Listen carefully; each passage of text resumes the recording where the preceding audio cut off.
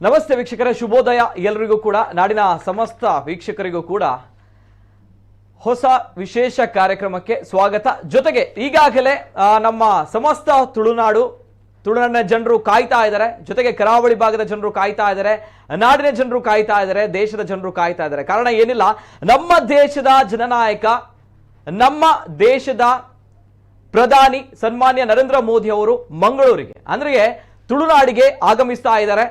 ಹಾಗಾಗಿ ವಿಶ್ವ ನಾಯಕನನ್ನ ಬರಮಾಡಿಕೊಳ್ಳಬೇಕು, ವಿಶ್ವ ನಾಯಕನನ್ನ ಕಣ್ತುಂಬಿಕೊಳ್ಬೇಕು ಅನ್ನುವಂತಹ ನಿಟ್ಟಿನಲ್ಲಿ ತುಳುವರು ಆತುರದಿಂದ ಕಾತುರದಿಂದ ಕಾಯ್ತಾ ಇದ್ದಾರೆ.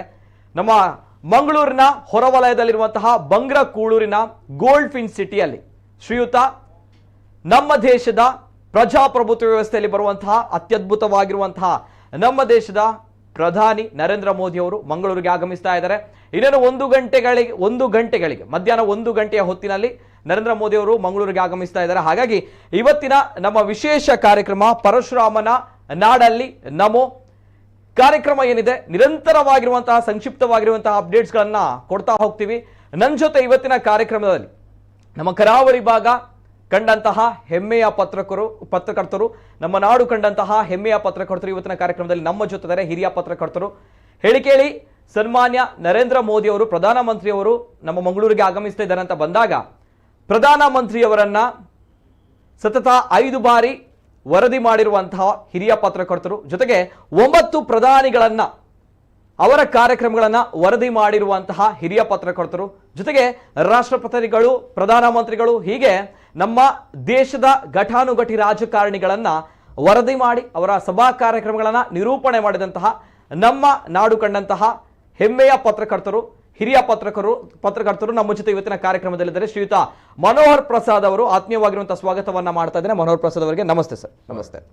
ಅದೇ ರೀತಿ ಮನೋಹರ್ ಪ್ರಸಾದ್ ಅವರು ಇವತ್ತಿನ ಕಾರ್ಯಕ್ರಮದಲ್ಲಿ ಶ್ರೀಯುತ ನರೇಂದ್ರ ಮೋದಿ ಅವರು ಮಂಗಳೂರಿಗೆ ಆಗಮಿಸ್ತಾ ಇದ್ದಾರೆ. ತಮಗೆಲ್ಲರಿಗೂ ಕೂಡ ಗೊತ್ತಿದೆ, ಸರ್ಕಾರದ ಅಧಿಕೃತವಾಗಿರುವಂತಹ ಕಾರ್ಯಕ್ರಮವನ್ನ ಶಿಲಾನ್ಯಾಸ ಮಾಡ್ತಾ ಇದ್ದಾರೆ, ಲೋಕಾರ್ಪಣೆಯನ್ನ ಮಾಡ್ತಾ ಇದ್ದಾರೆ.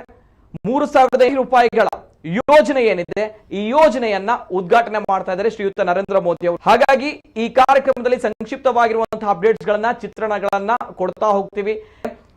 ಮಂಗಳೂರಿನಾದ್ಯಂತ ಬಿಗಿ ಪೊಲೀಸ್ ಬಂದೋಬಸ್ತ್ ಅನ್ನ ಏರ್ಪಡಿಸಲಾಗಿದೆ, ಮಾಡಲಾಗಿದೆ, ಪೊಲೀಸ್ ಸರ್ಪಗಾವಲಿದೆ.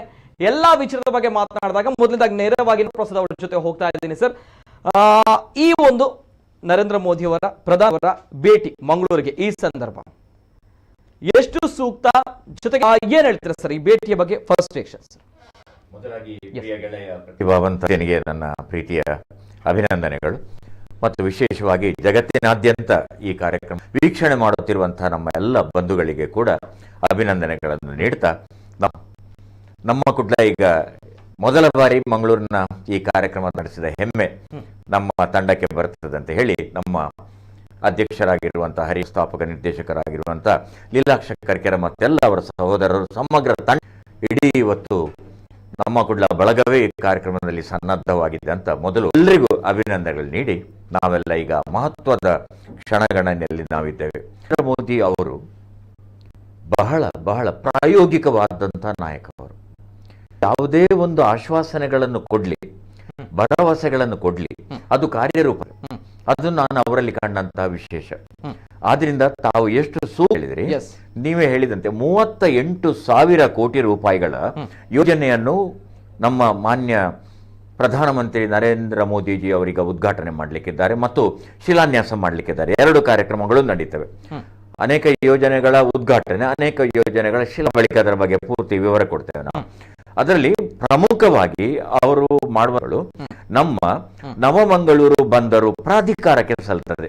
ಕೆಲವರಿಗೆ ಅದರ ಆಗ್ಬಹುದು, NMPT ಅಂತ ಮೊದಲು ಹೇಳ್ತಾ ಇದ್ದೆವು, ಈಗ NMPT ಅಲ್ಲ, ಇನ್ನು ಮುಂದೆ ಅದು NPA, new Mangalore port trust ಅಂತ ಇತ್ತು. ನಾವು ಬಂದರು ಮಂಡಳಿ ಅಂತ ಇತ್ತು.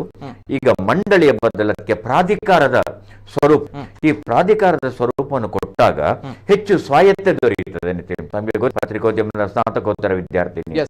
ಹಾಗಾಗಿ ನಮ್ಗೆ ಇವತ್ತು ಹೆಮ್ಮೆ ಅಂದ್ರೆ ನವಮಂಗಳೂರು ಬಂದರು ಪ್ರಾಧಿಕಾರಕ್ಕೆ ನಮ್ಮ ಪ್ರಧಾನಮಂತ್ರಿ ಬರ್ತಾ ಇದ್ದಾರೆ.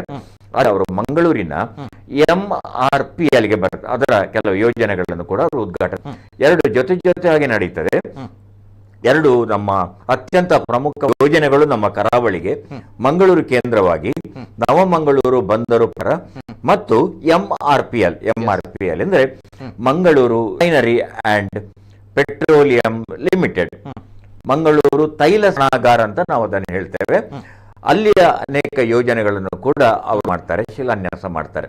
ಹಾಗಾಗಿ ಈ ಕೇವಲ ಇದು 3,800 ಕೋಟಿ ರೂಪಾಯಿಗೆ ಲೆಕ್ಕಕ್ಕೆ ಅಂದ್ರೆ ನೇರ ವೆಚ್ಚ, ಆದರೆ ಅದರಿಂದ ಉದ್ಭವಿಸುವಂತಹ ಉದ್ಯೋಗ ಅವಕಾಶಗಳು ಮತ್ತು ಇಲ್ಲಿರುವಂತಹ ಪುಟ್ಟ ಪುಟ್ಟ ಉದ್ಯಮಿಗಳು ತೆರೆದುಕೊಳ್ಳುವ ಅವರ ಉತ್ಪನ್ನಗಳ ಉಪಕರಣಗಳ ನಿರ್ವಹಣೆ ಮಾತ್ರವಲ್ಲದೆ ಇಲ್ಲಿಯ ನಿರ್ಮಾಣ ಕಾರ್ಯಗಳಿಗೆ ತೊಡಗಿಸಿಕೊಳ್ಳುವ ಕಾರ್ಮಿಕರಿಂದ ಎಂಜಿನಿಯರ್ಗಳ ತನಕ, ಹಾಗಾಗಿ ಅಪಾರ ಉದ್ಯೋಗಾವಕಾಶವನ್ನು ಕೂಡ ಈ ಬಾರಿಯ ಭೇಟಿ ಸೃಷ್ಟಿಸುತ್ತದೆ ಅಂತ ಬಹಳ ಅಭಿಮಾನದಿಂದ ಹೇಳಲಿಕ್ಕೆ ಇಷ್ಟಪಡ್ತೇನೆ ನಾನು. ಸರ್, ಈ ಒಂದು ಕಾರ್ಯಕ್ರಮ ಶ್ರೀಯುತ ಮನೋಹರ್ ಪ್ರಸಾದ್ ಅವರು ಹಿರಿಯ ಪತ್ರಕರ್ತರು, ಅಂದ್ರೆ ಇವತ್ತಿನ ದಿನ ಸನ್ಮಾನ್ಯ ಪ್ರಧಾನಮಂತ್ರಿ ನರೇಂದ್ರ ಮೋದಿ ಅವರು ಕರಾವಳಿ ಭಾಗಕ್ಕೆ ಪರಶುರಾಮನ ಸೃಷ್ಟಿಗೆ ತುಳುನಾಡಿಗೆ ಆಗಮಿಸಿದ್ದಾರೆ ಅಂತ ಬಂದಾಗ ಒಂದ್ ಕಡೆ ತುಳುವರಲ್ಲಿ ಕುತೂಹಲ ಇದೆ, ಸಂಭ್ರಮ ಇದೆ. ಯಾಕಂದ್ರೆ ವಿಶ್ವ ನಾಯಕನನ್ನ ನಮ್ಮ ಕರಾವಳಿ ಭಾಗ ತುಳುನಾಡು ನೋಡ್ತಾ, ಹಾಗೆ ಒಂದು ಕಾರಣ ಇದೆ. ನಮ್ಮ ತುಳುವರು ಅಂತ ಬಂದಾಗ ಎನ್ನುಟಿಗಳಾಗಿರ್ಬೋದು ಅಥವಾ ರಾಜಕಾರಣಿಗಳಾಗಿರ್ಬೋದು, ಇವರನ್ನ ಬಹಳಷ್ಟು ಹತ್ರದಕ್ಕೋ ಅಥವಾ ಇವರುಗಳಿಗೆ ಜೈಕಾರ ಘೋಷಣೆ ಮಾಡಬೇಕು ಅನ್ನುವಂಥದ್ದು ಬಹಳಷ್ಟು ಕಡಿಮೆ ಅನ್ಕೊಂಡಿರುವಂಥದ್ದು. ಅದರ ಹೆಚ್ಚಿರುವಂತಹ ತೇಜಸ್ಸಿರುವಂತಹ ವಿಶ್ವ ನಾಯಕರನ್ನ ನಮ್ಮ ತುಳುನಾಡು ಅತ್ಯದ್ಭುತವಾಗಿ ಸಮಗ್ರದಿಂದ ಬರಮಾಡಿಕೊಂಡಿದೆ ಕೂಡ ಹೌದು. ಯಾಕಂದ್ರೆ ಇಂದಿರಾ ಗಾಂಧಿ ಅವರು ಸೇರಿದಂತೆ, ವಾಜಪೇಯಿ ಅವರು ಸೇರಿದಂತೆ, ರಾಜೀವ್ ಗಾಂಧಿ ಅವರು ಸೇರಿದಂತೆ, ಇದೀಗ ನರೇಂದ್ರ ಮೋದಿ ಅವರು ಆ ಒಂದು ವಿಶ್ವ ನಾಯಕ ಅನ್ನುವಂತಹ ಒಂದು ಪದ ಬಳಕೆ ಸರ್ವೇ ಸಾಮಾನ್ಯವಾಗಿ ಬಿಟ್ಟಿದೆ. ಸರ್, ಮನೋಹರ್ ಪ್ರಸಾದ್ ವ್ಯಾಖ್ಯಾನವನ್ನ ಯಾವ ರೀತಿ ನೋಡ್ತಾರೆ? ಯಾಕಂದ್ರೆ ನರೇಂದ್ರ ಮೋದಿ ಅವರ ಒಂದು 5 ಬಾರಿ ವರದಿಯನ್ನ ಮಾಡಿದವರು ತಾವು. ವಾಜಪೇಯಿ ಅವರಿಂದ ಹಿಡಿದು, ಇಂದಿರಾ ಗಾಂಧಿ ಅವರಿಂದ ಹಿಡಿದು, ರಾಜೀವ್ ಗಾಂಧಿ ಅವರಿಂದ ಹಿಡಿದು ಪ್ರಧಾನಮಂತ್ರಿಗಳನ್ನ ತಾವು ಸಂದರ್ಶನ ಮಾಡಿದವರು, ವರದಿಯನ್ನ ಮಾಡಿದವರು. ಹೌ ಡಿಫ್ರೆಂಟ್ ಫ್ರಮ್ ಅದರ್ಸ್ ಅನ್ನುವಂಥ ಪ್ರಶ್ನೆ ಬರುತ್ತೆ. ಯಾಕಂದ್ರೆ ನರೇಂದ್ರ ಮೋದಿ ಅಂತ ಬಂದಾಗ ಒಂದು ಕ್ರೇಜ್ ಅತ್ಯದ್ಭುತವಾಗಿರುವಂಥದ್ದು, ವೈ ಅನ್ನುವಂಥ ಪ್ರಶ್ನೆ ಬರುತ್ತೆ. ಸರ್, ಯಾವ ರೀತಿ ವ್ಯಾಖ್ಯಾನ ಮಾಡ್ತೀರಾ ನರೇಂದ್ರ ಮೋದಿ ಅನ್ನುವಂತಹ ಪ್ರಧಾನಿಯವರನ್ನು?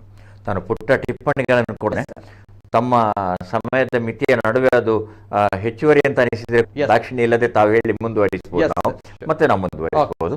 ಹಾಗೆ ಅಂತ ಇಲ್ಲಿ ನಾವು ಗಮನಿಸಬೇಕಾದ ವಿಚಾರ ಅಂದ್ರೆ, ಮಂಗಳೂರನ್ನು ನಮ್ಮ ದೇಶದ ಮತ್ತು ಸ್ವಲ್ಪ ಮಟ್ಟಿಗೆ ಕೆಲವು ಜಗತ್ತಿನ ಎಲ್ಲ ನಾಯಕರು ಬಹಳ ಬಹಳ ಪ್ರಮುಖ ಅಂತ ಪರಿಗಣಿಸಿದ್ದಾರೆ. ಈ ಒಂದು ನಮ್ಗೆ ಸ್ವಾತಂತ್ರ್ಯ ದೊರೆಯುವ ಮೊದಲೇ ನಮ್ಮ ಈ ಪ್ರದೇಶಕ್ಕೆ ಲಭಿಸಿ, ತಮ್ಗೆ ಗೊತ್ತಿದೆ, ಈಗಾಗಲೇ ಅನೇಕ ಬಾರಿ ನಾವು ಹೇಳಿದ್ದೇವೆ, ಮಹಾತ್ಮ ಗಾಂಧೀಜಿಯವರೇ ಬಂದಂತ ನಮ್ಮ ಮಂಗಳೂರಿದು 3 ಸಲ, 1920, 1927, 1934. ನೋಡಿ, ಅಲ್ಲಿಂದಲೇ ನಮ್ಮ ಈ ಮಂಗಳೂರು ಬಗ್ಗೆ. ಆ ನಂತರ ನಾವು ಗಮನಿಸಬೇಕಾದ್ದು ಇಂದಿರಾ ಗಾಂಧಿ ಅವರು. ನಾವು ಇಲ್ಲಿ ಯಾವುದೇ ನಾಯಕರು ಎಂಬ ನೆಲೆಯಲ್ಲಿ ಮಾತಾಡ್ತಾ ಇಲ್ಲ, ನಾವು ಪ್ರಧಾನಮಂತ್ರಿಗಳು ಎಂಬ ನೆಲೆಯಲ್ಲಿ ಮಾತಾಡ್ತಾ ಇದ್ದೇವೆ. ಬಹಳ ಅಭಿಮಾನ ಇತ್ತು ಅವರಿಗೆ. ನಾನು ಕಾಲೇಜು ವಿದ್ಯಾರ್ಥಿ ಆಗಿದ್ದಾಗ 1977 ಕಾರ್ಕಳದಲ್ಲಿ ಅವರ ಭಾಷಣ ಕೇಳಿದೆ. ಯಾಕಂದ್ರೆ ಉಪಚುನಾವಣೆಗೆ ಅವರು ಬಂದಿದ್ರು, ಅವರು ಬರೆಸಿದ ನಂತರ. ಆ ಬಳಿಕ ಚಿಕ್ಕಮಗಳೂರು ಕ್ಷೇತ್ರದಿಂದ ಅವರು ಸ್ಪರ್ಧೆ ಮಾಡಿದ್ರು ಲೋಕಸಭೆಗೆ. ಚಿಕ್ಕಮಗಳೂರು ಕ್ಷೇತ್ರದಲ್ಲಿ ಆಗ ನಮ್ಮ ಈಗಿನ ಕಾರ್ಕಳ ಬೆಳ್ತಂಗಡಿ ಅದಕ್ಕೆ ಸೇರಿತ್ತು. ಅಲ್ಲಿ ಅವರದ್ದು ಮೊದಲ ಭಾಷಣ ನಾನು ಕೇಳಿದ್ದೆ. ಆನಂತರ ಮಂಗಳೂರಿನಲ್ಲಿ 1980 ವೇಳೆಗೆ ಅವರು ಬಂದಾಗ, ಆಗ ನಾನು ಉದಯವಾಣಿಗೆ ಸೇರಲಿಲ್ಲ, ನವಭಾರತ ಪತ್ರಿಕೆ ವರದಿ ಮಾಡಿದ್ದೆ. ಅವರಾಗ ಮುಟ್ಟಾಳೆ, ನಮ್ಮ ತುಳುವಿನ ಮುಟ್ಟಾಳೆನ ಧರಿಸಿ ಅವರು ಎಲ್ಲರ ನಡುವೆ ಓಡಾಡಿದಂತಹ ಸಂದರ್ಭ. ಆಗ ಮುಕ್ತವಾಗಿತ್ತು, ಪ್ರಧಾನಮಂತ್ರಿಗಳಿಗೆ ಆಗಮನ ಅಂದ್ರೆ ಮುಕ್ತವಾಗಿತ್ತು. ಅದರ ನಂತರ ಅಟಲ್ ಬಿಹಾರಿ ವಾಜಪೇಯಿ ಸರ್ ಅವರು ಬಂದಾಗಲೂ ಮುಕ್ತವಾಗಿ ಎಲ್ಲರ ಜೊತೆ ಬೆರಿ. ಆಡ್ವಾಣಿ ಅವರು ಅವರದ್ದೇ ಆದ ಕೆಲವು ಸಿದ್ಧಾಂತಗಳ ವ್ಯಕ್ತಿಯವರು, ಆದರೂ ಮಾನ್ಯರ ಜೊತೆಗೆ ಬೆರೀತಾ ಇದ್ರು. ಇಲ್ಲಿ ಒಂದು ಸಂಗತಿ ನಡೆಯಿತು 1984 ಅಕ್ಟೋಬರ್ 31. ನಾನು ಆ ದಿನ ಬೆಳ್ತಂಗಡಿಯಲ್ಲಿ ಮಾಹಿತಿ ಬಂತು, ಆಗಿನ ಪ್ರಧಾನಿಯಾಗಿದ್ದ ಇಂದಿರಾ ಗಾಂಧಿ ಅವರ ಹತ್ಯೆ ಆಯಿತು. ಅಲ್ಲಿಯ ಬಳಿಕ ಚಿತ್ರಣ ಬದಲಾಯಿತು. ಆ ಬಳಿಕ ಪ್ರಧಾನಿಗಳಿಗೆ ನೀವು ಹೇಳಿದ ಶಬ್ದ ಸರ್ಪಗಾವ ಆ ವ್ಯವಸ್ಥೆ ಅಸ್ತಿತ್ವಕ್ಕೆ ಬಂತು. ರಾಜೀವ್ ಗಾಂಧಿ ಅವರು ಪ್ರಧಾನಿ ಆಗಿದ್ರು. 84ರಲ್ಲಿ ಅವರು ಏನ್ ಮಾಡಿದ್ರು, ಅಧಿಕಾರ ತಗೊಂಡವರೇ 1 ವರ್ಷ ಇರುವಾಗಲೇ ಚುನಾವಣೆ ಘೋಷಣೆ ಮಾಡಿದ್ರು.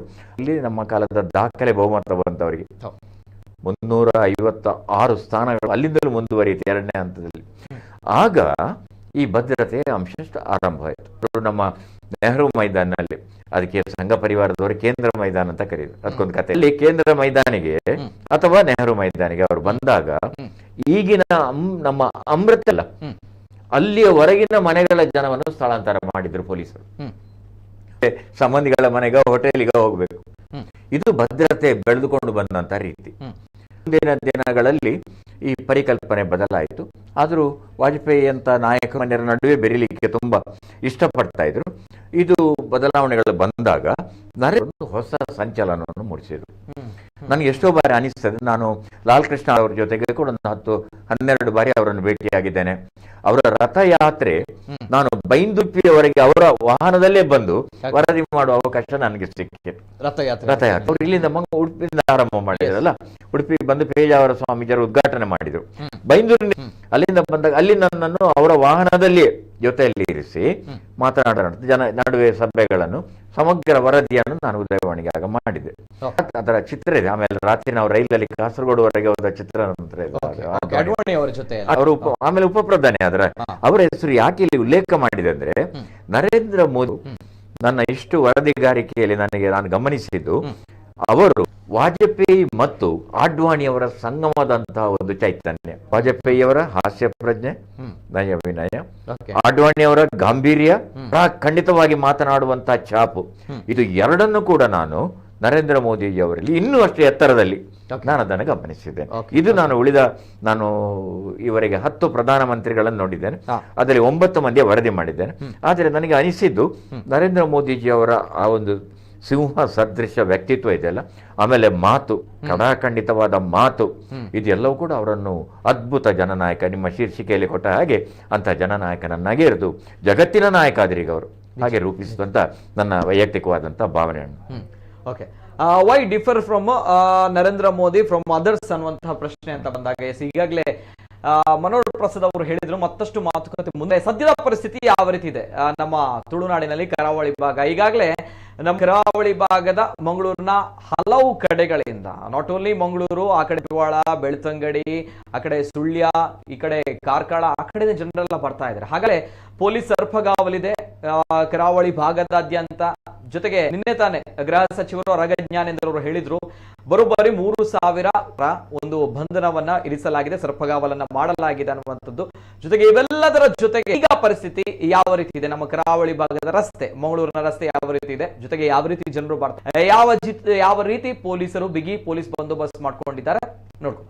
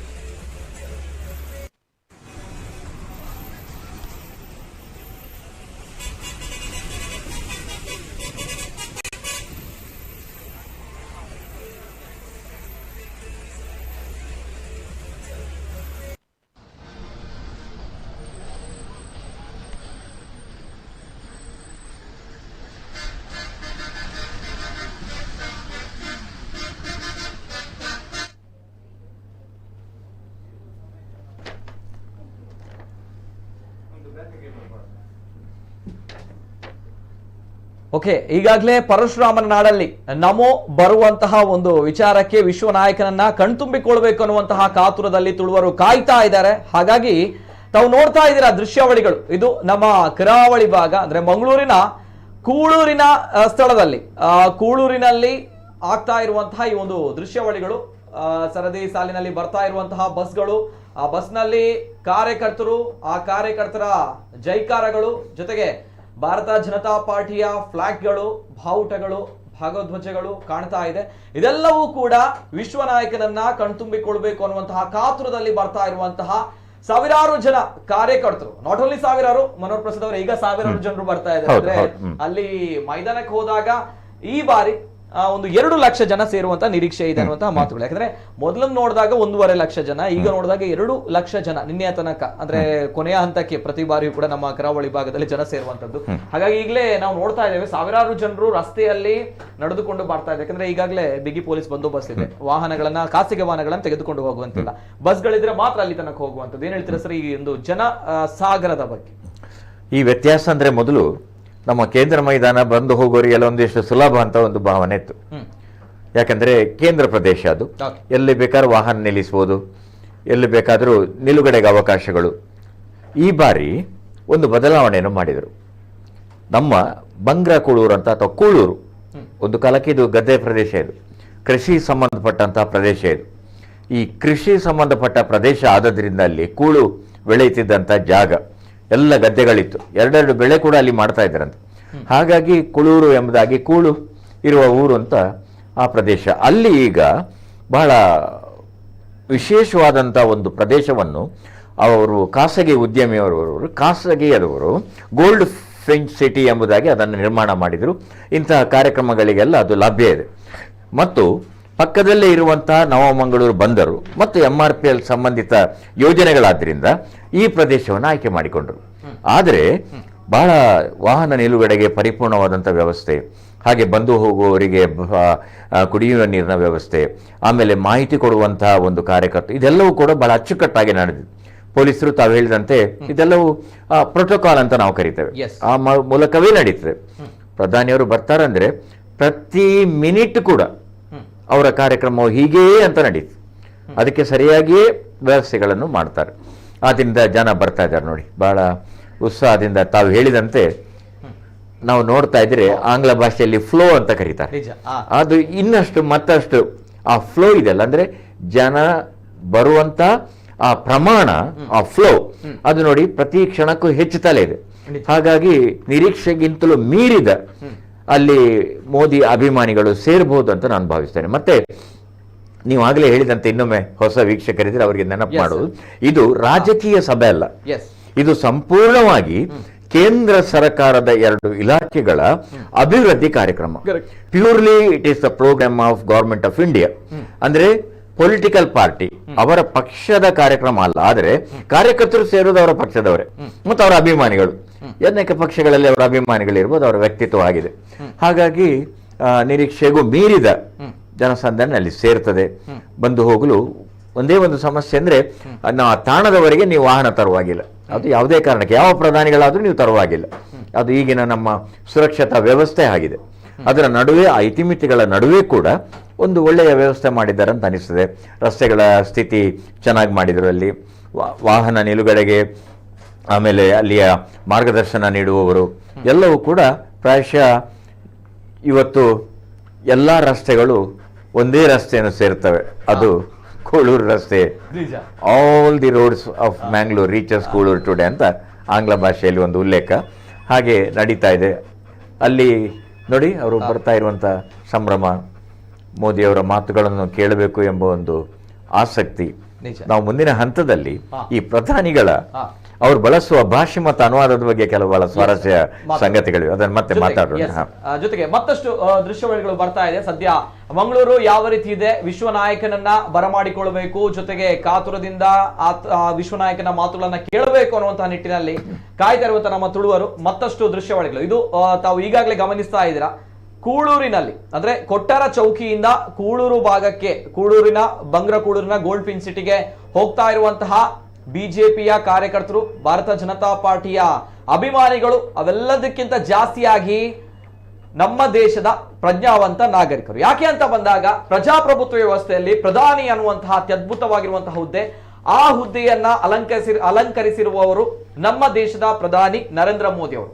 ನರೇಂದ್ರ ಮೋದಿ ಅವರ ಪ್ರಧಾನಿಯವರ ಆಗಮನಕ್ಕೆ ಹೋಗ್ತಾ ಇರುವಂತಹ ಸಾವಿರಾರು ಸಂಖ್ಯೆಯ ನಮ್ಮ ತುಳುನಾಡಿನ ಪ್ರಜ್ಞಾವಂತ ನಾಗರಿಕರು, ನಮ್ಮ ಕರಾವಳಿ ಭಾಗದ ಪ್ರಜ್ಞಾವಂತ ನಾಗರಿಕರು ತಾವು ಗಮನಿಸ್ತಾ ಇದ್ದೀರಾ, ಕೇಸರಿ ಶಾಲುಗಳನ್ನ ಹಾಕಿಕೊಂಡು ಜೊತೆಗೆ ಜೈಕಾರಗಳನ್ನ ಹಾಕಿಕೊಂಡು ಜೈ ಜೈ ಮೋದಿ ಅನ್ನುವಂತಹ ಒಂದು ಘೋಷವಾಕ್ಯಗಳನ್ನ ಹಾಕಿಕೊಂಡು ಹೋಗ್ತಾ ಇದ್ದಾರೆ. ಪ್ರತಿಯೊಬ್ಬರಲ್ಲೂ ಕೂಡ ಇಲ್ಲಿ ಇರುವಂತದ್ದು ಪಕ್ಷ ಹೊರತಾಗಿ, ಸಿದ್ಧಾಂತ ಹೊರತಾಗಿ, ವ್ಯಕ್ತಿ ಹೊರತಾಗಿ ವ್ಯಕ್ತಿತ್ವ ಅನ್ನುವಂಥದ್ದು. ಅದಕ್ಕಿಂತ ಮಿಗಿಲಾಗಿ ನಮ್ಮ ದೇಶದ ಹೆಮ್ಮೆಯ ಪ್ರಧಾನಿ ಅವರನ್ನ ನಮ್ಮ ಮಂಗಳೂರಿಗೆ ಸ್ವಾಗತಿಸಬೇಕು, ಅತ್ಯಂತ ಗೌರವದಿಂದ ಸ್ವಾಗತಿಸಬೇಕು, ಅತ್ಯಂತ ಅಭಿಮಾನದಿಂದ ಸ್ವಾಗತಿಸಬೇಕು ಅನ್ನುವಂಥ ನಿಟ್ಟಿನಲ್ಲಿ ಬರ್ತಾ ಇರುವಂತಹ ಸಾವಿರಾರು ಸಂಖ್ಯೆಯ ಕಾರ್ಯಕರ್ತರು. ಈ ದೃಶ್ಯಾವಳಿಗಳು ಜೊತೆಗೆ ಬಸ್ನಲ್ಲಿಯೂ ಕೂಡ, ಯಾಕಂದ್ರೆ ಬಿಜೆಪಿಯ ಕಾರ್ಯಕರ್ತರು, ಬಿಜೆಪಿಯ ನಾಯಕರು ಹೀಗಾಗಿ ಬಸ್ನ ವ್ಯವಸ್ಥೆಗಳನ್ನ ಮಾಡಿದ್ದಾರೆ.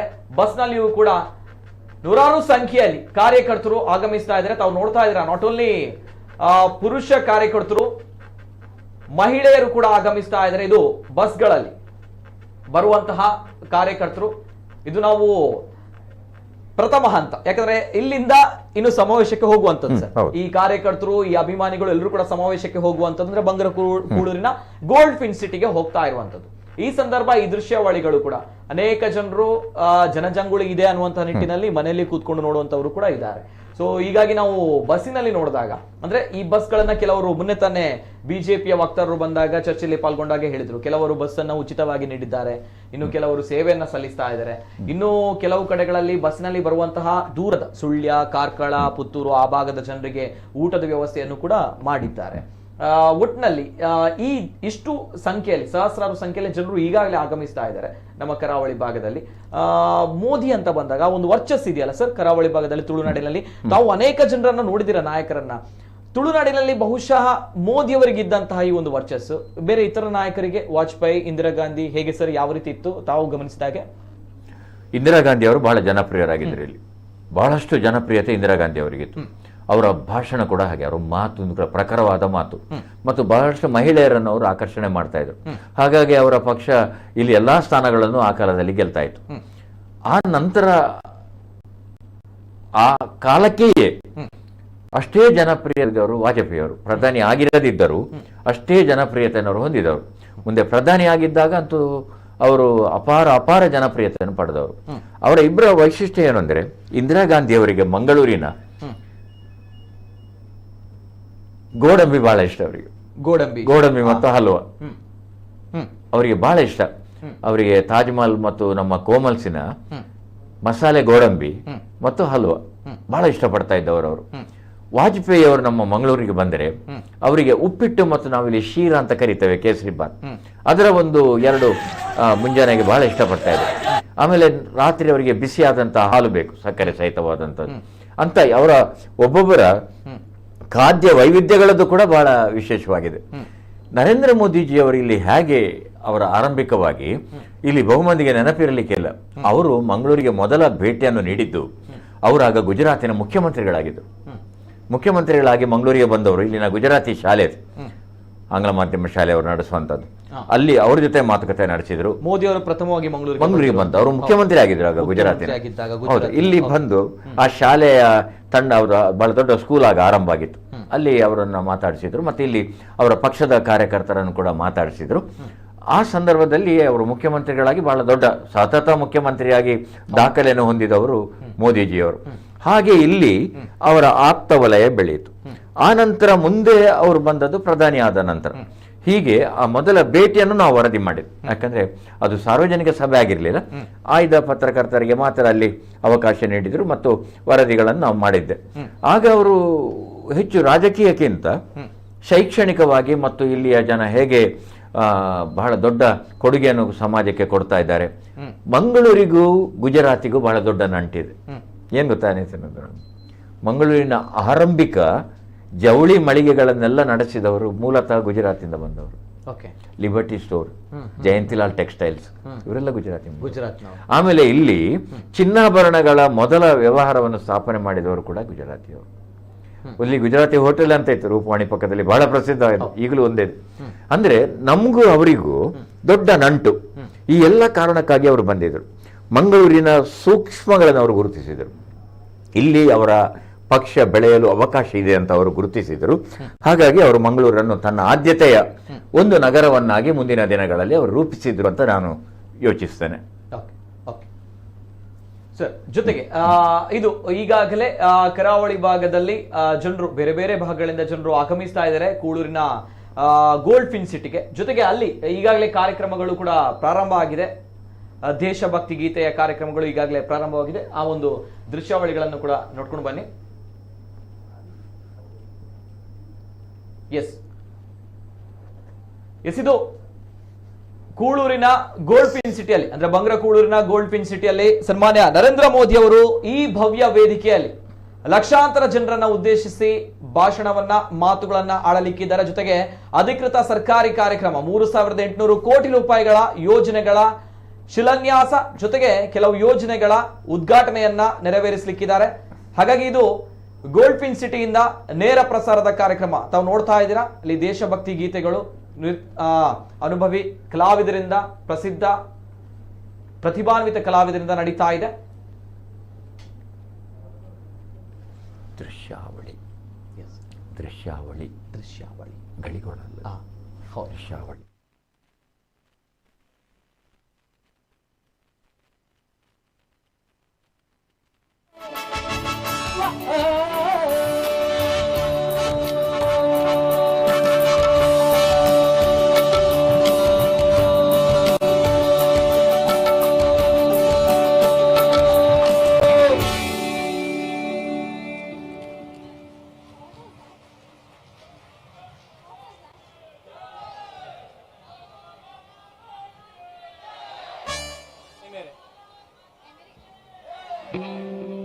ಧನ್ಯವಾದಗಳು. ತಮ್ಮೆಲ್ಲರ ಹೃದಯಪೂರ್ವಕವಾದಂತಹ ಈ ಒಂದು ಸುಂದರವಾದ ಕ್ಷಣಗಳಿಗೆ ನಾವು ನೀವೆಲ್ಲರೂ ಕೂಡ ಇವತ್ತು ಇಲ್ಲಿ ಒಟ್ಟುಗೂಡಿದ್ದೇವೆ ಅಂತ ಹೇಳುತ್ತಾ, ಈ ಒಂದು ಕ್ಷಣಗಳಿಗೆ ಸಂಗೀತದ ಗುಚ್ಛದೊಡನೆ ತಮ್ಮೆಲ್ಲರ ಮನತಣಿಸುವಂತದ್ದು, ಜೊತೆಗೆ ಆ ಒಂದು ಭರತ ಮಾತೆಗೆ ಸಂಗೀತದ ಮೂಲಕವಾಗಿ ಪುಷ್ಪಗಳ ಅರ್ಚನೆ ಮಾಡುವಂತಹ ಸುಯೋಗ, ಅದುವೇ ಒಂದು ಸಂಗೀತ ಕಾರ್ಯಕ್ರಮ ಅಂತ ಹೇಳುತ್ತಾ ಧನ್ಯವಾದಗಳು ನಮ್ಮ ಪ್ರೀತಿಯ ರವಿ ಮೂರವರು ಹಾಗೂ ಗಾಯಕಿ ದ್ವಯರು, ಇವರಿಗೂ ಅಭಿನಂದನೆಗಳು ಅಂತ ತಿಳಿಸುತ್ತಾ, ಮುಂದಿನ ಗೀತೆಗೆ ಎ ಮೇರೆ ವತನಿಕ್ಕಿ ಲೋಗೋ ಎನ್ನತಕ್ಕಂತಹ ಒಂದು ಅತ್ಯಂತ ಸುಶ್ರಾವ್ಯವಾದಂತಹ ಮಾತ್ರವಲ್ಲ, ಭಾವನೆಗಳನ್ನ ನಾವು ಅನುಭವಿಸಿದ ಜೀವನದಲ್ಲಿ ಮತ್ತೊಮ್ಮೆ ಮುಗ್ಧತೆಗೆ ಕೊಂಡೊಯ್ಯತಕ್ಕಂತಹ ಒಂದು ಅತ್ಯಂತ ಸುಂದರವಾದಂತಹ ರಾಷ್ಟ್ರ ಭಾಷೆಯ ಪದಪುಂಜಗಳ ಸಾಲುಗಳು ಇದು. ಆ ಒಂದು ಗೀತೆಗೆ ಈಗ ಮತ್ತೊಮ್ಮೆ ನಿಮ್ಮೆಲ್ಲರ ಪ್ರೀತಿಯ, ನಮ್ಮ ನಾಡಿನ ಪ್ರಖ್ಯಾತ ಗಾಯಕಿ ಪ್ರೀತಿಯ ನಾಗಚಂದ್ರಿಕಾ ಭಟ್ ಅವರ ಧ್ವನಿಯಲ್ಲಿ ಇದೀಗ ನಾವೆಲ್ಲರೂ ಕೂಡ ಕೇಳೋಣ. 1963ರಲ್ಲಿ ಬಿಡುಗಡೆಗೊಂಡಂತಹ ಒಂದು ಸುಂದರವಾದ ಗೀತೆ. ಪ್ರದೀಪ್ ಕುಮಾರ್ ಅವರ ಸಾಹಿತ್ಯದಲ್ಲಿ ಭಾವನೆಗಳನ್ನು ಮೂಡಿಬಂದಂತಹ ಪದಪುಂಜಗಳಿದು. ರಾಮಚಂದ್ರ ಎನ್ನತಕ್ಕಂಥ ಒಬ್ಬ ಶ್ರೇಷ್ಠ ಸಂಗೀತ ಸಂಯೋಜಕರ ಅಂತರಂಗಕ್ಕೆ ಮೂಡಿದಂತಹ ಸಂಗೀತ ಸಂಯೋಜನೆ ಇದು. ಸರಿಸುಮಾರು 49 ವರ್ಷಗಳ ಇತಿಹಾಸ ಇರುವಂತಹ ಒಂದು ಸುಂದರವಾದ ಗೀತೆ ಇವತ್ತಿನವರೆಗೂ ಕೂಡ ನಮ್ಮ ಎಲ್ಲರ ಜೀವನದಲ್ಲಿ ಎಲ್ಲೋ ಅನುಭವಿಸಿದಂತಹ ಈ ಒಂದು ಸುಂದರ ಕ್ಷಣಗಳನ್ನ ಮತ್ತೊಮ್ಮೆ ಮೇಳಿಸುತ್ತದೆ. ಆ ಒಂದು ಮೇಳಿಸುವಿಕೆಗೆ ಇದೀಗ ನಾಗಚಂದ್ರಿಕಾ ಮೇಡಮ್ ತಮ್ಮ ಮುಂದೆ.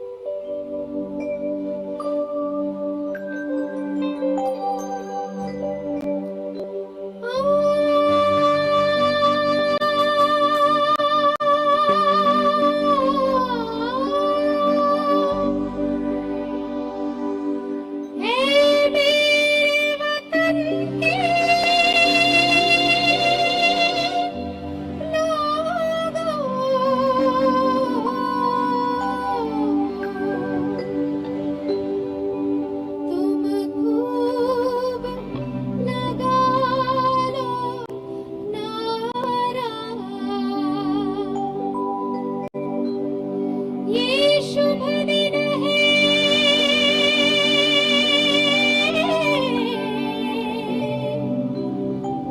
हम सबका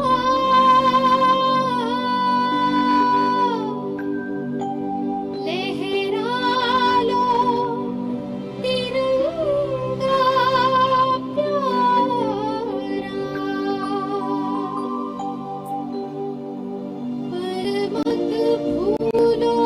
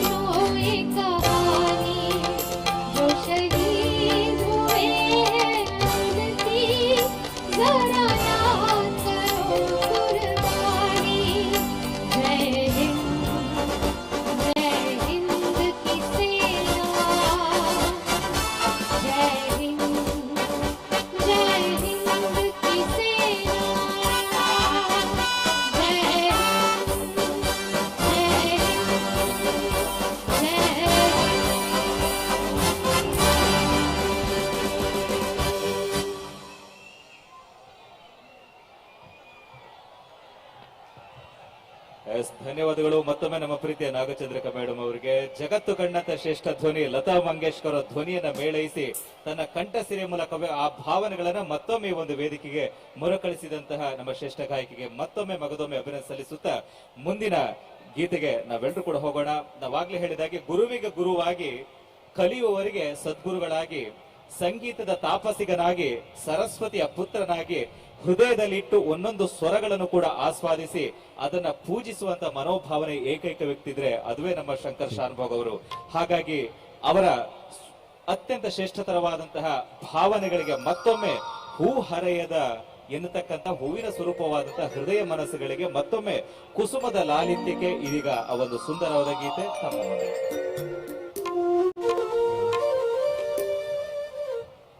गिटार का जैक निकाल के दोबारा लगाना. Guitar and noise.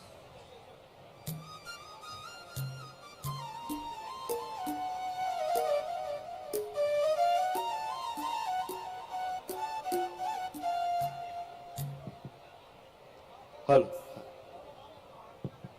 हल हल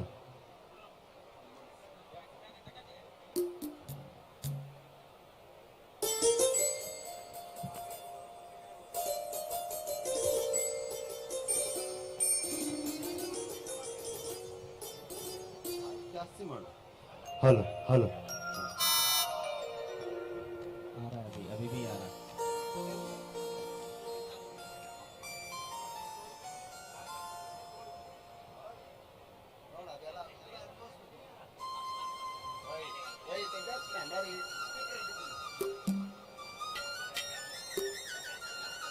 हल हल ಸ್ವಲ್ಪ ವಾಯ್ಸ್ ಜಾಸ್ತಿ ಮಾಡಿ. हल हल level level Yes, yes, yes. Can you check?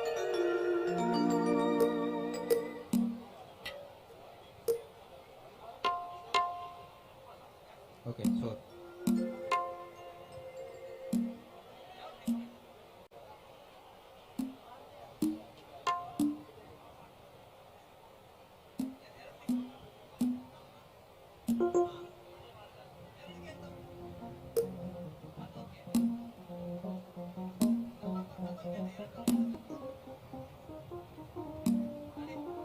हल हल Okay.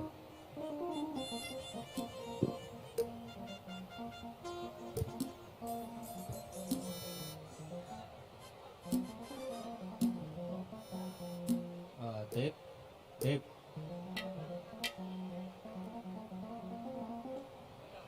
Dev. जैक चेंज कर दे. Jack change.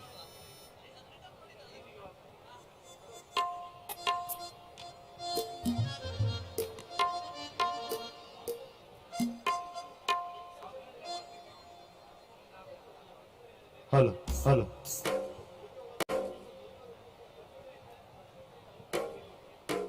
हल हल Okay.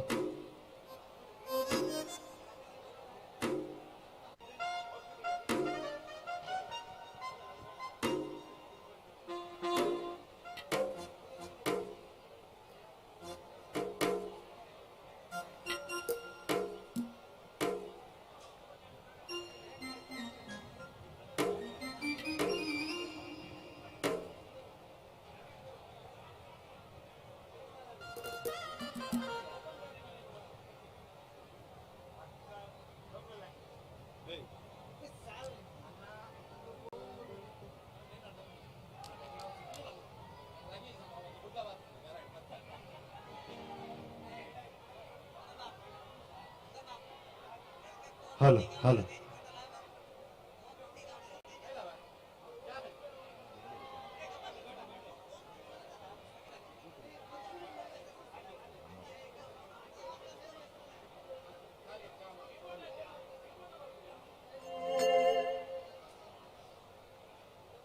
ತಗೊಳ್ತೇನೆ. ನಂಗೊಂದು ದಯಮಾಡಿ ಆಗಲಿಲ್ಲ ಅಂತ 24/7 ಒಂದು ಫೇಸ್ಬುಕ್ ಅಲ್ಲಿ ವಿಡಿಯೋ ನಾನು ಲಿಂಕ್ ಕೂಡ ಹಾಕಿದ್ದೇನೆ.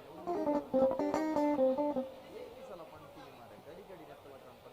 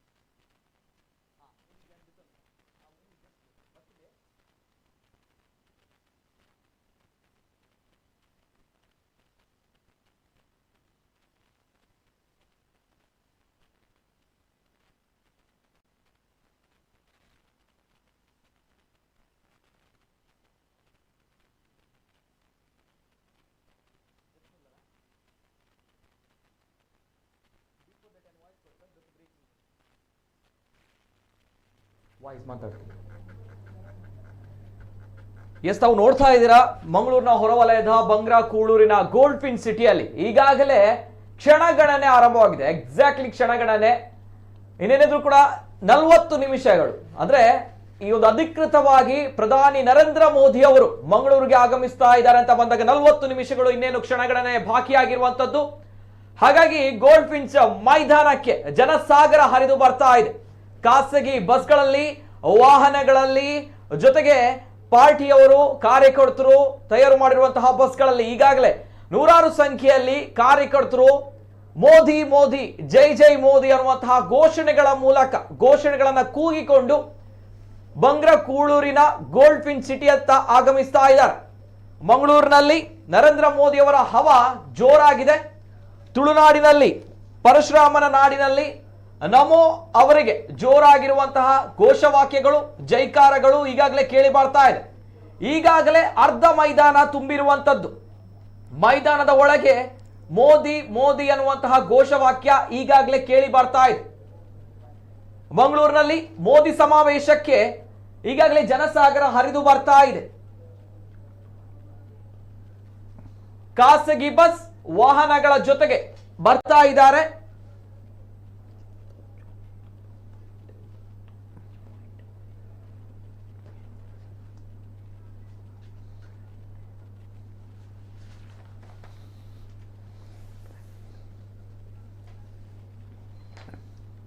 ನಲವತ್ತು ವರ್ಷಗಳ ನಂತರ ಇದೇ ಮೊದಲ ಬಾರಿಗೆ ಪ್ರಧಾನಿಯೊಬ್ಬರು ಮಂಗಳೂರಿನಲ್ಲಿ ಸರ್ಕಾರಿ ಕಾರ್ಯಕ್ರಮಕ್ಕೆ ಆಗಮಿಸ್ತಾ ಇರುವಂತದ್ದು. ಹಾಗಾಗಿ ಮೈದಾನದ ಒಳಗೆ ಮೋದಿ ಮೋದಿ ಅನ್ನುವಂತಹ ಘೋಷವಾಕ್ಯ ಜೋರಾಗಿ ಕೇಳಿ ಬರ್ತಾ ಇದೆ. ಮಂಗಳೂರಲ್ಲಿ ಮೋದಿ ಸಮಾವೇಶಕ್ಕೆ ಆಗಮಿಸ್ತಾ ಇದೆ ಜನಸಾಗರ. ಮೈದಾನಕ್ಕೆ ಬಸ್ಗಳಲ್ಲಿ ತಂಡೋಪತಂಡವಾಗಿ ಕಾರ್ಯಕರ್ತರು ಆಗಮಿಸ್ತಾ ಇದ್ದಾರೆ. ಎಸ್, ಈ ಬಗ್ಗೆ ದೃಶ್ಯಾವಳಿಗಳು ಕೂಡ ಬರ್ತಾ ಇದೆ, ನೋಡ್ಕೊಂಬನ್ನಿ.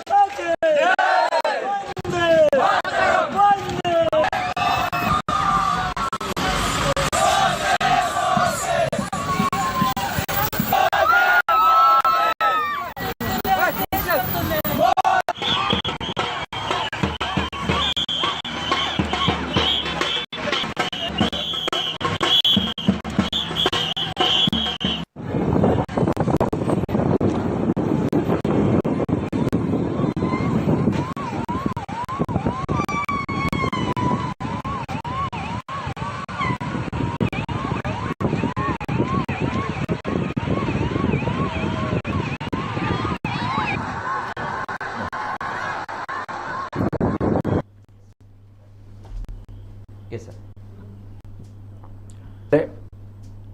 ನಮ್ಮ ಕುಡ್ಲ ನಮ್ಮನ ತುಳುನಾಡ್ದ ತುಳುಟೆ ಪಂಡ ಕಡೀರ್ದ ತುಳುವಾಹಿನಿ ಕರ್ಕೇರ ಸಹೋದರ ನಕಲು ಇತ್ತೆ ಪೊರ್ಲೊಡ ನಡಪಾದು ಇಡೀ ನಮ್ಮ ಜೊಗೆ ಜನಕುಲು ತೂಪು ನಂಚ ಮಲ್ತಾರೆ ನಮ್ಮ ತುಳುತ್ತ ಆ ಮೋಕೆನು ನಮ್ಮನ ತುಳುಟು ಪಂಡ ಪ್ರಪಂಚನೇ ತೂಪಲಕ ಇನಿ ಮಲ್ತಿದ್ದಾರೆ ಅಂಚಾದಿ ಒಂಜಿ ಐತಿಹಾಸಿಕ ಸಂಗತಿದೆ ನಮ್ಮ ಬಲ್ಪ ಚಾರಿತ್ರಿಕ ಅಂದ್ರೆ ನಮ್ಮ ವಿಶ್ವರ್ಪ ಅಂಚಿನ ಒಂಜಿ ಘಟನೆ ನಮ್ಮನ್ನ ಕೂಳೂರುಡು ನಾಡ್ತೊಂದುಂಡು ನಮ್ಮ ಕುಡ್ಲ ವಾಹಿನಿಡು ಪೂರ ನಮ್ಮ ಸಹೋದ್ಯೋಗಿಗಳು ಒಂದು ವಿಶೇಷ ನಿರ್ವಹಣೆ ನಿರೂಪಣೆ ಮಲ್ಪನಂಚಿನ ನಿತಿನ್ ಸಾಲೇಂದ್ರ ಕಡಿ ನೇರ ಪ್ರಸಾರ ಕೊರೊಂದಲ್ಲ ನಿರ್ದೇಶಕರಾಯನ ಕರ್ಕೇರ ಸಹೋದರನಕ್ಲ ಮೇಲ್ವಿಚಾರಣೆ ಮಲ್ತೊಂದುಲ್ಲೆ ನಮ್ಮ ಐತೆ ಮುಲು ಜನಸಾಗರ ಒಂಜಿ ಕಡೆ ಅರಬ್ಬಿ ಸಮುದ್ರ ಕುಡಂಜಿ ಸಮುದ್ರ ಆತನ ನಡುಟು ಹೆದ್ದಾರಿ ಉಂಡು ಆ ಅರಬ್ಬಿ ಸಮುದ್ರದ ಅರಬ್ಬಿ ಅಂಚಿಡೆ ಜನಸಾಗರ ಆಂಡ್ ನಡುಟು ಹೆದ್ದಾರಿ ಆಂಡ್ ಇಟ್ಟು ಅರಬ್ಬಿ ಸಮುದ್ರ ಜನಸಮುದ್ರಲ್ಲ ಅರಬ್ಬಿ ಸಮುದ್ರ ಎಂಚ ಸಮುದ್ರದ ಅಲೆಕುಲ್ನ ಶಬ್ದಕ್ಕೆ ನೋಡ ಜನಕುಲ್ನ ಆ ಖುಷಿತ ಅಲೆ ಅಲ್ಪಾರ್ದು ಕೇನೊಂದುಂಟು ಸಮುದ್ರದ ಅಲೆ ತಲಕ ಎಂಚ ಚಂದ್ರನ ತುಂಡ ಕಡಲು ತುಂಡ ಅಂಚ ನರೇಂದ್ರ ಮೋದಿಯರನ್ನು ತೂವರೆ ಜನ ಇತ್ತೆ ತಲಕ ಕಾತೊಂದುಲ್ಲೆರು ಆರು ಬತ್ತಿ ಕೂಡ್ಲೆ ಆ ಚಂದ್ರಮನ ಲಕ್ಕ ಈ ಕರುನ ಪೊರುಲನ್ನು ತೂಪಿನವೇ ಒಂಜಿ ಭಾಗ್ಯ ಐತ ಪೂರ ವಿವರನ ಇನಿ ನಮ್ಮ ಕುಡ್ಲ ಈ ನೇರ ಪ್ರಸಾರ ಕೊರೊಂದುಂಡು ಇನಿ ನಮ್ಮ ಅಲ್ಪ ತೂನಾಗ ಸರ್ ಚೆನ್ನಾಗ ಕಾರ್ಯಕರ್ತರು ಖುಷಿಟ್ಟು ಬರೋದಿಲ್ಲ ಎತ್ತೊಟ್ಟಿಗೆ ಜೈ ಜೈ ಮೋದಿ ವಾಕ್ಯ ಬರೋದು ರಸ್ತೆ ರೋಡ್ ವಿಚಾರ ಮಾತ್ರ ಅಲ್ಪ ಸಮಾವೇಶ ಅಲ್ಲಿನ ಕುಲ್ಲ ಇತ್ತ ಬೊಬ್ಬೆ ಮಾಡೋದಿಲ್ಲ ನಮ್ಮ ಕಲ್ಪಡ್ದ ಸ್ಪಾಟ್ ಇರ್ದ ಬತ್ತಿನ ಹೆಂಚಿನ ಬರೆದ ಕುಲ್ಲೊಂದೇ ಇತ್ತ ನಮ್ಮ ತುಳುನಾಡದಲ್ಲಿ ಬೊಬ್ಬೆ ಮಾಡೋದಿಲ್ಲ ಜೈ ಜೈ ಮೋದಿ ಮೋದಿ ಮೋದಿ ಘೋಷವಾಕ್ಯ ಐತ ಒಟ್ಟಿಗೆ ನಲ್ತೊಂದು ಖುಷಿಟ್ಟು ಬರೋದು ಇಂಚಿನ ಕ್ರೇಜ್ ಪನ್ಪರ್ ನಮ್ಮ ತುಳುನಾಡು ತುಲೆಗೆ ಈ ಒಂದು ಕ್ರೇಜ್ ಈ ನಮ್ಮ ನಲ್ತೊಂದು ಪತ್ತೊಂದು ಮೋದಿ ಬರೋದು ವಿಚಾರ ಅನ್ನೋದು ಪ್ಯೂರ್ಲಿ ಗವರ್ಮೆಂಟ್ ಪ್ರೋಗ್ರಾಮ್ ಸರ್ಕಮ ಆಂಡಲ ಜನಕ್ಲೆಗ್ ಮೋದಿನ ಒಂಜಿ ತೂವೋಡು ಒಂಜಿ ನಮ್ಮ ಪ್ರಧಾನಿ ಭಯಂಕರ ಒಂಜಿ ಕ್ರೇಜ್ ಅತ್ತೆ ಪೊರಲುಡು ಬಂಡರವೇ ದಾಯನಗ ಈ ಕಾರ್ಯಕ್ರಮ ಅಂಡಲ ಒಂಜಿ ಪಕ್ಷದ ಬೊಕ್ಕ ಅಭಿಮಾನಿಲ ನೆಲೆಟ್ಟು ಈ ರ್ಯಾಲಿನ ಆಂಡ ಇರು ಪಣ್ಲಕ್ಕನೆ ನರೇಂದ್ರ ಮೋದಿ ಪಣ್ಪಿನ ಸಂಚಲನ ಆರು ಕೊರ್ನ್ಯ ಆ ಒಂಜಿ ದೇಶಗುಣ್ಣತೆ ಆ ಒಂಜಿ ನಾಯಕ ಎಂಚಿರ್ಪುಡು ಪಣ್ಪಿನ ಅರ್ಥೋಜಾದ ಅಂಚಾದಿ ಆರು ನಮ್ಮನ ಭಾರತದ ನಾಯಕೆ ಮಾತ್ರ ಈ ಜಗತ್ತದನೇ ನಾಯಕೆ ಆನೆಂಚಿನ ಆರೊಂಜಿ ಕಾಲಘಟ್ಟಡು ಆರು ಏತು ವಿದೇಶಗೂ ಪೋಪೇರು ಅಲ್ಪ ಆರಿಗೆ ತಿಪ್ಪುನ ಒಂಜಿ ಗೌರವ ಆರಿಗೆ ತಿಪ್ಪುನ ಮನ್ನಣೆ ಆರಿಗೆ ತಿಕ್ಕುನ ಆದ್ಯತೆ ಅವಳು ಸೇರುನ ಜನಕುಲು ಅಲ್ಪದ ಆ ರಾಜಕಾರಣಿವಾಡು ಅಲ್ಪದ ಆಡಳಿತವಾಡು ಒಂದು ಪ್ರಧಾನಿಗಳ ನಮ್ಮ ದೇಶೋಡು ತಿಕ್ಕಂದಿನಾಥ ಮಲ್ಲ ಗೌರವ ಆರೆ ತಿಕ್ಕದನು ಐಕ್ ಕಾರಣ ಅವ್ರನ್ನ ವರ್ಚಸ್ಸು ಆ ಪಾತೆರ ಆ ಕಡಾಖಂಡಿತ ಪಣಪಿನಂಚಿನ ಒಂಜಿ ನೆಲೆ ಬೊಕ್ಕ ಜನಕುಲಿಗೆ ಪೂರಲ ಎಡ್ಡೆ ಅವಡು ಪಂಪಿನ ಒಂಜಿ ಸ್ಪಂದನ ಒವ್ವೇ ಒಂಜಿ ಸ್ವಾರ್ಥ ಇಜ್ಜಾರ ಆ ಸ್ವಾರ್ಥ ದಾಂತೆ ಆ ಪೊರ್ಲುಡು ನಡಪಾದೆ ಅಂಚಿನ ತಂಡಲಾರ್ ಕಟ್ಟದೆ ಆ ಬದ್ಧತೆಡಿ ನೀ ಪೊರ್ಲುಡು ಈ ಬೇಲೆಲ್ ಪುರ ಒಂದುಂಡು ಇತ್ತ ನಮ್ಮ ಪಂಪ ನಮ್ಮ ಕುಡ್ಲದ ಬಗ್ಗೆ ಅಭಿಮಾನ ತುಲೆ ನಂಗೆ ಕುಡ್ಲನ ಸ್ಮಾರ್ಟ್ ಸಿಟಿ ಮಲ್ತಡೆ ತುಲೆ ಇನಿ ಇತ್ತ ನಂಗೆ ಕೋಟಿ ಗಟ್ಟಲೆ ದುಡ್ಡು ಬರೋದುಂಡು ವೆಹಿಕಲ್ ಇತ್ತ ಐತ ಬಗ್ಗೆ ಬೇತೆ ಬೇತೆ ನಮ್ಮ ವಿಶ್ಲೇಷಣೆ ಆವೊಂದು ನಂಗೆ ಅಭಿವೃದ್ಧಿ ಮುಖ್ಯ ನಮ್ಮ ಈ ಅಭಿವೃದ್ಧಿ ಡೆವಲಪ್ಮೆಂಟ್ ಪನ್ಪತೆ ಆ ಪೊರ್ಲುದ ಕಾರ್ಯ ನೀನು ಆರ್ನ ನೇತೃತ್ವ ನಂಗೆ ಕೊರೊಂದುಲೇರು ಏತು ಯೋಜನೆ ಕುರಿಯರು ನೆನಪಿಪ್ಪು ನಂಗೆ ಲಾಸ್ಟ್ ಒಂಜಿ 3 ತಿಂಗಳು ತುಂಬು ನಮ್ಮ ಕೇಂದ್ರದ ಮಂತ್ರಿಲ ನಿತಿನ್ ಗಡ್ಕರಿ ಬತ್ತೇರು ಆರು ನಮ್ಮ ಹೆದ್ದಾರಿ ರಸ್ತೆ ನಿರ್ವಹಣೆ ಪುರ ಆರು ಬತ್ತಿನಪ್ಪಗೆ ನಂಗೆ 32,000 ಕೋಟಿ ರೂಪಾಯಿದ ಏತು ಆಜಿ ಯೋಜನೆ ಆರು ಬತ್ತದ ನಂಗೆ ಕೊರಿನಿ ಅವು ಪ್ರಧಾನಿಲ ಅನುಮತಿ ಇತ್ತದೆ ಕೊಡ್ತೀನಿ ಅಂಚಿನ ಒಂಜಿ ಯೋಜನೆ ಅಂಚಾದ ಈ ಪ್ರದೇಶಗೂ ಆರು ಬತ್ತಿ ಬೊಕ್ಕ ತಿಕ್ಕಿನಂಚಿನ ಒಂಜಿ ಲಾಭ ಜನಕುಲಿಗೆ ತಿಕ್ಕಿನಂಚಿನ ಒಂಜಿ ಧೈರ್ಯ ಐದು ಬೊಕ್ಕ ಒಂಜಿ ಧೈರ್ಯ ಇಲ್ಲದ ಯಜಮಾನವಿಲ್ಲ ಇರತ್ತೆ ಆರು ಏಪಲ ಇಲ್ಲದ ಜೋಕ್ಲನ್ನು ಒಟ್ಟುಡ್ದು ಅಕ್ಲೆಗೆ ಧೈರ್ಯ ಜಿಂಜಾವಡು ಅಕ್ಲೆಗೆ ಶೋಕುಡು ಬೇಲೆ ಕೊರಡು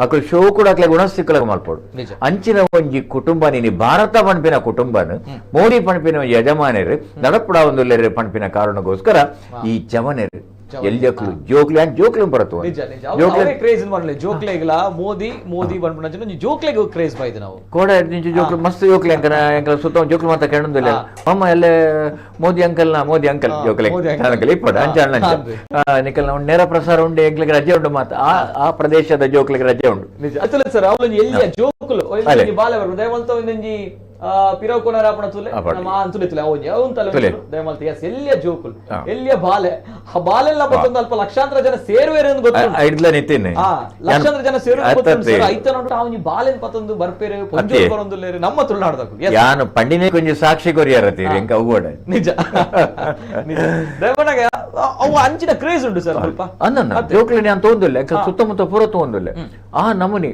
ಇತ್ತ ಕೂಡ ನಂಬೋರೇಜ್ ಎನ್ನ ಎಷ್ಟೋ ಜನ ಇಲ್ಲಡ್ದು ಜೋಕ್ಲೇಡ 2 ನಿಮಿಷದ ವಿಡಿಯೋ ಬರ್ಕೊಂಡು ಅದ ಗೊತ್ತುಂಡೆ ಆ ಜೋಕ್ಲು ಮೋದಿಯರ್ನ ಸ್ಪೀಚ್ ಮಲ್ಕೊಂಡು ಓ ಓಕೆ ಮೈ ನರೇಂದ್ರ ಮೋದಿ ಬೋಲ್ತಾವ್ ಅವಿನ ಜೋಕ್ಲ ಅವೇ ಸ್ಟೈಲ್ ಎಂಕ ಆಶ್ಚರ್ಯ ಪಿನ ಮಾತು ಎಂಕಲ ಬಾಲ್ಯಡುದೇನು ಮತ್ತೆ ಎಂಡ್ರೆಲ್ಲ ಸಾಧ್ಯ ಐತಿ ಅದೇ ಅವು ಆ ಜೋಕ್ಲಿಗೆ ಇಪ್ಪಿನ ಕ್ರೇಜ್ ಒಕ್ಕ ಜೋಕ್ಲ ಕೆಲವು ಆರ್ ಬರ್ಪಿನ ತಾದಿ ಉಂಡತೆ ಅಲ್ಪ ಶಾಲೆಗೆ ರಜೆ ಕೊಡ್ತಾರೆ ಅಂಚ ಪೂರ ಓಲ್ ಬಸ್ಸಲ್ಲಿ ಮಾತ ಇಜ್ಜಿ ಅಲ್ಪ ಪರ ರಜೆ ಕೊಡ್ತಾರೆ ಈ ಜೋಕ್ಲಿತ್ತೆ ಪೂರ ತಗೊಂಡಿಲ್ಲ ಇತ್ತ ನೆಕ್ಸ್ಟ್ ಆರ್ ಪಾತೇರ್ಬೇತೆ ಎಲ್ಲ ಪೂರ ಆ ಜೋಕ್ಲನ್ನು ಪನ್ಪೇರ್ತಿಲ್ಲ ಅವು ಒಂಜಿ ವಿಷಯ ಒಂಜಿ ದೃಶ್ಯ ಎಲ್ಲ ತೋಜಾರು ನಮ್ಮ ತಂಡೋಗ್ಲಂಜಿ ಪುರುಲ್ದ ಅಭಿನಂದನೆ ನಿಖುಲ್ ತೂಂದುಲ್ಲರು ದೃಶ್ಯಾವಳಿ ಅವೇ ಕಡ್ಪಲ್ನಾಕ ತುಳುನಾಡು ಪರಶುರಾಮನ ಸೃಷ್ಟಿ ತುಳುನಾಡು ಪರಶುರಾಮನ ಸೃಷ್ಟಿಗೆ ನರೇಂದ್ರ ಮೋದಿ ಬರುದಿಲ್ಲರು ವಿಶ್ವ ನಾಯಕರು ಬರುದಿಲ್ಲರು ಪನ್ನಾಗ ತುಳುನಾಡದಕ್ಕಲು ಕಾತೊಂದುಲ್ಲರು ಏಪ ತೂಪಿನಿ ನಮ್ಮ ನಾಯಕನ ಬಂದು ಆ ನಿಟ್ಟಿಡು ಅಲ್ಪ ಸಾರ ಜನ ಕಾರ್ಯಕರ್ತರು ಬರೋದಿಲ್ಲ ತೊಟ್ಟಿಗೆ ನೆಲ್ಲಿ ಜೋಕುಲ್ಲ ಬರೋದಿಲ್ಲ ಅಪ್ಪನೊಟ್ಟಿಗೆ ಆ ಕೈ ಪತ್ತೊಂದು ಅಲ್ಪ ಲಕ್ಷಾಂತರ ಜನ ಸೇರುವೇರು ಪನ್ನಂಚಿನ ಒಂಜಿ ವಿಚಾರ ಇತ್ತನಲ್ಲ ಆಯ್ತು ನಡುಟ್ಲ ಆ ಜೋಕುಲ್ ಬರ್ಪಿರತ್ತೆ ಆಯ್ತೊಟ್ಟಿಗೆ ಅಮ್ಮನಕುಲು ಆ ಜೋಕ್ಲೆಲ್ಲ ಬರ್ಪೇರು ಬಂದಾಗ ಅವೊಂಜಿ ಮೋದಿ ಗುಪ್ಪುನಂಚಿನ ವರ್ಚಸ್ ಮೋದಿ ಗುಪ್ಪುನಂಚಿನ ನರೇಂದ್ರ ಮೋದಿ ಗುಪ್ಪುನಂಚಿನ ಒಂಜಿ ತೇಜಸ್ ಅನ್ಪನಲ್ಲಿ ವರ್ಚಸ್ ಅನ್ಪನಲ್ಲಿ ತೂದುಲ ಸಾರ ಕಾರ್ಯಕರ್ತರು ಇತ್ತನೆ ಬರೋದಿಲ್ಲೇರು ಆಯ್ತೊಟ್ಟಿಗೆ ದಯಮಾಡಿ ಆ ಒಂದು ವೇದಿಕೆಯ ಮುಂಭಾಗದಲ್ಲಿರುವಂತಹ ದೃಶ್ಯಾವಳಿಗಳನ್ನ ಸ್ವಲ್ಪ ಪ್ಲೇ ಮಾಡಿ ವೇದಿಕೆಯ ಮುಂಭಾಗದಲ್ಲಿ ಈಗಾಗಲೇ ಅಲ್ಲಿ ಅರ್ಧ ಮೈದಾನ ತುಂಬಿರುವಂತದ್ದು ಯಾಕಂದ್ರೆ 35 ಎಕರೆ ಬಹುಶಃ ಆ ಒಂದು ಮೈದಾನ ಗೋಲ್ಡ್ ಪಿನ್ ಸಿಟಿ ಅಂದ್ರೆ ಈ ಬಾರಿಯ ಮೋದಿ ಅವರ ಸಮಾವೇಶಕ್ಕೆ 35 ಎಕರೆ ಮೈದಾನದಲ್ಲಿ 80,000 ಜನ ಪೆಂಡಾಲ್ ಒಳಗಡೆ ಕುಳಿತುಕೊಂಡು ನೋಡುವ ಹಾಗೆ ಅಲ್ಲಿ ಪೆಂಡಾಲ್ಗಳನ್ನ ಜರ್ಮಲ್ ಪೆಂಡಾಲ್ಗಳನ್ನ ಹಾಕಿರುವಂತದ್ದು. ಹಾಗಾಗಿ ಈಗಾಗಲೇ 35 ಎಕರೆ ಮೈದಾನ ಏನಿದೆ ಅದರಲ್ಲಿ ಅರ್ಧದಷ್ಟು ಜನ ಈಗಾಗಲೇ ತುಂಬಿ ಹೋಗಿದ್ದಾರೆ.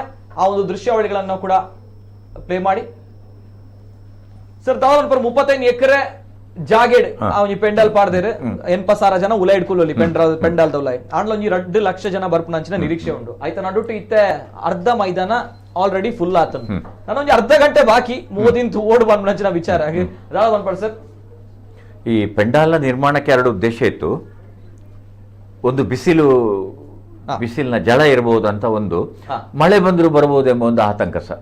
ಇದು ಎರಡನ್ನು ಎದುರಿಸುವ ಸಲುವಾಗಿ, ಅಂದ್ರೆ ಆ ಪ್ರಾಕೃತಿಕ ವಿಕೋಪಗಳೇನಾದರೂ ಇದ್ರೆ ಜನತೆಗೆ ತೊಂದರೆ ಆಗಬಾರದು ಎಂಬ ನೆಲೆಯಲ್ಲಿ ಈ ರೀತಿಯ ವ್ಯವಸ್ಥೆಯನ್ನು ಮಾಡಿದ್ದಾರೆ. ಆಮೇಲೆ ತಾವು ಹೇಳಿದಂತೆ 2 ಲಕ್ಷಕ್ಕೂ ಹೆಚ್ಚು ಜನ ಇಲ್ಲಿ ಸೇರ್ಬೋದು. ನಮಗೆ ನಮ್ಮ ಕೇಂದ್ರ ಮೈದಾನ ಇದೆಯಲ್ಲ, ನೆಹರು ಮೈದಾನ, ಅಲ್ಲಿ ಲೆಕ್ಕ ಇದೆ. ಅಲ್ಲಿ ಲಕ್ಷಾಂತರ ಮಂದಿ 10 ಲಕ್ಷ ಮಂದಿ ಎಲ್ಲ ಸೇರಿದಂತ ಹೇಳುವಾಗಿಲ್ಲ, ಅಲ್ಲಿ ಲೆಕ್ಕ ಉಂಟು. ಇಷ್ಟೇ ಜನ ಕೂತ್ಕೊಳ್ಬಹುದು ಅಲ್ಲಿ. ಯಾಕಂದ್ರೆ ಅದು ಲೆಕ್ಕ ಹೇಗೆ ಅಂದ್ರೆ, ಒಟ್ಟು ವಿಸ್ತೀರ್ಣ ಭಾಗಿಸು ಓರ್ವ ವ್ಯಕ್ತಿ ಕುಳಿತುಕೊಳ್ಳಬಹುದಾದಂತ ಪ್ರದೇಶ. ಆಗ ನಿಮಗೆ ಎಷ್ಟು ಮಂದಿ ಭಾಗವಹಿಸಿದ್ರು ಅಂತ ಗೊತ್ತಾಗ್ತದೆ. ಆಮೇಲೆ ಸುತ್ತ ನಿಲ್ತಾರೆ, ಅದು ಸಾಧಾರಣ 3ನೇ 1 ಭಾಗ ಆಗ್ತದೆ. ಹಾಗೆ ಅಷ್ಟು ಸೇರಿದ ಲೆಕ್ಕಾಚಾರ, ಅಧಿಕೃತ ಲೆಕ್ಕಾಚಾರ ಕೊಡ್ಬೋದು ನೀವು ಅಲ್ಲಿ. ಆದ್ರೆ ಇಲ್ಲಿ ಹಾಗೆಲ್ಲ. ಇಲ್ಲಿ ಇವತ್ತು ನಿಮ್ಮ 35 ಎಕರೆ ಅಂದ್ರೆ 10-20 ಲಕ್ಷ ಜನ ಸೇರಿದ್ರು ಸುಧಾರಿಸಬಹುದು. ನಮ್ಮ 2 ಜಿಲ್ಲೆ ಬಂದು ಸೇರಿದ್ರು ಅಲ್ಲಿ ಸುಧಾರಿಸುವಷ್ಟು ವ್ಯಾಪ್ತಿ ಇದೆ. ಅದಕ್ಕೆ ಭದ್ರತಾ ಕಾರಣಕ್ಕಾಗಿ ಬೇರೆ ಬೇರೆ ರೀತಿಯಲ್ಲಿ ಅದಕ್ಕೆ ಅಷ್ಟು ಅವರು ಕೊಡ್ತಾ ಇಲ್ಲ. ಯಾಕಂದ್ರೆ ಭದ್ರತೆಯನ್ನು ಗಮನದಲ್ಲಿ ಇರಿಸಿ ಕಾರ್ಯಕ್ರಮಕ್ಕೆ ಅನುಗುಣವಾಗಿ ಅಲ್ಲಿಯ ವ್ಯವಸ್ಥೆಯನ್ನು ರೂಪಣೆ ಮಾಡಿದ್ದಾರೆ. ಹಾಗಾಗಿ ಈಗ ಪ್ರಾಯಶಃ ಇಂಗ್ಲಿಷ್ನಲ್ಲಿ ಕೌಂಟ್ ಡೌನ್ ಬಿಗಿನ್ಸ್ ಅಂತ ಕರೀತಾರೆ. Yes, ನಿಜ. ನೀವು ಹಾಗೆ ಹೇಳಿದ್ರಿ, ಕ್ಷಣಗಣನೆ ಆರಂಭ ಎಂಬ ಒಂದು ಶಬ್ದ ಹೇಳಿದ್ರಿ. ಹಾ. ಅದು ನೋಡ್ತಾ ಇದ್ದೇವೆ ನಾವು, ವೇದಿಕೆಯ ಮುಂಭಾಗವನ್ನು ನಾವೀಗ ಅಲ್ವಾ? ನೋಡ್ತಾ ಇದ್ದೇವೆ. ಈಗಾಗಲೇ ಒಂದು ಅರ್ಧ ಗಂಟೆ ಬಾಕಿ, ಒಂದು 30 ನಿಮಿಷಗಳು ಬಾಕಿ. ವಿಶ್ವನಾಯಕನನ್ನ ನಮ್ಮ ತುಳುನಾಡಿನ ಜನರು ಕಣ್ತುಂಬಿಕೊಳ್ಬೇಕು ಅನ್ನುವಂತಹ ನಿಟ್ಟಿನಲ್ಲಿ ಈಗಾಗಲೇ ನೋಡಿ, ಇದು ಜನಸಾಗರ ಹರಿದು ಬರ್ತಾ ಇದೆ ಅನ್ನುವಂತಹ ಮಾತೇನಿದೆ, ಅದಕ್ಕೆ ಅಕ್ಷರಶಃ ಪುಷ್ಟಿ ಕೊಡುವಂತಹ ದೃಶ್ಯಾವಳಿ ಇದೆಲ್ಲವೂ ಕೂಡ. ಯಾಕಂದ್ರೆ ಅಲ್ಲಿ ಸಾವಿರಾರು ಜನರು, ಬಹುಶಃ ಲಕ್ಷಾಂತರ ಜನರು ಸೇರುವಂತಹ ನಿರೀಕ್ಷೆ. ಹಾಗಾಗಿ ಈಗಾಗಲೇ ಸಾವಿರಾರು ಜನರು ಅಲ್ಲಿ ಜಮಾಯಿಸಿದ್ದಾರೆ. ಕೇಸರಿ ವಸ್ತ್ರಗಳು ರಾರಾಜಿಸ್ತಾ ಇದೆ, ಮೋದಿ ಮೋದಿ ಅನ್ನುವಂತಹ ಘೋಷವಾಕ್ಯಗಳು ರಾರಾಜಿಸ್ತಾ ಇದೆ, ಕಿವಿ ತುಂಬಾ ಕೇಳಿ ಬರ್ತಾ ಇದೆ. ಇವೆಲ್ಲದರ ಜೊತೆಗೆ ಒಂದ್ ಕಡೆ ಬಿಗಿ ಪೊಲೀಸ್ ಬಂದೋಬಸ್ತ್ ಕೂಡ ಇದೆ. ಈ SPG ರೂಲ್ಸ್ ಆ ರೀತಿ ಇರುವಂತಹ, ಪ್ರೋಟೋಕಾಲ್ಗಳು ಆ ರೀತಿ ಇರುವಂತಹ, ಅವೆಲ್ಲದರ ನಡುವಾಗಿ ಈಗಾಗಲೇ ನೋಡಿ, ಇದು ಮೈದಾನ 25 ಎಕರೆ ಮೈದಾನದಲ್ಲಿ ಅರ್ಧದಷ್ಟು ಜನ ಈಗಾಗಲೇ ತುಂಬಿ ಹೋಗಿರುವಂತದ್ದು. ಆ ಮೈದಾನ ಏನಿದೆ ಅರ್ಧದಷ್ಟು ಜನಸಾಗರ ಈಗಾಗಲೇ ತುಂಬಿ ಹೋಗಿದೆ. ತಾವು ನೋಡ್ತಾ ಇರುವಂತಹ ದೃಶ್ಯಾವಳಿ ಅಂದ್ರೆ ತುಳುವರು ವಿಶ್ವನಾಯಕನನ್ನ, ನರೇಂದ್ರ ಮೋದಿ ಅವರನ್ನ ಕಣ್ತುಂಬಿಕೊಳ್ಬೇಕು, ನೋಡ್ಬೇಕು, ಅವರ ಭಾಷಣಗಳನ್ನ ಕೇಳಬೇಕು, ಮಾತುಗಳನ್ನ ಕೇಳಬೇಕು, ಏನ್ ಹೇಳ್ತಾರೆ ಅನ್ನುವಂತಹ ಒಂದು ಆತುರದಿಂದ ಕಾಯ್ತಾ ಇದ್ದಾರೆ. ಇದು ಸದ್ಯ ಬಂಗ್ರ ಕೂಳೂರಿನಿಂದ, ಗೋಲ್ಡ್ ಫಿನ್ ಸಿಟಿಯಿಂದ ನೇರವಾಗಿರುವಂತಹ ನೇರ ಪ್ರಸಾರ ಕಾರ್ಯಕ್ರಮ. ಈಗಾಗಲೇ ಜನಸಾಗರ ಹರಿದು ಬರ್ತಾ ಇದೆ. ಒಂದ್ ಕಡೆ ರಸ್ತೆಗಳಲ್ಲೂ ಕೂಡ ಜನಸಾಗರ ಹರಿದು ಬರ್ತಾ ಇದೆ, ಇನ್ನೊಂದ್ ಕಡೆ ಮೈದಾನದಲ್ಲಿ ಅರ್ಧದಷ್ಟು ಮೈದಾನ ಈಗಾಗಲೇ ತುಂಬಿರುವಂತಹ ದೃಶ್ಯಾವಳಿಗಳು. ಇವೆಲ್ಲದರ ಜೊತೆಗೆ ಅಲ್ಲಿ ನೆರೆದಿರುವವರಲ್ಲಿ ಮತ್ತಷ್ಟು ದೇಶದ ಬಗ್ಗೆ, ರಾಷ್ಟ್ರೀಯತೆಯ ಬಗ್ಗೆ, ರಾಷ್ಟ್ರೀಯ ಚಿಂತನೆಗಳ ಬಗ್ಗೆ ಭಕ್ತಿಯನ್ನು ಮೂಡಿಸುವಂತಹ ಸಲುವಾಗಿ ದೇಶಭಕ್ತಿ ಗಾಯನ ಪ್ರತಿಭಾನ್ವಿತ ತಂಡದಿಂದ ನಡೀತಾ. ಇವೆಲ್ಲದರ ಜೊತೆ ಕಾಯ್ತಾ ಇರುವಂತದ್ದಿಷ್ಟೇ, ಮೋದಿ ಅವರನ್ನು ನೋಡಬೇಕು, ಪ್ರಧಾನಮಂತ್ರಿ ಅವರನ್ನು ನೋಡಬೇಕು, ಮಾತುಗಳನ್ನ ಕೇಳಬೇಕು ಅನ್ನೋಂಥದ್ದು. ಈಗಾಗಲೇ ಅನೇಕ ಜನ ಗಣ್ಯಾತಿ ಗಣ್ಯರು ಕೂಡ ಆಗಮಿಸಿದ್ದಾರೆ. ಜೊತೆಗೆ ಇವತ್ತು CM ಬೊಮ್ಮಾಯಿ ಅವರು ಕೂಡ ಆಗಮಿಸಿದ್ದಾರೆ. ಈಗಾಗಲೇ ಮೋದಿ ಅವರನ್ನ ಭೇಟಿ ಮಾಡ್ಲಿಕ್ಕಿದೆ, ತದನಂತರ ವೇದಿಕೆಗೆ ಒಟ್ಟಿಗೆ ಬರುವಂತಹ ಪ್ರಕ್ರಿಯೆ ಕೂಡ ಇದೆ. ಇದಕ್ಕಿಂತ ಮೊದಲನೇದಾಗಿ ಬೊಮ್ಮಾಯಿ ಅವರು ಮಂಗಳೂರಿನಲ್ಲಿ ಏನ್ ಹೇಳಿದ್ದಾರೆ ಅದರ ಬಗ್ಗೆ ಕೂಡ ದೃಶ್ಯಾವಳಿ ಬರ್ತಾ ಇದೆ, ನೋಡ್ಕೊ. ಬಹಳ ದಿನಗಳ ನಂತರ ಪ್ರಧಾನಿಯವರು ಕರ್ನಾಟಕದ ಕರಾವಳಿ ಪ್ರದೇಶಕ್ಕೆ ಬರ್ತಾ ಇದ್ದಾರೆ. ಬರುವಾಗ ಹಲವಾರು ಯೋಜನೆಗಳನ್ನು ಈಗಾಗಲೇ ಮಂಜೂರಾತಿ, ಸುಮಾರು 3,800 ಕೋಟಿ ರೂಪಾಯಿಯ ಯೋಜನೆಗಳು, Mangaluru port, Mangaluru new port, ಅಲ್ಲಿರುವ ಹ್ಯಾಂಡ್ಲಿಂಗ್ ಸಿಸ್ಟಮ್ಸ್ ಎಲ್ಲವೂ ಕೂಡ ಸೇರಿ 3,800 ಕೋಟಿ ರೂಪಾಯಿಯ ಕೆಲವು ಲೋಕಾರ್ಪಣೆ ಮತ್ತು ಕೆಲವೆಲ್ಲ ಶಿಲಾನ್ಯಾಸಕ್ಕೆ ಬರ್ತಿರುವಂಥದ್ದು ನಮಗೆಲ್ಲ ಭಾಳ ಸಂತೋಷ ತಂದಿದೆ. ಇಡೀ ಕರಾವಳಿಯ ಅಭಿವೃದ್ಧಿಗೆ ಪೂರಕವಾಗಿರುವಂಥ ಇವೆಲ್ಲ ಯೋಜನೆಗಳು ಆರ್ಥಿಕ ಚಟುವಟಿಕೆ ಮತ್ತು ನಮ್ಮ ಹಾರ್ಬರ್ ಕೆಪಾಸಿಟಿ ಹೆಚ್ಚಿಗೆ ಮಾಡುವಂಥದ್ದು, ವ್ಯವಹಾರ ಹೆಚ್ಚಿಗೆ ಮಾಡುವಂಥದ್ದು, ಈ ಭಾಗಕ್ಕೆ ಹೆಚ್ಚು ಎಂಪ್ಲಾಯ್ಮೆಂಟ್ ಕೊಡುವಂಥ ಎಲ್ಲ ಯೋಜನೆಗಳಿದೆ. ಇದರ ಜೊತೆಗೆ ನಮ್ಮ ಕರ್ನಾಟಕಕ್ಕೆ 100 ಡೀಪ್ ಸಿ ಫಿಶಿಂಗ್ ಬೋಟ್ ಅನ್ನು ಮಂಜೂರಾತಿಯನ್ನು ಪ್ರಧಾನಮಂತ್ರಿ ಮತ್ಸ್ಯ ಸಂಪದ ಯೋಜನೆಯಲ್ಲಿ ಮಾಡಿಕೊಟ್ಟಿದ್ದಾರೆ. ಮತ್ತು ನಮ್ಮ ಮೀನುಗಾರರಿಗೆ ಕಿಸಾನ್ ಕ್ರೆಡಿಟ್ ಕಾರ್ಡನ್ನು ವಿಸ್ತರಣೆಯನ್ನು ಮಾಡಿದ್ದಾರೆ, ಅವರು ಸುಲಭವಾಗಿ ಬ್ಯಾಂಕಿನ ಸೌಲಭ್ಯ ಸಿಗುವಂಥದ್ದು. ಅದಲ್ಲದೆ ರಾಜ್ಯ ಸರ್ಕಾರವು ಕೂಡ ಹಲವಾರು ಯೋಜನೆಗಳನ್ನು ಇಲ್ಲೆಲ್ಲ ಮಾಡಿದೆ. ಎಲ್ಲ ಯೋಜನೆಗಳಿಗೆ ಇವತ್ತು ಚಾಲನೆ ಸಿಗುವಂಥದ್ದಿದೆ. ಕರಾವಳಿ ಭಾಗದ ಅಭಿವೃದ್ಧಿಗೆ ಅತ್ಯಂತ ದೊಡ್ಡ ಶಕ್ತಿಯನ್ನು ಪ್ರಧಾನಿ ಮಂತ್ರಿಗಳು ಕೂಡ ಕೊಡ್ತಿದ್ದಾರೆ. ಭಾಳ ದೊಡ್ಡ ಪ್ರಮಾಣದಲ್ಲಿ ಜನ ಸೇರಿ ಅವ್ರನ್ನ ಸ್ವಾಗತವನ್ನು ಕೂಡ. ಬಹಳ ದಿನಗಳ ನಂತರ ಪ್ರಧಾನಿಯವರು ಕರ್ನಾಟಕದ ಕರಾವಳಿ ಪ್ರದೇಶಕ್ಕೆ ಬರ್ತಾ ಇದ್ದಾರೆ. ಬರುವಾಗ ಹಲವಾರು ಯೋಜನೆಗಳನ್ನು ಈಗಾಗಲೇ ಮಂಜೂರಾತಿ, ಸುಮಾರು 3,800 ಕೋಟಿ ರೂಪಾಯಿಯ ಯೋಜನೆಗಳು, Mangaluru port, Mangaluru new port, ಅಲ್ಲಿರುವ ಹ್ಯಾಂಡ್ಲಿಂಗ್ ಸಿಸ್ಟಮ್ಸ್ ಎಲ್ಲವೂ ಕೂಡ ಸೇರಿ 3,800 ಕೋಟಿ ರೂಪಾಯಿಯ ಕೆಲವು ಲೋಕಾರ್ಪಣೆ ಮತ್ತು ಕೆಲವೆಲ್ಲ ಶಿಲಾನ್ಯಾಸಕ್ಕೆ ಬರ್ತಿರುವಂಥದ್ದು ನಮಗೆಲ್ಲ ಭಾಳ ಸಂತೋಷ ತಂದಿದೆ. ಇಡೀ ಕರಾವಳಿಯ ಅಭಿವೃದ್ಧಿಗೆ ಪೂರಕವಾಗಿರುವಂಥ ಇವೆಲ್ಲ ಯೋಜನೆಗಳು ಆರ್ಥಿಕ ಚಟುವಟಿಕೆ ಮತ್ತು ನಮ್ಮ ಹಾರ್ಬರ್ ಕೆಪಾಸಿಟಿ ಹೆಚ್ಚಿಗೆ ಮಾಡುವಂಥದ್ದು, ವ್ಯವಹಾರ ಹೆಚ್ಚಿಗೆ ಮಾಡುವಂಥದ್ದು, ಈ ಭಾಗಕ್ಕೆ ಹೆಚ್ಚು ಎಂಪ್ಲಾಯ್ಮೆಂಟ್ ಕೊಡುವಂಥ ಎಲ್ಲ ಯೋಜನೆಗಳಿದೆ.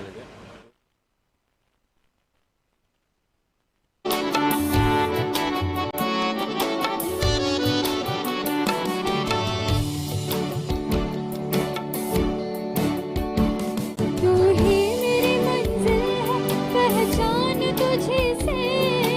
ही मेरी मंजिल है पहचान तुझे से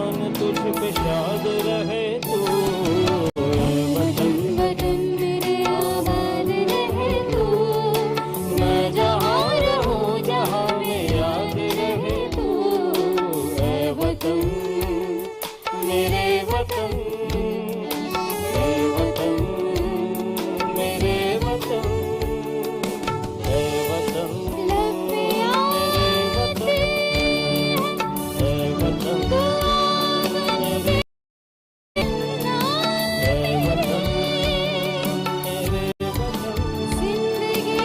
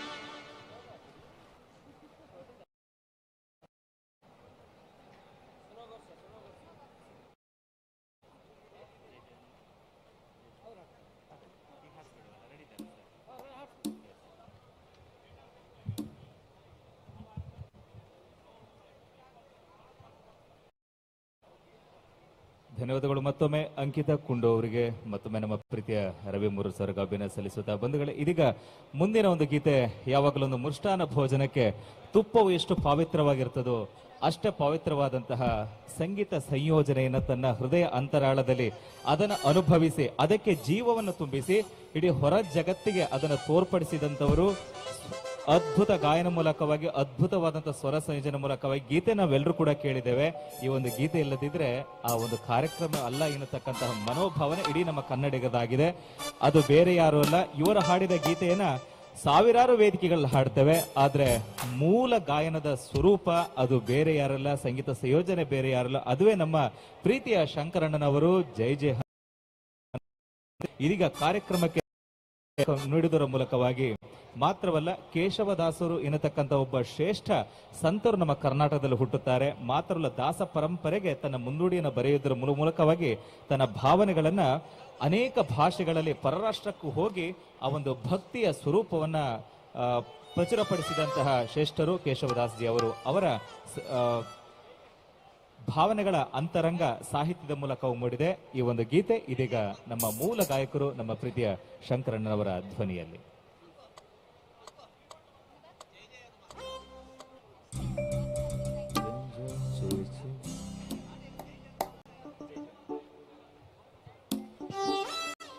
ಹಲೋ ಹಲೋ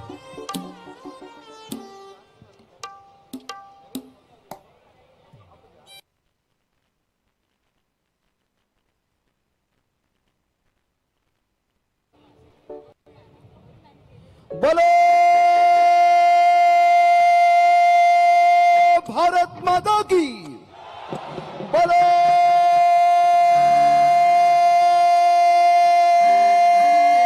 भारत माता की, मोदी जी की, पवन पुत्र हनुमान की, बोलो भारत माता की.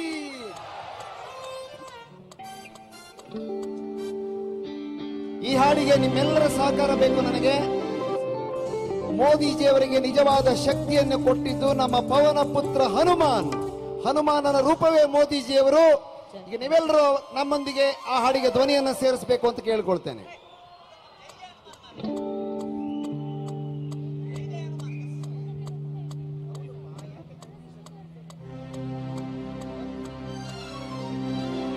मनोजवं मारुततुल्यवेगं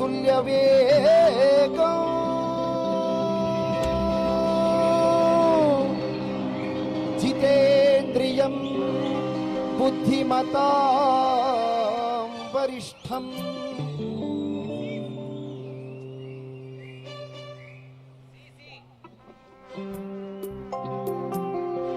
वातात्मजं वानरयूथमुख्यं ಶ್ರೀರಾಮದೂತಂ ಶಿರಸಾ ನಮಾಮಿ ಬುದ್ಧಿರ್ಬಲಂ ಯಶೋಧೈರ್ಯಂ ನಿರ್ಭಯತ್ವಮರೋಗತಾ ಅಜಾಡ್ಯಂ ವಾಕ್ಪಟುತ್ವಂ ಚ ಹನುಮತ್ ಸ್ಮರಣಾತ್ ಭವೇತ್. ಜೈ ಜೈ ಹನುಮಾನ್ ಜೈ ಗುರು ಜೈ ಜೈ ಪವಮಾನ್ ಜೈ ಜೈ ಹನುಮಾನ್ ಜೈ ಗುರು ಜೈ ಜೈ ಪವಮಾನ್ ಜೈ ಜೈ ಹನುಮಾನ್ ಜೈ ಗುರು ಜೈ ಜೈ ಪವಮಾನ್ ಜೈ ಜೈ ಹನುಮಾನ್ ಜೈ ಗುರು ಜೈ ಜೈ ಪವಮಾನ್. ಪವನ ಪುತ್ರ ಹನುಮಾನ್ ಕಿ ಆಂಜನೇಯ ಭಕ್ತವರ ತುಲ್ಯ ಪರನಾಮ ಹನುಮಂತ ಯಮ ರಕ್ಷಿತೋ ರಾಮ ವಿರೋಧಿಗಳನ್ನು ಶಿಕ್ಷಿಸೋ. ಜೈ ಜೈ ಹನುಮಾನ್ ಜೈ ಗುರು ಜೈ ಜೈ ಪವಮಾನ್ ಜೈ ಜೈ ಹನುಮಾನ್ ಜೈ ಗುರು ಜೈ ಜೈ ಪವಮಾನ್ ಜೈ ಜೈ ಹನುಮಾನ್ ಜೈ ಗುರು ಜೈ ಜೈ ಪವಮಾನ್ ಜೈ ಜೈ ಹನುಮಾನ್ ಜೈ ಗುರು ಜೈ ಜೈ ಪವಮಾನ್. ಪವನ ಪುತ್ರ ಹನುಮಾನ್ ಕಿ ಜೈ ಹನುಮಾನ್.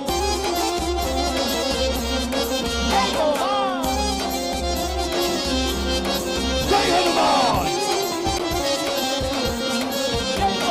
ಬುದ್ಧಿ ಬಲ ಧೈರ್ಯಗಳ ಕರುಣಿಸೋ. ಜೈ ಜೈ ಹನುಮಾನ್ ಜೈ ಗುರು ಜೈ ಜೈ ಪವಮಾನ್. ನಿರ್ಭಯತ್ವ ಆರೋಗ್ಯ ಕರುಣಿಸೋ. ಜೈ ಜೈ ಹನುಮಾನ್ ಜೈ ಗುರು ಜೈ ಜೈ ಪವಮಾನ್. ವಾಕ್ಪಟುತ್ವ ಹರಿಸ್ಮರಣೆ ಕರುಣಿಸೋ. ಜೈ ಹನುಮಾನ್ ಜೈ ಗುರು ಜೈ ಜೈ ಪವಮಾನ್. ಶ್ರೀರಾಮ ದರ್ಶನ ಭಾಗ್ಯ ಕರುಣಿಸೋ. ಜೈ ಹನುಮಾನ್ ಜೈ ಗುರು ಜೈ ಜೈ ಪವಮಾನ್. ಬುದ್ಧಿ ಬಲ ಧೈರ್ಯಗಳ ಕರುಣಿಸೋ. ನಿರ್ಭಯತ್ವ ಆರೋಗ್ಯ ಕರುಣಿಸೋ. ವಾಕ್ಪಟುತ್ವ ಹರಿಸ್ಮರಣೆ ಕರುಣಿಸೋ. ಶ್ರೀರಾಮ ದರ್ಶನ ಭಾಗ್ಯ ಕರುಣಿಸೋ. ಜೈ ಜೈ ಹನುಮಾನ್ ಜೈ ಗುರು ಜೈ ಜೈ ಪವಮಾನ್ ಜೈ ಜೈ ಹನುಮಾನ್ ಜೈ ಗುರು ಜೈ ಜೈ ಪವಮಾನ್ ಜೈ ಜೈ ಹನುಮಾನ್ ಜೈ ಗುರು ಜೈ ಜೈ ಪವಮಾನ್ ಜೈ ಜೈ ಹನುಮಾನ್ ಜೈ ಗುರು ಜೈ ಜೈ ಪವಮಾನ್. ಪವನ ಪುತ್ರ ಹನುಮಾನ್ ಕಿ ಆಂಜನೇಯ ಮಗ ಭೀಮ ಭಕ್ತವರ ತುಲ್ಯ ಪರನಾಮ ಹನುಮಂತ ಯಮ ರಕ್ಷಿಸೋ ರಾಮ ವಿರೋಧಿಗಳನ್ನು ಶಿಕ್ಷಿಸೋ. ಜೈ ಜೈ ಹನುಮಾನ್ ಜೈ ಗುರು ಜೈ ಜೈ ಪವಮಾನ್ ಜೈ ಜೈ ಹನುಮಾನ್ ಜೈ ಗುರು ಜೈ ಜೈ ಪವಮಾನ್ ಜೈ ಜೈ ಹನುಮಾನ್ ಜೈ ಗುರು ಜೈ ಜೈ ಪವಮಾನ್ ಜೈ ಜೈ ಹನುಮಾನ್ ಜೈ ಗುರು ಜೈ ಜೈ ಪವಮಾನ್. ಪವನ ಪುತ್ರ ಹನುಮಾನ್ ಕಿ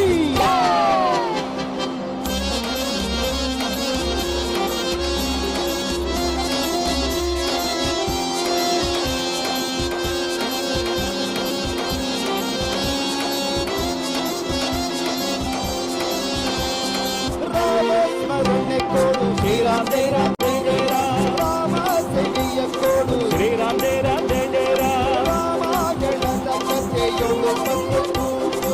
ಜೈ ಜೈ ಹನುಮಾನ್ ಜೈ ಗುರು ಜೈ ಜೈ ಪವಮಾನ್ ಜೈ ಜೈ ಹನುಮಾನ್ ಜೈ ಗುರು ಜೈ ಜೈ ಪವಮಾನ್. ರಾಮ ಸ್ಮರಣೆ ಕೊಡು. ಶ್ರೀರಾಮ್ ಜೈ ರಾಮ್ ಜೈ ಜೈ ರಾಮ್. ರಾಮ ಸೇವೆಯ ಕೊಡು. ಶ್ರೀರಾಮ್ ಜೈ ರಾಮ್ ಜೈ ಜೈ ರಾಮ್. ರಾಮಾಯಣದ ಕಥೆಯೊಳು ಬಂದು ಕೂಡು. ಜೈ ಜೈ ಹನುಮಾನ್ ಜೈ ಗುರು ಜೈ ಜೈ ಪವಮಾನ್ ಜೈ ಜೈ ಹನುಮಾನ್ ಜೈ ಗುರು ಜೈ ಜೈ ಪವಮಾನ್.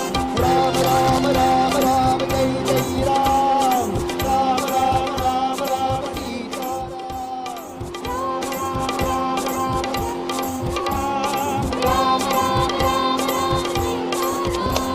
ರಾಮ ಸ್ಮರಣೆ ಕೊಡು. ಜೈ ಜೈ ರಾಮ ಸೇವೆಯ ಕೊಡು. ರಾಮಾಯಣದ ಕಥೆಯೊಳು ಬಂದು ಕೂಡು. ಜೈ ಜೈ ಹನುಮಾನ್ ಜೈ ಗುರು ಜೈ ಜೈ ಪವಮಾನ್ ಜೈ ಜೈ ಹನುಮಾನ್ ಜೈ ಗುರು ಜೈ ಜೈ ಪವಮಾನ್. ದಾಸ ಕೇಶವರುತ ಮಾರುತಿ ಹನುಮಾನ್. ಗುಣವಂತ ಮಾರುತಿರಾಯ ಹನುಮಂತ. ಹನುಮಂತ ಗುಣವಂತ ಮಾರುತಿರಾಯ ಹನುಮಂತ. ಹನುಮಂತ ಗುಣವಂತ ಮಾರುತಿರಾಯ ಹನುಮಂತ. ಹನುಮಂತ ಗುಣವಂತ ಮಾರುತಿರಾಯ ಹನುಮಂತ.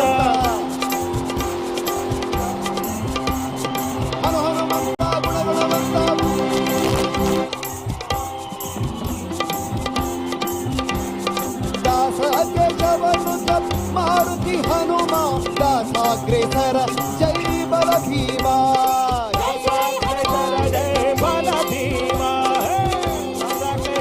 जय बल भीमा हनुमान जय गुरु जय जय पवन जय जय हनुमान जय गुरु जय जय पवन पवन पुत्र हनुमान की आंजनेय जय बल भीमा ಭಕ್ತವರ ತುಲ್ಯ ಬಲಧಾಮ ಹನುಮಂತ ಎಮ್ಮ ರಕ್ಷಿಸೋ ರಾಮ ವಿರೋಧಿಗಳನ್ನು ಶಿಕ್ಷಿಸೋ ಜೈ ಜೈ हनुमान जय गुरु जय जय पवन जय जय हनुमान जय गुरु जय जय पवन जय जय हनुमान जय गुरु जय जय पवन जय जय हनुमान जय गुरु जय जय पवन जय जय हनुमान जय गुरु जय जय पवन जय जय हनुमान जय गुरु जय जय पवन पवन पुत्र हनुमान की श्री रामचंद्र भगवान की सीता मैया की मोदी जी की बोलो भारत माता की बोलो भारत माता की बोलो भारत माता की वंदे वंदे वंदे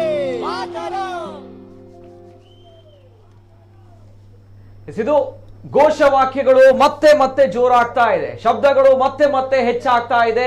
ಏನಿಲ್ಲ, ಇಷ್ಟೇ, ಮೋದಿಯವರನ್ನ ನೋಡ್ಬೇಕು, ಪ್ರಧಾನ ಮಂತ್ರಿಯವರನ್ನ ಕಣ್ತುಂಬಿಕೊಳ್ಬೇಕು. ಹಾಗಾಗಿ ತುಳುನಾಡಿನ ಜನರು ಕಾಯ್ತಾ ಇದ್ದಾರೆ. ಜೈ ಜೈ ಮೋದಿ ಒಂದ್ ಕಡೆ ಆದ್ರೆ, ಜೈ ಜೈ ಹನುಮಾನ್ ಅನ್ನುವಂತಹ ಹಾಡಿನ ಒಂದು ಗೀತೆ ಒಂದ್ ಕಡೆ ಆದ್ರೆ, ಇದೀಗ ಇನ್ನೇನು ಕೆಲವೇ ಕ್ಷಣಗಳು ಬಾಕಿ ಇದೆ ನರೇಂದ್ರ ಮೋದಿ ಅವರನ್ನ ನೋಡ್ಬೇಕು ಅನ್ನುವಂತಹ ನಿಟ್ಟಿನಲ್ಲಿ.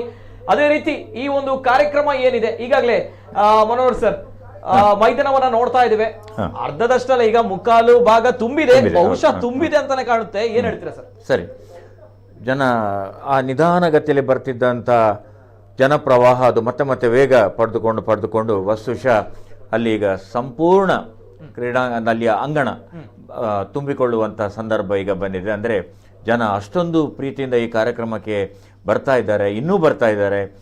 ಬಿಸಿಲಿರಲಿ ಅಥವಾ ಯಾವುದೇ ಹಿನ್ನೆಲೆಯಲ್ಲಿ ಅದು ಯಾವುದನ್ನು ಲೆಕ್ಕಿಸದೆ ಕೇವಲ ತಾವು ಹೇಳಿದಂತೆ ಒಂದೇ ಒಂದು ಉದ್ದೇಶ, ಅದು ನಮ್ಮ ಪ್ರಧಾನಮಂತ್ರಿಯವರನ್ನು, ನರೇಂದ್ರ ಮೋದಿ ಅವರನ್ನು ನೋಡಬೇಕು, ಅವರನ್ನು ಕೇಳಬೇಕು ಅನ್ನುವ ಆತುರದಿಂದ ಜನ ಬರ್ತಾ ಇದ್ದಾರೆ. ಪ್ರಾಯ ಈ ಅಭಿಮಾನ ಅನ್ನುವ ಶಬ್ದಕ್ಕೆ ಅನ್ವರ್ಥವಾಗಿ ಇಲ್ಲಿ ಜನ ಸೇರ್ತಾ ಇದ್ದಾರೆ ಅಂತ ನನಗನಿಸ್ತದೆ. ಕಳೆದ ಬಾರಿ ಅವರು ಕೇಂದ್ರ ಮೈದಾನಲ್ಲಿ ಚುನಾವಣಾ ಪ್ರಚಾರ ಭಾಷಣವನ್ನು ಮಾಡಿದ ಸಂದರ್ಭದಲ್ಲಿ ಕೂಡ ಜನ ಸಾಗರವೇ ಹರಿದಿತ್ತು.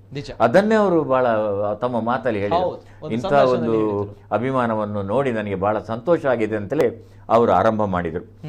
ಸಾಮಾನ್ಯವಾಗಿ ಈ ಚುನಾವಣೆಯ ಸಂದರ್ಭದಲ್ಲಿ ರಾಜಕೀಯ ಭಾಷಣವನ್ನು ಮಾಡುವ ಹಾಗೆ ಮಾಡಿದರೆ ಅದರ ವೆಚ್ಚ ಅಭ್ಯರ್ಥಿಗಳು ಮತ್ತು ಪಕ್ಷಕ್ಕೆ ಬೀಳ್ತದೆ.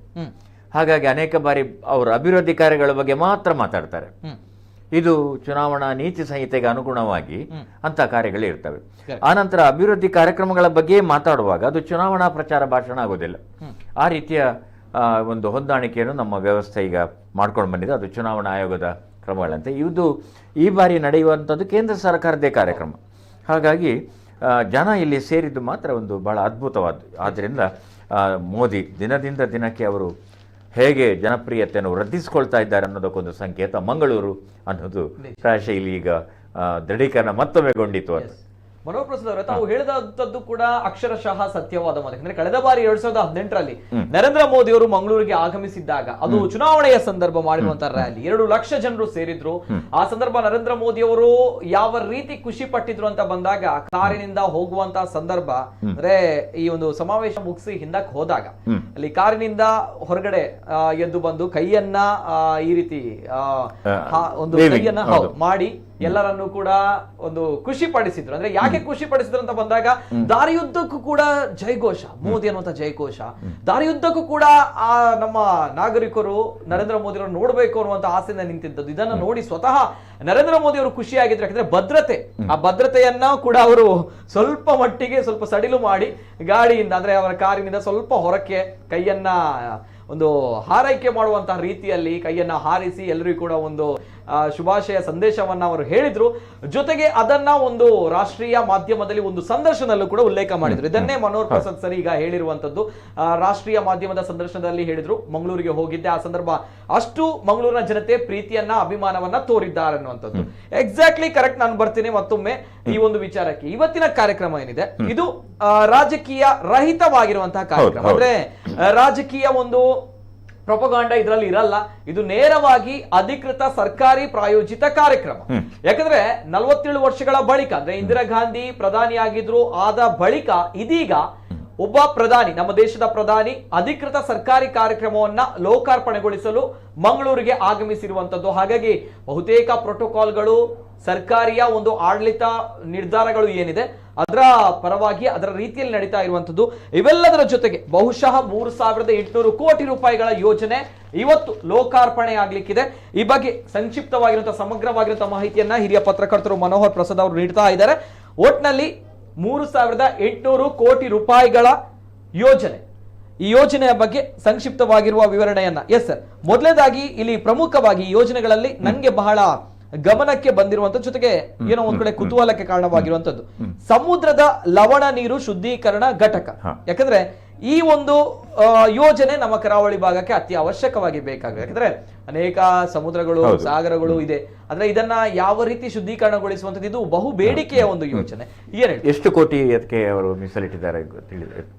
ಶುದ್ಧ ನೀರಿನ ಸಂರಕ್ಷಣೆ ಜೊತೆಗೆ ಯೋಜನೆಯ ವೆಚ್ಚ 677 ಕೋಟಿ. ನೋಡಿ, ಈಗ 3800 ಕೋಟಿಯಲ್ಲಿ 678 ಕೋಟಿ ಈ ಯೋಜನೆಗೆ ಮೀಸಲಿಟ್ಟಿದ್ದಾರೆ. ತಾವು ಹೇಳಿದಂತೆ ಅದಕ್ಕೆ ಡಿಸ್ಯಾಲಿನೈಸೇಷನ್ ಪ್ರೋಸೆಸ್ ಅಂತ ಕರೀತಾರೆ. ಈಗ ತಾವು ಉಲ್ಲೇಖ ಮಾಡಿದ ಯೋಜನೆ ಇದೆಲ್ಲ. ಡಿಸ್ಯಾಲಿನೈಸೇಷನ್ ಯೂನಿಟ್ ಅಂದ್ರೆ ಸಮುದ್ರದ ಉಪ್ಪು ನೀರನ್ನು ಸಿಹಿ ನೀರನ್ನಾಗಿ ಬದಲಾಯಿಸುವಂಥದ್ದು. ಆ ಮೂಲಕ ಕುಡಿಯುವ ನೀರಿಗೆ ಅದು ಪೂರೈಕೆ ಆಗುವಂಥದ್ದು ಕೈಗಾರಿಕೆಗಳಿಗೆ. ಈಗ ಮಂಗಳೂರು ಕಡಲ ಅಂಚಿನಲ್ಲಿದ್ರೂ ಕೂಡ ಮಂಗಳೂರಿನ ಯಾವುದೇ ಪ್ರಮುಖ ಕೈಗಾರಿಕೆಗಳಿಗೆ ಸಮುದ್ರದ ನೀರು ಬಳಸುವಾಗಿಲ್ಲ. ಇನ್ನೂ ಒಂದು ತಮ್ಮ ಗಮನಕ್ಕೆ ತರುದಿದ್ರೆ, ನಮ್ಮ ಗುರುಪುರ ಫಲ್ಗುಣಿ ನದಿ ಇದೆಯಲ್ಲ, ಅದರ ನೀರನ್ನು ಎಂಸೆಫ್ NMPT ಬಳಸುವಾಗಿಲ್ಲ. ಯಾಕಂದ್ರೆ ಅದರಲ್ಲಿ ಒಂದಷ್ಟು ಕಲ್ಮಶಗಳು, ರಾಸಾಯನಿಕಗಳು ಸೇರ್ಕೊಂಡು ಬಂದಿದ್ದಾವೆ. ಇಲ್ಲಿ ಬರುವಾಗ ನೇತ್ರಾವತಿ ನೀರೇ ಆಗಬೇಕು, ನೇತ್ರಾವತಿಯ ನೀರೇ ಅಲ್ಲಿ ಇರಬೇಕಾದ ಕಾರಣ ಈ ನೀರಿನ ಕೊರತೆಯನ್ನು ಕರಗಿಸುವಂತದ್ದು ಬಹಳ ದೊಡ್ಡ ಯೋಜನೆ. ನಿಮ್ಗೆ ಗೊತ್ತಿರಬಹುದು, ನೀವು ಹೋಗಿದ್ದೀರಿ ಅಂತ, ಅರಬ್ ದೇಶಗಳಲ್ಲಿ, ಗಲ್ಫ್ ಕಂಟ್ರೀಸ್ ಅಲ್ಲಿ ಕುಡಿಯುವ ನೀರು ಹಂತಕ್ಕೆ ಸಮುದ್ರದ ನೀರನ್ನೇ ಅವರು ಅದನ್ನು ಶುದ್ಧೀಕರಣ ಮಾಡಿ ಉಪ್ಪು ನೀರನ್ನು ಸಿಹಿ ನೀರನ್ನಾಗಿ ಪರಿವರ್ತಿಸುವುದು, ಡಿಸ್ಯಾಲಿನೈಸೇಷನ್. ಇದು ಈ ಪ್ರದೇಶಕ್ಕೆ ಕೊಡುಗೆ. 600+ ಕೋಟಿ ರೂಪಾಯಿಗಳು, 677. ಈ ಯೋಜನೆ ಕಾರ್ಯರೂಪಕ್ಕೆ ಬಂದ್ರೆ ಇಲ್ಲಿ ಅನೇಕ ಕೈಗಾರಿಕೆಗಳು ನಿರಾಳಾಗ್ತವೆ. ನಾವು ನೀರನ್ನೇ ನಮ್ಮ ಮಂಗಳೂರು ಮತ್ತು ಪರಿಸರಕ್ಕೆ ಬಳಸಲಿಕ್ಕೆ ಸಾಧ್ಯ. ನಾಟ್ ಓನ್ಲಿ ಕೈಗಾರಿಕೆಗಳು, ಅಂದ್ರೆ ನಮಗೂ ಕೂಡ, ಅಂದ್ರೆ ಜನಸಾಮಾನ್ಯರು ಕೂಡ ಇದರಿಂದ ಉಪಯೋಗ ಇದೆ. ಯಾಕಂದ್ರೆ ಇಲ್ಲಿ ಬರುವಂತಹ ನೀರು ಪಾಲಿಕೆಯಿಂದ ಬೃಹತ್ ಕೈಗಾರಿಕೆಗಳಿಗೆ ಹೋಗ್ತಾ ಇರುವಂತದ್ದು. ಇದೀಗ ಸಮುದ್ರದಿಂದ ಶುದ್ಧೀಕರಣವಾಗಿರುವಂತಹ ನೀರು ಕೈಗಾರಿಕೆಗಳಿಗೆ ಹೋಗುತ್ತೆ. ಹಾಗಾಗಿ ಜನಸಾಮಾನ್ಯರಿಗೆ ನೀರಿನ ಒಂದು ಅಭಾವ ಬಹಳಷ್ಟು ಕಡಿಮೆ ಆಗುತ್ತೆ ಸರ್. ಹಾಗಾದ್ರೆ ಈ ಒಂದು ಯೋಜನೆ ಅಲ್ವಾ ಸರ್? ಓಕೆ, ಇದು ಸಮುದ್ರದ ಲವಣ ನೀರು ಶುದ್ಧೀಕರಣ ಘಟಕದ ಒಂದು ಯೋಜನೆ. ಮತ್ತೊಂದು ನನ್ನ ಗಮನಕ್ಕೆ ಬಂದಿರುವಂತದ್ದು ವೆರಿ ಇಂಟ್ರೆಸ್ಟಿಂಗ್ ಅಂಡ್ ನಮ್ಗಳಿಗೆ ಬೇಕಿರುವಂತದ್ದು ಕೂಡ ಹೌದು. NMPಯಲ್ಲಿ ಸಮಗ್ರ LPG ಹಾಗೂ ಬೃಹತ್ POL ಸೌಲಭ್ಯ ಸ್ಥಾಪನೆಯನ್ನ ಮಾಡ್ತಾ ಇದ್ದಾರೆ. ಈ ಒಂದು ಯೋಜನೆಯ ವೆಚ್ಚ ₹500 ಕೋಟಿ ರೂಪಾಯಿಗಳು. ಜೊತೆಗೆ ಸಾಮರ್ಥ್ಯ ಹೆಚ್ಚಳ 200 MTPA. ಯೋಜನೆಯ ವೆಚ್ಚ 500 ಕೋಟಿ ರೂಪಾಯಿ, ಮೆಟ್ರಿಕ್ ಟನ್ ಪರ್ ಆನಮ್. ಹೌದು. ಇಲ್ಲಿ ನಾವು ಗಮನಿಸಬೇಕೇನು ಅಂತ ಹೇಳಿದ್ರೆ, ಮಂಗಳೂರು ಈಗ ಇಡೀ ದೇಶದ ಪ್ರಮುಖ ಕೇಂದ್ರವಾಗಿ ರೂಪುಗೊಳ್ತಾ ಇರೋದ್ರಿಂದ ಇಲ್ಲಿ ಒಂದು ವಿಶೇಷವಾದ ಒಂದು ಜೆಟ್ಟಿ ಅಂತ ಹೇಳ್ತಾರೆ.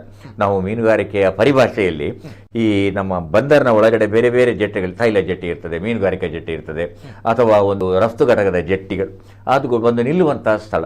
ಇಲ್ಲಿ ಈ ಮೂಲಕ LPG ನಿರ್ವಹಣೆ, LPG ಗ್ಯಾಸ್ ಇದೆಲ್ಲ, ಅದರ ನಿರ್ವಹಣೆಗಾಗಿ ಒಂದು ಪ್ರತ್ಯೇಕವಾದಂತಹ ಒಂದು ಘಟಕ. ಯಾಕಂದ್ರೆ ಈ ನಮ್ಮ ಅನಿಲ ಇತ್ಯಾದಿಗಳನ್ನೆಲ್ಲ MRPಯಲ್ಲಿ ಉತ್ಪಾದನೆ ಮಾಡಲಾಗ್ತದೆ. ಅದಕ್ಕೆ ನಮಗೆ ಸಂಗ್ರಹ ಮತ್ತು ವಿತರಣೆಗಾಗಿ ಒಂದು ಘಟಕ ಬೇಕಾಗ್ತದೆ.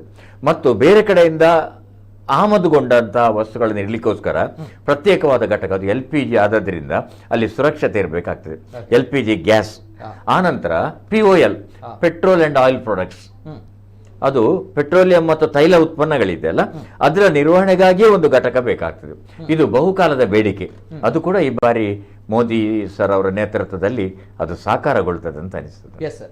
ಜೊತೆಗೆ ಮತ್ತೊಂದು ಗಮನಕ್ಕೆ ಬಂದಿರುವಂತಹ ಒಂದು ಯೋಜನೆ, ಜೊತೆಗೆ ಇದು ಪ್ರಸಕ್ತ ಕಾಲಘಟ್ಟದ ನಮ್ಮ ಕರಾವಳಿ ಭಾಗ, ತುಳುನಾಡು ಅಂತ ಬಂದಾಗ ನಮ್ಗಳಿಗೆ ಇದು ಬೇಕಿತ್ತು ಅನ್ನೋದು. ಯಾಕಂದ್ರೆ ಇಲ್ಲಿ ಕೃಷಿ ಪ್ರಮುಖವಾಗಿರುವಂತಹ ಪ್ರಧಾನವಾಗಿಲ್ಲದಿದ್ರು ಕೂಡ ಮೀನುಗಾರಿಕೆ ಅತಿ ಪ್ರಮುಖವಾಗಿ ಕರಾವಳಿ ಭಾಗ ತುಳುನಾಡಿಲ್ಲ. ಹಾಗಾಗಿ ಮೀನುಗಾರರಿಗೆ ಏನ್ ಕೊಟ್ಟಿದ್ದಾರೆ ಪ್ರತಿ ಬಾರಿ ಕೇಳುವಂತಹ ಪ್ರಶ್ನೆ, ನಮ್ಮ ಕರಾವಳಿ ಭಾಗದಲ್ಲಿ ಮೀನುಗಾರರಿಗೆ ನಮ್ಮ ರಾಜಕಾರಣಿಗಳು ಏನ್ ಮಾಡಿದ್ದಾರೆ, ನಮ್ಮ ಆಡಳಿತ ಏನ್ ಮಾಡಿದೆ ಅನ್ನೋದು. ಹಾಗಾಗಿ ಈ ಬಾರಿ ಕುಳಾಯಿಯಲ್ಲಿ EPC ಮಾದರಿಯಲ್ಲಿ ಮೀನುಗಾರಿಕೆ ಬಂದರು ಅಭಿವೃದ್ಧಿಯನ್ನ ಮಾಡ್ತಾರೆ ಅನ್ನುವಂತಹ ನಿಟ್ಟಿನಲ್ಲಿ ಒಂದು ಯೋಜನೆಯನ್ನ ಇವತ್ತು ಲೋಕಾರ್ಪಣೆಗೊಳಿಸಲಾಗಿದೆ. ಜೊತೆಗೆ ಇಲ್ಲಿ 8,500 ಜನರಿಗೆ ಉದ್ಯೋಗ. ಇಲ್ಲಿ ಏನ್ ಯೋಜನೆಗಳಿದೆ, ನಾಟ್ ಓನ್ಲಿ ಇದು ಯೋಜನೆಗಳಿಗೆ ಸೀಮಿತ ಆಗಿರಲ್ಲ ಸರ್, ಅಲ್ವಾ ಸರ್? ಇಲ್ಲಿ ಉದ್ಯೋಗಗಳು ಸೃಷ್ಟಿಯಾಗುತ್ತೆ. ಪ್ರತಿಯೊಬ್ರು ಕೂಡ ಕೇಳ್ತಾ ಇರುವಂತದ್ದು ಏನ್ ಮಾಡ್ತಾ ಇದ್ರೆ, ಉದ್ಯೋಗ ಇಲ್ಲ, ನಿರುದ್ಯೋಗ ಸಮಸ್ಯೆ ಇದೆ. ಈ ಎಲ್ಲಾ ಯೋಜನೆಗಳಿಗೆ ಏನಿದೆ ಇವತ್ತು ಶಿಲಾನ್ಯಾಸ ನೆರವೇರಿಸುವಂತ ಯೋಜನೆಗಳು, ಲೋಕಾರ್ಪಣೆಗೊಳಿಸುವಂತಹ ಯೋಜನೆಗಳು, ಇವೆಲ್ಲದಕ್ಕೂ ಕೂಡ ಕೇವಲ ಯೋಜನೆಗಳಾಗಿ ಉಳಿಯಲ್ಲ, ಇದರಲ್ಲಿ ಸಾವಿರಾರು ಉದ್ಯೋಗಗಳು ಸೃಷ್ಟಿ ಆಗ್ತಾ ಇದೆ. ಈ ಮೀನುಗಾರಿಕೆ ಬಂದರು ಅಭಿವೃದ್ಧಿಯಲ್ಲಿ 8,500 ಜನರಿಗೆ ಉದ್ಯೋಗ. ಏನ್ ಹೇಳ್ತೀರಾ ಸರ್ ಮೀನುಗಾರಿಕೆ ಬಂದರು ಅಭಿವೃದ್ಧಿ? ನಿತಿನ್, ಬಹಳ ಒಳ್ಳೆಯ ಅಂಶ ತಾವು ತಗೊಂಡಿದ್ದೀರಿ. ಇದು ಕರಾವಳಿಯ ಅನಾದಿ ಕಾಲದ ಬೇಡಿಕೆ. ಒಂದು ಮೀನುಗಾರಿಕೆಗೆ ಪ್ರತ್ಯೇಕವಾದಂತಹ ಒಂದು, ಅದಕ್ಕೆ ಜೆಟ್ಟಿ ಅಂತ ಕರೀತಾರೆ, ಬರ್ತ್ ಅಂತ ಹೇಳ್ತಾರೆ. ಅದು ಈ ಹಿಂದೆ ಹಳೆ ಬಂದರಿನಲ್ಲಿ ನಡೀತಾ ಇತ್ತು. ಆ ನಂತರ ಅದು ಈಗಲೂ ಇದೆ ಅಲ್ಲಿ. ಆಮೇಲೆ ಹೊಸ ಬಂದರು ಬಂದಾಗ ಅಲ್ಲಿ ಪೂರ್ತಿ ಅಲ್ಲಿಗೆ ತಗೊಳ್ಬೇಕು ಅಂತೇಳಿ ಬೇರೆ ಬೇರೆ ಕಾರಣ ಕೊಟ್ಟರು, ಭದ್ರತೆ ಇತ್ಯಾದಿ ಕಾರಣಗಳನ್ನು ಕೊಟ್ಟರು. ಆದರೆ ಇದೀಗ ಅಲ್ಲೇ ಪಕ್ಕದಲ್ಲೇ ಇದು ನಿರ್ಮಾಣ ಆಗುವುದರಿಂದ ಬಹಳ ಸಂತೋಷಕರವಾದಂತಹ ಸುದ್ದಿ ಇದು ಮೀನುಗಾರರ ಬಂಧುಗಳಿಗೆ. ಇಲ್ಲಿ ಉದ್ಯೋಗ ಅವಕಾಶ ಹೇಗೆ ಅಂದರೆ ನಿರ್ವಹಣೆ, ರಫ್ತು, ಮೀನುಗಾರಿಕೆಗೆ ಸಂಬಂಧಪಟ್ಟಂಥ ಬೇರೆ ಬೇರೆ ಕಡೆಯಿಂದ ಬರುವಂಥ ಉತ್ಪನ್ನಗಳು, ಆಮೇಲೆ ಅದರ ಏನು ಮಾಡ್ತಾರೆ ಅಂತ ಹೇಳಿದರೆ, ಈ ರಫ್ತು ಮಾಡುವಂಥ ಸಂದರ್ಭದಲ್ಲಿ ಅದಕ್ಕೆ ವ್ಯಾಲ್ಯೂ ಎಡಿಷನ್ ಅಂತ ಹೇಳ್ತಾರೆ. ಈಗ ಒಂದು ಶ್ರಿಂಪ್ ಅದನ್ನು ರಫ್ತು ಮಾಡುವಾಗ ಅದಕ್ಕೆ ಬೇಕಾದಂಥ ವಿನ್ಯಾಸಗಳು, ಅದಕ್ಕೆ ಬೇಕಾದಂಥ ಅದನ್ನು ಡಬ್ಬಿಯನ್ನು ಮಾಡುವಂಥದ್ದು, ಮತ್ತೆ ಅದು ತಾವು ಹೇಳಿದಂತೆ PPP ಅಂದರೆ ಪ್ರೈವೇಟ್ ಪಬ್ಲಿಕ್ ಪಾರ್ಟಿಸಿಪೇಷನ್. ಖಾಸಗಿಯವರು ಮತ್ತು ಸಾರ್ವಜನಿಕ ರಂಗದವರ ಅವರು ಸಮಾನವಾದಂಥ ಬಂಡವಾಳವನ್ನು ಹೂಡಿ ಆ ಕೆಲಸವನ್ನು ಮಾಡ್ತಾರೆ. ಈ ಮೂಲಕ ತಾವು ಹೇಳಿದಂತೆ ಸುಮಾರು 8,500 ಅವರ ಲೆಕ್ಕಾಚಾರ ಅವರಿಗೆ ಉದ್ಯೋಗ ಕೂಡ ದೊರೆಯಬಹುದು. ನಮಗೆ ಪ್ರಧಾನಿಯವರು ಅರ್ಪಿಸುವಂಥ ಬಹಳ ಪ್ರಮುಖ ಸುದೀರ್ಘ ಕಾಲದ ಬೇಡಿಕೆ ಒಂದು ಈಡೇರಿದಂತ ಸಂದರ್ಭ ಕೂಡ ನಿಜ. ಮೀನುಗಾರಿಕಾ ಬಂದರು ನಿರ್ಮಾಣ ಆಗುತ್ತೆ ಅಂತ ಬಂದ ಬಹಳಷ್ಟು ಜನರಿಗೆ ಸಹಾಯ ಇದೆ. ಯಾಕಂದ್ರೆ ಇದು ಬಹುಕಾಲದ ಬೇಡಿಕೆ. ಅವರು ಸರ್ ಸುದೀರ್ಘವಾಗಿ ನಿರಂತರವಾಗಿ ಪತ್ರಿಕೋದ್ಯಮದಲ್ಲಿ ಇದ್ದಾರೆ ಅಂತ ಬಂದಾಗ, ಪತ್ರಿಕಾ ಕ್ಷೇತ್ರದಲ್ಲಿ ಸಾಧನೆಯನ್ನ ಮಾಡ್ತಾ ಇದ್ದಾರೆ ಅಂತ ಬಂದಾಗ, ಸೇವೆಯನ್ನು ಸಲ್ಲಿಸಿದ್ದಾರೆ ಅಂತ ಬಂದಾಗ ಅವರಿಗೆ ಕೂಡ ಗೊತ್ತಿದೆ ಈ ಒಂದು ಕೂಗು ಯಾವಾಗದಿಂದ ಇದೆ ಅನ್ನುವಂಥದ್ದು, ಮೀನುಗಾರರ ಸಮಸ್ಯೆಗಳ ಬಗ್ಗೆ, ಮೀನುಗಾರರ ಬಂದರು ನಿರ್ಮಾಣ ಮಾಡಬೇಕು ಅನ್ನುವಂಥದ್ದು. ಸೊ ಅದು ನರೇಂದ್ರ ಮೋದಿ ಅವರ ಕಾಲಘಟ್ಟದಲ್ಲಿ ಆಗ್ತಾ ಇರುವಂಥದ್ದು ಖುಷಿಯ ವಿಚಾರ. ಹಾಗಾಗಿ ಈ ಘೋಷಣೆಗಳು, ಈ ಒಂದು ನಂಬಿಕೆ, ಈ ಒಂದು ಭರವಸೆ ಆ ಒಂದು ಜನನಾಯಕನಲ್ಲಿ. ಜೊತೆಗೆ ಮತ್ತೊಂದು ಯೋಜನೆಗಳಿಗೆ ಶಿಲಾನ್ಯಾಸವನ್ನ ಇವತ್ತು ಮಾಡಲಿರುವಂತದ್ದು NMPA ಯಲ್ಲಿ ಶೇಖರಣಾ ಟ್ಯಾಂಕ್ಗಳು. NMP ಅಂತ ಬಂದಾಗ ಬಹುಶಃ ನಮ್ಮ ತುಳುನಾಡಿನವರಿಗೆ NMPT ಅಂತ ಹೇಳಿ ಗೊತ್ತು. NMPA ಅನ್ನುವಂಥದ್ದು ಬಹುಶಃ ಹೇಳಿದ್ರೆ ಅರ್ಥ ಆಗ್ಲಿಕ್ಕೆ ಇದು NMPA ಅನ್ನುವಂಥದ್ದು. ಅಂದ್ರೆ NMPTA ಈಗ NMPA ಆಗಿರುವಂತದ್ದು. ಇದರ ಬಗ್ಗೆ ಈಗಾಗಲೇ ಮನೋಹರ್ ಸರ್ ಹೇಳಿದ್ರು. ಜೊತೆಗೆ NMPA ಯಲ್ಲಿ ಶೇಖರಣಾ ಟ್ಯಾಂಕ್ಗಳು ಹಾಗೂ ಖಾದ್ಯ ತೈಲ ಸಂಸ್ಕರಣಾಗಾರ ನಿರ್ಮಾಣ. ಯೋಜನೆಯ ವೆಚ್ಚ 100 ಕೋಟಿ ರೂಪಾಯಿಗಳು. ಏನ್ ಹೇಳ್ತಾರೆ ಸರ್? 700 ಜನರಿಗೆ ಉದ್ಯೋಗ ಅವಕಾಶ. 100 ಕೋಟಿ ಪುನಃ ಅಲ್ಲಿ ಅವರು ಅದನ್ನು ಕೊಟ್ಟರು. ಈ ಖಾದ್ಯ ಸಂಸ್ಕರಣೆ, ಎಡಿಬಲ್ ಆಯಿಲ್ಸ್ ಅಂತ ಕರೀತಾರೆ. ಈ ಬೇರೆ ಬೇರೆ ರೀತಿಯ ತೈಲಗಳನ್ನು ಮಾಡ್ತಾರಲ್ಲ, ಅದು ನೆಲಗಡಲೆದ್ದೇ ಇರ್ಬೋದು ಅಥವಾ ತೆಂಗಿನಕಾಯಿನ ಇರ್ಬೋದು. ಈ ತೈಲಗಳ ನಿರ್ವಹಣೆಗಾಗಿ ಒಂದು ಪ್ರತ್ಯೇಕವಾದಂಥ ವ್ಯವಸ್ಥೆ ಬೇಕಾಗ್ತದೆ. ಅದು ಬಹಳ ಮಂದಿಗೆ ಉದ್ಯೋಗವನ್ನು ಕೊಡುವಂಥ ಕೆಲಸ. ಈಗ ನೀವು ಒಂದು ಗೇರು ಸಂಸ್ಕರಣಾ ಉದ್ಯಮ ಅಂದರೆ ಹಳ್ಳಿಯಲ್ಲಿ ಕೂಡ 300 ಮಂದಿಗೆ ಉದ್ಯೋಗ ನಿಂತಿದೆ. ಅದರಲ್ಲಿ ಒಂದು ಹಳ್ಳಿಯಲ್ಲಿ ಕೂಡ, ಈಗ ನನ್ನ ಊರು, ನನ್ನದು ಕಾರ್ಕಳ ಕರವಾಲ್ ಅಂತ ನನ್ನ ಹುಟ್ಟೂರು, ಅಲ್ಲಿ ಇತ್ತೀಚೆಗೆ ಒಂದು ಗೇರು ಸಂಸ್ಕರಣಾ ಉದ್ಯಮ ಆರಂಭವಾಯಿತು. 222 ಮಂದಿಗೆ ಉದ್ಯೋಗ. ಅದರಲ್ಲಿ ವರ್ಷ ಪೂರ್ತಿ ಉದ್ಯೋಗ. ಅದೇನು ಮಾಡ್ತದೆ, ನಮ್ಮ ಈ ಗೋಡಂಬಿಯ ಕರ್ನೆಲ್ಸ್ ಅಂತ ಬರ್ತದೆ, ಕಚ್ಚಾ ಗೋಡಂಬಿ ಬರ್ತದೆ.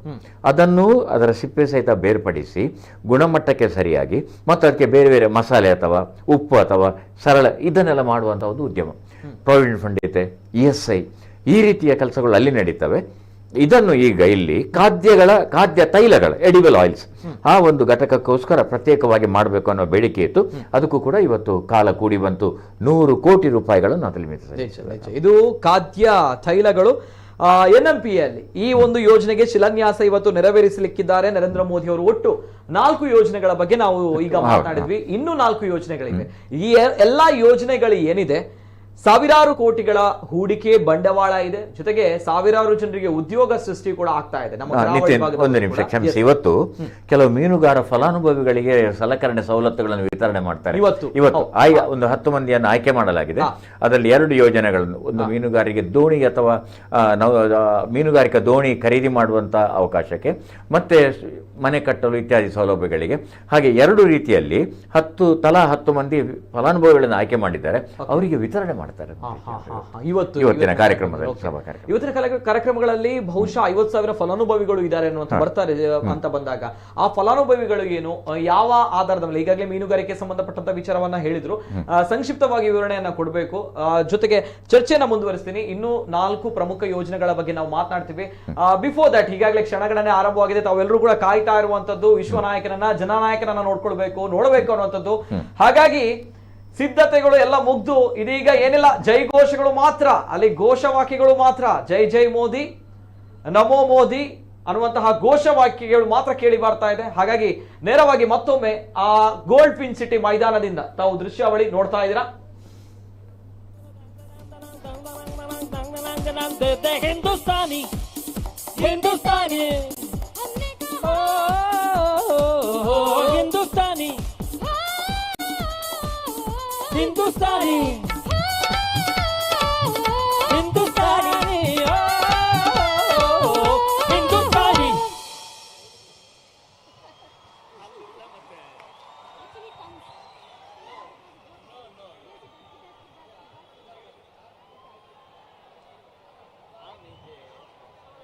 ಇದೀಗ ಪ್ರತಿಯೊಬ್ಬ ಕಾರ್ಯಕರ್ತನ ಒಂದು ಮನದ ಅಂತರಾಳದ ಭಾವನೆ ಇದು. ಯಾಕೆಂತಂದ್ರೆ ಇಂತಹ ಸುಂದರವಾದಂತಹ ಪುಣ್ಯಕರವಾದ ದಿನದಲ್ಲಿ ನಾವೆಲ್ಲರೂ ಕೂಡ ಇದ್ದೇವೆ. ಯಾಕೆಂತಂದ್ರೆ ನಾವು ಈಗ ಕಾಣ್ಲಿಕ್ಕಿರುವಂತದ್ದು ಇಡೀ ಜಗತ್ತು ಕಂಡಂತ ಒಬ್ಬ ಶ್ರೇಷ್ಠ, ಇಡೀ ನಮ್ಮ ಭಾರತ ರಾಷ್ಟ್ರದ ಒಂದು ಶಕ್ತಿ, ಅದುವೇ ಮೋದಿಜಿಯವರಿಗೆ ಈ ಒಂದು ಗೀತೆ ಮೂಲಕ ನಾವೆಲ್ಲರೂ ಕೂಡ ಶ್ರೀರಕ್ಷೆಯನ್ನ ಹಾಕೋಣ, ಹಾಡೋಣ, ಅದನ್ನು ಅನುಭವಿಸೋಣ ಅಂತ ಹೇಳುತ್ತಾ ಮತ್ತೊಮ್ಮೆ ನಿಮ್ಮೆಲ್ಲರ ಮಹಾನ್ ಗುರು, ನಮ್ಮ ಕನ್ನಡದ ಏಕೈಕ ಮಹಾನ್ ಗುರು, ಅದುವೇ ನಮ್ಮ ಪ್ರೀತಿಯ ಶಂಕರಣ್ಣ ಅವರ ಧ್ವನಿಯಲ್ಲೇ ನಾವು ಮತ್ತೊಮ್ಮೆ ಕೇಳೋಣ ಅಂತ ಹೇಳುತ್ತಾ ಆ ಒಂದು ಸುಂದರವಾದ ಗೀತೆ ಇದೀಗ ತಮ್ಮ ಮುಂದೆ.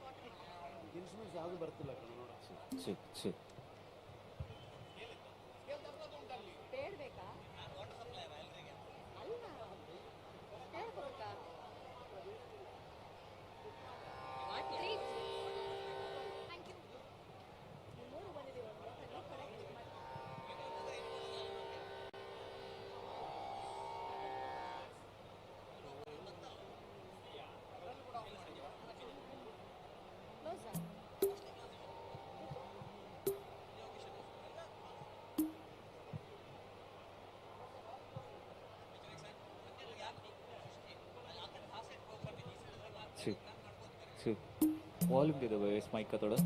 Excuse me. Check check 16 number mic का.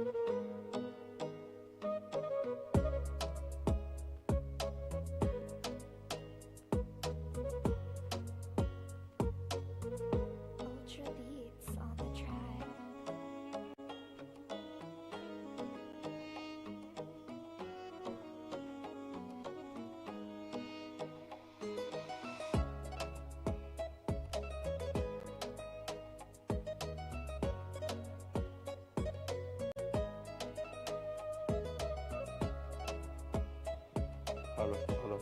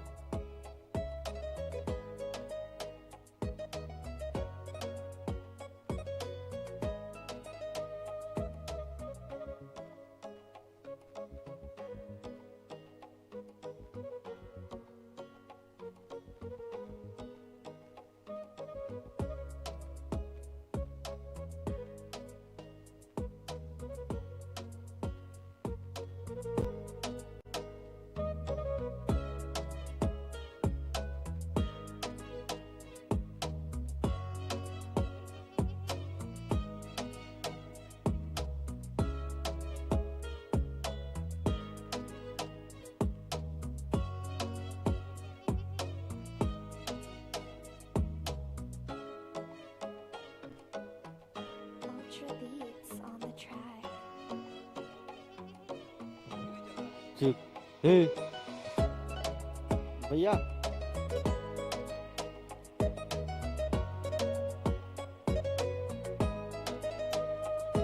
भैया मुनु भैया एक बार ये क्या नाम है बोर्ड उस पे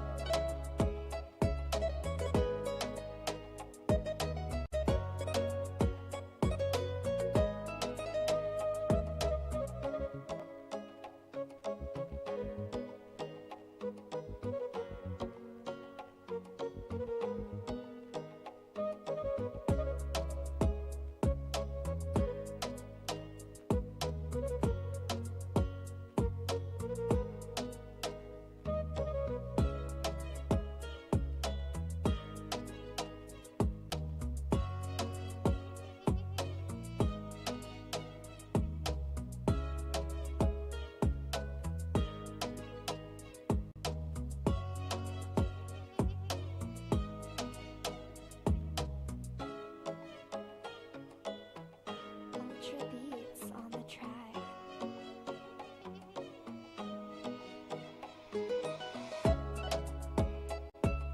ಒಂದ್ ಕಡೆ ಕಾರ್ಯಕರ್ತರ ಅಭಿಮಾನಿಗಳ ಜನರ ಒಂದು ಹರ್ಷ ಒಂದ್ ಕಡೆ ಆದ್ರೆ ನಮ್ಮ ನಾಯಕ ಬರ್ತಾ ಇದ್ದಾರೆ, ನಮ್ಮ ಪಕ್ಷಕ್ಕೆ ಮತ್ತಷ್ಟು ಶಕ್ತಿ ಬರುತ್ತೆ, ಆನೆ ಬಲ ಅಲ್ಲ 100 ಆನೆ ಬಲ ಬಂದಿದೆ ಅನ್ನುವಂತ ಒಂದು ಹರ್ಷ. ಹೌದು ಹೌದು ಹೌದು ಹೌದು. ಈಗ ಎಲ್ಲ ಬಿಜೆಪಿ ಕಾರ್ಯಕರ್ತರು ಅಭಿಮಾನಿಗಳು ಅವೆಲ್ಲದಕ್ಕಿಂತ ಜಾಸ್ತಿಯಾಗಿ ಈಗ ಬಿಜೆಪಿ ನಾಯಕರು MLA ಗಳು MP ಗಳು ಏನಿದ್ದಾರೆ ಇವರುಗಳಿಗೆ ಮತ್ತಷ್ಟು ಆನೆ ಬಲ ಬಂದಿದೆ ಅನ್ನುವಂಥದ್ದು ಬಹುಶಃ ನರೇಂದ್ರ ಮೋದಿ ಅವರ ಒಂದು ಆಗಮನದಿಂದ. ಹಾಗಾಗಿ ಅತ್ಯಂತ ಖುಷಿಯಿಂದ ಸಂಭ್ರಮದಿಂದ ಅಲ್ಲಿ ಸ್ವಾಗತವನ್ನ ಮಾಡಬೇಕು ಅಂತ ನಿಟ್ಟಿನಲ್ಲಿ ಕಾಯ್ತಾ ಇದ್ದಾರೆ. ಹಾಗಾಗಿ ಇದು ವೇದವ್ಯಾಸ ಕಾಮತ್ ಕಾಣ್ತಾ ಇದ್ದಾರೆ. ಜೊತೆಗೆ ಅಲ್ಲಿ ಸಂಘದ ಪ್ರಮುಖರು ಕೂಡ ಕೂತ್ಕೊಂಡಿದ್ದಾರೆ. ಜೊತೆಗೆ ಈಗಾಗಲೇ ಆಗಮಿಸ್ತಾ ಇರುವಂತದ್ದು. ಎಸ್ ಸರ್, ಈ ಭಾರತೀಯ ಜನತಾ ಪಕ್ಷಕ್ಕೆ ಮತ್ತು ಅವಿಭಜಿತ ದಕ್ಷಿಣ ಕನ್ನಡ ಜಿಲ್ಲೆಗೆ ಒಂದು ವಿಶೇಷವಾದ ಸಂಬಂಧ ಉಂಟು. 1967ರಲ್ಲಿ ಇಲ್ಲಿ ಭಾರತೀಯ ಜನಸಂಘ ಒಂದು ಸ್ಥಾನ ಗೆದ್ದಿತ್ತು ಕಾರ್ಕಳದಲ್ಲಿ, ಬೋಳ ರಘುರಾಮ್ ಶೆಟ್ಟಿ ಅವರಂತ. ಆಗ ದೀಪ ಅವರ ಚಿಹ್ನೆ ಭಾರತೀಯ ಜನಸಂಘ. ಆ ಜನಸಂಘವೇ ಈಗ ಭಾರತೀಯ ಜನತಾ ಪಕ್ಷ ಆದದ್ದು ಭಾರತೀಯ ಜನಸಂಘವೇ. ಇಲ್ಲಿ ಇಡೀ ದಕ್ಷಿಣ ಭಾರತದಲ್ಲಿ ಮೊದಲ ಸ್ಥಾನ ಒಬ್ಬ ಶಾಸಕನಾಗಿ ಗೆದ್ದದ್ದು ಕಾರ್ಕಳದಿಂದ. ಆಮೇಲೆ ಇನ್ನೊಂದು ವಿಶೇಷ ಇದೆ, ಮೊದಲ ಲೋಕಸಭಾ ಸದಸ್ಯರಾಗಿ ಗೆದ್ದದ್ದು ಇಲ್ಲಿ ಮಂಗಳೂರಿನಿಂದ ವಿ ಧನಂಜಯ ಕುಮಾರ್. ಆ ಕಾಲಕ್ಕೆ ಮಂಗಳೂರು ಕ್ಷೇತ್ರ ಅಂದರೆ ದಕ್ಷಿಣ ಕನ್ನಡದ 5, ಕೊಡಗಿನ 3, ವಿರಾಜಪೇಟೆ, ಸೋಮವಾರಪೇಟೆ ಮತ್ತು ಮಡಿಕೇರಿ. ಅಲ್ಲಿ ಅವ್ರು ಗೆದ್ದು ಅಲ್ಲಿ ಮಂತ್ರಿ ಆದರು. ಆಮೇಲೆ ದಕ್ಷಿಣ ಭಾರತದಲ್ಲಿ ಆಗ ಬಿಜೆಪಿ ಆಯ್ತು, ಮುಂದೆ ಭಾರತೀಯ ಜನಸಂಘ ಜನತಾ ಪಕ್ಷದೊಟ್ಟಿಗೆ ವಿಲೀನ ಆಯಿತು ತುರ್ತು ಪರಿಸ್ಥಿತಿ ನಂತರ. ಅಲ್ಲಿ 2 ವರ್ಷ ಸರ್ಕಾರ ಆಗಿ ಮೊರಾರ್ಜಿ ದೇಸಾಯಿ ಅವರು ಪ್ರಧಾನಿಯಾಗಿದ್ದರು ಜನತಾ ಪಕ್ಷ. ಅವರು ಮಂಗಳೂರಿಗೆ ಬಂದಿದ್ದರು ಪ್ರಧಾನಿ ಆಗಿದ್ದಾಗ. ಅದು ನಾನು ಹೋಗಿದ್ದೆ ಕಾರ್ಯಕ್ರಮಕ್ಕೆ, ವರದಿಗೆಲ್ಲ ನೋಡ್ಲಿಕ್ಕೆ ಹೋಗಿದ್ದೆ, ಆಗ ನಾನು ವಿದ್ಯಾರ್ಥಿ. ಆ ನಂತರ ಪಕ್ಷ ಒಡೆಯಿತು. ಆಮೇಲೆ ಭಾರತೀಯ ಜನತಾ ಪಕ್ಷ ಅಸ್ತಿತ್ವಕ್ಕೆ ಬಂತು. ನೆಕ್ಸ್ಟ್ ಜನತಾದಳ, ಜಾತ್ಯತೀತ ಇತ್ಯಾದಿಗಳೆಲ್ಲ ಪಕ್ಷಗಳೆಲ್ಲ ಸೇರ್ಕೊಂಡ್ಬಿಟ್ಟು ಅಲ್ಲಿ ರಾಷ್ಟ್ರೀಯ ನೆಲೆಯಲ್ಲೂ ಕೆಲವು ಪಕ್ಷಗಳು ಬೆಳೆದು ಈ ಭಾರತೀಯ ಜನತಾ ಪಕ್ಷಕ್ಕೆ ಇಲ್ಲಿ ಮೊದಲ ಸ್ಥಾನವನ್ನು ಮಂಗಳೂರು ಕೊಟ್ಟು, ಸಚಿವ ಸ್ಥಾನ ಕೂಡ ಮೊದಲು ನಮ್ಮ ಮಂಗಳೂರಿಗೆ ಸಿಕ್ಕಿದ್ದು. ಇಲ್ಲಿಂದಲೇ ಆರಂಭವಾದದ್ದು. ವಿ ಧನಂಜಯ ಕುಮಾರ್ ಅವರು ಅಟಲ್ ಬಿಹಾರಿ ವಾಜಪೇಯಿ ಸರ್ ಅವರ ಸಂಪುಟದಲ್ಲಿ ಮಂತ್ರಿಯಾಗಿ ಅವರಿಗೆ ಅವಕಾಶ ಸಿಕ್ತು. ಹೀಗೆ ಅನೇಕ ಪ್ರಥಮಗಳು ನಡೆದದ್ದು ಮಂಗಳೂರಿನಿಂದ, ಅಂದ್ರೆ ಅವಿಭಜಿತ ದಕ್ಷಿಣ ಕನ್ನಡ ಜಿಲ್ಲೆಯಿಂದ. ಇದು ವಿಶೇಷ. ನಂತರ 1983ರಲ್ಲಿ ಕರ್ನಾಟಕ ವಿಧಾನಸಭೆಗೆ ಚುನಾವಣೆ ನಡೆಯಿತು. ಆ ಚುನಾವಣೆ ನಡೆದಾಗ 17 ಮಂದಿ ಭಾರತೀಯ ಜನತಾ ಪಕ್ಷದ ಸದಸ್ಯರು ಮೊದಲ ಬಾರಿಗೆ ಆಯ್ಕೆಯಾದರು. ಅದರಲ್ಲಿ 9 ಮಂದಿ ಇಲ್ಲಿಯವರು, ಅವಿಭಜಿತ ದಕ್ಷಿಣ ಕನ್ನಡ ಜಿಲ್ಲೆ 9 ಜನ. ಮತ್ತು ಆಗ ವಿಪಕ್ಷ ನಾಯಕರಾಗಿದ್ದವರೇ ಡಾಕ್ಟರ್ VS ಆಚಾರ್ಯ ಅವರು. ಹೀಗೆ ಭಾರತೀಯ ಜನತಾ ಪಕ್ಷಕ್ಕೆ ಇದೆಲ್ಲವೂ ಪ್ರಮುಖವಾದಂತ ವಿಚಾರ. ಆಮೇಲೆ ಧನಂಜಯ ಕುಮಾರ್ 3 ಬಾರಿ ಗೆದ್ರು. ಆಮೇಲೆ DV ಸದಾನಂದ ಗೌಡರು ಗೆದ್ರು. ಆನಂತರ ನಳಿನ್ ಕುಮಾರ್, ನಿಮಗೆ ಗೊತ್ತಿದೆ, 3 ಸಲ ಕಳೆದ 3 ಚುನಾವಣೆಯಲ್ಲಿ ಅವರು ಗೆದ್ರು. ಹೀಗೆ ಭಾರತೀಯ ಜನತಾ ಪಕ್ಷದ ಭದ್ರ ಕೋಟೆಯಾಗಿ ಇದು ಪರಿವರ್ತನೆ ಆಯಿತು. ಕಳೆದ ವಿಧಾನಸಭಾ ಚುನಾವಣೆಯಲ್ಲಿ ನಮ್ಮ ದಕ್ಷಿಣ ಕನ್ನಡದ 8 ಸ್ಥಾನದಲ್ಲಿ 7 ಸ್ಥಾನ ಬಿಜೆಪಿಗೆ. ಆಮೇಲೆ 2 ಸಂಸದರ ಸ್ಥಾನ ಇಲ್ಲಿಯವರೇ. ಅಲ್ಲಿ ಶೋಭಾ ಕರಂದ್ಲಾಜೆ ಅವರು ಉಡುಪಿಯಲ್ಲಿ, ನಳಿನ್ ಕುಮಾರ್ ಕಟೀಲ್ ಅವರು ದಕ್ಷಿಣ ಕನ್ನಡದಲ್ಲಿ. ಇದು ಭಾರತೀಯ ಜನತಾ ಪಕ್ಷಕ್ಕೂ ಅವಿಭಜಿತ ದಕ್ಷಿಣ ಕನ್ನಡ ಜಿಲ್ಲೆಗಿರುವಂತಹ ಒಂದು ನಂಟು. ಜೊತೆಗೆ ಭಾರತೀಯ ಜನತಾ ಪಾರ್ಟಿ ಅಂತ ಬಂದಾಗ ಕರಾವಳಿ ಭಾಗಕ್ಕೆ, ಅವಿಭಜಿತ ದಕ್ಷಿಣ ಕನ್ನಡ ಜಿಲ್ಲೆಗೆ ಯಾವ ರೀತಿ ಅವಿನಾಭಾವ ಸಂಬಂಧ ಇದೆ, ಅದಕ್ಕಿಂತ ಜಾಸ್ತಿಯಾಗಿ ಭಾವನಾತ್ಮಕವಾಗಿರುವಂತಹ ಸಂಬಂಧ ಇದೆ. ಯಾಕಂದ್ರೆ ನಮ್ಮ ದೇಶದಲ್ಲೂ ಕೂಡ ಚುನಾವಣೆಗಳಾಗ್ಲಿ ಎಲ್ಲರೂ ಕೂಡ ನೋಡುವಂಥದ್ದು ಅಂದ್ರೆ RSS ಅಥವಾ ಬಿಜೆಪಿ ಸಂಘ ಪರಿವಾರ ನೋಡುವಂಥದ್ದು ಕರಾವಳಿ ಭಾಗಕ್ಕೆ, ತುಳುನಾಡಿಗೆ.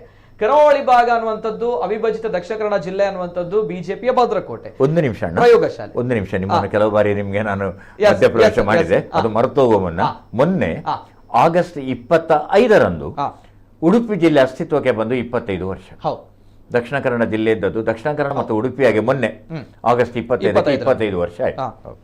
ಜೊತೆಗೆ ಈ ಅವಿಭಜಿತ ದಕ್ಷಿಣ ಕನ್ನಡ ಜಿಲ್ಲೆ ಜೊತೆಗೆ ಕರಾವಳಿ ಭಾಗ ಅನ್ನುವಂಥದ್ದು ಬಿಜೆಪಿಗೆ ಒಂದು ಭದ್ರಕೋಟೆ ಅನ್ನುವಂಥ RSS ಅಥವಾ ರಾಷ್ಟ್ರೀಯ ಸ್ವಯಂ ಸೇವಕ ಸಂಘ ಅನ್ನುವಂಥದ್ದು ಏನಿದೆ, ಅನೇಕ ಪ್ರಯೋಗಶಾಲೆಗಳು ಅಥವಾ ಪ್ರಯೋಗಶಾಲೆ ಅನ್ನುವಂಥದ್ದು ಕರಾವಳಿ ಭಾಗ ಅನ್ನುವಂಥ ವಿಚಾರ. ಹಾಗಾಗಿ ನರೇಂದ್ರ ಮೋದಿ ಅವರಿಗೆ ಕರಾವಳಿ ಭಾಗ ಅಂತ ಬಂದಾಗ ಅದೇನೋ ಒಂದು ಭಾವನಾತ್ಮಕವಾಗಿರುವಂತಹ ವಿಚಾರ. ಹಾಗಾಗಿ ಕಳೆದ ಬಾರಿ ನಡೆದಿರುವಂತಹ ರಾಷ್ಟ್ರೀಯ ಒಂದು ಸಂದರ್ಶನದಲ್ಲೂ ಕೂಡ ನರೇಂದ್ರ ಮೋದಿ ಅವರು ಮಂಗಳೂರಿನ ಒಂದು ಸಂದರ್ಭವನ್ನು ಉಲ್ಲೇಖ ಮಾಡಿರುವಂಥದ್ದು.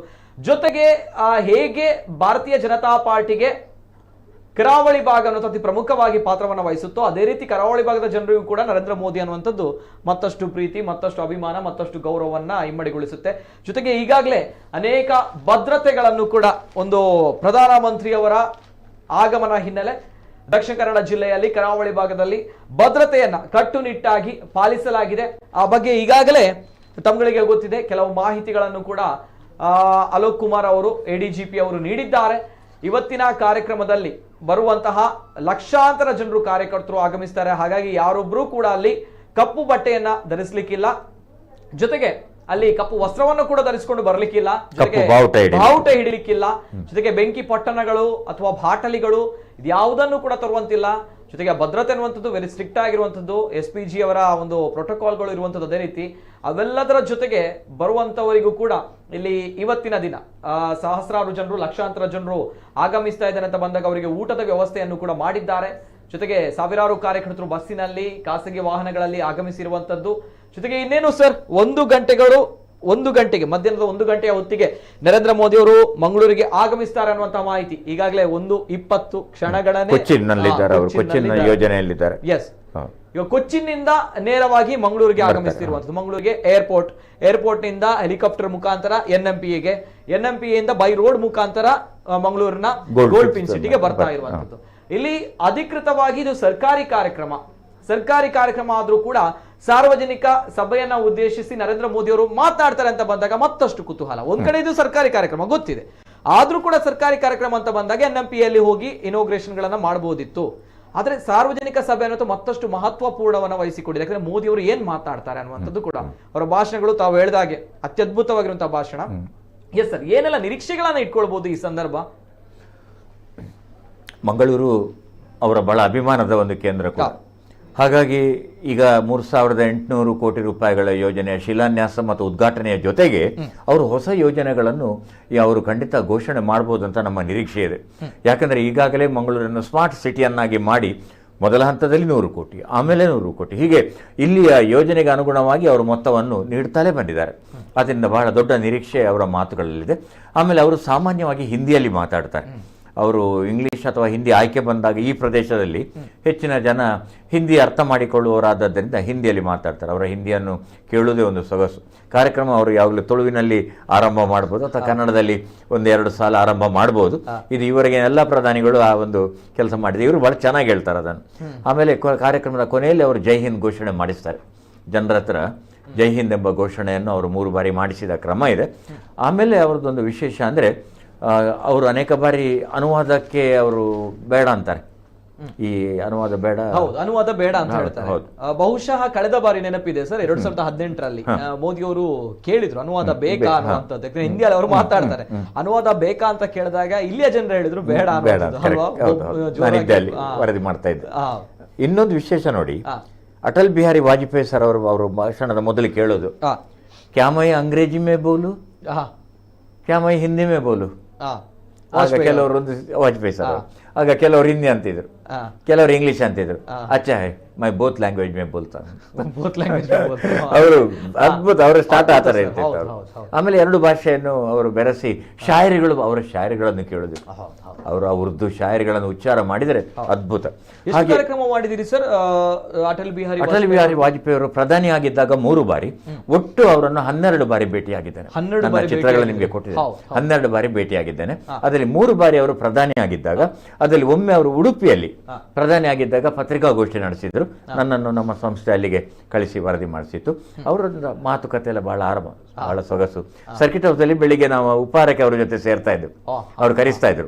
ಅವರು ನಮ್ಮ ಪತ್ರಿಕೆಯನ್ನು ಕೊಡಬೇಕು. ನಮ್ಮ ಪತ್ರಿಕೆಯ ಶೀರ್ಷಿಕೆ ಓದ್ತಾ ಇದ್ರು. ಅವರು ಉದಯವಾಣಿ ಶೀರ್ಷಿಕೆಯನ್ನು ಓದ್ತಾ ಇದ್ರು. ಆಮೇಲೆ ಚಿತ್ರವನ್ನು ನೋಡ್ತಾ ಇದ್ರು. ಅದರಲ್ಲೆಲ್ಲ ಬಹಳ ಕುತೂಹಲ. ಯಾಕಂದ್ರೆ ಅವರು ಮೂಲತಃ ಅವರು ಕವಿ. ಅಂತೆಯೇ ಕವಿ ಭಾವನೆಗಳನ್ನು ಇಟ್ಟುಕೊಂಡವರು ವಾಜಪೇಯಿ ಸರ್ ಅವರು ಹೇಳ್ತಾ ಇದ್ರು, ಮೈ ಉದಯವಾಣಿ ಹೆಡ್ಡಿಂಗ್ ಮೈ ರೀಡ್ ಸಕ್ತಾ ಹೂಂ, ಅಂದರೆ 2 ಲ್ಯಾಂಗ್ವೇಜನ್ನು ಸೇರಿಸಿ ಅವರು ಹೇಳ್ತಾ ಇದ್ರು. ಬೆಂಗಳೂರಿನಲ್ಲಿ ತುರ್ತು ಪರಿಸ್ಥಿತಿ ಸಂದರ್ಭದಲ್ಲಿ ಅವರು ಅಲ್ಲಿದ್ದರು. ಹಾಗಾಗಿ ಪತ್ರಿಕೆಗಳನ್ನು ಕನ್ನಡ ಪತ್ರಿಕೆ ನೋಡ್ತಾ ಇದ್ದಾರಂತೆ ಅವರು. ಆದಮೇಲೆ ನರೇಂದ್ರ ಮೋದಿ ಸರ್ ಅವರು ಮಂಗಳೂರಿಗೆ ಮುಖ್ಯಮಂತ್ರಿ ಆಗಿದ್ದಾಗ, ಗುಜರಾತ್ನ ಮುಖ್ಯಮಂತ್ರಿ ಆಗಿದ್ದ ಬಂದಿದ್ದರು ಅಂತ ನಾನು ನಿತಿನ್ ಜೊತೆಗೆ ಹೇಳಿದೆ. ಆಮೇಲೆ ಅವರು ಬಂದರು. ಅವರು ಬಂದ ಸಂದರ್ಭ ಪುತ್ತೂರಿನಲ್ಲಿ ಅವರು ಒಂದು ಭಾಷಣ ಮಾಡಿದರು, ಚುನಾವಣಾ ಭಾಷಣ ಸಂದರ್ಭದಲ್ಲಿ. ಹಾಗಾಗಿ ಮಂಗಳೂರಿನ ಲೆಕ್ಕಕ್ಕೆ ನಾವು ಅದನ್ನು ಸೇರಿಸ್ತೇವೆ ಇಲ್ಲ ಅನ್ನುವಂಥದ್ದು ವ್ಯತ್ಯಾಸ ಇದೆ. ಈಗ ಒಟ್ಟಿಗೆ ಆ ರೀತಿಯಲ್ಲಿ 5 ಬಾರಿ ಬಂದರು ಅವರು. 5 ಬಾರಿ ಬಂದದಲ್ಲಿ ಒಮ್ಮೆ ಉಜಿರೆಗೆ ಬಂದರು. ಉಜಿರೆಯಲ್ಲಿ ಧರ್ಮಸ್ಥಳ ಡಾಕ್ಟರ್ ವೀರೇಂದ್ರ ಹೆಗ್ಡೆ ಅವರ ನೇತೃತ್ವದ ಅಭೂತಪೂರ್ವ. ಸರ್, ಇದು ತಮ್ಮ ದೃಶ್ಯಾವಳಿಗಳು LK ಅಡ್ವಾಣಿ ಅವರನ್ನ ಭೇಟಿಯಾಗಿ ನೋಡಿ, LK ಅದ್ವಾನಿ ಅವರು ರಥಯಾತ್ರೆ ಮಾಡಿದರು. ಇದು ಒಂದೇ ನಿಮಿಷ ಅಣ್ಣ, ಇದು ನಾನು 1 ನಿಮಿಷ ಅಲ್ಲ, ಮತ್ತೆ ಹಿಂದೆ ತಗೊಳ್ಳಿ. ಸರಿ, ಇದು ಲಾಲ್ ಕೃಷ್ಣ ಅಡ್ವಾಣಿ ಅವರನ್ನು ನಾವು ಮಂಗಳೂರಿನಿಂದ ಕಾಸರಗೋಡಿಗೆ ನಾವು ಟ್ರೈನ್ ನಲ್ಲಿ ಸಂದರ್ಶನ ಮಾಡಿದ್ವಿ. ಅವರು ರಥಯಾತ್ರೆಯ ವರದಿ ಮಾಡಿದೆ. ಅದು ಸಂತೋಷ್ ಕುಮಾರ್ ಗುಲ್ವಾಡಿ ಅವರು, ತರಂಗದ ಸಂಪಾದಕರು. ಕಾಸರಗೋಡುವರೆಗೆ ನಾವು ಅವರ ಸಂದರ್ಶನ ಮಾಡಿ ಅವರಿಗೆ ಬಿಗಿ ಭದ್ರತೆ ಇತ್ತು. ಆಗ ಅದು ರಥಯಾತ್ರೆ ಆರಂಭ ಮಾಡಿದ್ರಲ್ಲ. ಹೌದು, ಅದರ ಹಿಂದೆ ಒಂದು ಚಿತ್ರ ಇದೆ ನೋಡಿ, ಬಹಳ ವೆರಿ ಇಂಟ್ರೆಸ್ಟಿಂಗ್ ಚಿತ್ರ. ಅದು ಮೊದಲ ಚಿತ್ರ ನೋಡಿ. ನೋಡಿ, ಇದು ಇಂದಿರಾ ಗಾಂಧಿ ಅವರು. ಇದು ಅವರು ಕಾಸರಗೋಡಿನಲ್ಲಿ ಅವ್ರ ಚುನಾವಣಾ ಭಾಷಣ, ಅದು ಕರುಣಾಕರನ್ ಮುಖ್ಯಮಂತ್ರಿ. ಇವ್ರು ಯಾರು ಹೇಳಿ? ಇಲ್ಲಿ ಎಡಬದಿಯಲ್ಲಿ ವೀರಪ್ಪ ಮೊಯ್ಲಿ ಅವರು. ಇದು ಇಂದಿರಾ ಗಾಂಧಿ ಅವರು. ನೋಡಿ ಇದೇ ಸ್ಟೈಲಲ್ಲಿ ಅವರು ಕಪ್ಪು ಕನ್ನಡಕವನ್ನು ಮಧ್ಯಾಹ್ನ ಆದರೆ ಧರಿಸಿ ಸೆರಗು ಹೊದ್ದು, ಒಮ್ಮೊಮ್ಮೆ ಮಂಗಳೂರು ಆದರೆ ಮುಟ್ಟಾಳೆ ಇಟ್ಟು ಅವರ ಭಾಷಣ. ಮುಂದೆ ಹೋಗೋಣ. ಅಡ್ವಾಣಿ ಅವರನ್ನ ತೋರಿಸಿದಿರಿ. Next photograph please. Next photograph. ಮುಂದಿನ ಚಿತ್ರ. ಇದು ನೋಡಿ, ನಾನು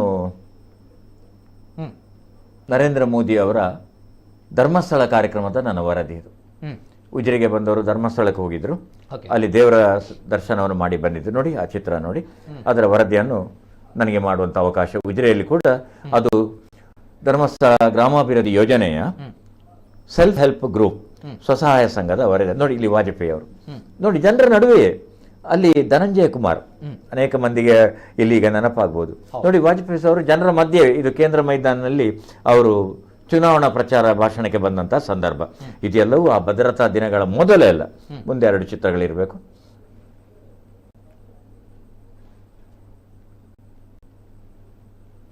ಇದು ಕಾಫಿ ಕುಡಿಯುವಂಥದ್ದು. ಇದು ನನಗೆ ನನ್ನ ಬದುಕಿನೊಂದು ಅತ್ಯಂತ ಸಂಗ್ರಾಹ್ಯ ಚಿತ್ರ. ಅಟಲ್ ಬಿಹಾರಿ ವಾಜಪೇಯಿ ಸರ್ ಅವರ ಜೊತೆಗೆ ನಾನು ಮಂಗಳೂರಿನ ಸರ್ಕಿಟ್ ಹೌಸ್ನಲ್ಲಿ ಪತ್ರಿಕಾಗೋಷ್ಠಿ ಮತ್ತು ಒಂದು ತಿಂಡಿ ಜೊತೆಯಲ್ಲಿ, ಅಲ್ಲಿ ಪಕ್ಕದಲ್ಲಿ ಕೀರ್ತಿಶೇಷ ಡಾಕ್ಟರ್ VS ಆಚಾರ್ಯ ಅವರು, ಅವ್ರ ಪಕ್ಕದಲ್ಲಿ DH ಶಂಕರಮೂರ್ತಿ ಅವರು, ವಿಧಾನ ಪರಿಷತ್ ಉಪಾಧ್ಯಕ್ಷರು ಅಧ್ಯಕ್ಷರು ಆಗಿದ್ದರು ಅವರು. ನೋಡಿ ಎಷ್ಟೊಂದು ಆರಾಮದಲ್ಲಿ, ಎಷ್ಟೊಂದು ಪ್ರೀತಿಯಿಂದ ಕೂತಿದ್ದಾರೆ. ಹಾಗೆ ಅವರು ಪ್ರಧಾನಿ ಆಗಿದ್ದಾಗ 3 ಬಾರಿ ಅವರ ಒಡನಾಟ ನನಗೆ ಸಿಕ್ಕಿತು. ಮುಂದಿನ ಚಿತ್ರ, ವೇಗವಾಗಿ ಹೋಗೋಣ.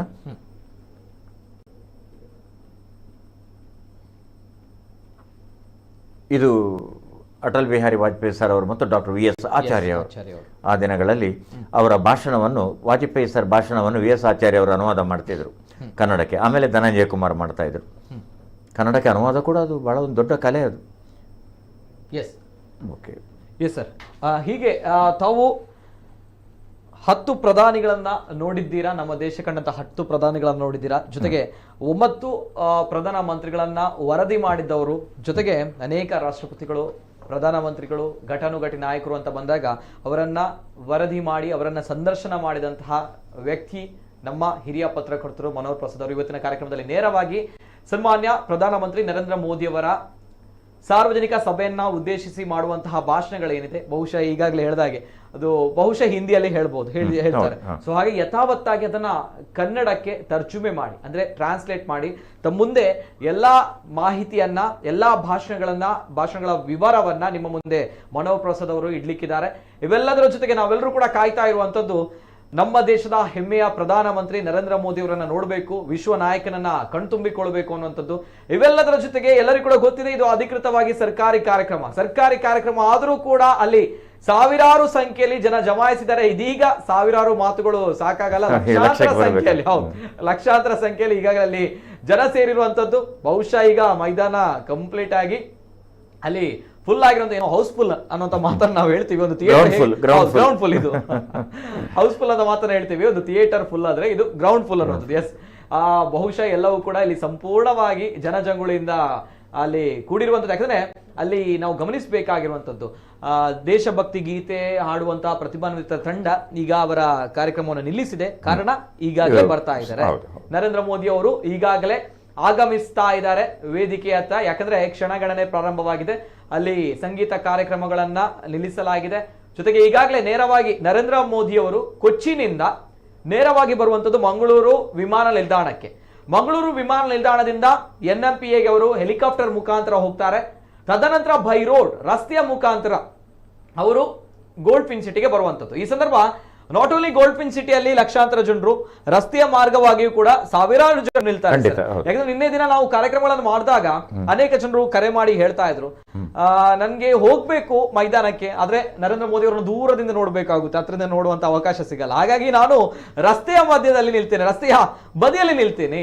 ರಸ್ತೆಯ ಬದಿಯಲ್ಲಿ ನಿಂತವರನ್ನ ಕಾರಿನಲ್ಲಿ ಹೋಗುವಾಗ ಒಂದ್ಸಲ ನೋಡಿದ್ರೆ ಸಾಕು ಅನ್ನೋಂಥ ವಿಚಾರವನ್ನ ಹೇಳ್ತಾರೆ. ಇಂತಹ ಒಂದು ಕ್ರೇಜ್ ಸರ್. ಇತ್ತು ಸರ್, ಈ ಹಿಂದೆಯೂ ಕೂಡ ಆ ರೀತಿ ಇಂದಿರಾ ಗಾಂಧಿ ಅವರ ಕಾಲಘಟ್ಟದಲ್ಲಿ ಇತ್ತು. ಅಂದ್ರೆ ಆಗ ಈ ತರದ ಭದ್ರತಾ ಕಟ್ಟುಪಾಡುಗಳು ಇರಲಿಲ್ಲ ಇಂದಿರಾ ಗಾಂಧಿ ಅವರವರೆಗೆ. ಅವರ ಹತ್ಯೆಯ ನಂತರ ಈ ಸ್ಪೆಷಲ್ ಪ್ರೊಟೆಕ್ಷನ್ ಗ್ರೂಪ್ ಎಲ್ಲ ಅಂದ್ರೆ ವಿಶೇಷ ರಕ್ಷಣಾ ದಳ SPG ಅದು ಆರಂಭವಾಯಿತು. ಆಮೇಲೆ Z+ ಕ್ಯಾಟಗರಿ ಅಂತ ಎಲ್ಲ ಅತ್ಯಂತ ತುಂಬಾ ಯಾರಿಗೆ ಅಪಾಯವನ್ನು ಎದುರಿಸಬೇಕು, ಬೆದರಿಕೆಗಳಿರ್ತವೆ, ಅವರಿಗೆ Z+ ಕ್ಯಾಟಗರಿ ಅಂಥದ್ದೆಲ್ಲ ನಮ್ಮಲ್ಲಿ ಪ್ರಾರಂಭವಾಯಿತು ಆ ಒಂದು ದುರಂತದ ನಂತರ. ನರೇಂದ್ರ ಮೋದಿಜಿಯವರು ಈ ಹಿಂದೆ 2 ಬಾರಿ ಬಂದದ್ದು ಕೂಡ ಇಲ್ಲಿಂದ ಕೊಚ್ಚಿನಿಗೆ ಹೋಗ್ಲಿಕ್ಕೆ. ಕೊಚ್ಚಿನ್ ಮತ್ತು ನಾವು ಹತ್ರ ಅಲ್ಲಿ ಕೂಡ ನಮ್ಮ ಹಾಗೆ ಬಂದರು ಇದೆ, ನಮ್ಮ ಹಾಗೆ ಅಂತಾರಾಷ್ಟ್ರೀಯ ವಿಮಾನ ನಿಲ್ದಾಣ ಇದೆ. ಇಲ್ಲಿ ಬಂದವರು 2 ಬಾರಿ ಕೂಡ ಮಂಗಳೂರಿನಲ್ಲಿ ಇಳಿದು ಇಲ್ಲಿಂದ ಕೊಚ್ಚಿನಿಗೆ ಮುಂದೆ ಹೋದರು. 2ನೇ ಬಾರಿ ಕೊಚ್ಚಿನಿಂದ ಬಂದವರು ರಾತ್ರಿ ಮಂಗಳೂರಿನಲ್ಲಿ ತಂಗಿದ್ರು. ಮಂಗಳೂರಿನಲ್ಲಿ ತಂಗಿದ 2ನೇ ಪ್ರಧಾನಿ ಮಂಗಳೂರಿನ ಅವರು ಆ ದಿವಸ ಸರ್ಕಿಟ್ ಹೌಸಲ್ಲಿ ನಿಂತು ಮರುದಿನ ಪ್ರಯಾಣ ಮುಂದುವರಿಸಿದರು. 1951ರಲ್ಲಿ ಜವಾಹರ್ಲಾಲ್ ನೆಹರು ಅವರು ನಿಂತಿದ್ರು. ಅವರು ಮೊದಲ ವಿಮಾನದಲ್ಲಿ ಬಂದದವರು.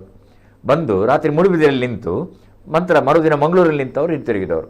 ಅದರಲ್ಲಿ 2ನೇ ಪ್ರಧಾನಿ ರಾತ್ರಿ ತಂಗಿದವರು ನಮ್ಮ ನರೇಂದ್ರ ಮೋದಿಜಿಯವರು. ಇಲ್ಲಿಗೆ ಉಜಿರೆ, ಆನಂತರ ಪುತ್ತೂರು CM ಆಗಿದ್ದಾಗ 2 ಬಾರಿ ಕೊಚ್ಚಿನ್. ಇವತ್ತು ಆ ರೀತಿಯಲ್ಲಿ 6ನೇ ಮತ್ತೊಮ್ಮೆ ಸಾರ್ವಜನಿಕ ಸಭೆಗೆ ಬಂದಿದ್ದರು, ತಾವಾಗ ಉಲ್ಲೇಖ ಮಾಡಿದರೆ. ಇವತ್ತು ಆ ರೀತಿಯಲ್ಲಿ 6ನೇ ಪ್ರಯಾಣ ಅವರದು ಮೋದಿಜಿಯವರದ್ದು ಆಗ್ತದೆ.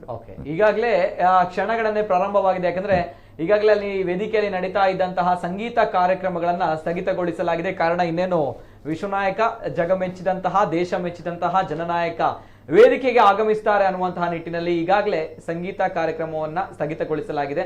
ನೇರವಾಗಿ ನರೇಂದ್ರ ಮೋದಿ ಅವರು ಕೊಚ್ಚಿನ್ನಿಂದ ಮಂಗಳೂರು ವಿಮಾನ ನಿಲ್ದಾಣಕ್ಕೆ, ಮಂಗಳೂರು ವಿಮಾನ ನಿಲ್ದಾಣದಿಂದ ಹೆಲಿಕಾಪ್ಟರ್ ಮುಖಾಂತರ NMPAಗೆ ಹೋಗ್ತಾರೆ. ತದನಂತರ ಅಲ್ಲಿಂದ ಬೈ ರೋಡ್ ರಸ್ತೆಯ ಮುಖಾಂತರ ಬರುವಂತದ್ದು ನೇರವಾಗಿ ಗೋಲ್ಡ್ಫಿನ್ ಸಿಟಿಗೆ. ಈ ಸಂದರ್ಭ ಹೇಗೆ ಗೋಲ್ಡ್ಫಿನ್ ಸಿಟಿ ಮೈದಾನದಲ್ಲಿ ಲಕ್ಷಾಂತರ ಜನರು ಜಮಾಯಿಸಿದ್ದಾರೆ, ಅದೇ ರೀತಿ ರಸ್ತೆಯ ಬದಿಗಳಲ್ಲಿ ಸಾವಿರಾರು ಜನರು ಕಾಯ್ತಾ ಇದ್ದಾರೆ. ಜನನಾಯಕನನ್ನ ನೋಡ್ಬೇಕು, ಕಣ್ತುಂಬಿಕೊಳ್ಬೇಕು ಅನ್ನುವಂಥದ್ದು ತುಳುವರು ಕಾತುರದಿಂದ ಕಾಯ್ತಾ ಇದ್ದಾರೆ. ಜೊತೆಗೆ ಅಲ್ಲಿಯ ಜನರ ದೃಶ್ಯಾವಳಿಗಳನ್ನ ಕೂಡ ಸ್ವಲ್ಪ ಪ್ಲೇ ಮಾಡಿ.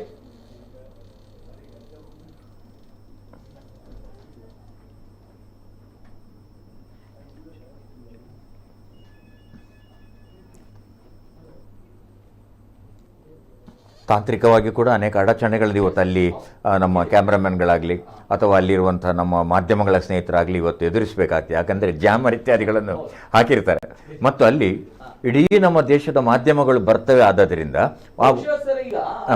ಒಬ್ಬೊಬ್ಬರಾಗೆ ಬರ್ತಾ ಇದ್ದಾರೆ ಜನನಾಯಕರು. ನೋಡಿ, ವೇದವ್ಯಾಸ್ ಕಾಮತ್ ಅವರು ಬಂದ್ರು, ತದನಂತರ ಹರೀಶ್ ಪೂಂಜಾ ಅವರು ಬಂದ್ರು. ಹಾಗೆ ಜನನಾಯಕರು ಈಗಾಗಲೇ ಬರ್ತಾ ಇದ್ದಾರೆ, ಆಗಮಿಸ್ತಾ ಇದ್ದಾರೆ. ಎಸ್, ಅಲ್ಲಿ 2 ಹಂತ. ಅವರು ವಿಮಾನ ನಿಲ್ದಾಣದಲ್ಲಿ ಇಳಿದಾಗ ಸ್ವಾಗತಕ್ಕೆ, ಆಮೇಲೆ ಹೆಲಿಕಾಪ್ಟರ್ನಲ್ಲಿ ಇಳಿದಾಗ ಸ್ವಾಗತಕ್ಕೆ ಅಂತ ನಿಯೋಜನೆ ಇರುತ್ತೆ. ಕೆಲವು ನಾಯಕರಿಗೆ ಆ ಅವಕಾಶಗಳನ್ನು ನೀಡಿರ್ತಾರೆ. ಆ ನಂತರ ಅವರು ನೇರವಾಗಿ ವೇದಿಕೆಗೆ ಬರ್ತಾರೆ. ಬಂದಾಗ ಅದರ ಮೊದಲು ನನಗೆ ತಿಳಿದಂತೆ ಪೆಟ್ರೋಲಿಯಂ ಇಲಾಖೆಯ ಸಚಿವರು ಮಾತಾಡ್ತಾರೆ ಅಂತ ನನಗೆ ಅನಿಸ್ತದೆ. ಹಾಗೆ ನಮ್ಮ ಜೊತೆಗೆ ಅವ್ರ ಜೊತೆ ಬರುವ ಯಾವ್ದಾದ್ರು ಕೇಂದ್ರ ಸಚಿವರು ಮಾತನಾಡಬಹುದು ಅಂತ ನಾನು ಭಾವಿಸ್ತೇನೆ.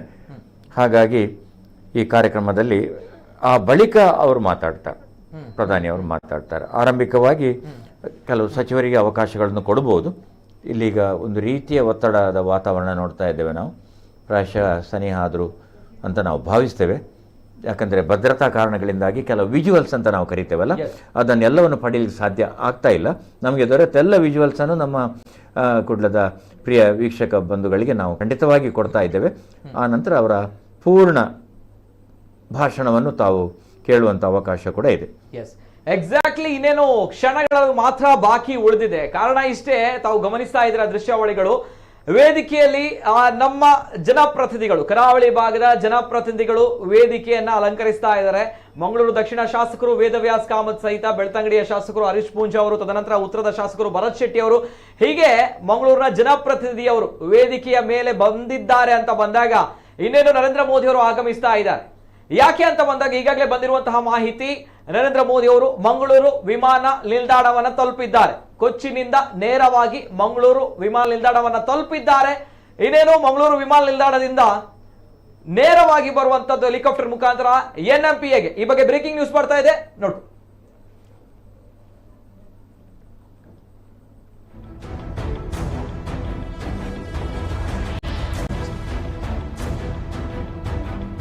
ಮಂಗಳೂರಿಗೆ ಆಗಮಿಸಿದ ಮೋದಿ ಅಂತ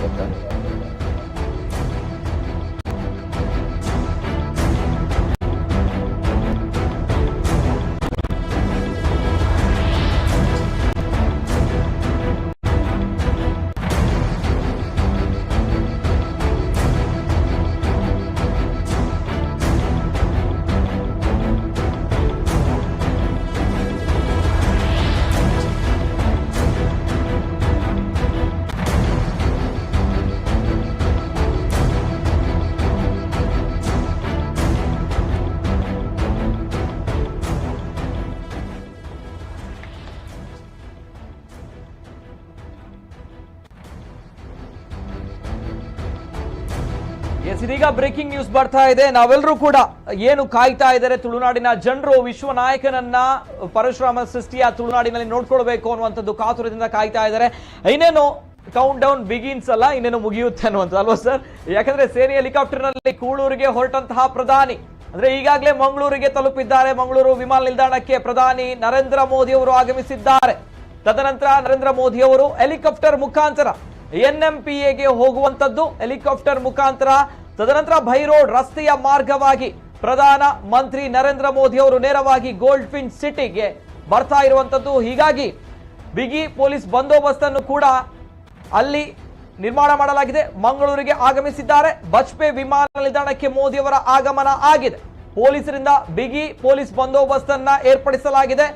ಸೇನೆಯ ಹೆಲಿಕಾಪ್ಟರ್ ನಲ್ಲಿ ಕೂಳೂರಿಗೆ ಪ್ರಧಾನಮಂತ್ರಿಯವರು ಹೊರಟಿದ್ದಾರೆ. ಇದೆಲ್ಲವೂ ಕೂಡ ಸೂಚಿತವಾದ ರೀತಿಯಲ್ಲಿ ನಡೀತದೆ. ಕೊಚ್ಚಿನಲ್ಲಿ ನಮ್ಮ ಪ್ರಧಾನಿಯವರು ವಿಕ್ರಾಂತ್ ಎಂಬ ಒಂದು ಯುದ್ಧ ಕ್ಷಿಪಣಿ ವಾಹಕವನ್ನು ಅವರು ಇವತ್ತು ಲೋಕಾರ್ಪಣೆ ಮಾಡಿದರು. ಪ್ರಾಯಶಃ ದೇಶಾರ್ಪಣೆ ಅದು ಲೋಕಾರ್ಪಣೆ ಕೂಡ ಅವರು ಮಾಡಿ ಅಲ್ಲಿಂದ ಬಂದಿದ್ದಾರೆ. ಆನಂತರ ಅವರು ಸೇನೆಯ ಹೆಲಿಕಾಪ್ಟರ್, ಇಲ್ಲೆಲ್ಲ ಹೆಲಿಕಾಪ್ಟರ್ಗಳನ್ನು ಸೇನೆಯ ವತಿಯಿಂದಲೇ ಅವರಿಗೆ ನೀಡಬೇಕಾಗ್ತದೆ. ಅವರು ಅದನ್ನು ಬಳಸಿಕೊಂಡು ಅವರು ನಮ್ಮ NMPA ನವ ಮಂಗಳೂರು ಬಂದರು ಪ್ರಾಧಿಕಾರ, ನ್ಯೂ ಮಂಗಳೂರು ಪೋರ್ಟ್ ಅಥಾರಿಟಿ, ಅಲ್ಲಿಯ ಕ್ರೀಡಾಂಗಣದಲ್ಲಿ ಹೆಲಿಕಾಪ್ಟರ್ನಿಂದ ಇಳಿದು ಆ ಬಳಿಕ ರಸ್ತೆ ಮಾರ್ಗವಾಗಿ ಅವರು ಗೋಲ್ಡ್ ಫಿನ್ ಸಿಟಿಯ ಮೈದಾನಕ್ಕೆ ಅವರು ಬರ್ತಾ ಇದ್ದಾರೆ. ತಾವಿಲ್ಲಿ ನೋಡ್ತಾ ಇದ್ದೀರಿ, ಕುತೂಹಲಭರಿತವಾದಂಥ ಜನಸಾಗರವೇ ಇವತ್ತು ಸೇರಿದೆ. ಜನಸಾಗರ, ಒಂದು ಕಡೆ ಕಡಲು, ಒಂದು ಕಡೆ ಸಾಗರ ಅಂತ ಸೇರಿಕೊಳ್ಳೋಣ. ಅತ್ಲಾಗೆ ನೀರಿನ ಕಡಲು, ಇತ್ಲಾಗೆ ಜನರ ಸಾಗರ. ಅದರ ಎಲ್ಲ ಮುಂದಿನ ಹಂತದ ಅತ್ಯಂತ ಪ್ರಮುಖ ದೃಶ್ಯಗಳನ್ನೆಲ್ಲ ನಿಮ್ಮ ಈ ಪರದೆಯ ಮೇಲೆ ನಮ್ಮ ಕುಡ್ಲ ವಾಹಿನಿ ತಮಗಾಗಿ ಅರ್ಪಣೆ ಮಾಡ್ತಾ ಇದೆ. ಪ್ರಧಾನಮಂತ್ರಿಯವರ ಭೇಟಿಯ ಈ ಕಾರ್ಯಕ್ರಮವನ್ನು ಇಂದು ಬೆಳಿಗ್ಗೆ 11:20 ದೇಶದಲ್ಲಿ ಮೊದಲ ಬಾರಿಯಾಗಿ ನಮ್ಮ ಪ್ರಸಾರ ಆರಂಭ ಮಾಡಿದಂಥ ಒಂದು ಹೆಮ್ಮೆ ಕೂಡ ನಮ್ಮ ಕುಡ್ಲ ಬಳಗಕ್ಕಿದೆ. ಇವತ್ತಿನ ಒಂದು ಕಾರ್ಯಕ್ರಮ ನೇರ ಪ್ರಸಾರ ಪ್ರಥಮವಾಗಿ ನಾವು ಆರಂಭವನ್ನ ಮಾಡಿದ್ವಿ. ಇವತ್ತು ಬೆಳಿಗ್ಗೆಯಿಂದಲೇ ನಾವು ಲೈವ್ ಅಪ್ಡೇಟ್ಸ್ ಗಳನ್ನ ಕೊಡ್ತಾ ಇದ್ವಿ. ನಮ್ಮ ಜೊತೆ ಹಿರಿಯ ಪತ್ರಕರ್ತರು ಮನೋಹರ್ ಪ್ರಸಾದ್ ಅವರು ಇರುವಂತದ್ದು ಕೂಡ. ಅದರ ಜೊತೆಗೆ ಅವರ ಒಂದು ವೃತ್ತಿ ಬದುಕಿನ ಒಂದು ಸುದೀರ್ಘವಾಗಿರುವಂತಹ ಅನುಭವವನ್ನ, ಜೊತೆಗೆ ಅವರು ಅನೇಕ ರಾಷ್ಟ್ರಪತಿಗಳ ಸೇರಿದಂತೆ ಪ್ರಧಾನಮಂತ್ರಿ ಅವರನ್ನ ಸಂದರ್ಶನ ಮಾಡಿದ್ದಾರೆ, ವರದಿ ಮಾಡಿದ್ದಾರೆ. ಇದೀಗ ನರೇಂದ್ರ ಮೋದಿ ಅವರ ಈ ಒಂದು ಜನರ ಸಮಾವೇಶ ಏನಿದೆ, ಈ ಬೃಹತ್ ಸಮಾವೇಶವನ್ನು ಕೂಡ ಅವರ ಮಾತುಗಳನ್ನ ನಮ್ಮ ಕುಡ್ಲ ವಾಹಿನಿಯಲ್ಲಿ ಅವರು ಕನ್ನಡಕ್ಕೆ ತರ್ಜುಮೆ ಮಾಡಿ ತಮ್ಮ ಮನ ಮುಟ್ಟುವಾಗಿ ತಮ್ಗಳಿಗೆ ಅರ್ಥ ಆಗುವಂತಹ ರೀತಿಯಲ್ಲಿ, not only Kannada sir, today I think ನಾವು ತುಳುವಲ್ಲೂ ಕೂಡ ತರ್ಜುಮೆ ಮಾಡಬಹುದು ಅಲ್ವಾ ಸರ್? Yes sir. ಜೊತೆಗೆ ನಿಮ್ಮಷ್ಟು ಚೆನ್ನಾಗಿಲ್ಲ ತುಳು ಉಚ್ಚಾರಗಳು, ಆದರೂ ಜೊತೆ ಕೊಚ್ಚಿಯಲ್ಲೂ ಕೂಡ ಯಾವ ರೀತಿ ನರೇಂದ್ರ ಮೋದಿ ಅವರು ಕಾರ್ಯಕ್ರಮದಲ್ಲಿ ಭಾಗವಹಿಸಿದ್ರು ಆ ದೃಶ್ಯಾವಳಿ ಬರ್ತಾ ಇದೆ. ಎಸ್. और ऐसे में तमाम विभाग होते हैं जो मिलकर इस पूरे युद्धपोत को एक कंप्लीट युद्धपोत बनाते हैं, और ऐसे में तमाम विभागों के जो है जिन्होंने दिन रात एक मेहनत करके इस युद्धपोत को भारत की नौसेना को समर्पित करने के दिन को साकार है, उन तमाम लोगों से मिलते हुए, जानकारी हासिल करते हुए, और तमाम HODs हैं, डिपार्टमेंट्स के जो हेड्स हैं, वो प्रधानमंत्री को सैल्यूट देते हुए, और ये अपने आप में बताता है कि तरीके से प्रधानमंत्री का यहाँ आना इन सभी के लिए गौरव की बात है और मेरे लिए एक बहुत बड़ा दिन. Captains of top and heads of department, various respective department of India, viewers, live visuals of this grand ceremony from Cochin is something that will be symbolized by the hosting of the commissioning pennant flown from the highest point of the ship, the visual that will remain etched in India's history. And ये तस्वीरें अपने आप में ऐतिहासिक पल की गवाह, जब कोचिन शिपयार्ड पर देश का पहला स्वदेशी विमान वाहक पोत INS विक्रांत तैयार हो चुका है, देश की नौसेना की सेवा करने के लिए, देश के रक्षा करने के लिए तत्पर है, और ऐसे में अब प्रधानमंत्री को गार्ड ऑफ ऑनर देने के लिए विशेष इंतजाम, और 100 नौवीर यहाँ मौजूद हैं और उनकी कमांड ले रहे हैं lieutenant commander Nitesh Sharma, lieutenant commander Shashank Yadav.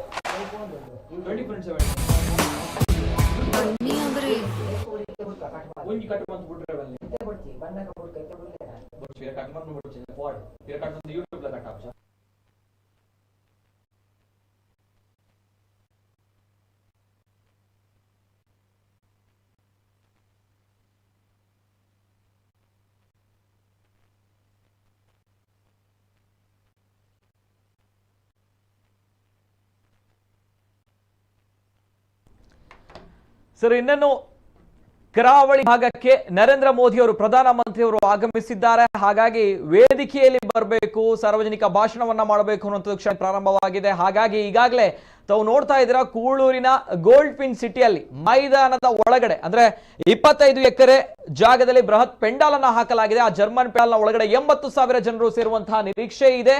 ಆ ನಿರೀಕ್ಷೆ ಅಲ್ಲ, ಈಗ ಲಕ್ಷಗಟ್ಟಲೆ ಜನರು ಅಲ್ಲಿ ಸೇರಿ ಆಗಿದೆ, ಜಮಾಯಿಸಿದ್ದಾರೆ. ಜೊತೆಗೆ ಮೈದಾನದ ಹೊರಗಡೆಯೂ ಕೂಡ ನರೇಂದ್ರ ಮೋದಿ ಅವರನ್ನ ನೋಡಬೇಕು ಅನ್ನುವಂತಹ ನಿಟ್ಟಿನಲ್ಲಿ ಎತ್ತರದ ಪ್ರದೇಶಗಳಲ್ಲೂ ಮೋದಿಯವರನ್ನ ಆತುರದಿಂದ ಕಾತುರದಿಂದ ಕಾಯ್ತಾ ಇದ್ದಾರೆ.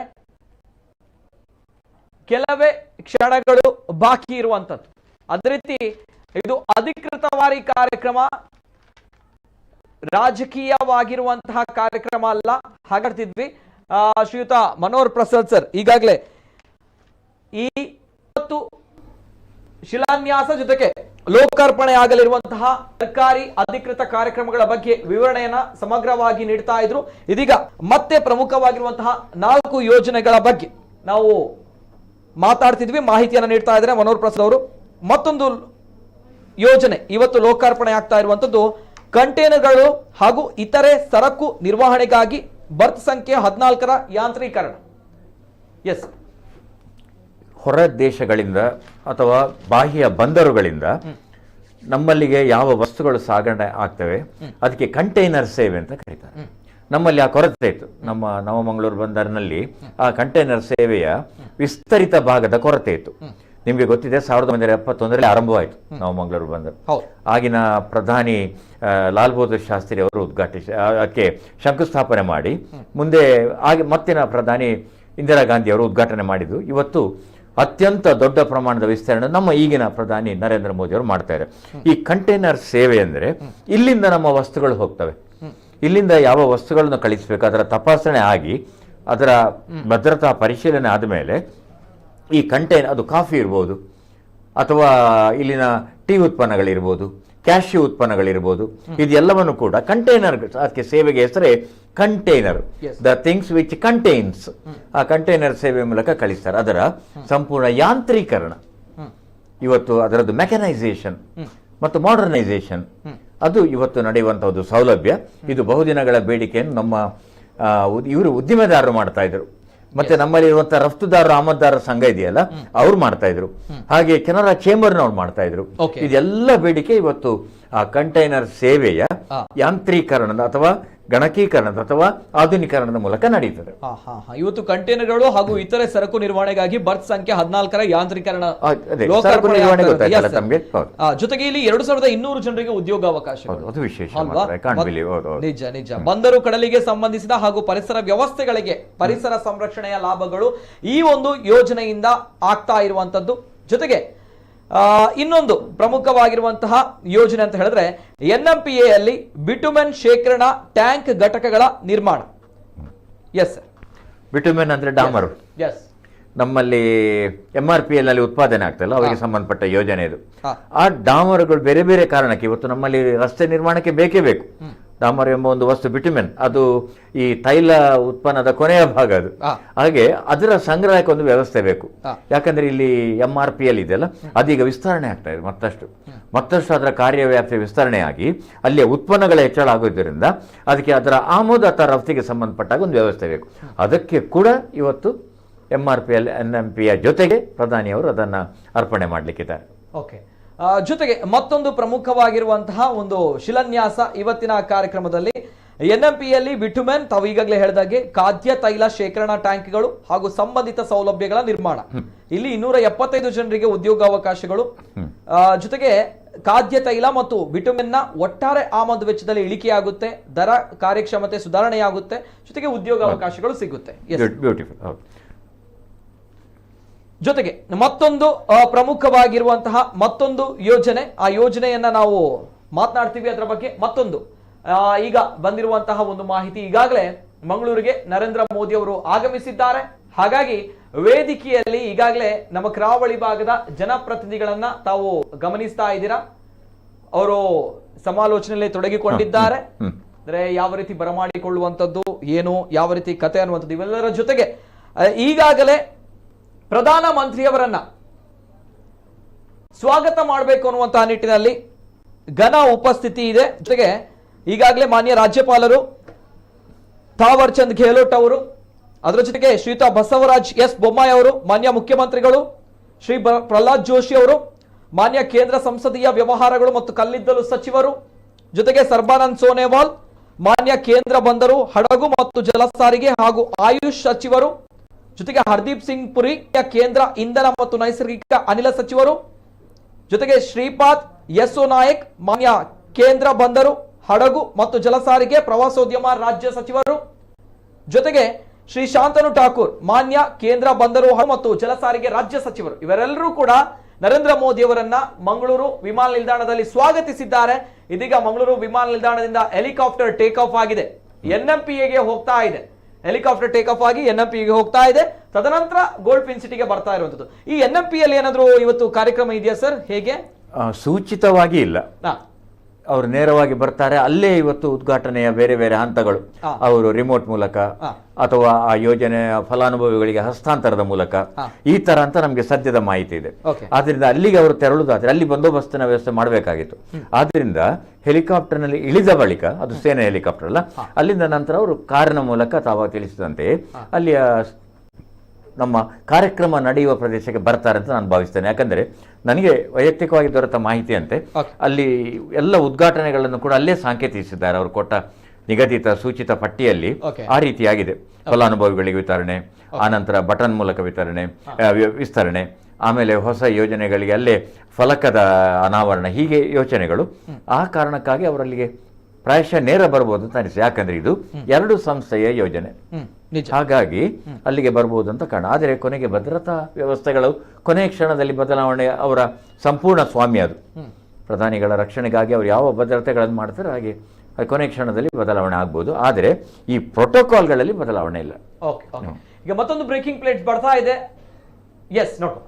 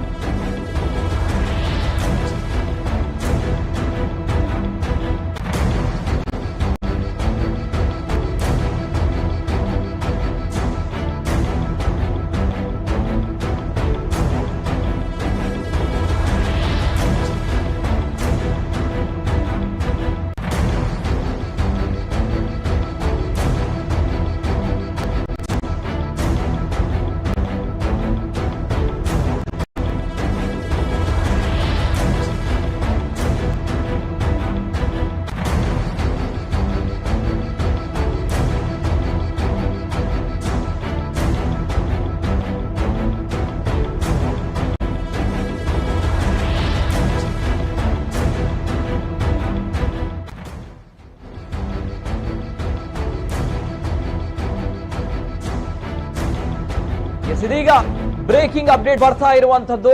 ನಾವೆಲ್ಲರೂ ಕೂಡ ತುಳುನಾಡಿನ ಜನರು ಕಾತುರದಿಂದ ಕಾಯ್ತಾ ಇದ್ದಾರೆ ವಿಶ್ವ ನಾಯಕನನ್ನ, ಪ್ರಧಾನಮಂತ್ರಿ ನರೇಂದ್ರ ಮೋದಿ ಅವರನ್ನ ನೋಡಬೇಕು ಅನ್ನುವಂಥದ್ದು. ಹಾಗಾಗಿ ನರೇಂದ್ರ ಮೋದಿ ಅವರು NMPAಗೆ ಈಗಾಗಲೇ ಲ್ಯಾಂಡ್ ಆಗಿದ್ದಾರೆ. ನಾವು ಈಗಾಗಲೇ ಮಾತಾಡಿದಷ್ಟೇ,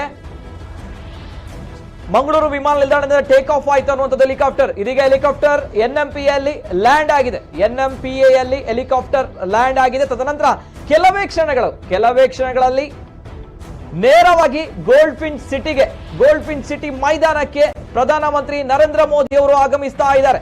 2 ಗಂಟೆಯ ಹೊತ್ತಿನಲ್ಲಿ ನರೇಂದ್ರ ಮೋದಿ ಅವರು ವೇದಿಕೆಯ ಮೇಲೆ ಬಂದು ಸಾರ್ವಜನಿಕ ಸಭೆಯನ್ನ ಉದ್ದೇಶಿಸಿ ಮಾತನಾಡಲಿಕ್ಕಿದ್ದಾರೆ.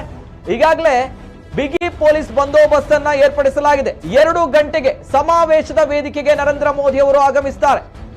ಜೊತೆಗೆ ಸಮಾವೇಶದ ಬಳಿ ಈಗಾಗಲೇ ಜನಸ್ತೋಮ ಅಪಾರ ಸಂಖ್ಯೆಯಲ್ಲಿ, ಲಕ್ಷಾಂತರ ಸಂಖ್ಯೆಯಲ್ಲಿ ಜನರು ಅಲ್ಲಿ ಆಗಮಿಸಿದ್ದಾರೆ. ಲಕ್ಷಾಂತರ ಸಂಖ್ಯೆಯಲ್ಲಿ ಜನರು ಈಗಾಗಲೇ ಗೋಲ್ಡ್ ಫಿನ್ ಸಿಟಿಯಲ್ಲಿ ಆಗಮಿಸಿದ್ದಾರೆ. ಎಲ್ಲೆಡೆ ಬಿಗು ಪೊಲೀಸ್ ಬಂದೋಬಸ್ತ್ ಏರ್ಪಡಿಸಲಾಗಿದೆ. ಎಸ್ ಸರ್, ಇನ್ನೇನಿದ್ರು ಕೂಡ ಕ್ಷಣಗಳ ಒಂದು ಗಣನೆ ಇಲ್ಲಿ ನಮ್ಮ ತುಳುನಾಡಿನಲ್ಲಿ ಕರಾವಳಿ ಭಾಗದಲ್ಲಿ ನಾಟ್ ಓನ್ಲಿ ನಮ್ಮ ರಾಜ್ಯದಲ್ಲೂ ಕೂಡ ಆರಂಭವಾಗಿದೆ ಕ್ಷಣಗಳ ಗಣನೆ. ಏನ್ ಹೇಳ್ತಾರೆ ಸರ್? ಸಾಗ್ತದೆ ಅದಕ್ಕೂ ಅಷ್ಟು ವೇಗದಲ್ಲಿ ಪ್ರತಿ ಒಂದು ಲೆಕ್ಕಾಚಾರ ಪ್ರಕಾರ ನಿಖರವಾಗಿ ಸಾಗುವಂತ ವ್ಯವಸ್ಥೆಯನ್ನು ನಾವು ನೋಡ್ತೇವೆ. ಆಮೇಲೆ ಶಿಸ್ತುಬದ್ಧ ಜನಸ್ತೋಮ ನೋಡಿ, ಎಷ್ಟೊಂದು ಹರ್ಷೋದ್ಗಾರ ಇದೆ. ಹರ್ಷೋದ್ಗಾರ ಇಲ್ಲದಿದ್ರೆ ಜನಸ್ತೋಮ ಇರ್ಲಿಕ್ಕೆ ಸಾಧ್ಯ ಇಲ್ಲ. ಅದರಿಂದ ಆ ಶಿಸ್ತುಬದ್ಧ ಜನಸ್ತೋಮ ವ್ಯವಸ್ಥೆ, ಆಮೇಲೆ ನಿರೀಕ್ಷೆಗೆ ಮೀರಿದ ಜನಸಾಗರ ನೋಡಿ, ಎಲ್ಲ ನಿಂತಿದ್ದಾರೆ ಎರಡು ಬದಿಗಳಲ್ಲಿ. ಆಮೇಲೆ ಎತ್ತರದ ಪ್ರದೇಶದಲ್ಲಿ ಕೆಲವರು ಕಾಣ್ತಾರೆ, ಅವರನ್ನು ತೋರಿಸಿರ್ತಾವೆ. ಇದೆಲ್ಲವೂ ಕೂಡ ಅವರ ಅಭಿಮಾನಿಗಳು ಹೇಗೆ ಈ ಪ್ರದೇಶದಲ್ಲಿ ಇದ್ದಾರೆ, ಇಡೀ ದೇಶದಲ್ಲಿ, ಈ ಪ್ರದೇಶ ಅಂತಲ್ಲ ದೇಶ ವಿದೇಶಗಳಲ್ಲಿ ಅನ್ನೋದಕ್ಕೆ ಒಂದು ಪುಟ್ಟ ನಿದರ್ಶನ ಕೂಡ. ವಿದೇಶಗಳಲ್ಲೂ ಕೂಡ ಇದೇ ರೀತಿ ಅಲ್ಲಿಯವರು ಸೇರ್ತಾರೆ, ನಮ್ಮ ಭಾರತೀಯರು ಮಾತ್ರವಲ್ಲ, ಅಲ್ಲಿಯವರು ಕೂಡ ನೋಡಿ. ಇವತ್ತು ಮಂಗಳೂರು ಎಷ್ಟೊಂದು ಅಭಿಮಾನದಿಂದ ನಮ್ಮ ಪ್ರಧಾನಿಯನ್ನು ಸ್ವಾಗತಿಸಿದೆ. ಇಷ್ಟೊಂದು ಜನತೆ ಅವರು ಬಂದು ನಿಂತಹ ಒಂದು ಶೈಲಿ ನಾವಿಂದ ಆಗಿನ ಒಂದು ಪುಟ್ಟ ತುಣುಕನ್ನು ನಿಮಗೆ ತೋರಿಸ್ತಾ ಇದ್ದೆವು. ಕಾರ್ಯಕ್ರಮದ ಆರಂಭದ ಮೊದಲು ನಡೆದಂತಹ ಕೆಲವು ವೇದಿಕೆಯನ್ನ ಅಲ್ಲಿ ಯಾರೂ ಇಲ್ಲ, ವೇದಿಕೆಯಲ್ಲಿ ಕೇವಲ ಇರುವಂತ ಜನಪ್ರತಿನಿಧಿಗಳು ಮಾತ್ರ. ವೇದಿಕೆ ಈ ಒಂದು ಪ್ರೋಟೋಕಾಲ್ಗಳ ಬಗ್ಗೆ ಏನ್ ಹೇಳ್ತೀರಾ ಸರ್? ಯಾಕಂದ್ರೆ ವೇದಿಕೆಯಲ್ಲೂ ಕೂಡ ಇರುವಂತವರು ಕೂಡ ಇವನ್ ನಾಟ್ ಓನ್ಲಿ ಇವನ್ ಕಮಿಷನರ್ ಆಗಿರ್ಲಿ, ನಮ್ಮ ಮಂಗಳೂರಿನ ಕಮಿಷನರ್ ಆಗಿರ್ಲಿ, ಅವ್ರಿಗೆ ಕೂಡ ಗನ್ ಆಗಿರುವುದು ಅದನ್ನ ತೆಗೆದುಕೊಂಡು ಹೋಗುವಂತಿಲ್ಲ. ಪ್ರೋಟೋಕಾಲ್ಗಳ ಬಗ್ಗೆ ಏನಾದ್ರು ಸರ್ ಏನ್ ಹೇಳ್ತೀರಾ? ವೇದಿಕೆಯಲ್ಲಿ ಯಾರು ಇರಬೇಕು ಈ ಸಂದರ್ಭ ಪ್ರಧಾನಮಂತ್ರಿ ಅವರು ಬಂದಾಗ? ಈಗ ಸಂಪೂರ್ಣ ಆ ಪ್ರದೇಶ ಪ್ರಧಾನಿಯವರು ಎಲ್ಲಿಂದ ಎಲ್ಲಿಗೆ ಹೋಗ್ತಾರೆ ಅಷ್ಟು ಪ್ರದೇಶವನ್ನು ವಿಶೇಷ ಭದ್ರತಾ ದಳ ತನ್ನ ವಶಕ್ಕೆ ತಗೊಂಡಿದೆ. ನಮ್ಮ SPG ಇದೆಯಲ್ಲ, ಸ್ಪೆಷಲ್ ಪ್ರೊಟೆಕ್ಷನ್ ಗ್ರೂಪ್, ಅವ್ರಿಗೆ ಹೇಳದೆ ಅಲ್ಲಿ ಒಂದು ಎಲೆ ಕೂಡ ಅಲ್ಲಾಡಬಾರ್ದು ಆ ಥರ. ಹಾಗಾಗಿ ಉಳಿದವರೆಲ್ಲ ಅವರ ಏನೆಲ್ಲ ಆದೇಶಗಳಿದೆ ಅದನ್ನು ಪಾಲಿಸಬೇಕು. ಇದು ನಮಗೆ ನಡೆಯುವಂಥ ಪ್ರೋಟೋಕಾಲ್. ಹಾಗಾಗಿ ನಮ್ಮವರಿಗೆ ಅವರು ಕೆಲವು ಹೊಣೆಗಾರಿಕೆಯನ್ನು ಕೊಟ್ಟಿರ್ತಾರೆ. Some responsibility has been given to our officers. ಅದನ್ನು ಅವರು ನೋಡ್ಕೊಂಡಿದ್ದರಾಯಿತು. ಮತ್ತು ಎಲ್ರಿಗೂ ಯಾರ್ಯಾರು ಎಲ್ಲೆಲ್ಲಿ ಕುಳಿತುಕೊಳ್ಬೇಕು, ಯಾರ್ಯಾರು ಪ್ರಧಾನಿಯ ಎಡಕ್ಕೆ ಯಾರು ಬಲಕ್ಕೆ ಯಾರು, ಅದು ಕೂಡ ನಿರ್ಧಾರ ಮಾಡಿ. ಇಲ್ಲಿ ಪೆಟ್ರೋಲಿಯಂ ಸಚಿವರು ಇರ್ತಾರೆ ನೋಡಿ, ಹಾಗಾಗಿ ಅವರ ಪ್ರಿವಿಲೇಜ್ ಅದು, ಅವರ ಇಲಾಖೆ ಆದ್ರಿಂದ. ಹಾಗಾಗಿ ಅನುವಾದಕರಿದ್ರೆ ಅವರಿಗೊಂದು ನಿರ್ದಿಷ್ಟವಾದಂಥ ಸ್ಥಾನ. ಇದೆಲ್ಲವೂ ಕೂಡ ಪ್ರೋಟೋಕಾಲ್ ಪ್ರಕಾರ ನೋಡಿ. ಈಗಾಗಲೇ ಆ ಕಾರ್ಯಕ್ರಮ ಹಾಗಾದ್ರೆ ಶುರು ಆಗುವಂತಹ ಹಂತದಲ್ಲಿದೆ. ನಿರೂಪಕರು ವೇದಿಕೆಯ ಮೇಲೆ ಇದ್ದಾರೆ. ಇವೆಲ್ಲದರ ಜೊತೆಗೆ ಶ್ರೀಯುತ ನನ್ನ ಜೊತೆ ಮಾತಾಡ್ತಿರುವಂತ ನನ್ನ ಹಿರಿಯ ಪತ್ರಕರ್ತರು, ನಮ್ಮ ಮಾರ್ಗದರ್ಶಕರು ಮನೋಹರ್ ಪ್ರಸಾದ್ ಅವರು ಕೂಡ ಆ ವೇದಿಕೆಯಲ್ಲಿ ಇರಬೇಕಾಗಿತ್ತು. ಆದ್ರೆ ಕಾರಣಾಂತರಗಳಿಂದ ಇವತ್ತು ನಮ್ಮ ಜೊತೆ ಇರುವಂತ ನಮ್ಮ ಭಾಗ್ಯವೂ ಕೂಡ ಹೌದು. ನಮ್ಮ ಕುಡ್ಲ ವಾಹಿನಿಯಲ್ಲಿ ಲಕ್ಷಾಂತರ ಜನರ ಮನೆಗಳಲ್ಲಿ ಮನೋಹರ್ ಪ್ರಸಾದ್ ಅವರು ಇವತ್ತು ಇದ್ದಾರೆ. ಅದು ಖುಷಿಯ ವಿಚಾರ, ಸಂತೋಷದ ವಿಚಾರ. ಜೊತೆಗೆ ಇವತ್ತಿನ ಕಾರ್ಯಕ್ರಮ ನರೇಂದ್ರ ಮೋದಿ ಅವರು ಮಾತನಾಡುವಂತಹ ಭಾಷಣಗಳನ್ನ ನೇರವಾಗಿ ಕನ್ನಡಕ್ಕೆ ತರ್ಜುಮೆಯನ್ನ ಶ್ರೀಯುತ ಮನೋಹರ್ ಪ್ರಸಾದ್ ಅವರು ನಮ್ಮವರಿಗೋಸ್ಕರ, ನಮ್ಮ ಕನ್ನಡಿಗರಿಗೋಸ್ಕರ, ನಮ್ಮ ತುಳುವರಿಗೋಸ್ಕರ ಇವತ್ತಿನ ಕಾರ್ಯಕ್ರಮದಲ್ಲಿ ಮಾಡ್ಲಿಕ್ಕಿದ್ದಾರೆ. ಅವರ ಭಾಷಣದ ನಂತರ ಅವರ ಭಾಷಣದ ನಂತರ ಜೊತೆಗೆ ಈಗಾಗಲೇ ಲಕ್ಷಾಂತರ ಜನರು ಅಲ್ಲಿ ಸೇರಿದ್ದಾರೆ. ಕ್ಷಣಗಣನೆ ನೇರವಾಗಿ, ನಾಟ್ ಓನ್ಲಿ ಮಾತುಗಳಿಲ್ಲ, ಕ್ಷಣಗಣನೆ ಪ್ರಾರಂಭವಾಗಿದೆ. ಯಾಕಂತ ಹೇಳಿದ್ರೆ ಈಗಾಗಲೇ ನರೇಂದ್ರ ಮೋದಿ ಅವರು ಮಂಗಳೂರು ವಿಮಾನ ನಿಲ್ದಾಣದಿಂದ ಟೇಕ್ ಆಫ್ ಆಗಿ ಹೆಲಿಕಾಪ್ಟರ್ ಮುಖಾಂತರ NMPAಗೆ ಲ್ಯಾಂಡ್ ಆಗಿದ್ದಾರೆ.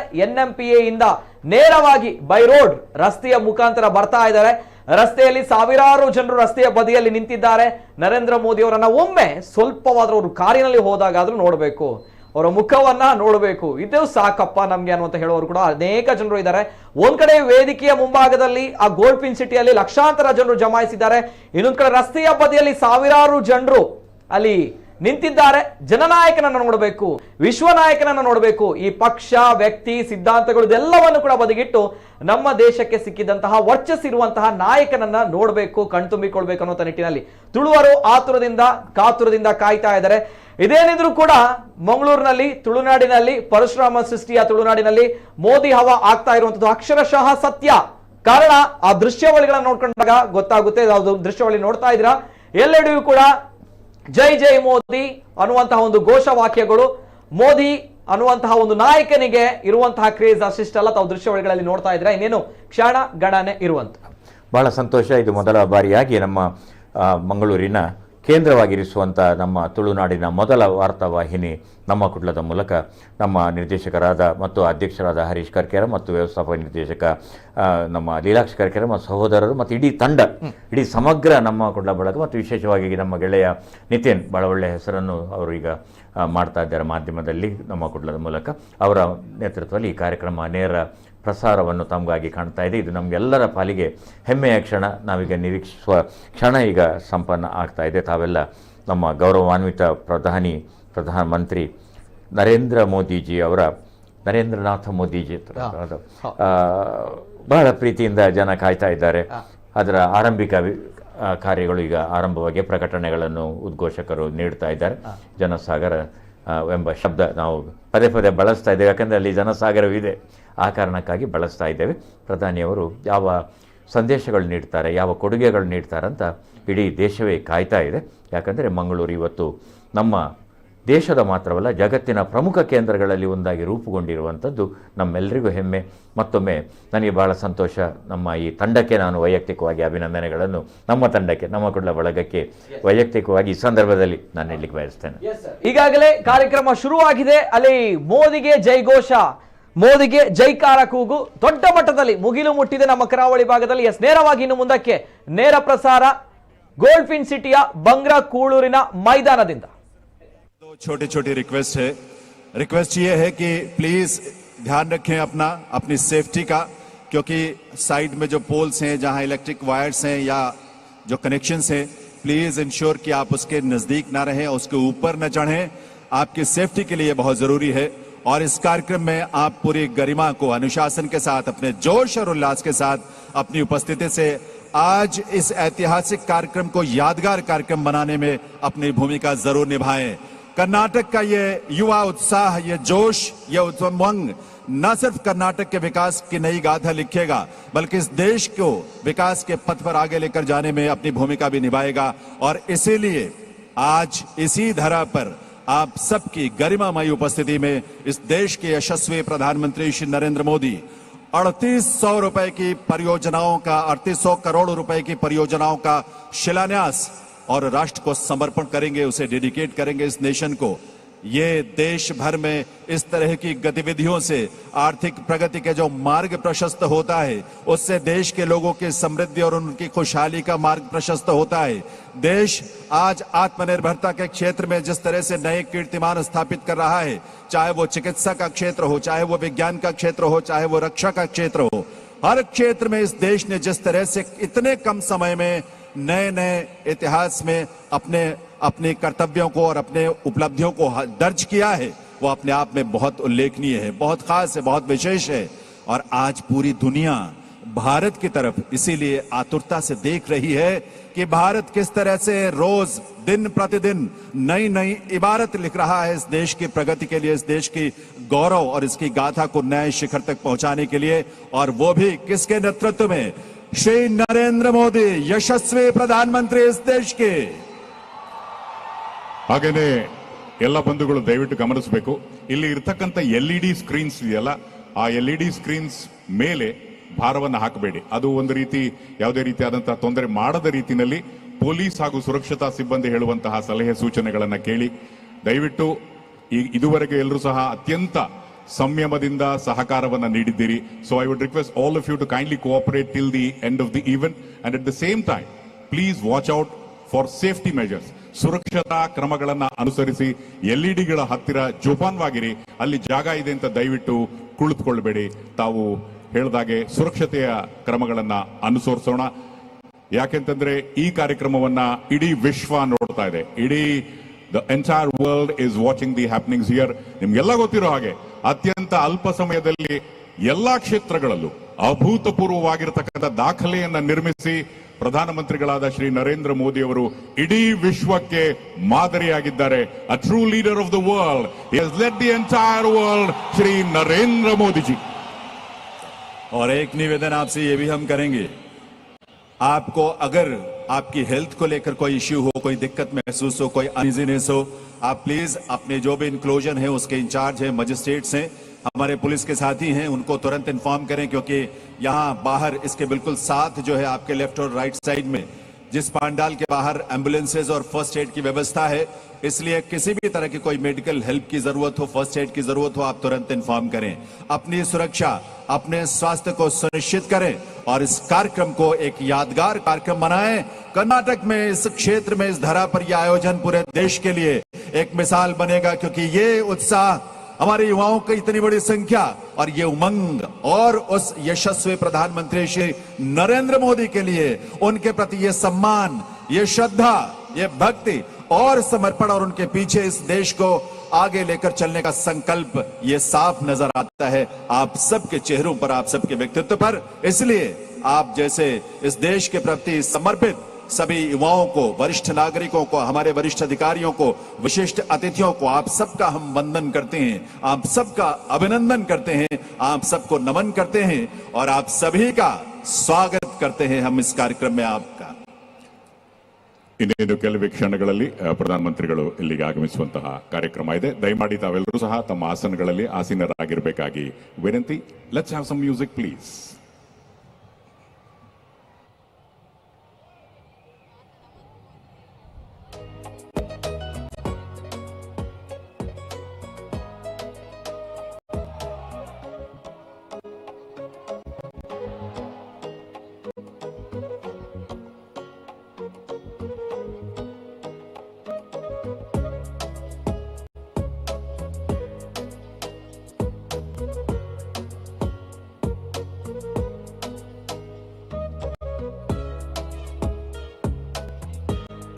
ಮಂಗಳೂರು ವಿಮಾನ ನಿಲ್ದಾಣದ ರಸ್ತೆಯ ಕಾವೂರು ಜಂಕ್ಷನ್ನಲ್ಲಿದೆ ಮಾರುತಿ ಸೂಪರ್ ಮಾರ್ಕೆಟ್.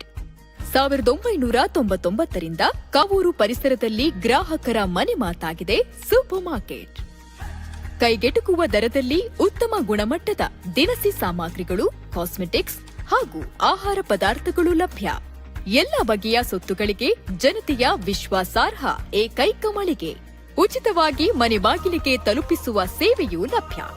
ಹೆಚ್ಚಿನ ಮಾಹಿತಿಗಾಗಿ ಸಂಪರ್ಕಿಸಿ ಮಾರುತಿ ಸೂಪರ್ ಮಾರ್ಕೆಟ್, ಅನಂತ ಆರ್ಕೇಡ್, ವಿಮಾನ ನಿಲ್ದಾಣ ರಸ್ತೆ, ಕಾವೂರು ಜಂಕ್ಷನ್, ಮಂಗಳೂರು. ದೂರವಾಣಿ ಸಂಖ್ಯೆ 9945371678 or 9482384767.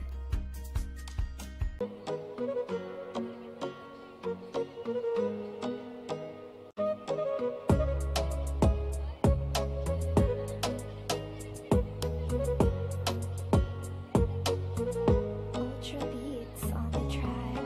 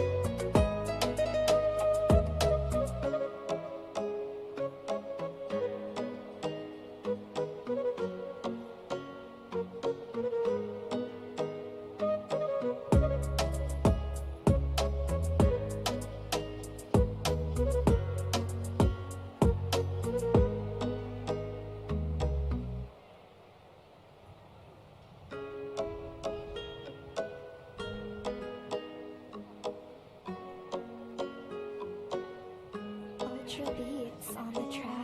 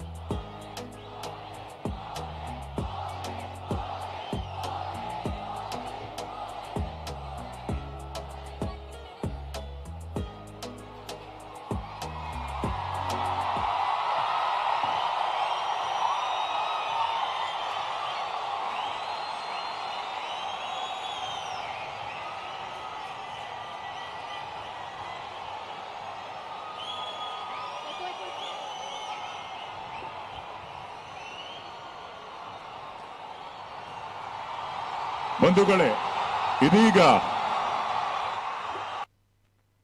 by the dignitaries.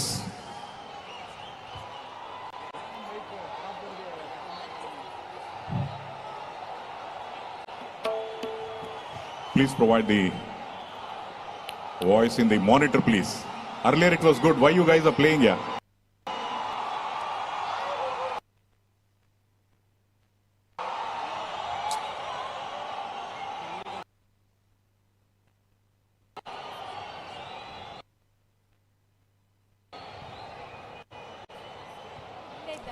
हम सब के लिए आज कैसा सौभाग्य भरा दिन है। इस देश के यशस्वी प्रधानमंत्री श्री नरेंद्र मोदी जी का शुभागमन हम सब के बीच हो चुका है। आज ये विकास की गूंज है, सबका साथ, सबका विकास, सबका प्रयास और सबका विश्वास, ये हम सबको एक साथ इस मंच पर लेकर आया है। आज ये प्रगति के उल्लास के पर्व में आप सबका हम हार्दिक स्वागत अभिनंदन करते हैं। और इस समय माननीय प्रधानमंत्री महोदय कुछ ही पलों में हम सबके समक्ष इस मंच पर पहुंचने वाले हैं। ಪ್ರಸ್ತುತ ಪ್ರಧಾನಮಂತ್ರಿಗಳು ನೀವು ನೋಡ್ತಾ ಇದ್ದೀರಿ LED ಸ್ಕ್ರೀನ್ಸ್ ಅಲ್ಲಿ new Mangalore ports authority NMPA 3D model ಹಾಗೂ ಪ್ರಾಜೆಕ್ಟ್ಗಳು ಯೋಜನೆಗಳ ಉದ್ಘಾಟನೆಗೂ ಮುನ್ನ ಅದರ ಕಿರುಪರಿಚಯವನ್ನ ಪ್ರಧಾನಮಂತ್ರಿಗಳಿಗೆ ಮಾಡಿಕೊಡಲಾಗ್ತಾ ಇದೆ। ಯಾವ ಯಾವ ರೀತಿ ಬೆಳವಣಿಗೆಯ ಮುಖೇನ ಇಲ್ಲಿನ ಜನಕ್ಕೆ, ಕರ್ನಾಟಕದ ಜನತೆಗೆ ಸಹಾಯ ಆಗತ್ತೆ, how it's going to benefit the citizens of Karnataka is being explained in detail to the Honorable Prime Minister Shri Narendra Modi, the NMPA 3D model and the projects which is going to be inaugurated in a short while from now. देश स्वच्छ भी हो, समृद्ध भी हो और यह देश संपन्न हो और इस देश में संतुष्टि के साथ खुशहाली चारों तरफ हो, ये संकल्प लेकर, ये प्रण लेकर जो नेतृत्व हम सबके और इस पूरे देश के लिए निरंतर अपने पूरी तरह समर्पित भाव से आगे बढ़ रहे हैं, ऐसे प्रधानमंत्री श्री नरेंद्र मोदी जी आज हम सब के बीच हम सबको मार्ग दिखाने के लिए, प्रेरित करने के लिए, नए संकल्पों के साथ जोड़ने के लिए हम सब के बीच यहाँ पर पधारे हैं।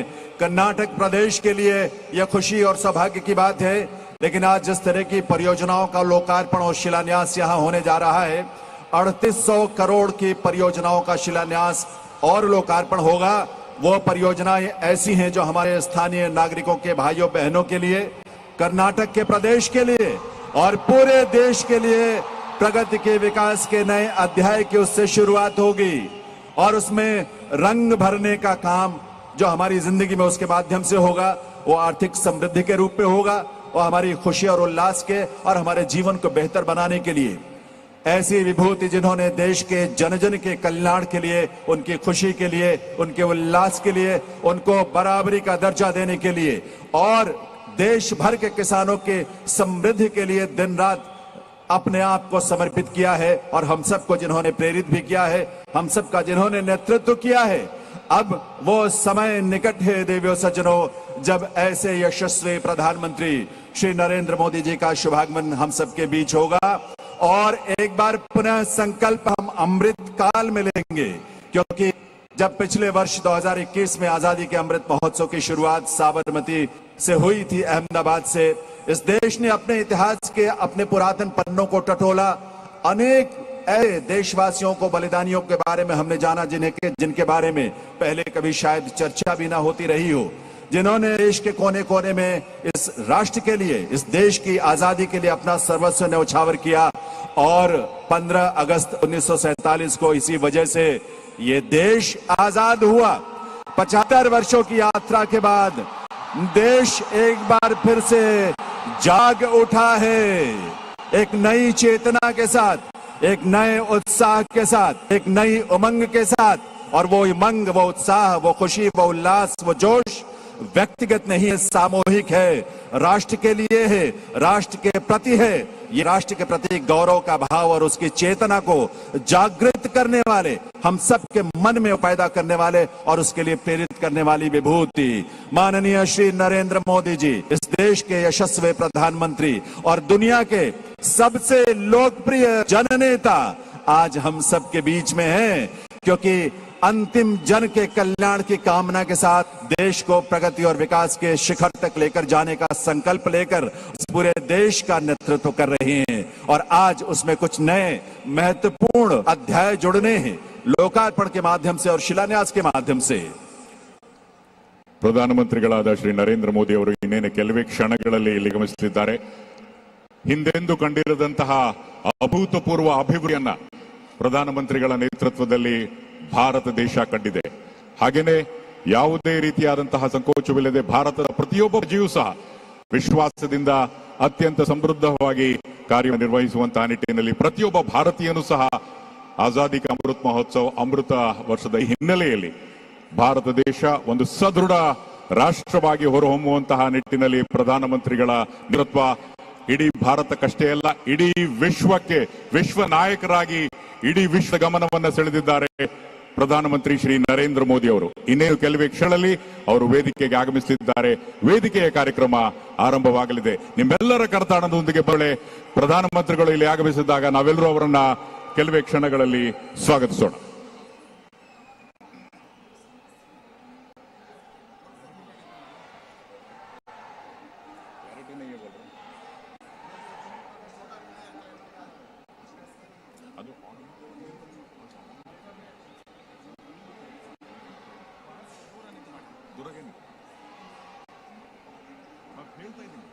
साउंड कंसोल प्लीज, जो स्टेज पर मॉनिटर है उसमें इसका आउटपुट दीजिए माइक का, ताकि स्टेज पर भी ठीक ढंग से यहां जो बात कही जा रही है वो सुनाई दे सके।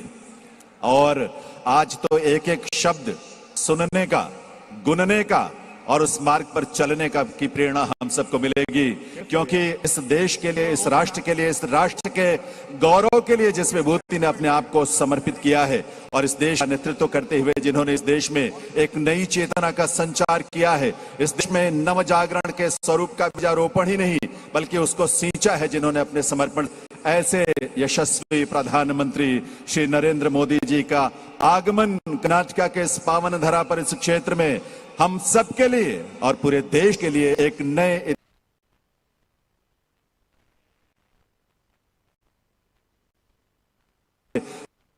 लेखन का, उसकी शुरुआत का, उसके आरंभ का अवसर बनने जा रहा है। और यहां उपस्थित लाखों लोग आज उस क्षण के और उस सौभाग्य के साक्षी बनेंगे जो इस देश की गरिमा ही नहीं बल्कि इस देश की समृद्धि के लिए, जिसकी शुरुआत कई योजनाओं के लोकार्पण के माध्यम से और उनके शिलान्यास के माध्यम से यहां होने जा रही है। ये ऊर्जा अनुपम है, अद्भुत है और ये ऊर्जा उस विभूति के प्रति है जिन्होंने इस राष्ट्र के लिए अपने आप को समर्पित किया है। देवियों सज्जनों, और ऐसी विभूति को आज जिस उल्लास और उमंग के साथ आप सब इतनी बड़ी संख्या में, लाखों की संख्या तो इस पांडाल में है लेकिन हजारों की संख्या उनकी भी है जो शायद जगह की कमी से अंदर प्रवेश नहीं कर सके, लेकिन प्रधानमंत्री महोदय को सुनने की आकांक्षा हमेशा रहती है, जन जन को रहती है और वो आकांक्षा हम सब की भी है। ಇದೀಗ ವೇದಿಕೆಗೆ ಕರ್ನಾಟಕ ರಾಜ್ಯದ ಘನತೆವೆತ್ತ ರಾಜ್ಯಪಾಲರಾದ ಶ್ರೀ ತಾವರ್ಚಂದ್ ಗೆಹ್ಲೋಟ್ ಹಾಗೂ ಮುಖ್ಯಮಂತ್ರಿಗಳಾದ ಶ್ರೀ ಬಸವರಾಜ ಬೊಮ್ಮಾಯಿ ಅವರು ಆಗಮಿಸಿದ್ದಾರೆ. We have on stage the honourable governor of Karnataka Shri Thaawarchand Gehlot and the honourable chief minister, ಹಾಗೆಯೇ ಮಾಜಿ ಮುಖ್ಯಮಂತ್ರಿಗಳಾದ ಗೌರವಾನ್ವಿತ ಶ್ರೀ BS ಯಡಿಯೂರಪ್ಪ, ಹಾಗೆಯೇ ಕೇಂದ್ರದ ಸಚಿವರಾದ ಶ್ರೀ ಸರ್ಬಾನಂದ ಸೋನೋವಾಲ್ ಅವರು ಸಹ ವೇದಿಕೆ ಮೇಲೆ ಉಪಸ್ಥಿತರಿದ್ದಾರೆ. इस बीच मंच पर पधारे सभी विभूतियों का माननीय राज्यपाल कर्नाटक श्री थावरचंद गहलोत जी, माननीय मुख्यमंत्री श्री बसवराज बोम्मई जी, हमारे माननीय पूर्व मुख्यमंत्री श्री BS येडियुरप्पा जी और सभी मंचासीन विभूतियों को देखने की और सुनने की आतुरता इस अवसर पर आपकी करतल ध्वनि के रूप में वो अभिव्यक्त हो सकती है जब इन सबका हम स्वागत करें मंच पर। आपकी तालियों के साथ हो सकती है और आपके उल्लास के साथ हो सकती है।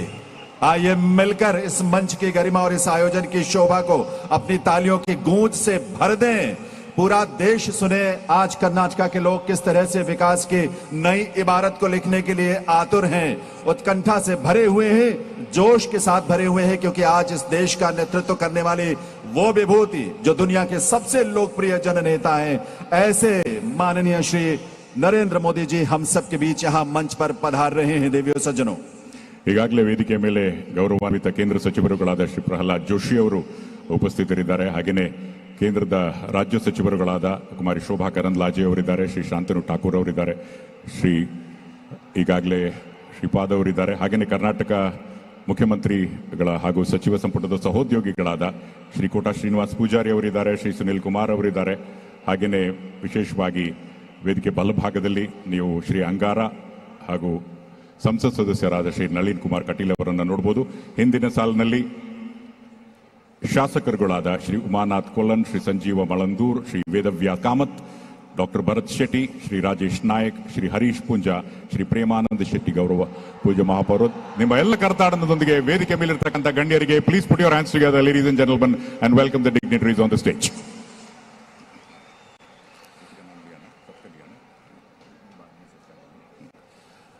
जब देश के लोग ठान लें और देश को ऐसा नेतृत्व मिल जाए तो आखिर क्यों न कोई देश अपनी पुरातन गौरव को हासिल कर समृद्धि के, ज्ञान के, विवेक के और दर्शन के और धर्म के नए इतिहास लिखे, नई ऊंचाइयों और नए शिखर तक पहुंचे। और आज उसी तरह का भाव पूरे देश में है। देवियों सज्जनों, ಇದೀಗ ವೇದಿಕೆಗೆ ಭಾರತದ ಪ್ರಧಾನಮಂತ್ರಿಗಳಾದ Shri Narendra Modi, the honourable prime minister of India Shri Narendra Modiji ತಮಗೆಲ್ಲರಿಗೂ ಅಭಿನಂದನೆಗಳನ್ನು ಸಲ್ಲಿಸಿ ತಮ್ಮೆಲ್ಲರ ಅಭಿವಂದನೆಯನ್ನ ಸ್ವೀಕರಿಸ್ತಾ ಇದ್ದಾರೆ. ಬಂಧುಗಳೇ, ನಮಗಾಗಿ, ನಮ್ಮೆಲ್ಲರಿಗಾಗಿ, for all of us, the honourable prime minister of India Shri Narendra Modiji. नमस्कार, वंदे मातरम।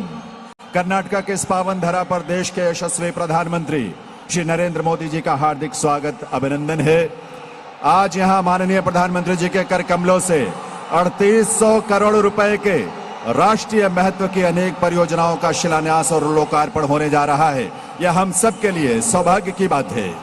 ಬಂಧುಗಳೇ, ಕರ್ನಾಟಕದಲ್ಲಿ ಡಬಲ್ ಇಂಜಿನ್ ಸರ್ಕಾರದಿಂದ ಅಭಿವೃದ್ಧಿಯ ಹೊಸ ಯುಗಕ್ಕೆ ನಾಂದಿ ಪ್ರಧಾನಮಂತ್ರಿ ಶ್ರೀ ನರೇಂದ್ರ ಮೋದಿ ಅವರು ಕೆಲವೇ ಕ್ಷಣಗಳಲ್ಲಿ 3800 ಕೋಟಿ ಮೊತ್ತದ 8 ಯೋಜನೆಗಳ ಲೋಕಾರ್ಪಣೆ ಮತ್ತು ಶಿಲಾನ್ಯಾಸ. Ladies and gentlemen, double engine government in Karnataka heralds a new era of development, dedication to the nation and foundation stone laying for 8 projects worth rupees 3,800 crores in a short while. So let's hear it for the Honorable Prime Minister Shri Narendra Modi ji.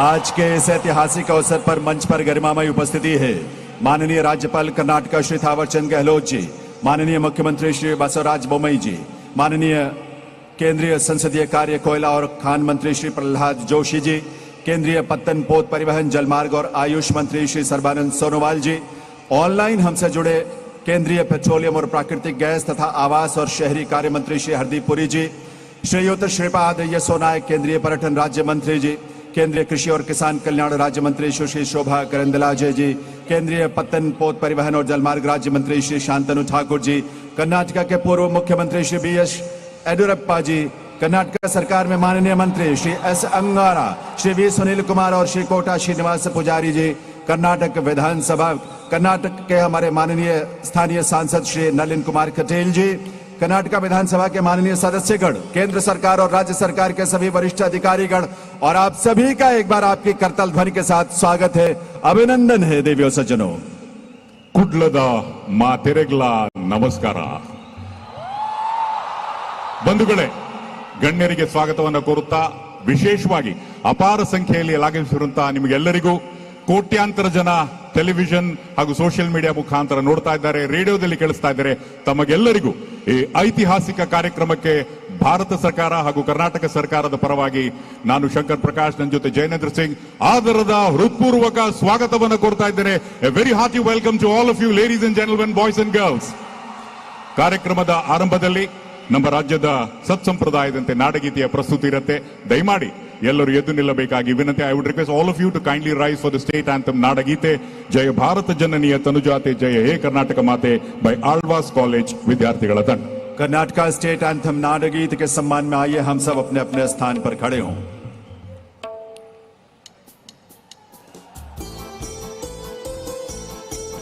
जय भारत जननीय तनुजाते जय हे कर्नाटक माते जय सुंदर नदी वनಗಳ ನಾಡೆ जय हे रस ಋಷಿಗಳ ವೀರೆ ಭೂದೇವಿಯ ಮಕುಟದ ನವಾಣಿ ಗಂಧದ ಚಂದದ ಹೊನ್ನಿನ ಗಡಿ ರಾಘವ ಮಧುಸೂದನರ ಅವತರಿಸಿದ ಭಾರತ ಜನನಿಯ ತನುಜಾತೆ ಜಯ ಹೇ ಕರ್ನಾಟಕ ಮಾತೆ ಜನನಿಯ ಜೋಗುಳ ವೇದದ ಘೋಷ ಜನನಿಗೆ ಜೀವವು ವಿನ್ನಾವೇಶ ಹಸುರಿನ ಗಿರಿಗಳ ಸಾಲೆ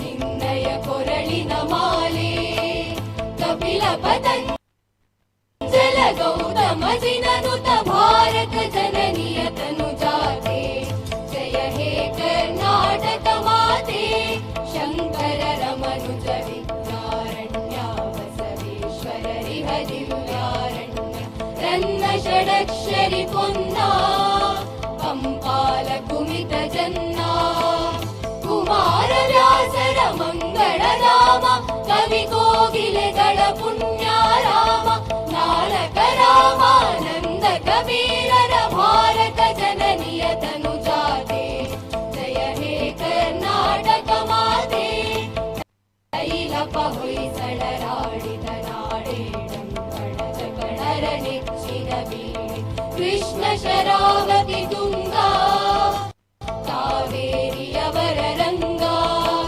ಚೈತನ್ಯ ಪರ ಹಂಸ ವಿವೇಕರ ಭಾರತ ಜನನಿಯ ತನುಜಾತೆ ಜಯ ಹೇ ಕರ್ನಾಟಕ ಮಾತೆ ಸರ್ವ ಜನಾಂಗದ ಶಾಂತಿಯ ತೋಟ ರಸಿಕರ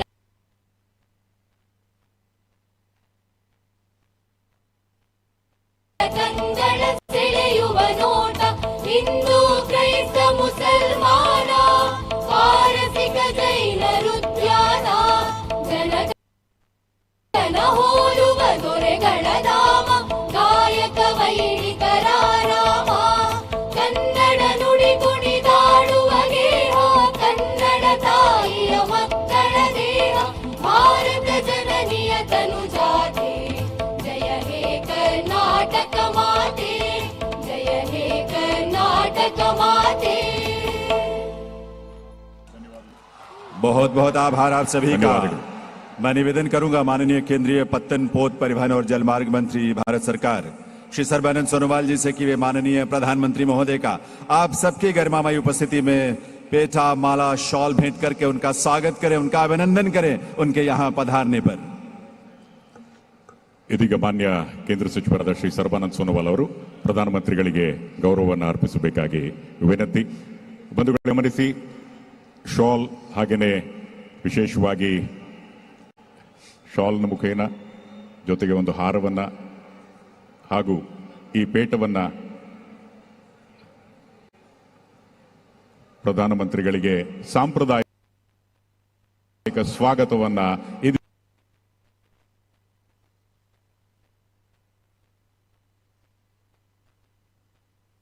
ಈಗ ಕೋರಲಾಗ್ತಾ ಇದೆ ಈ ಮಡಿಕೇರಿಯ ಈ ಪೇಟದೊಂದಿಗೆ. ಕೇಂದ್ರದ ಮಂತ್ರಿಗಳಾದ ಶ್ರೀ ಸರ್ಬಾನಂದ್ ಸೋನೋವಾಲ್ ಅವರು ಈ ಪೇಟದ ಜೊತೆಗೆ ಒಂದು ಹಾರ ಹಾಗೂ ಶಾಲ್.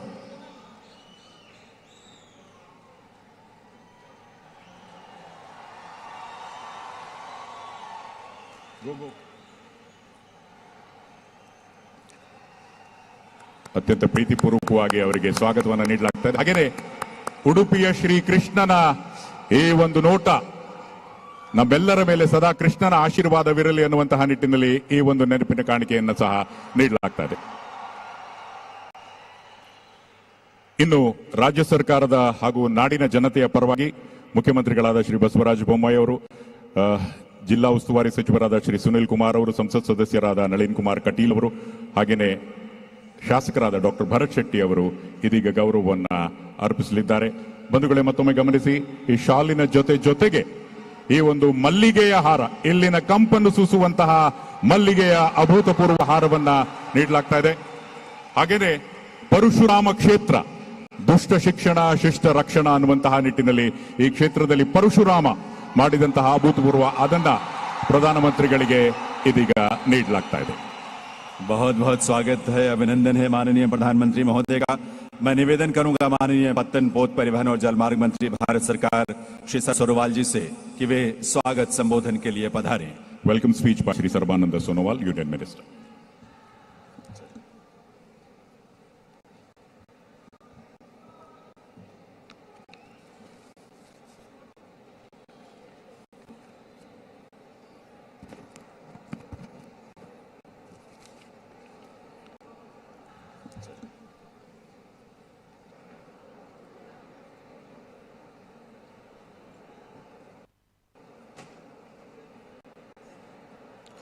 नमस्कार.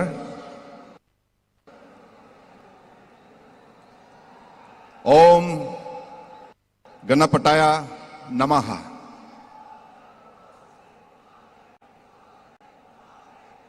हमारी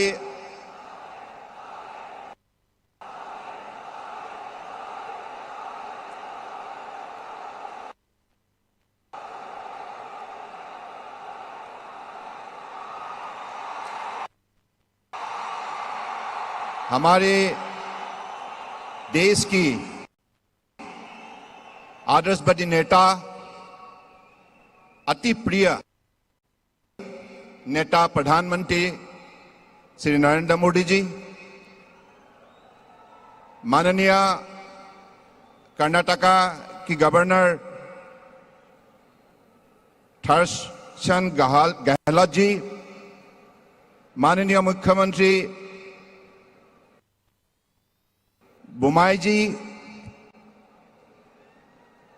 केंद्रीय मंत्री प्रहलाद जोशी, नमो नमो नमो नमो नमो नमो नमो नमो नरेंद्र मोदी, नमो नमो नमो नमो नमो नमो नमो नमो नमो नरेंद्र मोदी, नमो नमो नमो नमो नमो नमो नमो नमो नमो नरेंद्र मोदी, नमो नमो नमो नमो नमो नमो नमो नमो नमो नरेंद्र मोदी.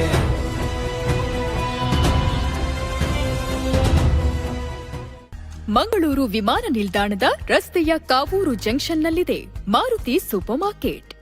1999ರಿಂದ ಕಾವೂರು ಪರಿಸರದಲ್ಲಿ ಗ್ರಾಹಕರ ಮನೆ ಮಾತಾಗಿದೆ ಸೂಪರ್ ಮಾರ್ಕೆಟ್. ಕೈಗೆಟುಕುವ ದರದಲ್ಲಿ ಉತ್ತಮ ಗುಣಮಟ್ಟದ ದಿನಸಿ ಸಾಮಗ್ರಿಗಳು, ಕಾಸ್ಮೆಟಿಕ್ಸ್ ಹಾಗೂ ಆಹಾರ ಪದಾರ್ಥಗಳು ಲಭ್ಯ. ಎಲ್ಲ ಬಗೆಯ ಸೊತ್ತುಗಳಿಗೆ ಜನತೆಯ ವಿಶ್ವಾಸಾರ್ಹ ಏಕೈಕ ಮಳಿಗೆ. ಉಚಿತವಾಗಿ ಮನೆ ಬಾಗಿಲಿಗೆ ತಲುಪಿಸುವ ಸೇವೆಯೂ ಲಭ್ಯ. ಹೆಚ್ಚಿನ ಮಾಹಿತಿಗಾಗಿ ಸಂಪರ್ಕಿಸಿ ಮಾರುತಿ ಸೂಪರ್ ಮಾರ್ಕೆಟ್, ಅನಂತ ಆರ್ಕೇಡ್, ವಿಮಾನ ನಿಲ್ದಾಣ ರಸ್ತೆ, ಕಾವೂರು ಜಂಕ್ಷನ್, ಮಂಗಳೂರು. ದೂರವಾಣಿ ಸಂಖ್ಯೆ 9945371678 or 9482384767.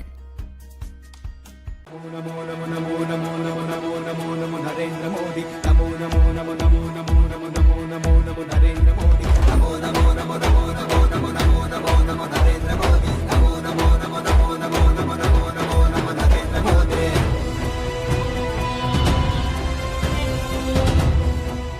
Namo Namo Namo Namo Namo Namo Namo Namo Narendra Modi, Namo Namo Namo Namo Namo Namo Namo Namo Namo Narendra Modi, Namo Namo Namo Namo Namo Namo Namo Namo Namo Narendra Modi, Namo Namo Namo Namo Namo Namo Namo Namo Namo Narendra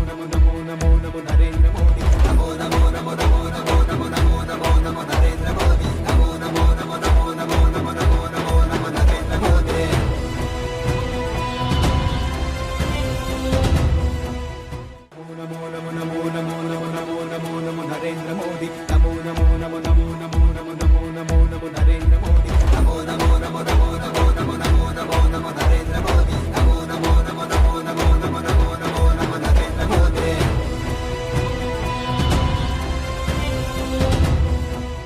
Namo Namo Namo Namo Namo Namo Namo Namo Narendra Modi Namo Namo Namo Namo Namo Namo Namo Namo Namo Narendra Modi Namo Namo Namo Namo Namo Namo Namo Namo Namo Narendra 870 million tons to 1600 million tons. Coastal cargo movement in major port also doubled in the last 8 years from 80 million ton to 170 million ton. Average turnout time for container vessel at major port has improved from 43.44 hours to 26.58 hours now.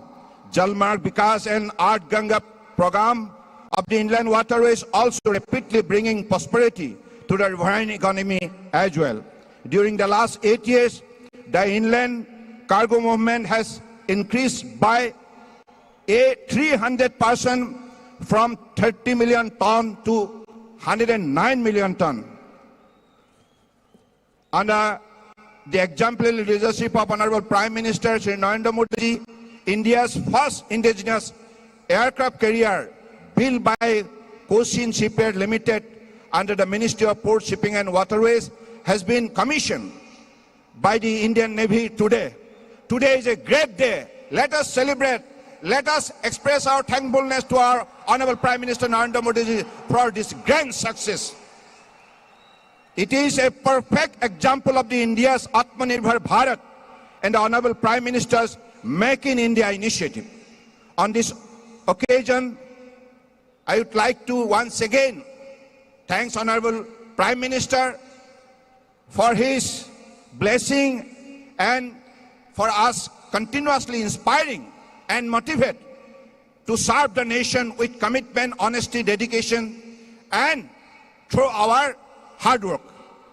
I would also like to extend my thankfulness to the Honorable Governor of Karnataka, Chief Ministers, and also Senior Minister Prahlad Joshi and others, dignitaries, and also our senior most leader, Yediyurappa ji, and all the dignitaries, MPs and MLAs and state ministers present here, and especially the people of Karnataka.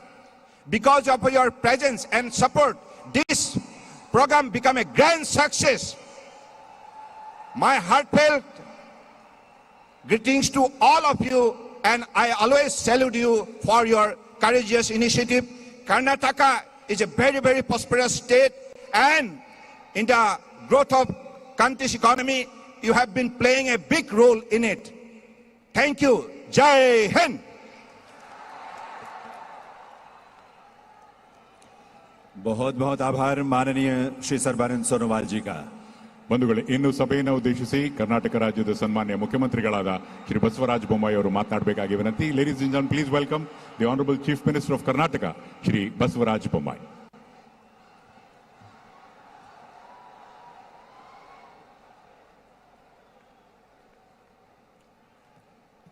बोलो भारत माता की, ಭಾರತ್ ಮಾತಾ ಕಿ. ಎಲ್ಲರಿಗೂ ನಮಸ್ಕಾರಗಳು. ನಮ್ಮ ನಿಮ್ಮೆಲ್ಲರ ನೆಚ್ಚಿನ ನಾಯಕರು, ಜಗತ್ತಿನ ಅಪ್ರಥಮ ನಾಯಕರು, ಭಾರತದ ಜನನಾಯಕರಾದಂಥ ಪ್ರಧಾನಮಂತ್ರಿಗಳಾದಂಥ ಸನ್ಮಾನ್ಯ ನರೇಂದ್ರ ಮೋದಿಜಿಯವರೇ, ಕರ್ನಾಟಕದ ಗೌರವಾನ್ವಿತ ರಾಜ್ಯಪಾಲರಾದಂಥ ಶ್ರೀ ತಾವರ್ ಚಂದ್ ಗೆಹ್ಲೋಟ್ ಜಿಯವರೇ, ಹಾಗೂ ನಮ್ಮೆಲ್ಲರ ಹಿರಿಯ ನಾಯಕರು, ಜನನಾಯಕರು ಮತ್ತು ಮಾಜಿ ಮುಖ್ಯಮಂತ್ರಿಗಳಾದಂಥ ಶ್ರೀ ಬಿ ಎಸ್ ಯಡಿಯೂರಪ್ಪ ಸಾಹೇಬ್ರೆ, ಹಾಗೂ ಕೇಂದ್ರದ ಹಿರಿಯ ಸಚಿವರು ಆತ್ಮೀಯರಾದಂಥ ಪ್ರಹ್ಲಾದ್ ಜೋಶಿ ಅವರೇ, ಮತ್ತು ಈ ಒಂದು ಕಾರ್ಯಕ್ರಮದ ರೂವಾರಿಗಳಾದಂಥ ಕೇಂದ್ರ ಸಚಿವರಾದಂಥ ಶ್ರೀ ಸೋನೇವಾಲ್ ಅವರೇ, ಶ್ರೀ ಶಾಂತನು ಠಾಕೂರ್ ಅವರೇ, ಮತ್ತು ನಮ್ಮ ಸಚಿವರಾದಂಥ ಶ್ರೀ ಶ್ರೀಪಾದ್ ನಾಯಕ್ ಅವರೇ, ಹಾಗೂ ನಮ್ಮ ಅಧ್ಯಕ್ಷರಾದಂಥ ನಳಿನ್ ಕುಮಾರ್ ಕಟೀಲ್ ಅವರೇ, ಸುನೀಲ್ ಕುಮಾರ್ ಅವರೇ, ಅಂಗಾರ ಅವರೇ, ಶ್ರೀನಿವಾಸ್ ಪೂಜಾರಿ ಅವರೇ, ಮತ್ತು ನಮ್ಮ ನಿಮ್ಮೆಲ್ಲರ ನೆಚ್ಚಿನ ಹಿರಿಯ ಸಹೋದರಿ ಆದಂಥ ಶ್ರೀ ಶೋಭಕ್ಕ ಕರಂದ್ಲಾಜೆ ಅವರೇ, ಇಲ್ಲಿ ನೆರೆದಿರುವಂಥ ಎಲ್ಲ ನನ್ನ ಅಣ್ಣ ತಮ್ಮಂದಿರೇ, ಅಕ್ಕ ತಂಗಿಯರೇ, ಮಾಧ್ಯಮದ ಸ್ನೇಹಿತರೆ, ಎಲ್ಲ ನನ್ನ ಆತ್ಮೀಯ ಶಾಸಕ ಬಂಧುಗಳೇ, ಇವತ್ತು ಕರಾವಳಿ ಅಭಿವೃದ್ಧಿಗೆ ಸುವರ್ಣ ಅಕ್ಷರದಲ್ಲಿ ಬರೆದಿರುವಂಥ ಒಂದು ದಿನ ಅಂತ ನಾನು ಭಾವಿಸ್ತಾ ಇದ್ದೇನೆ. ಇದಕ್ಕೆ ಸನ್ಮಾನ್ಯ ಪ್ರಧಾನಮಂತ್ರಿಜಿ ಅವರ ಒಂದು ದೂರದೃಷ್ಟಿ, ಈ ದೇಶ ಅಭಿವೃದ್ಧಿ ಆಗಬೇಕಾದ್ರೆ 4 ದಿಕ್ಕಿನಲ್ಲಿ ಅಭಿವೃದ್ಧಿ ಆಗಬೇಕು. ವಿಶೇಷವಾಗಿ ವಿದೇಶ ವಿನಿಮಯ ಹೆಚ್ಚಾಗಬೇಕಾದ್ರೆ, ಇಂಪೋರ್ಟ್ಸ್ ಎಕ್ಸ್ಪೋರ್ಟ್ಸ್ ಆಗಬೇಕಾದ್ರೆ ನಮ್ಮ ಪೋರ್ಟ್ಸ್ ಕೆಪಾಸಿಟಿ ಹೆಚ್ಚಾಗಬೇಕು, ನಮ್ಮ ಹ್ಯಾಂಡ್ಲಿಂಗ್ ಕೆಪಾಸಿಟಿ ಹೆಚ್ಚಾಗಬೇಕು ಅನ್ನುವಂಥ 8 ವರ್ಷದ ಒಂದು ಯೋಜನೆ ಇವತ್ತು ಪ್ರತಿಫಲ ಸಿಗ್ತಾ ಇದೆ. ಆ ಹಿನ್ನೆಲೆಯಲ್ಲಿ ಇವತ್ತು 3,800 ಕೋಟಿ ರೂಪಾಯಿಯ ನ್ಯೂ ಮಂಗಳೂರು ಪೋರ್ಟಿನ ಒಂದು ದೊಡ್ಡ ಅಭಿವೃದ್ಧಿ ಇವತ್ತು ಆಗ್ತಾ ಇದೆ. ಇವತ್ತು 4 ಪಟ್ಟು ಅದರ ಕೆಪಾಸಿಟಿ ಇವತ್ತು ಹೆಚ್ಚಾಗ್ತಾ ಇದೆ. LPG ಟರ್ಮಿನಲ್ ಇವತ್ತು ಬರ್ತಾ ಇದೆ, ಬಿಟಮಿನ್ ಎಡಿಬಲ್ ಆಯಿಲ್ ಸ್ಟೋರೇಜ್ ಬರ್ತಾ ಇದೆ. ಇವತ್ತು ಬಹಳ ದೊಡ್ಡ ಪ್ರಮಾಣದ ಅಭಿವೃದ್ಧಿ ಬರುವಂತಹ ದಿನಗಳಲ್ಲಿ ಈ ಕರಾವಳಿ ಪ್ರದೇಶದ ಮುಖಾಂತರ ಸಮಗ್ರ ಕರ್ನಾಟಕದ ಅಭಿವೃದ್ಧಿ ಆಗ್ತಾ ಇದೆ ಅನ್ನುವಂಥದ್ದನ್ನು ಅತ್ಯಂತ ಹೆಮ್ಮೆಯಿಂದ ಹೇಳಕ್ಕೆ ಇಚ್ಛೆ ಪಡ್ತೇನೆ. ಬಂಧುಗಳೇ, ಹಲವಾರು ಜನ ಪ್ರಶ್ನೆಯನ್ನ ಕೇಳ್ತಾರೆ, ಡಬಲ್ ಇಂಜಿನ್ ಸರ್ಕಾರ ಇದ್ರೆ ಏನಾಗಿದೆ, ಏನ್ ಕೆಲಸಗಳಾಗಿದೆ ಅನ್ನುವಂಥ ಪ್ರಶ್ನೆಯನ್ನ ಕೇಳ್ತಾರೆ. ಅದಕ್ಕೆ ಇಲ್ಲಿ ಉತ್ತರ ಇದೆ. ಡಬಲ್ ಇಂಜಿನ್ ಸರ್ಕಾರ ಇರೋದ್ರಿಂದ ಇವತ್ತು ಸಾಗರ್ ಮಾಲಾ ಪ್ರಾಜೆಕ್ಟ್ ಅಲ್ಲಿ 18 ಯೋಜನೆಗಳನ್ನ ಮುಗಿಸಿ 14 ಯೋಜನೆಗಳು ಇದೇ ವರ್ಷ 950 ಕೋಟಿ ರೂಪಾಯಿಯ ಇವತ್ತು ಸಂಪೂರ್ಣವಾಗಿ ಸ್ಯಾಂಕ್ಷನ್ ಅನ್ನ ಶಿಪ್ಪಿಂಗ್ ಡಿಪಾರ್ಟ್ಮೆಂಟ್ ಇವತ್ತು ಮಾಡಿ ನರೇಂದ್ರ ಮೋದಿಜಿ ಅವರ ನೇತೃತ್ವದಲ್ಲಿ ದೊಡ್ಡ ಪ್ರಮಾಣದ ಈ ಕೋಸ್ಟಲ್ ಏರಿಯಾನ ಅಭಿವೃದ್ಧಿ ಮಾಡೋದಕ್ಕೆ ಡಬಲ್ ಇಂಜಿನ್ ಸರ್ಕಾರ, ನರೇಂದ್ರ ಮೋದಿಜಿಯವರ ಆಶೀರ್ವಾದವೇ ಕಾರಣ ಅನ್ನುವಂತ ಮಾತನ್ನು ಹೇಳಕ್ಕೆ ಇಚ್ಛೆ ಪಡ್ತೇನೆ. ಡಬಲ್ ಇಂಜಿನ್ ಸರ್ಕಾರ ಏನ್ ಮಾಡಿದೆ ಅಂತ ಕೇಳ್ತಾರೆ. ಬಂಧುಗಳೇ, ಈ ಭಾಗದ ಎಲ್ಲ ಉದ್ಯಮಿಗಳಿಗೆ ಎಲ್ಲರೂ ಕೂಡ ಗೊತ್ತು, CRZ ನಾರ್ಮ್ಸ್ ಗೋವಾ ಮತ್ತು ಕೇರಳಗಿರುವಂತಹ ಅನುಕೂಲ ನಮಗಿರಲಿಲ್ಲ. 30 ವರ್ಷದ ಹೋರಾಟ. ಇವತ್ತು ನರೇಂದ್ರ ಮೋದಿಜಿಯವರು ಮಂಗಳೂರಿಗೆ ಪಾದಾರ್ಪಣೆ ಮಾಡಿರುವಂತಹ ಈ ಸಂದರ್ಭದಲ್ಲಿ CRZ ನಮ್ಮ ಮಾಸ್ಟರ್ ಪ್ಲಾನ್ ಅನ್ನ, ಕರ್ನಾಟಕದ ಮಾಸ್ಟರ್ ಪ್ಲಾನ್ ಅನ್ನ ಇವತ್ತು ಅಪ್ರೂವ್ ಮಾಡಿ ಆದೇಶವನ್ನ ಇವತ್ತು ನಮಗೆ ಸಿಕ್ಕಿದೆ ಅನ್ನುವಂತ ಮಾತನ್ನು ಹೇಳಕ್ಕೆ ಇಚ್ಛೆ ಪಡ್ತೇನೆ.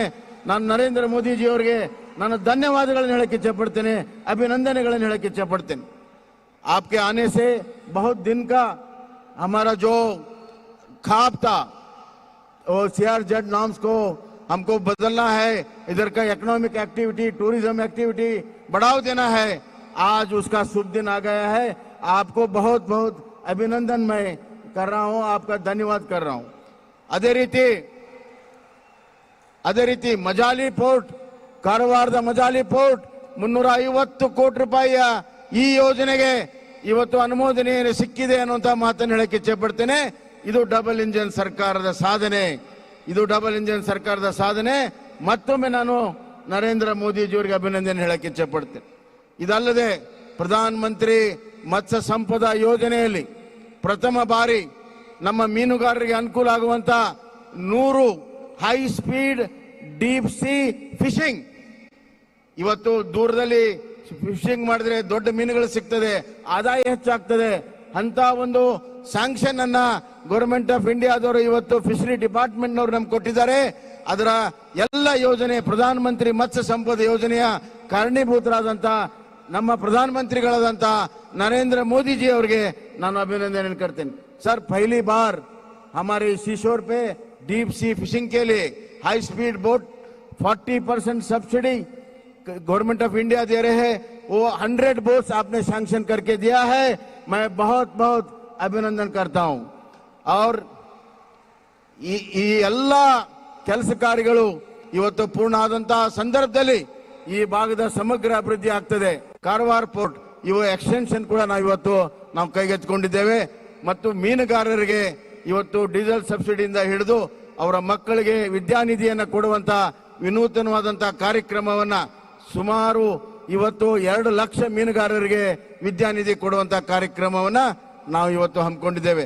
5,000 ಮನೆಗಳನ್ನ ಈ ವರ್ಷ 64 ಕೋಟಿ ರೂಪಾಯಿದಲ್ಲಿ ನಾವು ಕೊಡುವಂತ ಕೆಲಸವನ್ನ ಮಾಡ್ತಾ ಇದ್ದೇವೆ. ಫಿಶರೀಸ್ ಇನ್ಸ್ಟಿಟ್ಯೂಟ್ ಅನ್ನ ಇವತ್ತು ಪ್ರಾರಂಭ ಮಾಡ್ತಾ ಇದ್ದೇವೆ.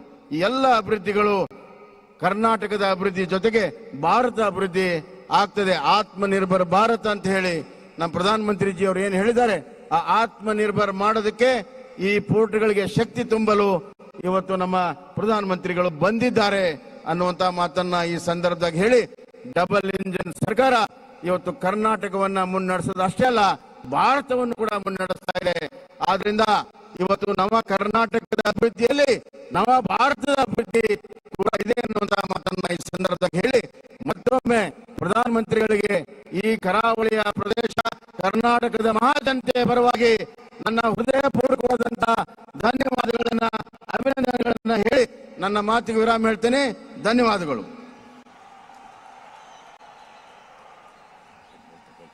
ಪ್ರಧಾನಮಂತ್ರಿಗಳ ಮಾರ್ಗದರ್ಶನದಲ್ಲಿ ಕರ್ನಾಟಕವನ್ನು ಸಮೃದ್ಧಿಯತ್ತ ಕೊಂಡೊಯ್ಯುತ್ತೇವೆ ಅನ್ನುವಂತಹ ಭರವಸೆ ಮಾತುಗಳನ್ನ ಮುಖ್ಯಮಂತ್ರಿಗಳು ತಿಳಿಸಿದ್ದಾರೆ. ಶ್ರೀ ಬಸವರಾಜ ಬೊಮ್ಮಾಯಿ ಅವರಿಗೆ ಧನ್ಯವಾದಗಳು. दिव्य सज्जनों, कर्नाटका प्रदेश के मत्स्य पालकों और उत्पादकों के कल्याण के लिए, उनकी समृद्धि के लिए कर्नाटका और केंद्र सरकार लगातार मिलकर काम कर रही है और इसी दिशा में एक और कदम है हमारे फिश फार्मर्स को किसान क्रेडिट कार्ड स्कीम के दायरे में लाना। आज प्रतीक रूप में यहाँ 3 ऐसे ही फिश फार्मर्स को माननीय प्रधानमंत्री महोदय के कर कमलों से किसान क्रेडिट कार्ड प्रदान किया जाएगा। ಇದೀಗ ಪ್ರಧಾನಮಂತ್ರಿಗಳು ಸಾಂಕೇತಿಕವಾಗಿ 3 ಜನರಿಗೆ ಕಿಸಾನ್ ಕ್ರೆಡಿಟ್ ಕಾರ್ಡ್ ಅನ್ನು ನೀಡಲಿದ್ದಾರೆ. ಮೊಟ್ಟಮೊದಲನೇದಾಗಿ ಹಿಮಕರ ಕೋಟಿಯನ್ ಸನ್ ಆಫ್ ಗೋಪಾಲ್ ಕಂಚನ್ ಸಸಿ ಹಿತ್ಲು ಅವರು ಬಂದು ಇದನ್ನು ಸ್ವೀಕರಿಸಬೇಕಾಗಿ ವಿನಂತಿ. Kisan credit card. माननीय प्रधानमंत्री महोदय से निवेदन है कि अपने कर कमलों से प्रतीक रूप में यहाँ 3 ऐसे फिश फार्मर्स को ये किसान क्रेडिट कार्ड प्रदान करें। आपके करतल ध्वनि के साथ ಜೋರಾದ ಕರ್ತಾಡದೊಂದಿಗೆ ಸಾಂಕೇತಿಕವಾಗಿ 3 ಜನರಿಗೆ ನೀಡಲಾಗ್ತಾ ಇದೆ.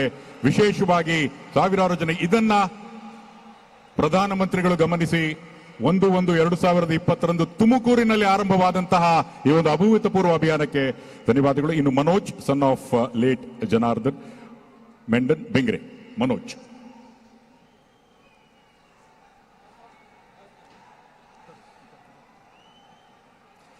ಮನೋಜ್ ಅವರು ಇದೀಗ ಮತ್ತೊಬ್ಬ ಫಲಾನುಭವಿ ಕಿಸಾನ್ ಕ್ರೆಡಿಟ್ ಕಾರ್ಡ್ನ ಮುಖೇನ ರಾಜ್ಯದಲ್ಲಿ ಅಭೂತಪೂರ್ವವಾಗಿ ವೇಗವಾಗಿ ಇದು ನಡೀತಾ ಇದೆ. ಮನೋಜ್ ಅವರಿಗೆ ಅಭಿನಂದನೆಗಳು. ಇನ್ನು Srinivas Puthran son of late Narayan Salian Kulai. Kisan credit card ಇಡೀ ವಿಶ್ವದ ಗಮನವನ್ನ ಸೆಳೆದಂತಹ it has attracted the attention of the entire world.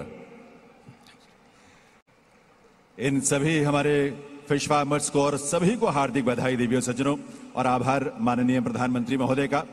माननीय प्रधानमंत्री श्री नरेंद्र मोदी जी की प्रेरणा से भारत सरकार के मत्स्य पालन विभाग ने प्रधानमंत्री मत्स्य संपदा योजना PMMSY की शुरुआत की थी और इस योजना का लाभ आज देश भर के लाखों मत्स्य पालक ले रहे हैं। ಡೀಪ್ ಸಿ ಫಿಶಿಂಗ್ ಫೆಸ್ಟಿವಲ್ಸ್ಗೆ 3 ಜನ ಫಲಾನುಭವಿಗಳು. Vani Salian wife of Govardhan Salian Pandeshwar Bengaluru. 100 deep sea fishing vessels ಅನ್ನ ನೀಡುವಂತಹ ನಿಟ್ಟಿನಲ್ಲಿ ಪ್ರಪ್ರಥಮ ಬಾರಿಗೆ ಇದನ್ನು ಕರ್ನಾಟಕದ ಬಜೆಟ್ನಲ್ಲೂ ಸಹ ಅನೌನ್ಸ್ ಮಾಡಲಾಗಿತ್ತು 2022-23. ವಾಣಿ ಅವರಿಗೆ ಅಭಿನಂದನೆಗಳು. ಇನ್ನು ರೇಖಾ ವೈಫ್ ಆಫ್ ನವಿಲ್ ದಾಸ್ ಶಿವನಗರ ಮಂಗಳೂರು. ಬಂಧುಗಳೇ, ನಿಮ್ಮ ಅಭೂತಪೂರ್ವ ಪ್ರತಿಕ್ರಿಯೆ ಬರಬೇಕು. ನಿಮ್ಮ ಜೋರಾದ ಕರ್ತಾಡನೊಂದಿಗೆ ಭಾರತ ಸರ್ಕಾರ ಕರ್ನಾಟಕ ಸರ್ಕಾರದ ಜೊತೆಗೆ ನಾವಿದ್ದೇವೆ. ರೇಖಾ ಅವರಿಗೆ ಅಭಿನಂದನೆಗಳು. ಇದಾದ ಮೇಲೆ Sujith Suvarna son of Hemachandra Salian Sandspit Bengre Mangaluru ಮತ್ತೊಬ್ಬ ಫಲಾನುಭವಿಗಳು. ಈ ರೀತಿ ಅಭೂತಪೂರ್ವ ಸಂಖ್ಯೆಯಲ್ಲಿ ಫಿಶರಿ ಸೆಕ್ಟರ್ನಲ್ಲಿ 100 ಡೀಪ್ ಸಿ ಫಿಶಿಂಗ್ ವೆಸಲ್ಸ್ ಸನ್ಮಾನ್ಯ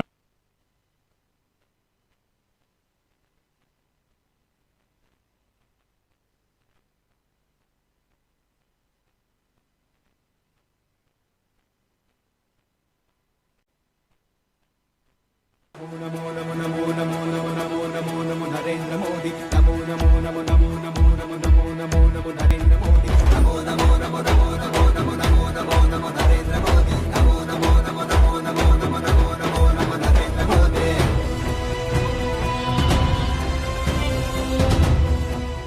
नमो नमो नमो नमो नमो नमो नमो नमो नरेंद्र मोदी नमो नमो नमो नमो नमो नमो नमो नमो नमो नरेंद्र मोदी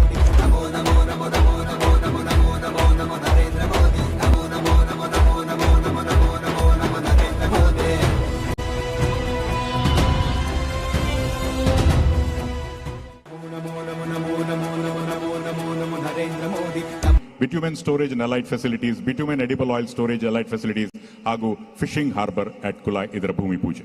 इन सभी परियोजनाओं पर आधारित एक शॉर्ट वीडियो फिल्म है, आइए पहले ये फिल्म देखते हैं. Government of India, under the visionary leadership of our Honorable Prime Minister Shri Narendra Modi, is constantly marching ahead with the mantra of Ports for Prosperity.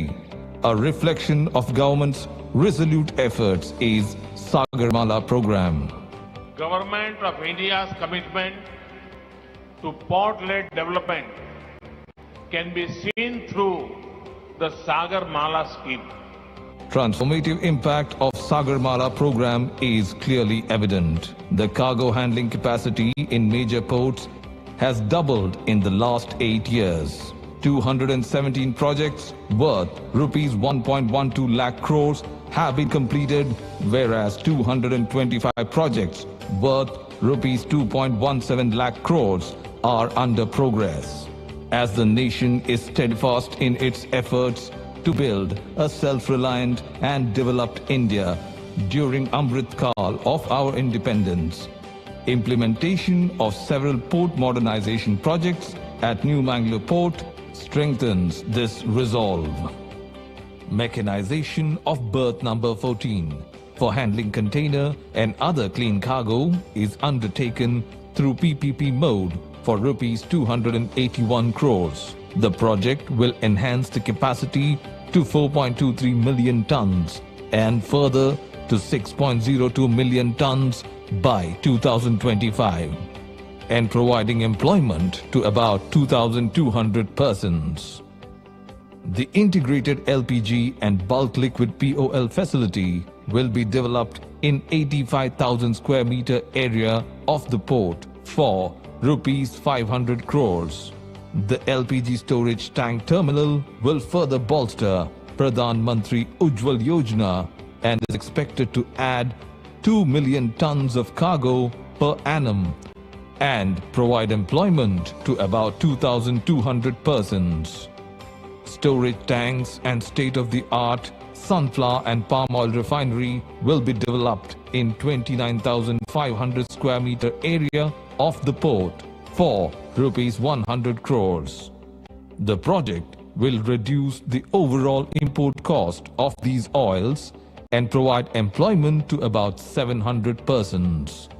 Bitumen and edible oil storage and allied facilities will be developed in 24,600 square meter area of the port for rupees 100 crores. The project will directly support the visionary PM Gati Shakti scheme and provide employment to about 250 persons. Another bitumen and edible storage and allied facilities will be developed in an area of 24,200 square meters of the port for rupees 100 crores. The project would improve the TRT of bitumen and edible oil and is expected to generate employment for 250 persons.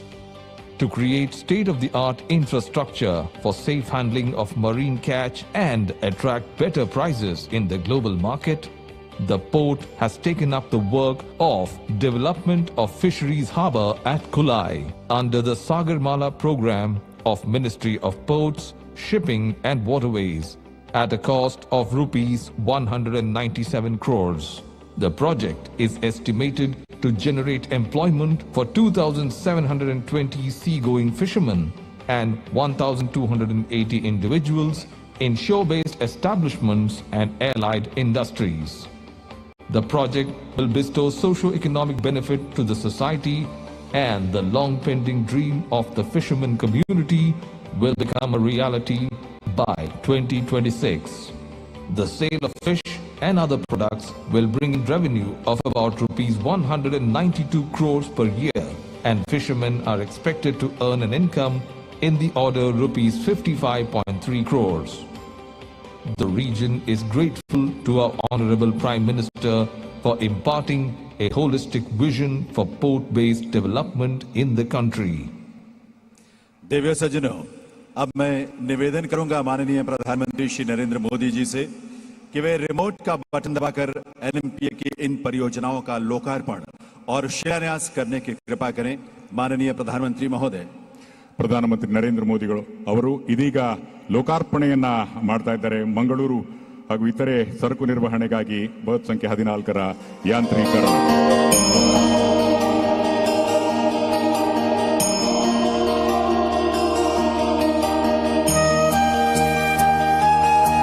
ಇದಾದ ಮೇಲೆ ಇರ್ತಕ್ಕಂಥ ಶಿಲಾನ್ಯಾಸವನ್ನ ಮಾಡಲಿದ್ದಾರೆ. Integrated LPG ಹಾಗೂ liquid POL facility, storage tanks ಹಾಗೂ ಇದರ ನಿಟ್ಟಿನಲ್ಲಿ 600 ಕೋಟಿ.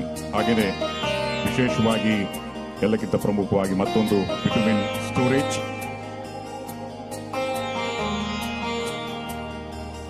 ಕನ್ಸ್ಟ್ರಕ್ಷನ್ ಆಫ್ ಬಿಟುಮಿನ್ ಇದಾದ ಮೇಲೆ ಹಾಗೂ ಡೆವಲಪ್ಮೆಂಟ್ ಆಫ್ ಫಿಶಿಂಗ್ ಹಾರ್ಬರ್ ಅನ್ನು ಸಹ विशेषವಾಗಿ ग्राउंड ब्रेकिंग भूमि पूजा. बहुत बहुत आभार माननीय प्रधानमंत्री महोदय का निवेदन स्थान ग्रहण करने के लिए. दिव्य सज्जनों, आज माननीय प्रधानमंत्री महोदय के कर कमलों से मंगलोर रिफाइनरी और पेट्रोकेमिकल्स लिमिटेड MRPL की 2 महत्वपूर्ण परियोजनाओं का लोकार्पण भी होना है. ಕೆಲವೇ ಕ್ಷಣಗಳಲ್ಲಿ ಶಿಲಾನ್ಯಾಸ ನೆರವೇರಲಿದೆ. Mangalore Refinery and Petrochemicals limited ನ ಪ್ರಾಜೆಕ್ಟ್ಗಳು ಭಾರತ್ ಸ್ಟೇಜ್ 6 ಅಪ್ಗ್ರೇಡೇಷನ್ ಪ್ರಾಜೆಕ್ಟ್ ಹಾಗೂ सी वाटर डिसैलिनेशन प्लांट. MRPL की इन दोनों परियोजनाओं पर आधारित एक शॉर्ट वीडियो फिल्म है. आइए पहले इस फिल्म को देखें और जानें कि ये परियोजनाएं हमारे लिए और देश के लिए कितनी महत्वपूर्ण हैं. Video please. India, under the leadership of Honorable Prime Minister Shri Narendra Modi, has demonstrated on world stage its commitment to environment protection. In the year 2016, the Government of India decided to prepone the implementation of Bharat Stage 6 emission standards by a year to April 2020 to demonstrate this commitment. We propose to shift to BS6 fuel by April 2020, which is equivalent to the Euro 6 standards. Our refineries are undergoing massive upgradation. They are on target to meet the ambitious deadlines to provide clean fuel. The sulfur content in petrol and diesel under the BS6 standard is lower by 5 times and reduces the environment pollution significantly. ONGC MRPL's BS6 upgradation project is one such initiative of the Ministry of Petroleum and Natural Gas that enables it to produce BS6 autofuels and caters to domestic demand. Executed at an expense of rupees 1,829 crores. This project has generated 23,43,771 man-days of employment. Today, with the dedication of BS6 upgradation project to the nation by our Prime Minister, India has taken another step in emerging as a world leader in environment protection efforts. Prime Minister of India's dream of Atmanirbhar Bharat calls for a self-reliant India which doesn't depend on others for its sustenance and development. Refineries processing crude oil and producing autofuels to meet the energy needs of the nation play a vital role in fulfilling this dream. To reduce MRPL's dependency on rainfall, it initiated Karnataka's first seawater desalination project at Tannirbavi, Mangalore. Executed at a capitalized cost of rupees 677 crores. This project has generated 3,60,948 man-days of employment. This plant produces 30 million liters per day of desalinated water, conserving fresh water resources. The uninterrupted production and supplies of autofuels and petrochemicals needed for the growth of the economy is now ensured through this landmark project. Today, as our Honorable Prime Minister dedicates this project to the nation, India has taken another step towards Atmanirbhar Bharat. देवियों सज्जनों, अब मैं निवेदन करूंगा माननीय प्रधानमंत्री श्री नरेंद्र मोदी जी से कि वे रिमोट का बटन दबाकर मैंगलोर रिफाइनरी और पेट्रोकेमिकल्स लिमिटेड MRPL के इन दोनों परियोजनाओं को राष्ट्र को समर्पित करें। ಪ್ರಧಾನಮಂತ್ರಿ ಇದೀಗ Mangalore Refinery and Petrochemicals Limited ಪ್ರಾಜೆಕ್ಟ್ನ ಶಿಲಾನ್ಯಾಸವನ್ನು ನೆರವೇರಿಸ್ತಾ ಇದ್ದಾರೆ. ಬಂಧುಗಳೇ, 15 ಮಿಲಿಯನ್ ಮೆಟ್ರಿಕ್ ಟನ್ ಕಚ್ಚಾ ತೈಲವನ್ನು ಸಂಸ್ಕರಿಸಿ ರಾಷ್ಟ್ರದ ಈ ಭಾಗದ ಇಂಧನ ಅಗತ್ಯಗಳನ್ನು ಪೂರೈಸುತ್ತಿರುವ ONGC MRPL ಅಥವಾ ಮ್ಯಾಂಗ್ಳೂರ್ ರಿಫೈನರಿ ಅಂಡ್ ಪೆಟ್ರೋಕೆಮಿಕಲ್ಸ್ ಕರುನಾಡಿನ ಹೆಮ್ಮೆಯ ಏಕೈಕ ತೈಲಾಗಾರ ತನ್ನ ಹಲವಾರು CSR ಚಟುವಟಿಕೆಗಳ ಮುಖೇನ ಜನರ ಮನವನ್ನ ಗೆದ್ದಿದೆ. ಪ್ರಧಾನಮಂತ್ರಿಗಳಿಗೆ ಧನ್ಯವಾದಗಳು. बहुत बहुत आभार माननीय प्रधानमंत्री महोदय का। देवियों सज्जनों, अब समय है आपकी करतल ध्वनि के साथ आप सबकी तरफ से हम आग्रह करें माननीय प्रधानमंत्री श्री नरेंद्र मोदी जी से उनके संबोधन के लिए, उनके उद्बोधन के लिए यह सौभाग्य का क्षण है हम सबके लिए। ಬಂಧುಗಳೇ, ಸ್ವಾಗತಿಸಿ ಭಾರತದ ಪ್ರಧಾನಮಂತ್ರಿಗಳಾದ the honourable prime minister of India Shri Narendra Modi G.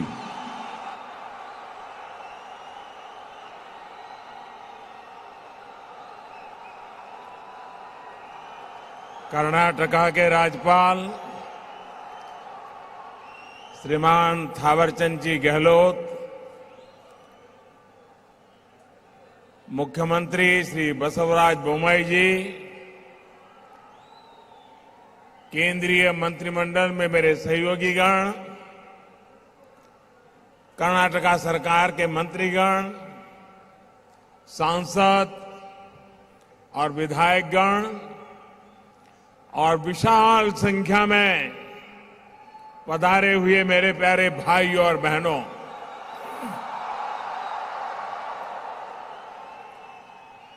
आज भारत की समुद्री ताकत के लिए बहुत बड़ा दिन है।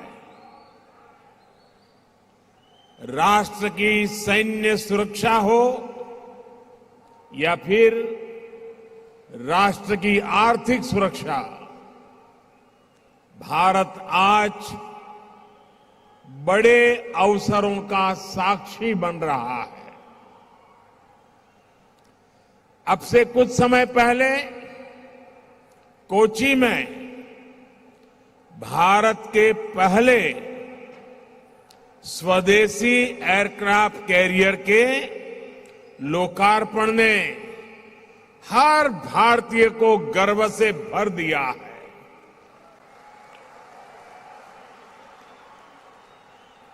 और अब यहां बेंगलुरु में 3,700 करोड़ रुपए से अधिक के प्रोजेक्ट का लोकार्पण, शिलान्यास और भूमि पूजन हुआ है।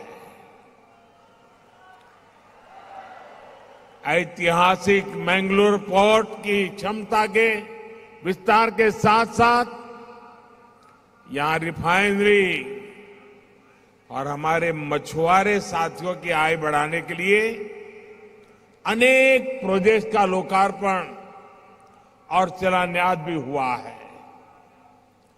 इन परियोजनाओं के लिए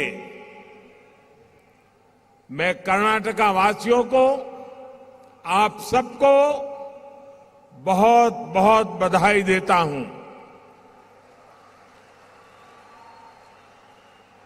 इन प्रोजेक्ट से कर्नाटका में व्यापार, कारोबार को, उद्योग को और ताकत मिलेगी, ईज ऑफ डूइंग बिजनेस को बल मिलेगा। विशेष रूप से वन डिस्ट्रिक्ट वन प्रोडक्ट के तहत विकसित किए जा रहे कर्नाटका के किसानों और मछुआरों के उत्पादों को अंतर्राष्ट्रीय बाजारों तक पहुंचाना और आसान होगा। साथियों, इस बार स्वतंत्रता दिवस पर लाल किले से जिन पंच प्राणों की बात मैंने की है, उनमें से सबसे पहला है विकसित भारत का निर्माण। विकसित भारत के निर्माण के लिए देश के मैन्युफैक्चरिंग सेक्टर का, मेक इन इंडिया का विस्तार करना बहुत जरूरी है। विकसित भारत के निर्माण के लिए जरूरी है हमारा एक्सपोर्ट बढ़े, दुनिया में हमारे प्रोडक्ट कॉस्ट के मामले में कॉम्पिटिटिव हो, ये सस्ते और सुगम लॉजिस्टिक्स के बिना संभव ही नहीं है। इसी सोच के साथ पिछले 8 वर्षों से देश के इंफ्रास्ट्रक्चर पर अभूतपूर्व काम हो रहा है। आज देश का शायद ही कोई हिस्सा है जहां इंफ्रास्ट्रक्चर का किसी ना किसी बड़े प्रोजेक्ट पर काम न चल रहा हो। भारतमाला से सीमावर्ती राज्यों के रोड इंफ्रास्ट्रक्चर को सशक्त किया जा रहा है, तो कोस्टल इंफ्रास्ट्रक्चर को सागर माला से शक्ति मिल रही है। भाई और बहनों, बीते वर्षों में देश ने पोर्ट लेड डेवलपमेंट को विकास का एक अहम मंत्र बनाया है। इन्हीं प्रयासों का परिणाम है कि सिर्फ 8 वर्ष में भारत के पोर्ट्स की कैपेसिटी लगभग 2 गुनी हो गई है। यानी साल 2014 तक हमारे यहां जितनी पोर्ट कैपेसिटी बनाई गई थी, पिछले 8 वर्षों में उतनी ही नई जोड़ी गई है।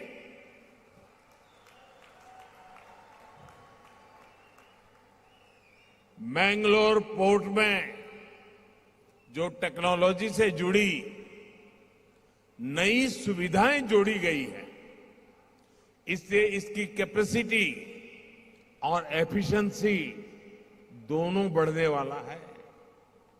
आज गैस और लिक्विड कार्गो के स्टोरेज से जुड़े जिन 4 प्रोजेक्ट्स का शिलान्यास यहां किया गया है, उनसे कर्नाटका और देश का बहुत लाभ होने वाला है। इससे खाद्य तेल की, एलपीजी गैस की, बिटुमिन की इंपोर्ट कॉस्ट भी कम होगी। साथियों, अमृत काल में भारत ग्रीन ग्रोथ के संकल्प के साथ आगे बढ़ रहा है। ग्रीन ग्रोथ और ग्रीन जॉब, ये नए अवसर है। यहां की रिफाइनरी में जो नई सुविधाएं आज जुड़ी हैं, वे भी हमारी इन्हीं प्राथमिकताओं को दर्शाती है। आज हमारी रिफाइनरी नदी के पानी पर निर्भर है। डिसैलिनेशन प्लांट से रिफाइनरी की नदी के पानी पर निर्भरता कम हो जाएगी। भाई और बहनों, पिछले 8 वर्षों में देश भर में इंफ्रास्ट्रक्चर के विकास को जिस प्रकार देश ने प्राथमिकता बनाया है, उसका बहुत अधिक लाभ कर्नाटका को मिला है। कर्नाटका सागर माला योजना के सबसे बड़े लाभार्थियों में से एक है। कर्नाटका में सिर्फ नेशनल हाईवे के क्षेत्र में ही पिछले 8 वर्षों में लगभग 70,000 करोड़ रुपए के प्रोजेक्ट पर काम हुआ है। इतना ही नहीं, लगभग 1 लाख करोड़ रुपए से अधिक के प्रोजेक्ट पाइपलाइन में हैं। Bengaluru Chennai expressway, Bengaluru Mysore road highway की 6 लेनिंग, बेंगलुरु से पुणे को जोड़ने वाला greenfield corridor, Bengaluru satellite ring road, ऐसे अनेक प्रोजेक्ट पर काम हो रहा है। रेलवे में तो 2014 से पहले की तुलना में कर्नाटका के बजट में 4 गुना से अधिक की बढ़ोतरी हुई है। रेल लाइनों के चौड़ीकरण में भी बीते 8 सालों में 4 गुना से अधिक गति से काम हुआ है। कर्नाटका में रेल लाइनों के बिजलीकरण का तो बहुत बड़ा हिस्सा पिछले 8 वर्षों में पूरा किया गया है। साथियों, आज का भारत आधुनिक इंफ्रास्ट्रक्चर के विकास पर इतना फोकस इसलिए कर रहा है क्योंकि यही डेवलप भारत के निर्माण का मार्ग है। आधुनिक इंफ्रास्ट्रक्चर का निर्माण उस सुविधा बढ़ाने के साथ ही बड़े पैमाने पर नए रोजगार का भी निर्माण करता है। अमृतकाल में हमारे बड़े संकल्पों की सिद्धि का रास्ता भी यही है। देश के तेज विकास के लिए ये भी बहुत आवश्यक है कि देश के लोगों की ऊर्जा सही दिशा में लगे। जब लोगों की ऊर्जा मूलभूत सुविधाओं को जुटाने में लगी रहेगी तो फिर इसका प्रभाव देश के विकास की गति पर भी पड़ता है। सम्मान से जीवन जीने के लिए पक्का घर, टॉयलेट, साफ पीने का पानी, बिजली और धुआं मुक्त किचन, ये आज के युग में स्वाभाविक आवश्यकताएं हैं। इन्हीं सुविधाओं पर हमारी डबल इंजन की सरकार सबसे ज्यादा जोर दे रही है। पिछले 8 वर्षों में देश में गरीबों के लिए 3 करोड़ से अधिक घर बनाए गए हैं।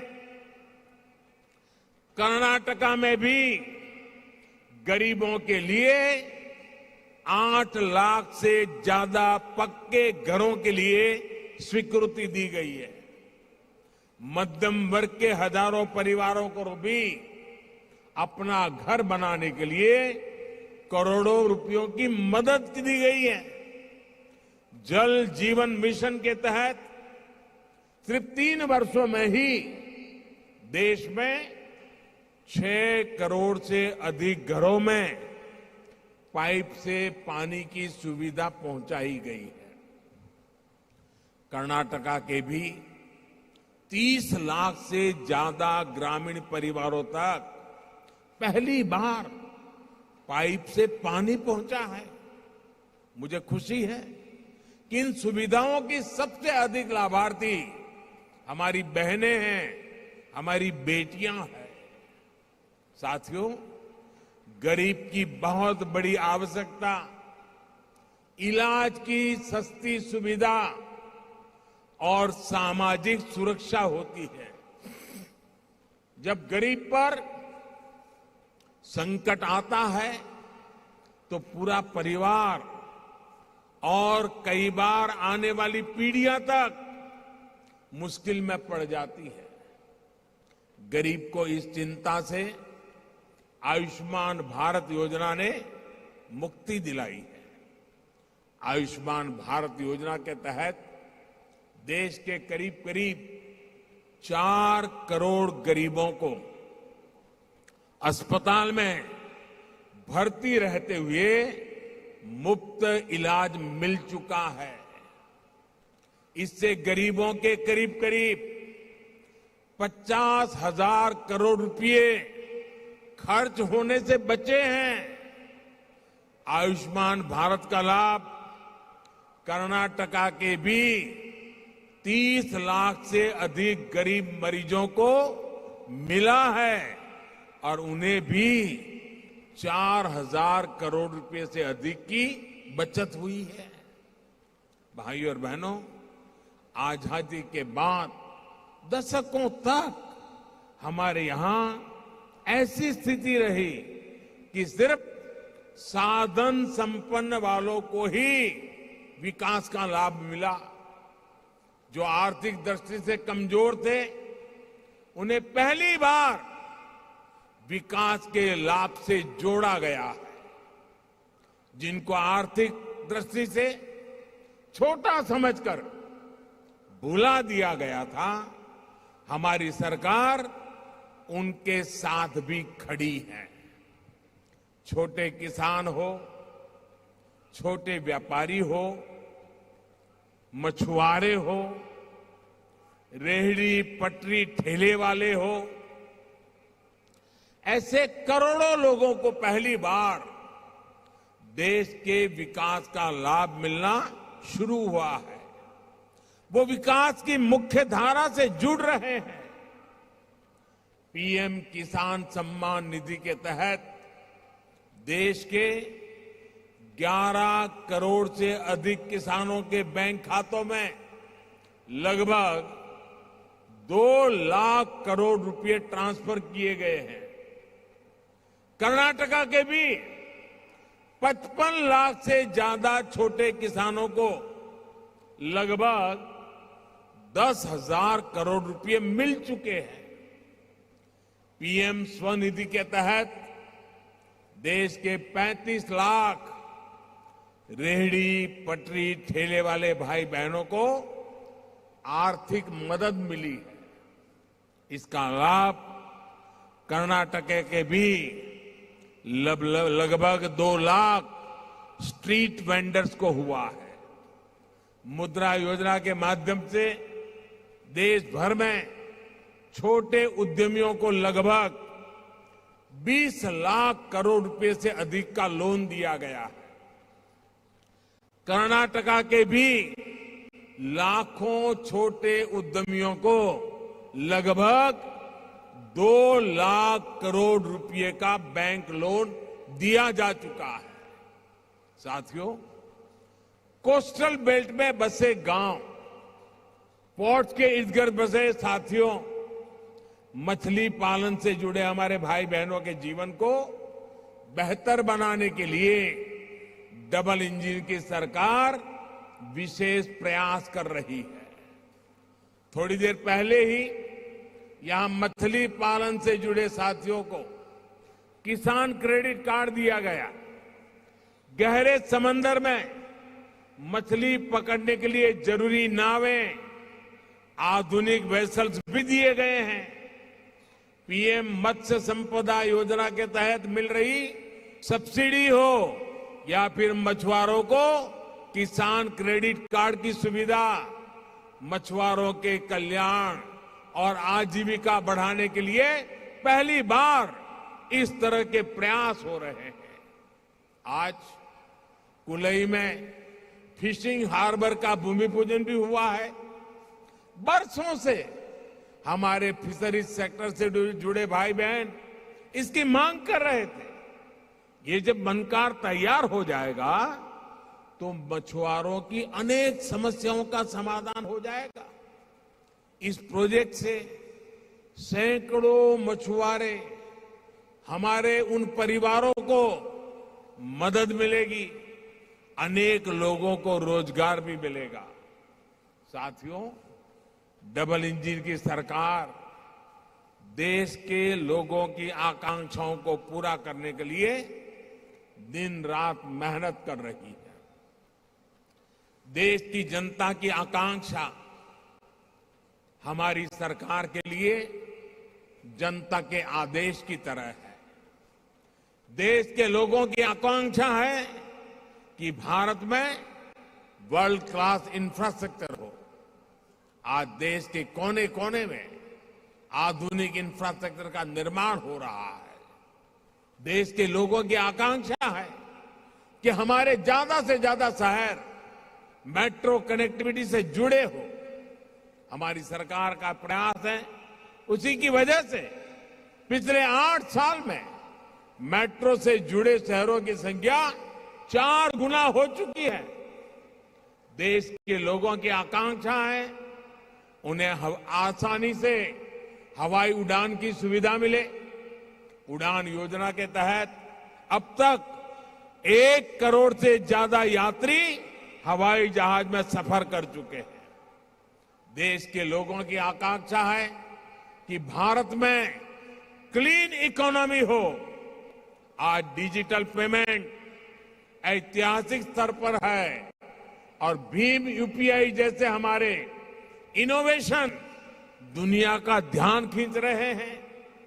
देश के लोग आज तेज इंटरनेट चाहते हैं, सस्ता इंटरनेट चाहते हैं, देश के कोने कोने में इंटरनेट चाहते हैं। आज करीब 6 लाख किलोमीटर ऑप्टिकल फाइबर बिछाकर ग्राम पंचायतों को जोड़ा जा रहा है। 5G की सुविधा इस क्षेत्र में नई क्रांति लाने वाली है। मुझे खुशी है कि कर्नाटका की डबल इंजन की सरकार भी तेज गति से लोगों की आवश्यकता और आकांक्षाओं को पूरा करने के लिए काम कर रही है। साथियों, भारत के पास 7,500 किलोमीटर से भी ज्यादा किलोमीटर कोस्टलाइन है। देश के इस सामर्थ्य का हमें भरपूर लाभ उठाना है। यहां का करावली कोस्ट और वेस्टर्न घाट भी अपने टूरिज्म के लिए इतना मशहूर है। मुझे बताया गया कि हर क्रूज सीजन में न्यू मैंगलोर पोर्ट औसतन 25,000 टूरिस्टों को हैंडल करता है। इसमें बहुत बड़ी संख्या में विदेशी नागरिक भी होते हैं। यानी संभावनाएं बहुत है। और जिस तरह भारत में मध्यम वर्ग की शक्ति बढ़ रही है, भारत में क्रूज टूरिज्म की संभावनाएं और ज्यादा बढ़ती जा रही है। जब टूरिज्म बढ़ता है तो उसका बहुत बड़ा लाभ हमारे कुटीर उद्योग, हमारे आर्टिजन्स, ग्राम उद्योग, रेहड़ी पटरी ठेले वाले भाई बहन, ऑटो रिक्शा चालक, टैक्सी ड्राइवर, ऐसे समाज के छोटे तबके के लोगों को टूरिज्म से बहुत लाभ होता है। मुझे खुशी है कि new Mangalore port cruise tourism बढ़ाने के लिए लगातार नई सुविधाएं जोड़ रहा है। साथियों, जब कोरोना का संकट शुरू हुआ था तो मैंने आपदा को अवसर में बदलने की बात कही थी। आज देश ने इस आपदा को अवसर में बदलकर दिखा दिया है।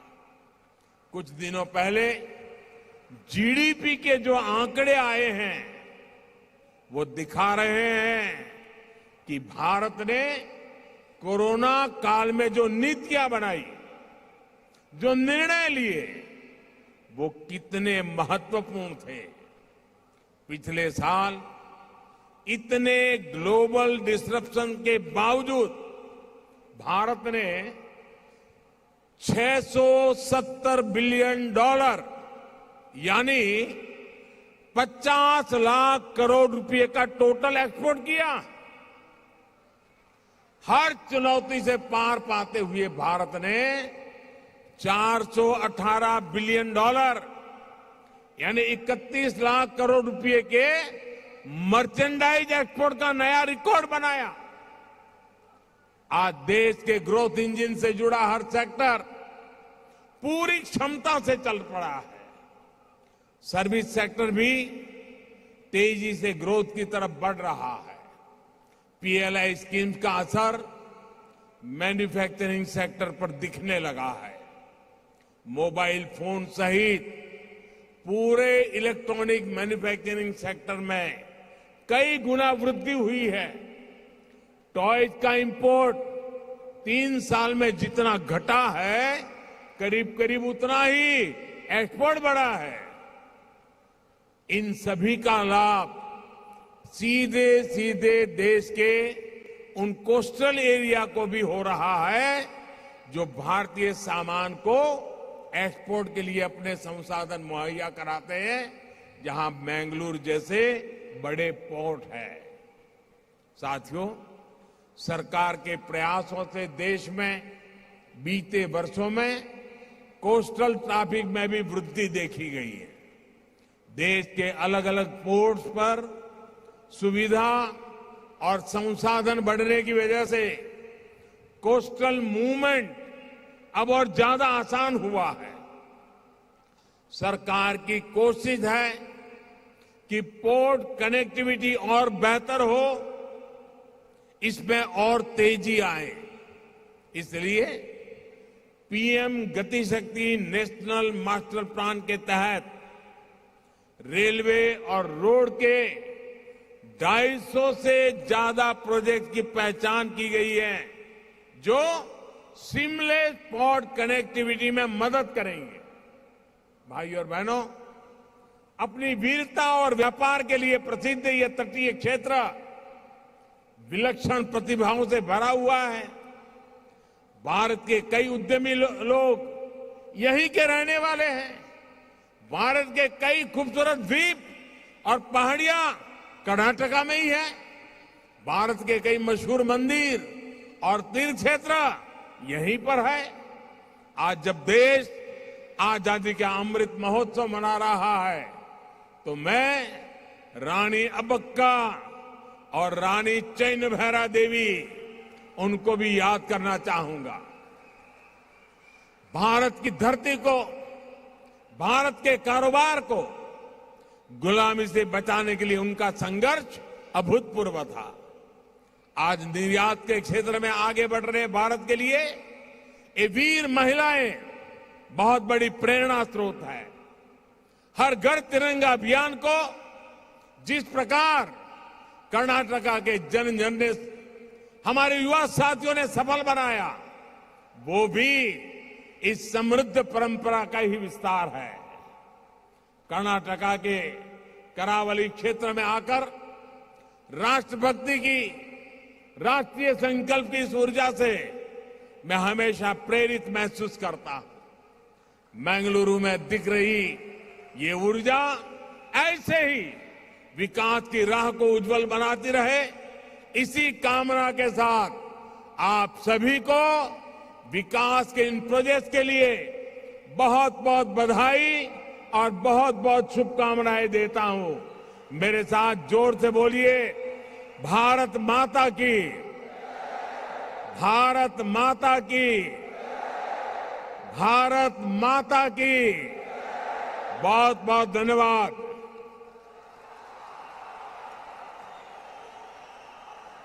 ಪ್ರಧಾನಮಂತ್ರಿಗಳು ಕರ್ನಾಟಕ ಸರ್ಕಾರ ಜನರ ಆಶೋತ್ತರಗಳಿಗೆ ಸ್ಪಂದಿಸುವ ನಿಟ್ಟಿನಲ್ಲಿ ಕೆಲಸ ಮಾಡಲಿದೆ, ನಿಮ್ಮೆಲ್ಲ ಕನಸುಗಳನ್ನು ನನಸು ಮಾಡಲಿದೆ ಅಂತ ತಿಳಿಸಿದ್ದಾರೆ. ಬಂಧುಗಳೇ, ನಾವೆಲ್ಲರೂ ಮತ್ತೊಮ್ಮೆ let's give a round of applause and thank the honourable prime minister for his words. Thank you very much honourable prime minister sir.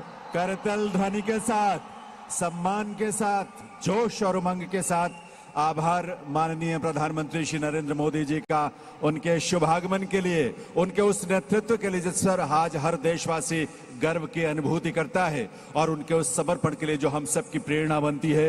माननीय प्रधानमंत्री श्री नरेंद्र मोदी जी का बहुत बहुत आभार। आज के इस कार्यक्रम में इस धरा पर पधार कर उन्होंने जो हम सबको आशीष दिया है, और 3800 करोड़ रुपए की जो सौगात इस क्षेत्र के लिए, इस प्रदेश के लिए और देश के लिए उन्होंने दी है देवियों सज्जनों। साथ ही आभार माननीय राज्यपाल कर्नाटका श्री थावरचंद गहलोत जी, माननीय मुख्यमंत्री श्री बसवराज बोम्मई जी, केंद्रीय संसदीय कार्य, कोयला और खान मंत्री श्री प्रहलाद जोशी जी, केंद्रीय पत्तन, पोत परिवहन, जलमार्ग और आयुष मंत्री सर्बानंद सोनोवाल जी, ऑनलाइन हमसे जुड़े केंद्रीय पेट्रोलियम और प्राकृतिक गैस तथा आवास और शहरी कार्य मंत्री हरदीप पुरी जी, श्रीयुत श्रीपाद यसो नायक, केंद्रीय पर्यटन राज्य मंत्री, केंद्रीय कृषि और किसान कल्याण राज्य मंत्री सुश्री शोभा करंदलाजे, केंद्रीय पत्तन पोत परिवहन और जलमार्ग राज्य मंत्री श्री शांतनु ठाकुर, कर्नाटक के पूर्व मुख्यमंत्री BS येडियुरप्पा जी, कर्नाटक सरकार के माननीय मंत्री श्री S अंगारा, श्री B सुनील कुमार और श्री कोटा श्रीनिवास पुजारी और माननीय सांसद श्री अनिल कुमार कटेल, कर्नाटक विधानसभा के माननीय सदस्यगण, केंद्र सरकार और राज्य सरकार के सभी वरिष्ठ अधिकारी और आप सभी का बहुत बहुत आभार है देवियों सज्जनों। ಬಂಧುಗಳೇ, ಈ ಕಾರ್ಯಕ್ರಮದಲ್ಲಿ ಅಭೂತಪೂರ್ವ ಸಂಖ್ಯೆಯಲ್ಲಿ ಬಂದು ತಾವೆಲ್ಲರೂ ಕಾರ್ಯಕ್ರಮವನ್ನು ಯಶಸ್ವಿಗೊಳಿಸಿದ್ದೀರಿ. ತಮಗೆಲ್ಲರಿಗೂ ಭಾರತ ಸರ್ಕಾರ ಹಾಗೂ ಕರ್ನಾಟಕ ಸರ್ಕಾರದ ವತಿಯಿಂದ ಮತ್ತೊಮ್ಮೆ ಅನಂತ ವಂದನೆಗಳು, ಧನ್ಯವಾದ. All of you please take care. ಸಾವಧಾನವಾಗಿ ನಿಮ್ಮ ಸ್ಥಳಗಳಿಗೆ ಸುರಕ್ಷಿತವಾಗಿ ತೆರಳಿ. हम से यहाँ से जाएं और हड़बड़ी ना हो, कोई जल्दबाजी नहीं है। आप थोड़ा सा 5 मिनट रुक कर निकलेंगे तो आपके लिए भी सुविधा होगी, लेकिन आप सुरक्षित रहें, आप स्वस्थ रहें, आप खुश से और डूबे रहें, ये हम सब की कामना है। और उसी खुशी और उल्लास के साथ, इसी कामना के साथ हम आपसे विदा लेते हैं।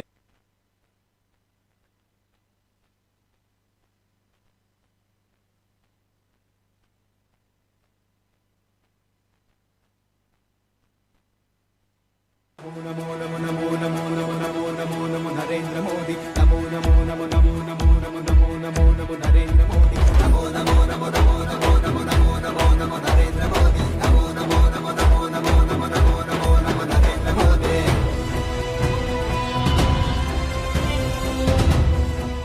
नमो नमो नमो नमो नमो नमो नमो नमो नरेंद्र मोदी, नमो नमो नमो नमो नमो नमो नमो नमो नमो नरेंद्र मोदी, नमो नमो नमो नमो नमो नमो नमो नमो नमो नरेंद्र मोदी, नमो नमो नमो नमो नमो नमो नमो नमो नमो नरेंद्र मोदी।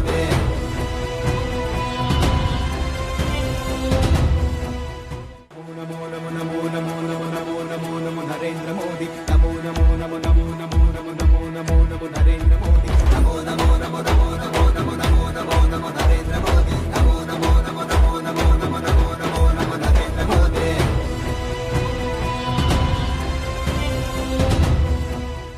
नमो नमो नमो नमो नमो नमो नमो नमो नरेंद्र मोदी, नमो नमो नमो नमो नमो नमो नमो नमो नमो नरेंद्र मोदी, नमो नमो नमो नमो नमो नमो नमो नमो नमो नरेंद्र मोदी, नमो नमो नमो नमो नमो नमो नमो नमो नमो नरेंद्र मोदी।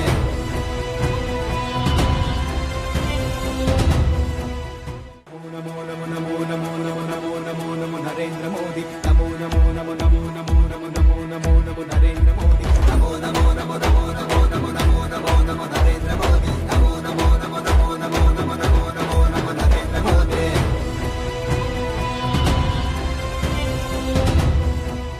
नमो नमो नमो नमो नमो नमो नमो नमो नरेंद्र मोदी, नमो नमो नमो नमो नमो नमो नमो नमो नमो नरेंद्र मोदी, नमो नमो नमो नमो नमो नमो नमो नमो नमो नरेंद्र मोदी, नमो नमो नमो नमो नमो नमो नमो नमो नमो नरेंद्र मोदी।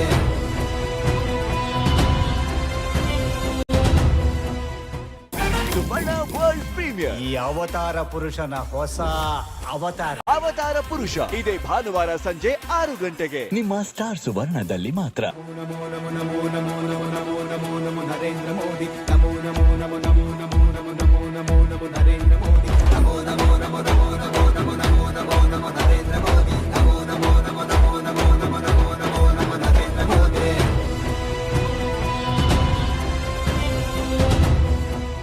नमो नमो नमो नमो नमो नमो नमो नमो नरेंद्र मोदी, नमो नमो नमो नमो नमो नमो नमो नमो नमो नरेंद्र मोदी, नमो नमो नमो नमो नमो नमो नमो नमो नमो नरेंद्र मोदी, नमो नमो नमो नमो नमो नमो नमो नमो नमो नरेंद्र मोदी।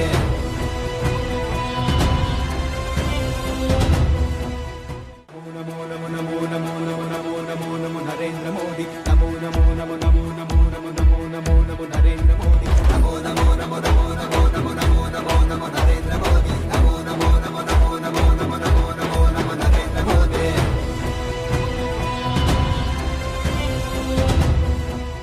नमो नमो नमो नमो नमो नमो नमो नमो नरेंद्र मोदी, नमो नमो नमो नमो नमो नमो नमो नमो नमो नरेंद्र मोदी, नमो नमो नमो नमो नमो नमो नमो नमो नमो नरेंद्र मोदी, नमो नमो नमो नमो नमो नमो नमो नमो नमो नरेंद्र मोदी।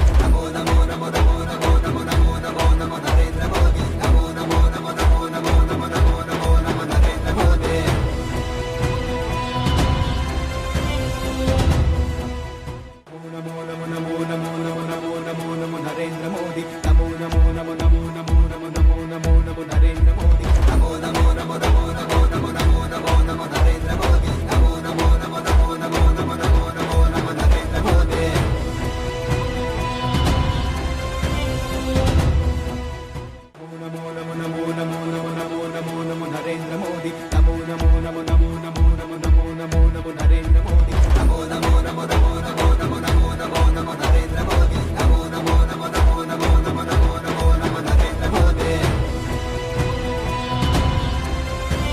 ನಮೋ ನಮೋ ನಮೋ ನಮೋ ನರೇಂದ್ರ ಮೋದಿ ನಮೋ ನಮೋ ನಮೋ ನಮೋ ನಮೋ ನಮೋ ನಮೋ ನಮೋ ನರೇಂದ್ರ ಮೋದಿ ನಮೋ ನಮೋ ನಮೋ ನಮೋ ನಮೋ ನಮೋ ನಮೋ ನಮೋ ನರೇಂದ್ರ ಮೋದಿ ನಮೋ ನಮೋ ನಮೋ ನಮೋ ನಮೋ ನಮೋ ನಮೋ ನಮೋ ನಮೋ ನರೇಂದ್ರ ಮೋದಿ ನಮೋ ನಮೋ ನಮೋ ನಮೋ ನಮೋ ನಮೋ ನಮೋ ನಮೋ ನಮೋ ನರೇಂದ್ರ ಮೋದಿ ಮಂಗಳೂರಿನಲ್ಲಿ ಜಗ ಮೆಚ್ಚಿದಂತಹ ನಾಯಕ, ತುಳುನಾಡಿನಲ್ಲಿ ಪರಶುರಾಮನ ನಾಡಿನಲ್ಲಿ ಸನ್ಮಾನ್ಯ ಪ್ರಧಾನಮಂತ್ರಿ ನರೇಂದ್ರ ಮೋದಿ ಅವರು ಮಾತುಗಳನ್ನಾಡಿದ್ದಾರೆ, ಭಾಷಣಗಳನ್ನ ಆಡಿದ್ದಾರೆ. ಲಕ್ಷಾಂತರ ಜನರನ್ನ ಉದ್ದೇಶಿಸಿ ಇವತ್ತು ಮಂಗಳೂರಿನ ಹೊರವಲಯದಲ್ಲಿರುವಂತಹ ಗೋಲ್ಡ್ ಫಿನ್ ಸಿಟಿಯಲ್ಲಿ ಸಮಾವೇಶದಲ್ಲಿ ಭಾಷಣಗಳನ್ನ ಆಡಿರುವಂಥದ್ದು. ಇವೆಲ್ಲದರ ಜೊತೆಗೆ ಈಗಾಗಲೇ ಪ್ರಧಾನಮಂತ್ರಿ ಅವರು ಅಲ್ಲಿಂದ ಹೊರಟಿದ್ದಾರೆ. ಜೊತೆಗೆ ಲಕ್ಷಾಂತರ ಜನಸಾಗರ ಏನು ಹರಿದು ಬಂದಿತ್ತು ಅವರುಗಳು ಕೂಡ ಹೋಗ್ತಾ ಇದ್ದಾರೆ. ಇವೆಲ್ಲದರ ಜೊತೆ ಪ್ರಧಾನಿ ನರೇಂದ್ರ ಮೋದಿಗಳು ನಮಗೆ ಬಿಟ್ಟು ಹೋಗಿರುವಂಥದ್ದು ಒಳ್ಳೆಯ ನೆನಪುಗಳು, ಒಳ್ಳೆಯ ಯೋಜನೆಗಳು, ಜೊತೆಗೆ ಭವಿಷ್ಯದಲ್ಲಿ ನಮ್ಮ ಕರಾವಳಿ ಭಾಗ ತುಂಬ ದೊಡ್ಡ ಮಟ್ಟದಲ್ಲಿ ಬೆಳೆಯುತ್ತೆ ಅನ್ನುವಂತಹ ಒಂದು ಭರವಸೆ, ಒಂದು ವಿಶ್ವಾಸ, ಒಂದು ನಂಬಿಕೆ, ಒಂದು ಆಶ್ವಾಸನೆ. ಇವೆಲ್ಲದರ ಜೊತೆಗೆ ಕೆಲವರಲ್ಲಿ ಈ ಭಾಷಣಗಳನ್ನ, ಈ ಸಮಾವೇಶಗಳನ್ನ ವಿಶ್ಲೇಷಣೆ ಮಾಡಿದಾಗ, ಈಗಾಗಲೇ ವಿಶ್ಲೇಷಣೆ ನಡೀತಾ ಇದೆ, ಕಳೆದ ಬಾರಿಯಂತಹ ಒಂದು ಜೋಶ್ ನರೇಂದ್ರ ಮೋದಿ ಅವರ ಭಾಷಣದಲ್ಲಿ ಈ ಬಾರಿ ಇರಲಿಲ್ಲ ಅನ್ನುವಂಥದ್ದು. ಕಳೆದ ಬಾರಿ ನರೇಂದ್ರ ಮೋದಿ ಅವರು ಭಾಷಣವನ್ನು ಮಾಡಿದಾಗ ತುಳುವಿನಲ್ಲಿ ಅಥವಾ ಕನ್ನಡದಲ್ಲಿ ಪ್ರಾರಂಭ ಮಾಡ್ತಾ ಇದ್ರು ಭಾಷಣ. ಆದರೆ ಈ ಬಾರಿ ಯಾವುದೇ ರೀತಿಯಂತಹ ಬದಲಾವಣೆಗಳನ್ನ ಮಾಡಿಲ್ಲ. ಜೊತೆಗೆ ಯಾವುದೇ ರೀತಿಯ ರಾಜಕೀಯವಾಗಿರುವಂತಹ ಸಣ್ಣ ಹೇಳಿಕೆಗಳನ್ನು ಕೂಡ ನೀಡಲಿಲ್ಲ.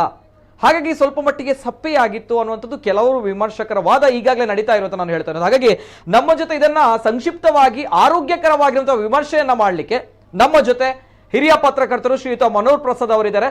ಒಂದ್ಸಗಿನ ಆತ್ಮೀಯವಾಗಿರುವಂತಹ ಸ್ವಾಗತ ಸರ್. ಈಗ ನಾವು ನೋಡಿದ್ದೇವೆ, ಒಂದು ಬೃಹತ್ ಸಮಾವೇಶ ಆಯಿತು, 15 ನಿಮಿಷಗಳ ಕಾಲ ಬಹುಶಃ ಮಾತನಾಡಿದ್ರು ನರೇಂದ್ರ ಮೋದಿ ಅವರು. ಬಹಳಷ್ಟು ವಿಚಾರಗಳ ಬಗ್ಗೆ ಚರ್ಚೆಯಾಗಬಹುದಿತ್ತು ಅನ್ನುವಂತಹ ಒಂದು ನಂಬಿಕೆಗಳು ಅಥವಾ ಒಂದು ಆಸೆ ಅಥವಾ ಏನೋ ಒಂದು ದೂರದೃಷ್ಟಿ ಇತ್ತು ನಮ್ಮಲ್ಲಿ ಕರಾವಳಿ ಭಾಗದಲ್ಲಿ. ಆದ್ರೆ ರಾಜಕೀಯವಾಗಿ ಯಾವುದೇ ಎಳ್ಳಷ್ಟು ಸುದ್ದಿಯೂ ಕೂಡ ಇಲ್ಲಿ ಬರಲಿಲ್ಲ. ಇವತ್ತಿನ ಭಾಷಣದಲ್ಲಿ, ಮೋದಿ ಅವರ ಭಾಷಣದಲ್ಲಿ ಬಂದಿರುವಂತದ್ದು ನೇರವಾಗಿ ಇಟ್ಸ್ ಪ್ಯೂರ್ಲಿ ಸರ್ಕಾರಿ ಕಾರ್ಯಕ್ರಮ, ಅಧಿಕೃತವಾಗಿ ಸರ್ಕಾರಿ ಪ್ರಾಯೋಜಿತ ಕಾರ್ಯಕ್ರಮ. ಹಾಗಾಗಿ ನಾವು ಈ ಹಿಂದೆ ಹೇಳಿದಾಗೆ ನರೇಂದ್ರ ಮೋದಿ ಅವರು ನೇರವಾಗಿ ಪ್ರಧಾನಿಯಾಗಿ, ಜನನಾಯಕನಾಗಿ ಅವರ ಕೆಲಸವನ್ನ ಮಾಡಿದ್ದಾರೆ. ಸರ್ಕಾರದ ಪ್ರೋಟೋಕಾಲ್ಗಳು ಏನಿದೆ, ಸರ್ಕಾರಿಯ ಅಧಿಕೃತ ಪ್ರಾಯೋಜಿತ ಕಾರ್ಯಕ್ರಮ ಅನ್ನುವಂಥದ್ದು ಏನಿದೆ, ಆ ಸಂದರ್ಭ ಸರ್ಕಾರದ ವಿಚಾರಗಳನ್ನ ಮಾತ್ರವೇ ಮಾತನಾಡಬೇಕು. ಆ ನಿಟ್ಟಿನಲ್ಲಿ ನರೇಂದ್ರ ಮೋದಿ ಅವರು ಪ್ರಧಾನಿಯಾಗಿ ಅವರ ವೃತ್ತಿಯನ್ನ, ಅವರ ಜವಾಬ್ದಾರಿಯನ್ನ ಅತ್ಯಂತ ಅದ್ಭುತವಾಗಿ ನಿಭಾಯಿಸಿದ್ದಾರೆ.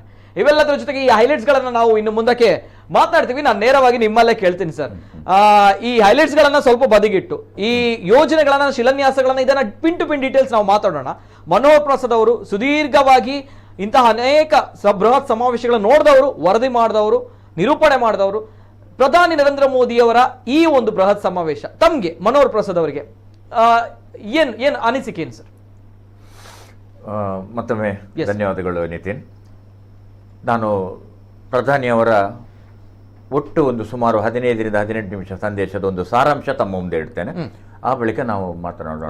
ಬಿಫೋರ್ ದಟ್ ತಮ್ಗೆ ಒಂದು ಈ ಒಂದು ಭಾಷಣವನ್ನು ನೋಡಿದಾಗ ತಮ್ಗೆ ಏನ್ ಅನ್ಸ್ತು ಅನ್ನುವಂಥದ್ದು? ಯಾಕಂದ್ರೆ ನಾನು ಹೇಳಿದ ಪ್ರಕಾರ ಅಥವಾ ಇತರರು ನಾನು ಹೇಳಿದಾಗ ಈ ಬಾರಿ ಕನ್ನಡ ಇರಲಿಲ್ಲ, ತುಳು ಇರಲಿಲ್ಲ ಅಂತ ಒಂದು ಪ್ರಧಾನಿ ಅವರು ಆ ರೀತಿಯ ಒಂದು ಜನರನ್ನ ಹುಚ್ಚೆಬ್ಬಿಸಿ ಕುಣಿಯುವಂತಹ ರೀತಿಯಲ್ಲಿ ಮಾಡಲಿಲ್ಲ ಅನ್ನುವಂಥದ್ದು. ಬಹುಶಃ ಇದು ಮೂಲತಃ ಸಂಪೂರ್ಣ ಸರ್ಕಾರಿ ಕಾರ್ಯಕ್ರಮ. ಇಲ್ಲಿ ಯಾವುದೇ ತರದ ಈ ಜನರಂಜನೆಯ ವಿಚಾರಗಳನ್ನು ಜನನಾಯಕರು ಪ್ರಸ್ತುತಪಡಿಸುವುದಿಲ್ಲ. ನೇರವಾಗಿ ಅವರು ವಿಚಾರಕ್ಕೆ ಬರ್ತಾರೆ ಮತ್ತು ಸಂಪೂರ್ಣ ಅಭಿವೃದ್ಧಿ ಪರ ಕಾರ್ಯಕ್ರಮ ಇಲಾಖೆಗಳು ಇದಾಗಿರುವುದರಿಂದ ಅವರು ಅದಕ್ಕೆ ಸರಿಯಾಗಿ ನಡ್ಕೊಂಡಿದ್ದಾರೆ. ಕಳೆದ ಸಲ ಅದು ಚುನಾವಣಾ ಭಾಷಣ ಆಗಿದೆ. ಚುನಾವಣಾ ಭಾಷಣಕ್ಕೂ ಅಧಿಕೃತ ನಮ್ಮ ಪ್ರಧಾನಮಂತ್ರಿಗಳಾಗಿ ಮಾತಾಡೋದಕ್ಕೂ ವ್ಯತ್ಯಾಸ ಇದೆ. ಅದನ್ನು ಸಂಪೂರ್ಣ ಅವರು ಇವತ್ತು ನಿಭಾಯಿಸಿದ್ದಾರೆ. ಅವರಿಂದ ಜನ ರಾಜಕೀಯ ನಿರೀಕ್ಷೆ ಮಾಡಿರ್ಲಿಕ್ಕಿಲ್ಲ, ಆದ್ರೆ ಮಾಡಿದ್ರು ಕೂಡ ಈ ತರದ ನೀತಿ ಸಂಹಿತೆ ಅವರ ಪಾಲಿಗೆ ಇಲ್ಲಿ ಇದೆ. ಇದು ಅಧಿಕೃತ ಕಾರ್ಯಕ್ರಮ ಆದ್ದರಿಂದ ಸರ್ಕಾರ ಒಂದು ವೇಳೆ ಭಾರತೀಯ ಜನತಾ ಪಕ್ಷದ ಕಾರ್ಯಕ್ರಮ ಇದಾಗಿದ್ರೆ ಅವರು ರಾಜಕೀಯ ಮಾತಾಡ್ತಿದ್ರು ಅಥವಾ ಈಗಿನ ಕೆಲವು ಬೆಳವಣಿಗೆಗಳ ಬಗ್ಗೆ ಮಾತಾಡ್ತಿದ್ರು, ಪಕ್ಷದ ನಿಲುವುಗಳ ಬಗ್ಗೆ ಮಾತಾಡ್ತಿದ್ರು. ಆದ್ರೆ ಸಂಪೂರ್ಣವಾಗಿ ಅವರು ತಮ್ಮನ್ನು ಈ ಅಭಿವೃದ್ಧಿ ಕಾರ್ಯಕ್ಕೆ ಅವರು ತಾವು ಅದನ್ನು ಮೀಸಲಿಟ್ಕೊಂಡಿದ್ದಾರೆ. ಹಾಗೆ ಬೇಕಾದ್ರೆ ಕೆಲವು ಅಂಶಗಳು ಅವರು ಏನು ಹೇಳಿದ್ರು ಅಂತ ಇನ್ನೊಮ್ಮೆ ನಾನು ನಮ್ಮ ವೀಕ್ಷಕರಿಗೆ, ನಮ್ಮ ಕುಡ್ಲದ ಬಂಧುಗಳಿಗೆ ಪ್ರಸ್ತುತಪಡಿಸ್ತೇನೆ. ಓಕೆ. ಅವರು ಆರಂಭ ಬಿಫೋರ್ ದಟ್ ಸರ್, ಈ ಒಂದು ಭಾಷಣ ತಾವು ಈಗಾಗಲೇ ಹೇಳಿದೆ ಸರ್ಕಾರಿ ಪ್ರಾಯೋಜಿತ ಕಾರ್ಯಕ್ರಮ, ಹಾಗಾಗಿ ಈ ತರಹ ಭಾಷಣಗಳನ್ನ, ರಾಜಕೀಯ ಭಾಷಣ ನಾವು ನಿರೀಕ್ಷೆ ಮಾಡುವಂತಿಲ್ಲ. ಆದ್ರೆ ಮನೋಹರ್ ಪ್ರಸಾದ್ ಅವರಿಗೆ ಒಟ್ಟು ಇವತ್ತಿನ ಒಂದು ಬೃಹತ್ ಸಮಾವೇಶವನ್ನ ನೋಡಿದಾಗ ಒಂದು ವಾರ 2 ವಾರಗಳಿಂದ ಇದರ ಬೃಹತ್ ಸಮಾವೇಶದ ಒಂದು ತಯಾರಿಗಳು ನಡೀತಾ ಇತ್ತು. ಭರಪೂರವಾಗಿರುವಂತಹ ನಿರೀಕ್ಷೆ ಇತ್ತು, ಬಹು ನಿರೀಕ್ಷೆ ಹೊಂದಿದ್ರು ಕರಾವಳಿ ಭಾಗದ ಜನರು. ಆ ನಿಟ್ಟಿನಲ್ಲಿ ಮನೋಹರ್ ಪ್ರಸಾದ್ ಅವರು ಒಟ್ಟು ಚಿತ್ರಣವನ್ನ ಯಾವ ರೀತಿ ವಿಶ್ಲೇಷಣೆ ಮಾಡ್ತೀರಾ ಸರ್ ಇವತ್ತಿನ ಸಮಾವೇಶ? ಇದು ನಿರೀಕ್ಷೆ ಮಾಡಿದ್ದೆ, ಯಾಕಂದ್ರೆ ಇಷ್ಟು ಜನ ಸೇರಿದ್ದು ನಾವು ನಿರೀಕ್ಷೆ ಮಾಡಿರಲಿಲ್ಲ ಒಂದು ಹಂತದಲ್ಲಿ. ಆದರೆ ಜನ ಬಂದ ರೀತಿ ನೋಡಿದರೆ ಇದೊಂದು ಅಭೂತಪೂರ್ವವಾದಂತ ಸಭೆ. ಆದರೆ ಅಲ್ಲಿಯ ಅವರ ಕಟ್ಟುಪಾಡುಗಳು ಹಾಗೆಂತ ನಾವು ಕೆಲವು ಘೋಷಣೆಗಳ ನಿರೀಕ್ಷೆ ಮಾಡಬಹುದಾಗಿತ್ತು. ಆದರೆ ಅವರು ಸಂಪೂರ್ಣ ಕಳೆದ 8 ವರ್ಷಗಳಲ್ಲಿ ದೇಶದಲ್ಲಿ ಏನಾಯಿತು, ಕರ್ನಾಟಕದಲ್ಲಿ ಅದೇ ಸಂದರ್ಭದಲ್ಲಿ ಕರ್ನಾಟಕದಲ್ಲಿ ಏನಾಯಿತು, ಕರಾವಳಿಯ ಜನತೆಗೆ ಅವರು ಏನನ್ನ ನಿರೀಕ್ಷೆ ಮಾಡಿದ್ರು, ಕರಾವಳಿ ಜನತೆ ಅವರು ಅಭಿನಂದಿಸಿದರು. ನಮ್ಮ ಇಡೀ ಮಂಗಳೂರು ಸಹಿತ ಈ ಭಾಗದ ಕರಾವಳಿ ಜನತೆಯನ್ನು ಅಭಿನಂದಿಸಿದರು. ಸೊ ಅದರ ಅಂಶವನ್ನು ಕೊಟ್ಟು ಆಮೇಲೆ ಹೌದು, ನಮ್ಮ ಪ್ರಧಾನಮಂತ್ರಿಗಳಾಗಿರುವ ನರೇಂದ್ರ ಮೋದಿಜಿ ಅವರು ಆರಂಭ ಮಾಡಿದ್ದು ನಮ್ಮ ರಾಜ್ಯಪಾಲರಾದ ಗೆಹ್ಲೋಟ್ ಅವರ ಹೆಸರು, ಮುಖ್ಯಮಂತ್ರಿ ಬಸವರಾಜ ಬೊಮ್ಮಾಯಿ ಅವರ ಹೆಸರು ಮತ್ತು ಅವರ ಸಂಪುಟದ ಸಹೋದ್ಯೋಗಿಗಳು, ಕರ್ನಾಟಕದ ಸಚಿವರು, ಸಂಸದರು, ಶಾಸಕರು ಮತ್ತು ಅವರ ಅಧಿಕಾರಿಗಳು ಮತ್ತು ವಿಶೇಷವಾಗಿ ಸೇರಿದ ಅಪಾರ ಜನಸ್ತೋಮವನ್ನು ಅವರು ಮೊದಲು ಉಲ್ಲೇಖಿಸಿದರು. ಆಮೇಲೆ ನೇರವಾಗಿ ಅವರು ವಿಷಯಕ್ಕೆ ಬಂದರು. ಇವತ್ತು ಕರ್ನಾಟಕದ ಅಂದರೆ ಭಾರತದ ಬಹು ಪ್ರತಿಷ್ಠಿತ ಕರ್ನಾಟಕದ ಅತಿ ದೊಡ್ಡ ಸಾಧನೆಯ ಮಂಗಳೂರಿನ ನವಮಂಗಳೂರು ಬಂದರಿನ ಮತ್ತು ಇಲ್ಲಿನ MRPLನ ಸುಮಾರು 3,800 ಕೋಟಿ ರೂಪಾಯಿಗಳ ಯೋಜನೆಗೆ ಮತ್ತು ನಾನು ಉದ್ಘಾಟನೆ ಮಾಡಿದ್ದೇನೆ, ಶಿಲಾನ್ಯಾಸವನ್ನು ಮಾಡಿದ್ದೇನೆ ಅಥವಾ ಭೂಮಿ ಪೂಜೆಯನ್ನು ನೆರವೇರಿಸಿದ್ದೇನೆ. ಇದು ನನ್ನ ಪಾಲಿಗೆ ಬಹಳ ಸಂತೋಷದ ಕ್ಷಣ. ಕೇವಲ ನನ್ನ ಪಾಲಿಗೆ ಮಾತ್ರವಲ್ಲ, ಇದು ಕರ್ನಾಟಕದ ಮತ್ತು ನಮ್ಮ ದೇಶದ ಪಾಲಿಗೆ ಕೂಡ ಬಹಳ ಅದ್ಭುತವಾದ ಕ್ಷಣವಾಗಿದೆ. ಅಭಿವೃದ್ಧಿಯ ಹಾದಿಯಲ್ಲಿ ಇದು ಒಂದು ಅದ್ಭುತವಾದ ಪಥ ಆಗಿದೆ. ಈಗ ತಾನೇ ಬೆಳಿಗ್ಗೆ ನೌಕಾನೆಲೆ, ಅದು ಕೊಚ್ಚಿನ್ನಲ್ಲಿ ನೌಕಾನೆಲೆಯಲ್ಲಿ ನಾನು ವಿಕ್ರಾಂತಿ ಎಂಬ ಯುದ್ಧ ಕ್ಷಿಪಣಿ ವಾಹಕ ನೌಕೆಯನ್ನು ದೇಶಕ್ಕೆ ಸಮರ್ಪಣೆ ಮಾಡಿದ್ದೇನೆ. ಇದು ಕೂಡ ನಮ್ಮ ದೇಶದ ಒಟ್ಟು ಶಕ್ತಿಯನ್ನು, ಸೇನೆಯ ಶಕ್ತಿಯನ್ನು ಬಲಪಡಿಸಿ ಸ್ವಾವಲಂಬಿ ಭಾರತದ ಕಡೆಗೆ ಒಂದು ಮಹತ್ವದ ಹೆಜ್ಜೆಯಾಗಿದೆ. ಆ ಬಗ್ಗೆ ಕೂಡ ನಾನು ಇವತ್ತು ತುಂಬ ಸಂತೋಷ ಹೊಂದಿದ್ದೇನೆ. ನಾನು ಈ ಬಾರಿ ನಮ್ಮ ಸ್ವಾತಂತ್ರ್ಯ ದಿನದ ಅಮೃತ ಮಹೋತ್ಸವದ ಸಂದರ್ಭದಲ್ಲಿ ದಿಲ್ಲಿಯ ಕೆಂಪು ಕೋಟೆಯಲ್ಲಿ ಧ್ವಜಾರೋಹಣ ನಡೆಸಿದ ಬಳಿಕ ನಾನೊಂದು ಮಾತನ್ನು ಹೇಳಿದೆ. ಸರ್ವರಿಗೂ ಗೌರವದ ಬಾಳು ನಮ್ಮ ದೇಶದಲ್ಲಿ ಸಿಗಬೇಕು, ಸರ್ವರಿಗೂ ಸಮಪಾಲು ಎಂಬ ರೀತಿಯಲ್ಲಿ ಅವರು ಮಾತಾಡಿದರು. ಆ ರೀತಿಯಲ್ಲೇ ನನ್ನ ಸರ್ಕಾರ ಈ ಕಾರ್ಯಕ್ರಮಗಳನ್ನು ನಡೆಸ್ತಾ ಇದೆ. ಅಭಿವೃದ್ಧಿಯ ಎಲ್ಲ ವಿವರಗಳು ಕೂಡ, ಅಭಿವೃದ್ಧಿಯ ಎಲ್ಲ ಅಂಶಗಳು ಕೂಡ ಜನಮಾನಸಕ್ಕೆ ತಲುಪಬೇಕು ಎನ್ನುವ ಮಾತನ್ನು ಪ್ರಧಾನಿ ಅವರು ಹೇಳಿದರು. ಆ ಬಳಿಕ ಅವರೊಂದು ಮಾತನ್ನು ಹೇಳಿದರು, ಇಲ್ಲಿ ಈ ದಿನ ನಡೆದಂಥ ಅಥವಾ ನಡೆಯುವಂಥ ಎಲ್ಲ ಯೋಜನೆಗಳು ಕೂಡ ಅತ್ಯಂತ ಜನಪರ ಮತ್ತು ಅದು ವಿಶಿಷ್ಟವಾಗಿ ನಮ್ಮ ದೇಶ ಮತ್ತು ಕರ್ನಾಟಕಕ್ಕೆ ಅತ್ಯಂತ ಮಹತ್ವದ ದಿನ ಆಗಿದೆ. ಅವರು ಹೇಳಿದರು, ತಾನು ಮೊದಲಾಗಿ ಇಲ್ಲಿನ LPG ಸ್ಥಾವರ ಮತ್ತು ಅದಕ್ಕೆ ಸಂಬಂಧಪಟ್ಟ ನಮ್ಮ ಯೋಜನೆಗಳನ್ನು, ಕಂಟೈನರ್ ಸೇವೆಗಳನ್ನು ನಾನು ಎಲ್ಲ ಉದ್ಘಾಟನೆ ಮಾಡಿದ್ದೇನೆ. ಇದು ಮಂಗಳೂರು, ನವಮಂಗಳೂರು ಬಂದರು ಈಗ ಅಭಿವೃದ್ಧಿಯ ಪಥದಲ್ಲಿ ಅತ್ಯಂತ ಪ್ರಮುಖವಾದ ಕೇಂದ್ರವಾಗಿದೆ. ಅಲ್ಲಿ ಈಗ ನಡೆಸಿರುವಂತಹ ಯೋಜನೆಗಳು, ಆ ಯೋಜನೆಗಳನ್ನು ಅವರು ಪ್ರತ್ಯೇಕವಾಗಿ ಉಲ್ಲೇಖ ಮಾಡ್ತಾ ಹೋದರು. ಆ ಯೋಜನೆಗಳು ನಿಮಗೆ ಮತ್ತೆ ನೆನಪು ಮಾಡೋದಿದ್ರೆ, ಇಲ್ಲಿ ನಿರ್ಮಾಣ ಮಾಡುವಂತಹ ಉಪ್ಪು ನೀರು, ಸಮುದ್ರದ ಉಪ್ಪು ನೀರನ್ನು ಅದನ್ನು ಡಿಸ್ಯಾಲಿನೈಸೇಷನ್ ಅಂತ ಇಂಗ್ಲಿಷಲ್ಲಿ ಕರೀತಾರೆ, ಅದನ್ನು ಸಿಹಿ ನೀರಾಗಿ ಪರಿವರ್ತಿಸುವಂತ ಒಂದು ಮಹತ್ವದ ಯೋಜನೆ. ಆಮೇಲೆ ನವಮಂಗಳೂರು ಬಂದರಿನಲ್ಲಿ ವಿಶೇಷವಾದ ಮೀನುಗಾರಿಕಾ ಜೆಟ್ಟಿ ಪಕ್ಕದ ಕೊಳ, ಅದು ಅವ್ರು ಹೇಳಿದ್ರು ಏನಂತ ಗೊತ್ತಾ ನಿತಿನ್, ನೀವು ಅದನ್ನು ಗಮನಿಸಿದ್ರಿ, ಅತಿ ದೀರ್ಘ ಕಾಲದ ಈ ಪ್ರದೇಶದ ಬೇಡಿಕೆ ಇವತ್ತು ಈಡೇರಿದೆ. ನಾವಾಗ ಅದನ್ನೇ ಮಾತಾಡಿದ್ರು ಬಗ್ಗೆ, ಅದನ್ನೇ ಅವ್ರು ಹೇಳಿದ್ರು. ಆ ನಂತರ ಅವರದೊಂದು ಮಾತನ್ನು ಹೇಳಿದ್ರು, ಅಂದ್ರೆ ಒಟ್ಟು 3,800 ಕೋಟಿ ರೂಪಾಯಿ ಯೋಜನೆ ಇಲ್ಲಿ ಆಗಿರ್ಬೋದು, ಆದರೆ ಅದು ಇವತ್ತಿನ ಯೋಜನೆಗಳು. ಇದರಿಂದ ದೊರೆಯುವಂತ ಉದ್ಯೋಗ ಅವಕಾಶ ನಮ್ಮ ಸ್ವಾವಲಂಬಿ ಭಾರತ ಮತ್ತು ನಮ್ಮ ಅತ್ಯಂತ ಆತ್ಮನಿರ್ಭರ ಭಾರತವನ್ನು ನಿರ್ಮಾಣ ಮಾಡಲಿಕ್ಕೆ ಇದು ಪೂರಕ ಆಗಿದೆ. ಮತ್ತು ವಿಶೇಷ ಅಂದ್ರೆ ಈಗ ನವಮಂಗಳೂರು ಬಂದರಿನಲ್ಲಿ ಆ ಹೊಸ ಜೆಟ್ಟಿಗಳ ನಿರ್ಮಾಣದ ಮೂಲಕ ಇಲ್ಲಿನ ರಫ್ತುದಾರರಿಗೆ ಬಹಳ ದೊಡ್ಡ ಅನುಕೂಲ ದೊರೆಯಿತು. ಈ ಕಂಟೈನರ್ ಸೇವೆ ಅಂತ ಅವರು ಉಲ್ಲೇಖ ಮಾಡಿದ್ರಲ್ಲ, ಇದರ ಮೂಲಕ ರಫ್ತುದಾರರಿಗೆ ಬಹಳ ದೊಡ್ಡ ಸೌಲಭ್ಯ ದೊರೆಯುತ್ತದೆ. ಮತ್ತು ನಮ್ಮ ಆಮದು ಪ್ರಮಾಣ ಈಗ ದೇಶದಲ್ಲಿ ಕಡಿಮೆಯಾಗಿ ರಫ್ತು ಪ್ರಮಾಣ ಜಾಸ್ತಿ ಆಗಿದೆ. ಕೊರೋನಾ ನಮ್ಮ ದೇಶವನ್ನು ಬಾಧಿಸಿತು. ಕೊರೋನಾ ಬಾಧೆಯಿಂದ ನಮ್ಮ ದೇಶವೇ ಹೋರಾಟವನ್ನು ನಡೆಸಿ ಅದನ್ನು ಜಯಿಸಿತು. ಆ ಸಂದರ್ಭದಲ್ಲಿ ಕೂಡ ಭಾರತದ ರಫ್ತಿನ ಪ್ರಮಾಣದಲ್ಲಿ ಇಳಿಮುಖ ಆಗಲಿಲ್ಲ. ರಫ್ತಿನ ಪ್ರಮಾಣ 2 ಪಟ್ಟು ಏರಿತು. ಒಂದು ಕಾಲಕ್ಕೆ ಆಟಿಕೆಗಳನ್ನು ಕೂಡ ಆಮದು ಮಾಡಿಕೊಳ್ಳಬೇಕಾದ ಭಾರತ ಈಗ ರಫ್ತು ಮಾಡ್ತಾ ಇದೆ. ಇಂಥ ಒಂದು ಅದ್ಭುತ ಸಾಧನೆ ಕಳೆದ 8 ವರ್ಷಗಳಲ್ಲಿ ನಡೆಯಿತು. ಆ ನಂತರ ಅವರು ಹೇಳಿದರು LPG ಮುಂತಾದಂತಹ ಸ್ಥಾವರಗಳು, ಆಮೇಲೆ ಬಿಟುಮಿನ್ ಇಲ್ಲಿಯ MRPLಗೆ ಸಂಬಂಧಪಟ್ಟಂತ ಯೋಜನೆಗಳು, ಆಮೇಲೆ ಹೊಸ ಯೋಜನೆಗಳಲ್ಲಿ ಇದು ಕನಿಷ್ಠ ಕೆಲವು ಕಡೆ 3,500 ತಾವಾಗ ವಿವರಣೆ ಕೊಟ್ಟರೆ, ಕೆಲವು ಕಡೆ 800, ಕೆಲವು ಕಡೆ 2,500, ಹೀಗೆ ಉದ್ಯೋಗ ಅವಕಾಶಗಳನ್ನು ಸೃಷ್ಟಿಸ್ತಾ ಆರ್ಥಿಕವಾಗಿ ಸಶಕ್ತವಾದ ಭಾರತವನ್ನು ನಿರ್ಮಾಣ ಮಾಡುವ ಕಾರ್ಯ ಇವತ್ತು ನಡೆಯಿತು ಅಂತ ಹೇಳಿದರು. ನಮ್ಮ ದೇಶದ ವಿವಿಧ ಯೋಜನೆಗಳನ್ನು ಉಲ್ಲೇಖ ಮಾಡಿದರು. ಆ ವಿವಿಧ ಯೋಜನೆಗಳ ಮೂಲಕ ದೇಶದ ಜನತೆಗೆ ಅನುಕೂಲ ಆಗಿದೆ, ವಿಶೇಷವಾಗಿ ಬಡ ಜನತೆಗೆ ಅನುಕೂಲ ಆಗಿದೆ. ಆಯುಷ್ಮಾನ್ ಎಂಬ ಯೋಜನೆಯಲ್ಲಿ ಅವರು ಹೇಳಿದರು 32,000 ಕೋಟಿ ರೂಪಾಯಿಗಳಷ್ಟು 8 ವರ್ಷಗಳಲ್ಲಿ ಅದರ ವ್ಯವಹಾರ ಬಡ ಜನತೆಗೆ ಅದರಿಂದ ಅನುಕೂಲ ದೊರೆತಿದೆ. ಕರ್ನಾಟಕದ ಜನತೆಗೆ ಕೂಡ ಅದರಲ್ಲಿ ಕನಿಷ್ಠ 15% ಭಾಗ ಕರ್ನಾಟಕದ ಜನತೆಗೆ ಸಿಕ್ಕಿದೆ.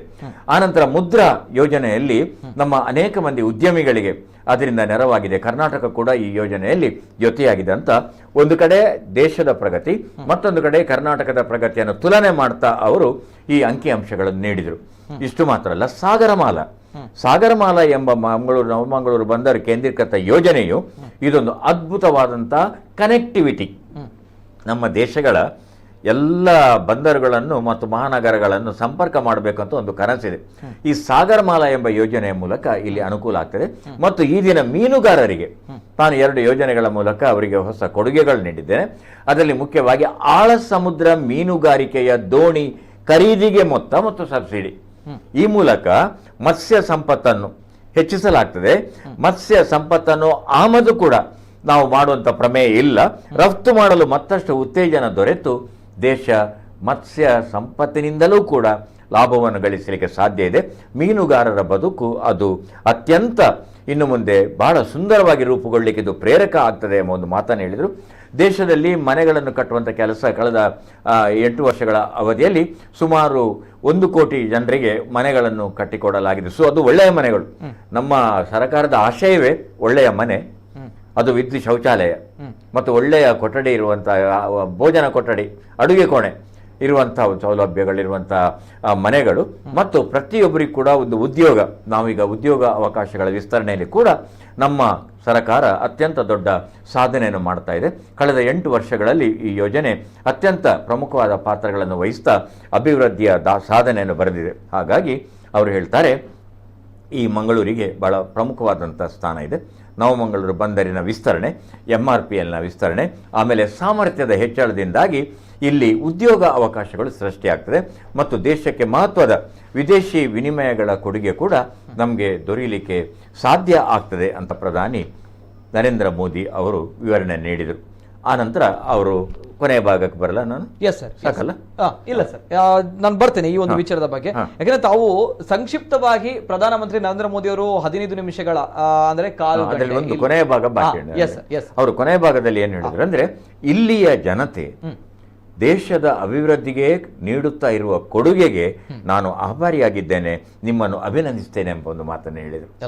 ಯಾಕಂದ್ರೆ ಪ್ರಮುಖ ಅಂದ್ರೆ ಈ ಕರ್ನಾಟಕ ಕರಾವಳಿ ಜನತೆ ಅವರು ಹೇಳಿದ್ರು, ದೇಶದಲ್ಲಿ ಸುಮಾರು 7,500 ಕಿಲೋಮೀಟರ್ ಸಾಗರ ಕಿನಾರೆ ಇದೆ. ಆದ್ದರಿಂದ ಅಲ್ಲಿಯ ಮೀನುಗಾರರ ಬದುಕನ್ನು ಬಹಳ ಹಸನುಗೊಳಿಸುವ ನಿಟ್ಟಿನಲ್ಲಿ ಈ ಸಾಗರಮಾಲಾದಂಥ ಯೋಜನೆಗಳು ನಿರ್ಣಾಯಕವಾಗಿದೆ. ಇಲ್ಲಿ ಪಶ್ಚಿಮ ಘಟ್ಟ ಇದೆ, ಆಮೇಲೆ ಇಲ್ಲಿ ಸಮುದ್ರ ಇದೆ. ಆದ್ದರಿಂದ ಇಲ್ಲಿ ಪ್ರವಾಸೋದ್ಯಮಕ್ಕೆ ದೊಡ್ಡ ಅವಕಾಶಗಳನ್ನು ಕೊಡಬೇಕಂತ ಅವರ ಮಾತಿನ ಕೊನೆಯಲ್ಲಿ ಅವರು ಹೇಳಿದರು. ಯಾಕಂದ್ರೆ ಪ್ರವಾಸೋದ್ಯಮದ ಮೂಲಕ ಅವರು ಹೇಳ್ತಾರೆ ನೋಡಿ, ಎಷ್ಟು ಸೂಕ್ಷ್ಮವಾಗಿ ಅವರು ಹೇಳ್ತಾರೆ ಅಂದ್ರೆ, ಆಟೋ ರಿಕ್ಷಾದವರಿಗೆ, ಟ್ಯಾಕ್ಸಿಯವರಿಗೆ ಕೂಡ ಇದರಿಂದ ಲಾಭ ಆಗ್ತದೆ. ಹೇಗೆ ಒಂದು ರೀತಿಯಲ್ಲಿ ಪ್ರವಾಸೋದ್ಯಮ ಹೆಚ್ಚಳ ಆಗ್ಲಿ, ನಿಮ್ಮ ಹತ್ರ ಪಶ್ಚಿಮ ಘಟ್ಟ ಇದೆ, ನಿಮ್ಮ ಹತ್ರ ಕಡಲಿದೆ, ಆದ್ರಿಂದ ಪ್ರವಾಸೋದ್ಯಮದ ಅಭಿವೃದ್ಧಿಗೆ ಆದ್ಯತೆ ಕೊಡಿ. ಆಗ ಸಹಜವಾಗಿಯೇ ಆಟೋ ರಿಕ್ಷಾ ಚಾಲಕರು, ಆಮೇಲೆ ಟ್ಯಾಕ್ಸಿ ವಾಲರು ಅವರಿಗೆ ಈ ಅಭಿವೃದ್ಧಿಯ ಫಲ ದೊರೆಯುತ್ತದೆ, ಆ ಕುಟುಂಬಗಳು ಸಮರ್ಥ ಆಗ್ತವೆ, ಒಟ್ಟು ದೇಶ ಇದರ ಮೂಲಕ ಅಭಿವೃದ್ಧಿಯನ್ನು ಸಾಧಿಸಲಿಕ್ಕೆ ಸಾಧ್ಯ ಆಗ್ತದೆ ಅಂತ ಹೇಳಿ ಅವರು ಕರ್ನಾಟಕದ ಜನತೆಗೆ, ವಿಶೇಷವಾಗಿ ನಮ್ಮ ಕರಾವಳಿಯ ಅಂದರೆ ಅದರಲ್ಲಿ ದಕ್ಷಿಣ ಕನ್ನಡ, ಉಡುಪಿ ಎಲ್ಲ ಸೇರಿತು, ಈ ಜನತೆಗೆ ಕೂಡ ತಾನು ಆಭಾರಿಯಾಗಿದ್ದೇನೆ, ನಿಮ್ಮೆಲ್ಲರ ಬದುಕು ಹಸನಾಗಲಿ ಅಂತ ಅವರು ಹೇಳಿದರು. ಎಸ್, ಇದು ನರೇಂದ್ರ ಮೋದಿ ಅವರು 15 ನಿಮಿಷಗಳ ಕಾಲ ಅಂದ್ರೆ ಕಾಲು ಗಂಟೆ, ನಮ್ಮ ಆಡು ಭಾಷೆಯಲ್ಲಿ ಹೇಳುವಂಥದ್ದು ಕಾಲು ಗಂಟೆಯ ಕಾಲ ವೇದಿಕೆಯಲ್ಲಿ ನಿಂತು ಭಾಷಣವನ್ನ ಮಾಡಿರುವಂಥದ್ದು. ನಾನು 2 ಕೈಗಳನ್ನ ಜೋಡಿಸಿ ಶ್ರೀಯುತ ಮನೋಹರ್ ಪ್ರಸಾದ್ ಅವರಿಗೆ ನಾನು ಅಭಿನಂದನೆಗಳನ್ನ ಧನ್ಯವಾದಗಳನ್ನ ಸಲ್ಲಿಸ್ತೇನೆ. ಯಾಕಂತ ಹೇಳಿದ್ರೆ ಸರ್, ಬಹುಶಃ ಕಾರ್ಯಕ್ರಮವನ್ನು ಅನೇಕ ಜನರು ಈಗಲೂ ಕೂಡ ನೋಡ್ತಾ ಇದ್ದೀರಾ, ಅನೇಕ ಕಮೆಂಟ್ಸ್ಗಳು ಕೂಡ ಬರ್ತಾ ಇದೆ. ನಾನು ಒಂದು ಮಾತನ್ನ ಹೇಳಬೇಕು, ನಮ್ಮ ಜಿಲ್ಲೆ, ನಮ್ಮ ನಾಡು, ನಮ್ಮ ಕರಾವಳಿ ಭಾಗ ಕಂಡಂತಹ ಹೆಮ್ಮೆಯ ಪತ್ರಕರ್ತರು ಮೋದಿ ಅವರು ಇವತ್ತು ಏನು ವೇದಿಕೆಯಲ್ಲಿ ಬಂದು 15 ನಿಮಿಷಗಳ ಕಾಲ ಮಾತುಗಳನ್ನು ಆಡಿದ್ದಾರೆ. ಹಿಂದಿಯಲ್ಲಿ ಹೇಳಿದಂತಹ ಭಾಷಣ ಏನಿದೆ, ಮಾತೇನಿದೆ, ಅದನ್ನ ಆ ಭಾಷಣವನ್ನ ಯಥಾವತ್ತಾಗಿ ತರ್ಜುಮೆಯನ್ನ ಮಾಡಿದ್ದಾರೆ, ಅಂದ್ರೆ ಟ್ರಾನ್ಸ್ಲೇಟ್ ಅನ್ನ ಮಾಡಿದ್ದಾರೆ ಮನೋಹರ್ ಪ್ರಸಾದ್ ಅವರು. ಯಾವುದೇ ರೀತಿಯಲ್ಲಿ ಟೆಲಿಪ್ರಾಂಪ್ಟರ್ ಇಲ್ಲ, ಯಾವುದೇ ರೀತಿಯ ಇಲ್ಲಿ ಬರೆದಿರುವಂತಹ ವಿಚಾರಗಳಿಲ್ಲ. ಬದಲಾಗಿ ನರೇಂದ್ರ ಮೋದಿ ಅವರು 15 ನಿಮಿಷಗಳ ಕಾಲ ಏನು ಹೇಳಿದ್ದಾರೆ ಅನ್ನುವಂಥದ್ದನ್ನ ಕುಳಿತಲ್ಲಿಂದ ಇನ್ನೂ ಕೂಡ ಸ್ಟುಡಿಯೋದಲ್ಲಿ ಹೊದ್ದು ಇಲ್ಲಿಂದ ಎದ್ದು ಹೊರಗೆ ಹೋಗದಂತಹ ವ್ಯಕ್ತಿ, ಹಿರಿಯ ಪತ್ರಕರ್ತರು ನಮ್ಮ ಮನೋಹರ್ ಪ್ರಸಾದ್ ಅವರು. ಇದು ಒಂದು ಪತ್ರಿಕೋದ್ಯಮ ಅಂತ ಬಂದಾಗ, ಪತ್ರಕರ್ತರು ಅಂತ ಬಂದಾಗ ಇದು ಬದ್ಧತೆ, ಇದು ಅವರ ಕೆಲಸಕ್ಕೆ ಅವರು ಕೊಡುವಂತಹ ಒಂದು 100% ಅನ್ನುವಂಥ ನ್ಯಾಯ. ಸೊ ಹಾಗಾಗಿ ಮನೋಹರ್ ಪ್ರಸಾದ್ ಅವರನ್ನ ನಾವೆಲ್ಲರೂ ಕೂಡ ಯಾವತ್ತೂ ಕೂಡ ಪತ್ರಿಕೋದ್ಯಮದಲ್ಲಿ ಗುರುಗಳು ಅಂತ ನಾವು ಕರಿತೇವೆ. ಹೆಮ್ಮೆ ಆಯ್ತು ಸರ್, ಬಹಳಷ್ಟು ಹೆಮ್ಮೆ ಆಯ್ತು. ಯಾಕಂದ್ರೆ ನಾನು ಅನೇಕ ಈಗಾಗಲೇ ಕೆಲವು ಮಾಧ್ಯಮಗಳಲ್ಲಿ ಕೂಡ ಟ್ರಾನ್ಸ್ಲೇಟ್ ಮಾಡೋರು ಅನೇಕ ಜನರು ಸಿಗ್ತಾರೆ, ಮಾಡ್ತಾರೆ ಕೀಗಳಲ್ಲಿ. ಆದ್ರೆ ಕುಳಿತಲ್ಲಿಂದ ಆಗದಿಂದ ಈ ಒಂದು ಸಮಾವೇಶವನ್ನು ಸಂಪೂರ್ಣವಾಗಿ ನೋಡಿದ್ದಾರೆ ಮನೋಹರ್ ಪ್ರಸಾದ್ ಅವರು. ಜೊತೆಗೆ ನರೇಂದ್ರ ಮೋದಿ ಅವರ ಈ ಭಾಷಣ ಏನಿದೆ ಕಂಪ್ಲೀಟ್ ಆಗಿ ಈಗ ಅವರ ತಲೆಯಲ್ಲಿ ಸ್ಟೋರ್ ಆಗಿದೆ. ಸೊ ಎಲ್ಲ ಯೋಜನೆಗಳ ಬಗ್ಗೆ ನೋ ಚಾನ್ಸ್, ಎಲ್ಲ ಯೋಜನೆಗಳ ಬಗ್ಗೆ ಅಷ್ಟು ಯಥಾವತ್ತಾಗಿ ಹೇಳುವಂಥದ್ದು ಅಷ್ಟು ಸುಲಭದ ವಿಚಾರವಲ್ಲ. ನಮ್ಗಳಿಗೆ ಗೊತ್ತಿದೆ, ತಮ್ಗಳಿಗೆ ಗೊತ್ತಿದೆ. ನರೇಂದ್ರ ಮೋದಿ ಅವರ ಭಾಷಣಗಳು ಈಗ ಅಲ್ಲಿ ಸೇರಿರುವಂತಹ ಸಭಿಕರಿಗೆ ಎಷ್ಟು ಜನರಿಗೆ ಅರ್ಥ ಆಗಿದೆ ಅನ್ನೋದು ಗೊತ್ತಿಲ್ಲ. ಯಾಕಂದ್ರೆ ನಮ್ಮ ಆಡು ಭಾಷೆ ಕರಾವಳಿ ಭಾಗದಲ್ಲಿ ಕನ್ನಡ ಅಥವಾ ತುಳುವಲ್ಲಿ ಹೇಳಿದ್ರೆ ಅರ್ಥ ಆಗುತ್ತೆ ಅನ್ನೋದು. ಆದ್ರೆ ಮನೋಹರ್ ಪ್ರಸಾದ್ ಅವರು ನಮ್ಮ ಕುಡ್ಲವಾಹಿನಿಯ ಎಲ್ಲಾ ವೀಕ್ಷಕರಿಗೆ ಸ್ಪಷ್ಟವಾಗಿ ಕನ್ನಡ ಭಾಷೆಗಳಲ್ಲಿ ಸ್ಪಷ್ಟವಾಗಿರುವಂತಹ ತರ್ಜುಮೆಯನ್ನ ಮಾಡಿದ್ದಾರೆ. ಹಾಗಾಗಿ ಈ ಒಂದು ಮಾಹಿತಿಯನ್ನು ಸ್ಪಷ್ಟವಾಗಿ ನಮ್ಮ ವೀಕ್ಷಕರಿಗೆ ತಲುಪಿಸಿದ್ದಾರೆ ಸರ್. ಮತ್ತೊಮ್ಮೆ ಅನಂತ ಧನ್ಯವಾದಗಳು ತಮಗೆ. Before that sir, Manohar Prasad ಅವರು, ನಾನು ಮಾತನಾಡ್ತೇನೆ, ಮತ್ತಷ್ಟು ವಿಚಾರಗಳನ್ನ ಅವ್ರ ಜೊತೆ ಮಾತಾಡ್ಲಿಕ್ಕೆ. ಎರಡು ವಿಚಾರಗಳು ನಿಮ್ಗೆ ನೆನಪಟ್ಟು ನಾನು ಮತ್ತೆ ನೀವು ಮಾತಾಡ್ತಾ ಇರುವಾಗ ಅವರು ಅಲ್ಲಿಯೇ ಆ ಯೋಜನೆಗಳನ್ನು ಉದ್ಘಾಟನೆ ಮಾಡ್ತಾರೆ ಅಂತ ತಮ್ಮ ಹತ್ರ ಅಲ್ಲೇ ಮಾಡ್ತಾರೆ. ಆಮೇಲೆ ವಿಡಿಯೋ ಪ್ರೆಸೆಂಟೇಷನ್ ಅವರು ಅಲ್ಲಿ ತಗೊಳ್ತಾರೆ, ಎಲ್ಲವನ್ನ ಅಲ್ಲೇ ಮಾಡ್ತಾರೆ ಅಂತ ನಿಮ್ಮಲ್ಲಿ ಒಂದು ಮಾತು ಹೇಳಿ. ಮತ್ತೆ 3 ಜೈ ಹಿಂದ್ ಹೇಳ್ತಾರೆ. ಹಾಗೆ ಅದೆರಡು ತುಂಬಾ ನನಗೆ ಖುಷಿ ಕೊಟ್ಟಂತ ವಿಚಾರ. ನಿಜ ಸರ್, ಇಲ್ಲ ನಮ್ಗಳಿಗೆ ಬಹಳಷ್ಟು ಖುಷಿ ಕೊಟ್ಟಿದೆ. ಯಾಕಂದ್ರೆ ಅದೇ ಹೇಳುವಂಥದ್ದು, ಪತ್ರಿಕೋದ್ಯಮ ದೀರ್ಘವಾಗಿರುವಂತಹ ಒಂದು ಅನುಭವ. ಮನೋಹರ್ ಪ್ರಸಾದ್ ಅವರು ಈ ರೀತಿ ವಸ್ತುನಿಷ್ಠವಾಗಿರುವಂತಹ ವರದಿ ಜೊತೆಗೆ ಅಲ್ಲಿ ನಡೆಯುವಂತಹ ಒಂದು ವಿಚಾರಗಳನ್ನು ಕೂಡ ಮೊದಲೇ ಹೇಳಿರ್ತಾರೆ. ಗವರ್ಮೆಂಟ್ ಪ್ರೋಟೋಕಾಲ್ ಯಾವ ರೀತಿ ಇರುತ್ತೆ, ಯಾವ ರೀತಿ ಈ ಕಾರ್ಯಕ್ರಮಗಳು ನಡೆಯುತ್ತೆ ಅನ್ನೋದು. ನಮ್ಗಳಿಗೆ ಏನೋ ಒಂದ್ ಕಡೆ ಈ ಒಂದು ಭಾಷಣ ಆ ರೀತಿ ಇರಬೇಕಾಗಿತ್ತು, ಈ ರೀತಿ ಇರಬೇಕಾಗಿತ್ತು, ಇದೆಲ್ಲ ಹೊರತಾಗಿ ಈ ಸರ್ಕಾರಿ ಪ್ರಾಯೋಜಿತ ಕಾರ್ಯಕ್ರಮ ಅಂತ ಬಂದಾಗ ರೂಲ್ಸ್ ಅಂಡ್ ರೆಗ್ಯುಲೇಷನ್ಸ್ ಗಳು ಇರುವಂತದ್ದು ಅದೇ ರೀತಿ. ಜೊತೆಗೆ ಮನೋಹರ್ ಪ್ರಸಾದ್ ಅವರು ಈಗಾಗಲೇ ಸಂಕ್ಷಿಪ್ತವಾಗಿರುವ ಸಮಗ್ರವಾಗಿರುವಂತಹ ಚಿತ್ರಣವನ್ನ ಕೊಟ್ಟಿದ್ದಾರೆ. ಇವತ್ತಿನ 3,800 ಕೋಟಿ ರೂಪಾಯಿಗಳ ಸರ್ಕಾರಿ ಪ್ರಾಯೋಜಿತ ಅಧಿಕೃತವಾಗಿರುವಂತಹ ಶಿಲಾನ್ಯಾಸ ಜೊತೆಗೆ ಲೋಕಾರ್ಪಣೆ ಕಾರ್ಯಕ್ರಮಗಳ ಬಗ್ಗೆ ಈ ಬಗ್ಗೆ ಪಿನ್ ಟು ಪಿನ್ ಡೀಟೇಲ್ಸ್ ಬರ್ತಾ ಇದೆ. ಒಂದ್ಸಲ ಯಾವ ರೀತಿಯ ಪ್ರಮುಖ ಯೋಜನೆಗಳಿಗೆ ಇವತ್ತು ಉದ್ಘಾಟನೆಯನ್ನ ಚಾಲನೆಯನ್ನ ನೀಡಲಾಯಿತು ನೋಡ್ಕೊಂಡು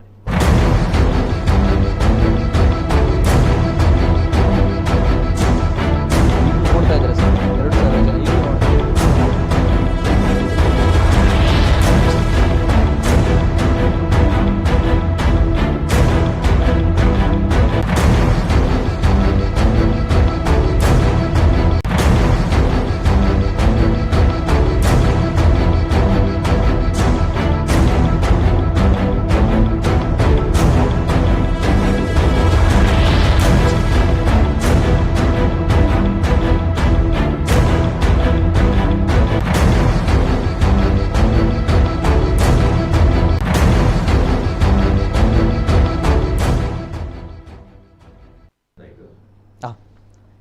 ಈಗ ಇದು 3,800 ಕೋಟಿ ರೂಪಾಯಿಗಳ ವಿವಿಧ ಯೋಜನೆಗಳಿಗೆ ಇವತ್ತು ನರೇಂದ್ರ ಮೋದಿ ಅವರು ಮಂಗಳೂರಿನ ಗೋಲ್ಡ್ ಫಿನ್ಚ್ ಸಿಟಿಯಲ್ಲಿ ಚಾಲನೆಯನ್ನ ನೀಡಿರುವಂತದ್ದು ಸರ್ಕಾರದ ಅಧಿಕೃತ ಪ್ರಾಯೋಜಿತ ಕಾರ್ಯಕ್ರಮ.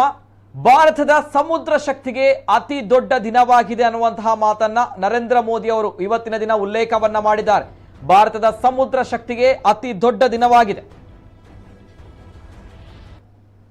ಭಾರತ ಇನ್ನಿಲ್ಲದ ದೊಡ್ಡ ಮುನ್ನಡೆ ಇಂದು ಕಾಣ್ತಾ ಇದೆ. ಭಾರತ ದೇಶ ಏನಿದೆ ಇನ್ನಿಲ್ಲದ ದೊಡ್ಡ ಮುನ್ನಡೆಯನ್ನ ಇಂದು ಕಾಣ್ತಾ ಇದೆ ಅನ್ನುವಂತಹ ಒಂದು ಉಲ್ಲೇಖವನ್ನ ಮಾಡಿದ್ದಾರೆ, ಭರವಸೆಯನ್ನ ನೀಡಿದ್ದಾರೆ. ಜೊತೆಗೆ ಸಾಗರಮಾಲಾ ಅತಿ ಬಹುನಿರೀಕ್ಷಿತವಾಗಿರುವಂತಹ ಒಂದು ಯೋಜನೆ. ಸಾಗರಮಾಲಾದಿಂದ ಕರಾವಳಿ ಅಭಿವೃದ್ಧಿಗೆ ಮತ್ತಷ್ಟು ಶಕ್ತಿ ಬರುತ್ತೆ ಅನ್ನುವಂತಹ ವಿಚಾರವನ್ನ ಈ ಸಂದರ್ಭ ನರೇಂದ್ರ ಮೋದಿ ಅವರು ಪ್ರಸ್ತಾಪವನ್ನ ಮಾಡಿದ್ದಾರೆ ಸಾಗರಮಾಲಾದ ಬಗ್ಗೆ.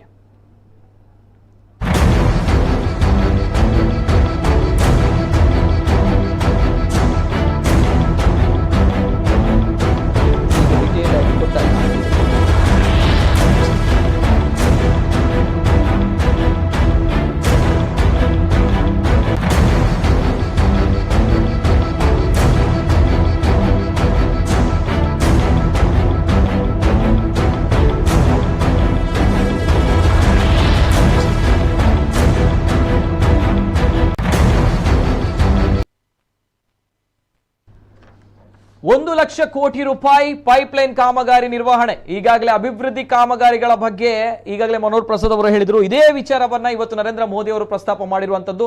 1 ಲಕ್ಷ ಕೋಟಿ ರೂಪಾಯಿ ವೆಚ್ಚದಲ್ಲಿ ಪೈಪ್ಲೈನ್ ಕಾಮಗಾರಿ ನಿರ್ವಹಣೆ ಮಾಡಲಾಗುತ್ತೆ. ಜೊತೆಗೆ ಬೆಂಗಳೂರು ಟು ಚೆನ್ನೈ, ಬೆಂಗಳೂರು ಟು ಮೈಸೂರು ಹೆದ್ದಾರಿಯನ್ನ ನಿರ್ಮಾಣ ಮಾಡುವ ವಿಚಾರವಾಗಿ ಇವತ್ತು ನರೇಂದ್ರ ಮೋದಿ ಅವರು ಪ್ರಸ್ತಾಪವನ್ನ ಮಾಡಿದ್ದಾರೆ. ಬೆಂಗಳೂರು ಟು ಚೆನ್ನೈ, ಜೊತೆಗೆ ಬೆಂಗಳೂರು ಸ್ಯಾಟಲೈಟ್ ರಿಂಗ್ ರೋಡ್ ಸೇರಿ ಹಲವು ಕೆಲಸದ ಬಗ್ಗೆಯೂ ಕೂಡ ಇವತ್ತು ನರೇಂದ್ರ ಮೋದಿ ಅವರು ಉಲ್ಲೇಖ ಮಾಡಿದ್ದಾರೆ. ಬೆಂಗಳೂರಿನ ವಿಚಾರವಾಗಿ ಅವರು ಅಭಿವೃದ್ಧಿಯ ವಿಚಾರವಾಗಿ ಉಲ್ಲೇಖವನ್ನ ಮಾಡಿದ್ದಾರೆ. ಜೊತೆಗೆ 2009ರ ಬಜೆಟ್ಗಿಂತ ಈಗ 4 ಪಟ್ಟು ಅಧಿಕ ಅನುದಾನ ಇದೆ. 2009ರ ಬಜೆಟ್ಗಿಂತ ಈಗ 4 ಪಟ್ಟು ಅಧಿಕ ಅನುದಾನ. ಜೊತೆಗೆ ಕರ್ನಾಟಕದಲ್ಲಿ ರೈಲ್ವೆ ವಿದ್ಯುದೀಕರಣಕ್ಕೆ ಹೆಚ್ಚಿನ ಒತ್ತನ್ನ ನೀಡಲಾಗಿದೆ ಅನ್ನುವಂತಹ ವಿಚಾರವನ್ನು ಕೂಡ ಈ ಸಂದರ್ಭ ಪ್ರಸ್ತಾಪವನ್ನ ಮಾಡಿದ್ದಾರೆ ರೈಲ್ವೆಗೆ ಸಂಬಂಧಪಟ್ಟಂತೆ. ಜೊತೆಗೆ 30 ಲಕ್ಷಕ್ಕೂ ಹೆಚ್ಚು ಮಂದಿಗೆ ಆಯುಷ್ಮಾನ್ ಕಾರ್ಡ್ನ ಒಂದು ಯೋಜನೆಯನ್ನ ನೀಡಲಾಗುತ್ತೆ. 30 ಲಕ್ಷಕ್ಕೂ ಅಧಿಕ ಮಂದಿಗೆ ಆಯುಷ್ಮಾನ್ ಕಾರ್ಡ್.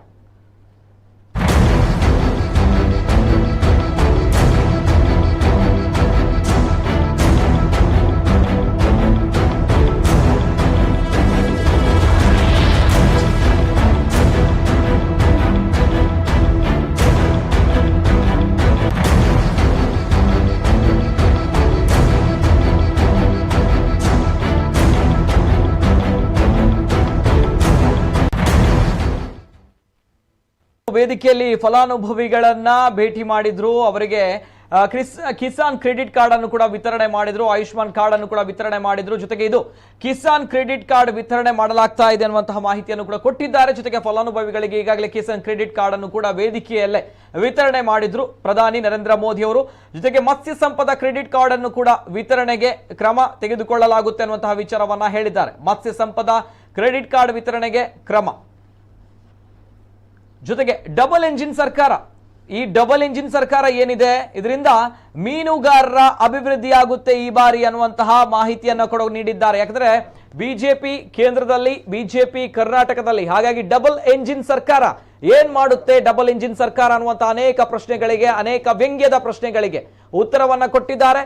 ಇದೇ ಡಬಲ್ ಎಂಜಿನ್ ಸರ್ಕಾರದಿಂದ ಮೀನುಗಾರರ ಅಭಿವೃದ್ಧಿಯನ್ನ ನಾವು ಮಾಡ್ತೀವಿ ಅನ್ನುವಂತಹ ಭರವಸೆಯನ್ನ ನೀಡಿದ್ದಾರೆ ಪ್ರಧಾನಿ ನರೇಂದ್ರ ಮೋದಿ ಅವರು.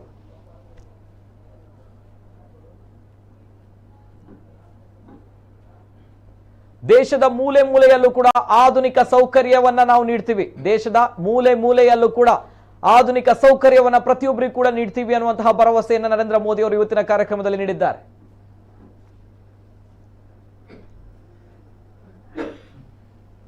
ಮೆಟ್ರೋ ಸಂಪರ್ಕದ 4 ನಗರಗಳನ್ನ ಹೆಚ್ಚಿಸಿದ್ದೇವೆ. ಮೆಟ್ರೋ ಸಂಪರ್ಕದ 4 ನಗರಗಳನ್ನ ನಾವು ಹೆಚ್ಚಿಸಿದ್ದೇವೆ ಅನ್ನುವಂತಹ ಒಂದು ಅಭಿವೃದ್ಧಿಯ ವಿಚಾರವಾಗಿ ಪ್ರಸ್ತಾಪವನ್ನ ಮಾಡಿದ್ದಾರೆ ನರೇಂದ್ರ ಮೋದಿ ಅವರು.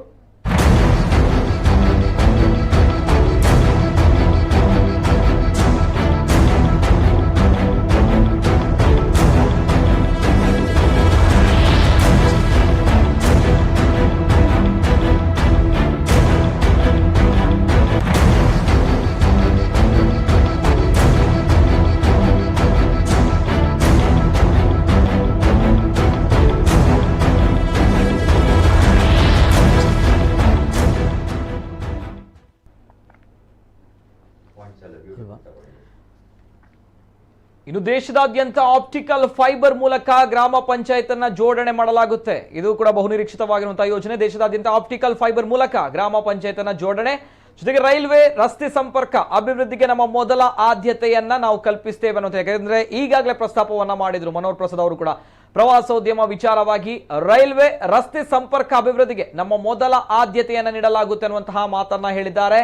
ಕರಾವಳಿಯ ಭರಪೂರ ಲಾಭವನ್ನ ನಾವು ಪಡೆದುಕೊಳ್ಬೇಕು. ಯಾಕಂದ್ರೆ ಕರಾವಳಿ ಭಾಗ ಅಂತ ಬಂದಾಗ ನೈಸರ್ಗಿಕವಾಗಿ ಬಂದಿರುವಂತಹ ಹಲವಷ್ಟು ಇಲ್ಲಿ ಸಂಪತ್ತುಗಳಿವೆ. ಕರಾವಳಿಯ ಭರಪೂರ ಲಾಭವನ್ನ ನಾವು ಪಡೆದುಕೊಳ್ಳೋಣ ಅನ್ನುವಂತಹ ಕಿವಿ ಮಾತನ್ನು ಕೂಡ ಒಂದು ನರೇಂದ್ರ ಮೋದಿ ಅವರು ಈ ಸಂದರ್ಭ ನೀಡಿದ್ದಾರೆ. ಕ್ರೂಸ್ ಟೂರಿಸಂಗೆ ನವ ಮಂಗಳೂರು ಬಂದರು ಸೂಕ್ತ ಅನ್ನುವಂತಹ ಒಂದು ದೂರದೃಷ್ಟಿತ್ವ ಇರುವಂತಹ ಒಂದು ಮಾತನ್ನು ಕೂಡ ಈ ಸಂದರ್ಭ ಪ್ರಧಾನಮಂತ್ರಿ ನರೇಂದ್ರ ಮೋದಿ ಅವರು ಹೇಳಿದ್ದಾರೆ. ಕ್ರೂಸ್ ಟೂರಿಸಂಗೆ ನಾವು ಮತ್ತಷ್ಟು ಶಕ್ತಿಯನ್ನ ನೀಡ್ತೀವಿ ಅನ್ನುವಂಥದ್ದು ನರೇಂದ್ರ ಮೋದಿ ಅವರ ಮಾತು ಇವತ್ತಿನ ವೇದಿಕೆಯಲ್ಲಿ. ಜೊತೆಗೆ ದೇಶದ ಜನರಿಗೆ ವೇಗವಾಗಿರುವಂತಹ ಇಂಟರ್ನೆಟ್ ಸೌಲಭ್ಯ ಬೇಕಾಗಿದೆ. ಹಾಗಾಗಿ ವೇಗವಾಗಿರುವಂತಹ ಇಂಟರ್ನೆಟ್ ಸೌಲಭ್ಯವನ್ನು ಕೂಡ ನಾವು ನೀಡುವಲ್ಲಿ ಯಶಸ್ವಿ ಆಗ್ತೀವಿ ಅನ್ನುವಂತಹ ಮಾತನ್ನು ಕೂಡ ನರೇಂದ್ರ ಮೋದಿ ಅವರು ಈ ಸಂದರ್ಭ ಇವತ್ತಿನ ಭಾಷಣದಲ್ಲಿ ಉಲ್ಲೇಖವನ್ನ ಮಾಡಿದ್ದಾರೆ.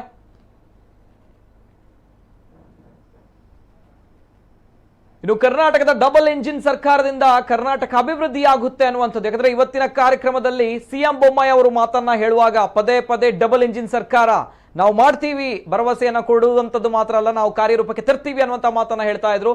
ಅದೇ ಮಾತನ್ನ ನರೇಂದ್ರ ಮೋದಿ ಅವರು ಕೂಡ ಉಲ್ಲೇಖವನ್ನ ಮಾಡಿದ್ರು ಇವತ್ತಿನ ಭಾಷಣದಲ್ಲಿ. ಕರ್ನಾಟಕದ ಡಬಲ್ ಎಂಜಿನ್ ಸರ್ಕಾರದಿಂದ ಕರ್ನಾಟಕ ಅಭಿವೃದ್ಧಿ ಆಗುತ್ತೆ ಅನ್ನುವಂತಹ ಮಾತನ್ನ ನರೇಂದ್ರ ಮೋದಿ ಅವರು ಇವತ್ತಿನ ವೇದಿಕೆಯಲ್ಲಿ ನೇರವಾಗಿ ಸ್ಪಷ್ಟ ಸಂದೇಶವನ್ನ ರವಾನಿಸಿದ್ದಾರೆ. ಒಟ್ಟಿನಲ್ಲಿ ಹೇಳಬೇಕು ಅಂತ ಹೇಳಿದ್ರೆ 3,800 ಕೋಟಿ ರೂಪಾಯಿಗಳ ಒಂದು ವೆಚ್ಚದ ಯೋಜನೆಗಳನ್ನ ಇವತ್ತು ನರೇಂದ್ರ ಮೋದಿ ಅವರು ಚಾಲನೆಯನ್ನ ನೀಡಿದ್ದಾರೆ, ಲೋಕಾರ್ಪಣೆಯನ್ನಗೊಳಿಸಿದ್ದಾರೆ. 3,800 ಕೋಟಿ ರೂಪಾಯಿಗಳ ವಿವಿಧ ಯೋಜನೆಗಳಿಗೆ ಒಟ್ಟಿನಲ್ಲಿ ನರೇಂದ್ರ ಮೋದಿಜಿಯವರು ಇವತ್ತು ಮಂಗಳೂರಿನ ಹೊರವಲಯದ ಗೋಲ್ಡ್ ಫಿನ್ ಸಿಟಿಯಲ್ಲಿ ಅಧಿಕೃತವಾಗಿರುವಂತಹ ಚಾಲನೆಯನ್ನ ನೀಡಿರುವಂಥದ್ದು. ಇದು ಪ್ರಮುಖವಾಗಿರುವಂತಹ ಅಂಶಗಳು. ಇದೇ ಪ್ರಮುಖವಾಗಿರುವಂತಹ ಅಂಶಗಳನ್ನ ಯಥಾವತ್ತಾಗಿ ಮನೋಹರ್ ಪ್ರಸಾದ್ ಅವರು ಈಗಾಗಲೇ ಸಮಗ್ರವಾಗಿರುವಂತಹ ವಿಶ್ಲೇಷಣೆಯನ್ನ ಮಾಡಿರುವಂಥದ್ದು. ಭಾರತದ ಸಮುದ್ರ ಶಕ್ತಿ ಜೊತೆಗೆ ಪ್ರವಾಸೋದ್ಯಮ ಜೊತೆಗೆ ಇಲ್ಲಿರುವಂತಹ ಒಂದು ನೈಸರ್ಗಿಕ ಸಂಪನ್ಮೂಲಗಳು ಏನಿದೆ, ಕರಾವಳಿ ಭಾಗ ಅನ್ನುವಂಥದ್ದು ಏನಿದೆ, ಮೀನುಗಾರಿಕೆ ಏನಿದೆ, ಇದೆಲ್ಲವನ್ನ ಬಳಸಿಕೊಂಡು ನಾವು ದೇಶದಲ್ಲಿ ಮತ್ತಷ್ಟು ಬೆಳಿಬೇಕು ಅನ್ನುವಂತಹ ವಿಚಾರವನ್ನು ನರೇಂದ್ರ ಮೋದಿ ಅವರು ಹೇಳಿರುವಂಥದ್ದು.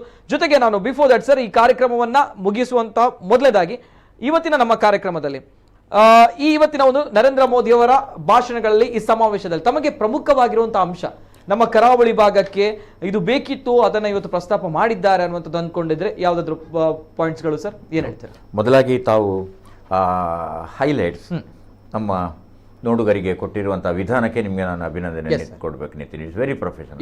ಮತ್ತು ವಿಶೇಷವಾಗಿ ನಮ್ಮ ಕುಡ್ಲ ಬಳಗಕ್ಕೆ, ನಮ್ಮ ಕುಡ್ಲದ ಅಧ್ಯಕ್ಷರಾಗಿರುವಂಥ ಹರೀಶ್ ಕರ್ಕೆರ, ಮ್ಯಾನೇಜಿಂಗ್ ಡೈರೆಕ್ಟರ್ ಲೀಲಾಕ್ಷ ಕರ್ಕೆರ ಮತ್ತು ಕರ್ಕೆರ ಸಹೋದರ ಸಮಗ್ರ ನಮ್ಮ ತಂಡಕ್ಕೆ ಅಲ್ಲಿ ಕೆಲಸ ಮಾಡಿದರು, ಇಲ್ಲಿ ಕೆಲಸ ಮಾಡಿದರು, on the spot, on the studio, ಎಲ್ಲರಿಗೂ ಕೂಡ ನಾನು ನಮ್ಮ ವೀಕ್ಷಕರ ಪರವಾಗಿ ಗೌರವಪೂರ್ವಕ ಅಭಿನಂದನೆಗಳನ್ನು ನೀಡಲಿಕ್ಕೆ ಬಯಸ್ತೇನೆ. ನಾನು ಒಂದು ಅಂಶ ಅಲ್ಲಿ ಇಂಟ್ರೆಸ್ಟಿಂಗ್ ಅಂಶ ಒಂದು ಬಿಟ್ಟೋಯ್ತು ನನ್ನ ಹತ್ರ. ಅವರು ಮೂಲ ಸೌಕರ್ಯಕ್ಕೆ ನಾವು ವಿಶೇಷ ಆದ್ಯತೆ ಕೊಡ್ತೇವೆ, ಮೂಲ ಸೌಕರ್ಯ ಒದಗಣೆಗಾಗಿಯೇ ಈಗ 26,000 ಕೋಟಿ ರೂಪಾಯಿಗಳನ್ನು ಅದಕ್ಕೆ ಸಂಬಂಧಪಟ್ಟ ಒಂದು ಬ್ಯಾಂಕಿಗೆ ನೀಡಿದ್ದೇವೆ ಎಂಬ ಒಂದು ಮಾತನ್ನು ಹೇಳಿದರು ಅವರು. ಮೂಲ ಸೌಕರ್ಯ ಅಭಿವೃದ್ಧಿಗೆ ಹಣವನ್ನು ವಿನಿಯೋಗ ಮಾಡಲಿಕ್ಕೆ ತುರ್ತು ಸಹಕಾರವನ್ನು ಕೊಡಲಿಕ್ಕೆ 26,000 crores, 26,000 ಅಂತ ಅವರು 26,000 ಕೋಟಿ ಕ್ರೋರ್ಸ್ ಅಂತ ಹೇಳಿದರು. ಅದು ಸಂಸ್ಥೆ ಯಾವುದು ಗೊತ್ತಾ? ಅದು national bank for financial infrastructure development, ವಿತ್ತೀಯ ಮೂಲಸೌಕರ್ಯ ಅಭಿವೃದ್ಧಿಯ ರಾಷ್ಟ್ರೀಯ ಬ್ಯಾಂಕ್. ವಿಶೇಷ ಅಂದರೆ ಅದರ ವ್ಯವಸ್ಥಾಪಕ ನಿರ್ದೇಶಕರು ನಿನ್ನೆ ಮಂಗಳೂರಲ್ಲಿದ್ದರು, ಒಂದು ಖಾಸಗಿ ಸಮಾರಂಭಕ್ಕೆ ಬಂದಿದ್ದರು, ರಾಜ್ ಕಿರಣ್ ರೈ ಅಂತ. ಅವರಿಗೆ ಅದರ ವ್ಯವಸ್ಥಾಪಕ ನಿರ್ದೇಶಕರು. ಆ ಮೊದಲು ಅವರು ಯೂನಿಯನ್ ಬ್ಯಾಂಕಿನ ಸಿಇಒ ಆಗಿದ್ದರು, ಬ್ಯಾಂಕ್ ಆಫ್ ಇಂಡಿಯಾದಲ್ಲಿ ಇದ್ದರು, ಬಹಳ ದೊಡ್ಡ. ಅವರು ನಮ್ಮ ಪುತ್ತೂರಿನ ಗುಂಡ್ಯದವರು, ಗುಂಡ್ಯಾಡ್ಕ ಅಂತಿದ್ರು, ಗುಂಡ್ಯ ಅಲ್ಲಿ ಅವರು ಅಂತ ಒಂದು ಇದು ಪ್ರೈಮ್ ಮಿನಿಸ್ಟರ್ಗೆ ನೇರವಾಗಿ ಸಂಬಂಧಪಟ್ಟ ಅವರು ಆ ವ್ಯವಸ್ಥೆಯನ್ನು ಅವರು ಸ್ಥಾಪನೆ ಮಾಡಿದ್ರು. 20,000 ಕೋಟಿ ಒಮ್ಮೆಲೆ ಕೊಟ್ಟರು, 6,000 ಕೋಟಿ ಪುನಃ ಕೊಟ್ಟರು. ಅದನ್ನು ನಿರ್ವಹಣೆ ಮಾಡುವವರು ನಮ್ಮ ತುಳುನಾಡಿನ ರಾಜ್ ಕಿರಣ್ ರೈ ಅವರು ನಿವೃತ್ತರಾದರು ಯೂನಿಯನ್ ಬ್ಯಾಂಕಿಂದ. ಅಲ್ಲಿಂದ ಅವರನ್ನು ಕೂಡಲೇ ಈ ಹೊಸ ಬ್ಯಾಂಕಿಗೆ ಅವರನ್ನು ಸೇರ್ಪಡೆಗಳು. ಇದೊಂದು ಮಾತು ನಮ್ಮ ಓದುಗರಿಗೆ, ಮತ್ತು ನಮ್ಮ ಕೇಳುಗರಿಗೆ, ನೋಡುಗರಿಗೆ ಎಲ್ರಿಗೂ ಒಂದು ಮಾಹಿತಿ. ಜೊತೆಗೆ ಸರ್ ಪ್ರಮುಖವಾಗಿ ಇವತ್ತಿನ ಕಾರ್ಯಕ್ರಮದಲ್ಲಿ ತಮಗೆ ಗಮನಿಸಿರುವಂತದ್ದಾದ್ರೆ ಒಂದು ಪ್ರವಾಸೋದ್ಯಮ ವಿಚಾರವಾಗಿ, ಮೂಲಭೂತ ಸೌಕರ್ಯದ ವಿಚಾರವಾಗಿ, ಆಧುನಿಕ ಸೌಕರ್ಯವನ್ನ ನಾವು ಒದಗಿಸ್ತೀವಿ ಅನ್ನೋದು, ಅದನ್ನ ಹೊರತಾಗಿ ವೆರಿ ಸ್ಪೆಷಲ್ ಅನ್ನುವಂಥದ್ದು ಏನಾದ್ರು ಇದ್ರೆ ಅವರು ವ್ಯಾಲ್ಯೂ ಎಡಿಷನ್ ಅಂತ ವರ್ಡ್ ಯೂಸ್ ಮಾಡಲಿಲ್ಲ. ಆದರೆ ಅವರು ಏನು ಹೇಳಿದ್ರೆ ಮೀನುಗಾರರು ಹಿಡಿಯುವಂತಹ ಉತ್ಪನ್ನಗಳು, ಆನಂತರ ಇಲ್ಲಿ ದೊರೆಯುವಂಥ ಬೇರೆ ಬೇರೆ ಲಭ್ಯವಿರುವಂಥ ಅಂಶಗಳು, ಅವುಗಳನ್ನು ರಫ್ತು ಮಾಡುವ ಒಂದು ವಿಧಾನ ಇದೆಯಲ್ಲ, ಅದಕ್ಕೆ ಹೆಚ್ಚು ಆದ್ಯತೆ ಕೊಡಬೇಕು ಅಂತ ಅವರು ಹೇಳಿದರು. ಅದು ಉದ್ಯೋಗವನ್ನು ಸೃಷ್ಟಿ ಮಾಡ್ತದೆ. ಇದೊಂದು ಹೊಸ ಪರಿಕಲ್ಪನೆ. ಅದು ಈಡೇರಿದ್ರೆ ಕನಿಷ್ಠ ನಮ್ಮ ದೇಶದಲ್ಲಿ 1 ಕೋಟಿ ಜನಕ್ಕಾದರೂ ಅದರಿಂದ ನೇರ ಪ್ರಯೋಜನ ದೊರೆಯಬಹುದು. ನೋಡಿ, ಅವರೊಂದು ಟಾಯ್ಸ್ ಅಂತ ಕೊಟ್ಟು ಹೇಳಿದರು, ಆಟಿಕೆಗಳು. ಮೊದಲು ನಾವು ಹೊರಗಡೆಯಿಂದ ಬರ್ತಾ ಇತ್ತು, ಈಗ ಅದರಿಂದ ನಾವು ಹೊರಗಡೆ ಕಳಿಸುವ ವ್ಯವಸ್ಥೆಗೆ ಬಂದಿದ್ದೇವೆ. ಹಾಗಾಗಿ ಈ ರಫ್ತು ಮತ್ತು ಆಮದು ವ್ಯವಹಾರಕ್ಕೆ ಈ ಬಂದರು ನಿರ್ಣಾಯಕ ಎಂಬ ಒಂದು ಮಾತನ್ನು ಅವರು ಹೇಳಿದರು. ಅದು ನಮ್ಮೆಲ್ಲರ ಪಾಲಿಗೆ ಬಹಳ ಮುಖ್ಯ. ಆಮೇಲೆ ಸಾಗರಮಾಲಾ, ಓಕೆ, ಜೊತೆಗೆ ಸಾಗರಮಾಲಾ ಯೋಜನೆ, ಮತ್ಸ್ಯ ಸಂಪದ ಯೋಜನೆ, ಜೊತೆಗೆ ಕಿಸಾನ್ ಕಾರ್ಡ್ ನ ಒಂದು ಯೋಜನೆ, ಆಯುಷ್ಮಾನ್ ಕಾರ್ಡ್ ನ ವಿತರಣೆ, ಇದೆಲ್ಲವೂ ಕೂಡ ವೇದಿಕೆಯಲ್ಲಿ ನಡೆದಿತ್ತು. ನಾವು ಏನು ನಾವು ಪ್ರಿಡಿಕ್ಟ್ ಮಾಡಿದ್ವಿ, ಮಾಧ್ಯಮಗಳು ಅಥವಾ ರಾಜಕೀಯವಾಗಿ ಒಂದು ಸರ್ಕಾರದ ಕಾರ್ಯಕ್ರಮ ಅಂತ ಬಂದಾಗ ಇದೇ ರೀತಿ ಇರಬೇಕು, ಸರ್ಕಾರದ ಯೋಜನೆಗಳನ್ನ ಬಿಟ್ಟು ಬೇರೆ ಮಾತನಾಡುವಂತದಿಲ್ಲ, ಬೇರೆ ಯಾವುದೇ ರೀತಿಯ ವಿಚಾರಗಳನ್ನ ಸಂದರ್ಭಗಳನ್ನ ಪ್ರಸ್ತಾಪ ಮಾಡುವಂತಿಲ್ಲ. ಹಾಗಾಗಿ ನರೇಂದ್ರ ಮೋದಿ ಅವರು ನೇರವಾಗಿ ಅಂದ್ರೆ ಕಳೆದ ಬಾರಿ ಈಗಾಗಲೇ ನರೇಂದ್ರ ಮೋದಿ ಅವರು ಮಂಗಳೂರಿಗೆ ಬರ್ತಾರೆ ಅಂತ ಬಂದಾಗ ಈ ಹಿಂದಿನ ಭಾಷಣಗಳು ಉಲ್ಲೇಖ ಆಗ್ತಾ ಇತ್ತು. ತುಳುವಿನಲ್ಲಿ ಮಾತನಾಡಿರುವಂತದ್ದು ಲಾಸ್ಟ್ ಇಯರ್ ಮಾತನಾಡಿರುವಂತಹ ಭಾಷಣಗಳು. ಆದ್ರೆ ಈ ಬಾರಿ ಅಂತದ್ದು ಯಾವುದೇ ರೀತಿ ತುಳು ಭಾಷಣಗಳು ಇರಲಿಲ್ಲ, ಕನ್ನಡದ ಭಾಷಣಗಳು ಇರಲಿಲ್ಲ, ಯಾವುದೇ ರೀತಿಯ ಅಂತಹ ಭಾಷಣಗಳು ಇರಲಿಲ್ಲ. ನೇರವಾಗಿ ಸರ್ಕಾರದ ಯೋಜನೆಗಳನ್ನ ಜನರಿಗೆ ಸ್ಪಷ್ಟವಾಗಿ ಮಾಹಿತಿಯನ್ನು ನೀಡುವಂತಹ ಕಾರ್ಯಕ್ರಮ ಆಗಿತ್ತು. ಜೊತೆಗೆ ನರೇಂದ್ರ ಮೋದಿ ಅವರು ನಿರರ್ಗಳವಾಗಿ 15 ನಿಮಿಷಗಳ ಕಾಲ ಮಾತನಾಡಿದ್ರು, ಯೋಜನೆಗಳನ್ನ ಉದ್ಘಾಟನೆ ಮಾಡಿದ್ರು, ಜೊತೆಗೆ ಯೋಜನೆಯನ್ನ ಸ್ಪಷ್ಟವಾಗಿ ಜನರಿಗೆ ತಲುಪಿಸಿದ್ದಾರೆ. ಇವೆಲ್ಲದರ ಜೊತೆ ನರೇಂದ್ರ ಮೋದಿ ಅವರು ಅಲ್ಲಿಂದ ತೆರಳ್ತಾ ಇದ್ದಾಗ ಜನರು ಕೂಡ ಅವರುಗಳ ಜೊತೆ ತೆರಳಿದ್ದಾರೆ. ಹೋಗುವಂತಹ ಸಂದರ್ಭಗಳಲ್ಲಿ ನರೇಂದ್ರ ಮೋದಿಯನ್ನ ಮತ್ತೆ ಕಣ್ತುಂಬಿಕೊಳ್ಬೇಕು ಅನ್ನೋ ನಿಟ್ಟಿನಲ್ಲಿ ಕಾರಿನಲ್ಲಿ ಭದ್ರತೆ ತುಂಬಾ ದೊಡ್ಡ ಮಟ್ಟದಲ್ಲಿ ಇದ್ರೂ ಕೂಡ, SPG ಅವರ ಭದ್ರತೆ ಇದ್ರೂ ಕೂಡ ಜನರನ್ನ ನೇರವಾಗಿ ಜನನಾಯಕನನ್ನ, ವಿಶ್ವನಾಯಕನನ್ನ ಮತ್ತೊಮ್ಮೆ ಕಣ್ತುಂಬಿಕೊಳ್ಬೇಕು ಅನ್ನೋ ನಿಟ್ಟಿನಲ್ಲಿ ಜನರು ಕಾಯ್ತಾ ನಿಂತಿದ್ದು ಹೊರಗಡೆ. ಆ ಬಗ್ಗೆಯೂ ಕೂಡ ದೃಶ್ಯಾವಳಿಗಳಿದೆ. ನರೇಂದ್ರ ಮೋದಿ ಅವರು ಕಾರಿನಲ್ಲಿ ಹೋಗ್ತಾ ಇರುವಂತಹ ಸಂದರ್ಭ ಮೊದಲು ನೀವು ನಮ್ಮ ಕಾರ್ಯಕ್ರಮ ಆರಂಭ ಆದ ಕ್ಷಣದಿಂದಲೂ ಪರಶುರಾಮ ಸೃಷ್ಟಿಯ ತುಳುನಾಡು ಅಂತ ಹೇಳ್ತಲೇ ಬಂದಿದ್ದೀರಿ. ಅವರಿಗೆ ಸ್ಮರಣಿಕೆಯನ್ನು ಕೊಟ್ಟದ್ದು ಕೂಡ ಕೃಷ್ಣಂದು ಕೊಟ್ಟರು, ಹಾಗೆ ಪರಶುರಾಮನ ಒಂದು ಮೂರ್ತಿಯನ್ನು ಕೂಡ ಕೊಟ್ಟರು. ನಳಿನ್ ಕುಮಾರ್ ಕಟೀಲ್ ಅವರು ನಮ್ಮ ಜಿಲ್ಲೆಯ ಸಂಸದರು, ಜೊತೆಗೆ ಬಿಜೆಪಿ ರಾಜ್ಯಾಧ್ಯಕ್ಷರು ಪರಶುರಾಮನ ಪುತ್ಥಳಿಯನ್ನು ಕೊಟ್ಟು ಸ್ವಾಗತವನ್ನ ಮಾಡಿರುವ. ಅದರ ಮೊದಲು ಪೆಟ್ರೋಲಿಯಂ ಇಲಾಖೆ ಸಚಿವರು ಶ್ರೀಕೃಷ್ಣನ ವಿಗ್ರಹವನ್ನ ಕೊಟ್ಟರು. ತದನಂತರ ಇನ್ನೊಂದು ಕಡೆ ಪರಶುರಾಮನ ಪುತ್ಥಳಿಯನ್ನು ಕೊಟ್ಟರು. ತದನಂತರ ಕೊನೆಯದಾಗಿ ಅದೊಂದು ದೃಶ್ಯಾವಳಿಗಳನ್ನ ಪ್ಲೇ ಮಾಡಿ ನರೇಂದ್ರ ಮೋದಿ ಅವರು ಕಾರಿನಲ್ಲಿ ಹೋಗ್ತಾ ಇರುವಂತಹ ಸಂದರ್ಭ ಹರ್ಷ ಅವರು ಹಾಕಿದ್ದಾರೆ. ಜೊತೆಗೆ ನರೇಂದ್ರ ಮೋದಿ ಅವರು ಕಾರಿನಲ್ಲಿ ತೆರಳ್ತಾ ಇರುವಂತಹ ಸಂದರ್ಭಗಳಲ್ಲಿ ಇಲ್ಲಿ ಈ ಭಾಗದ ಜನರು ಒಂದು ಖುಷಿಯಿಂದ ನರೇಂದ್ರ ಮೋದಿ ಅವರಿಗೆ ಸ್ವಾಗತವನ್ನ, ಅಭಿಮಾನವನ್ನ, ಗೌರವವನ್ನ ಸಲ್ಲಿಸಿದ್ದಾರೆ. ಜೊತೆಗೆ ಇದು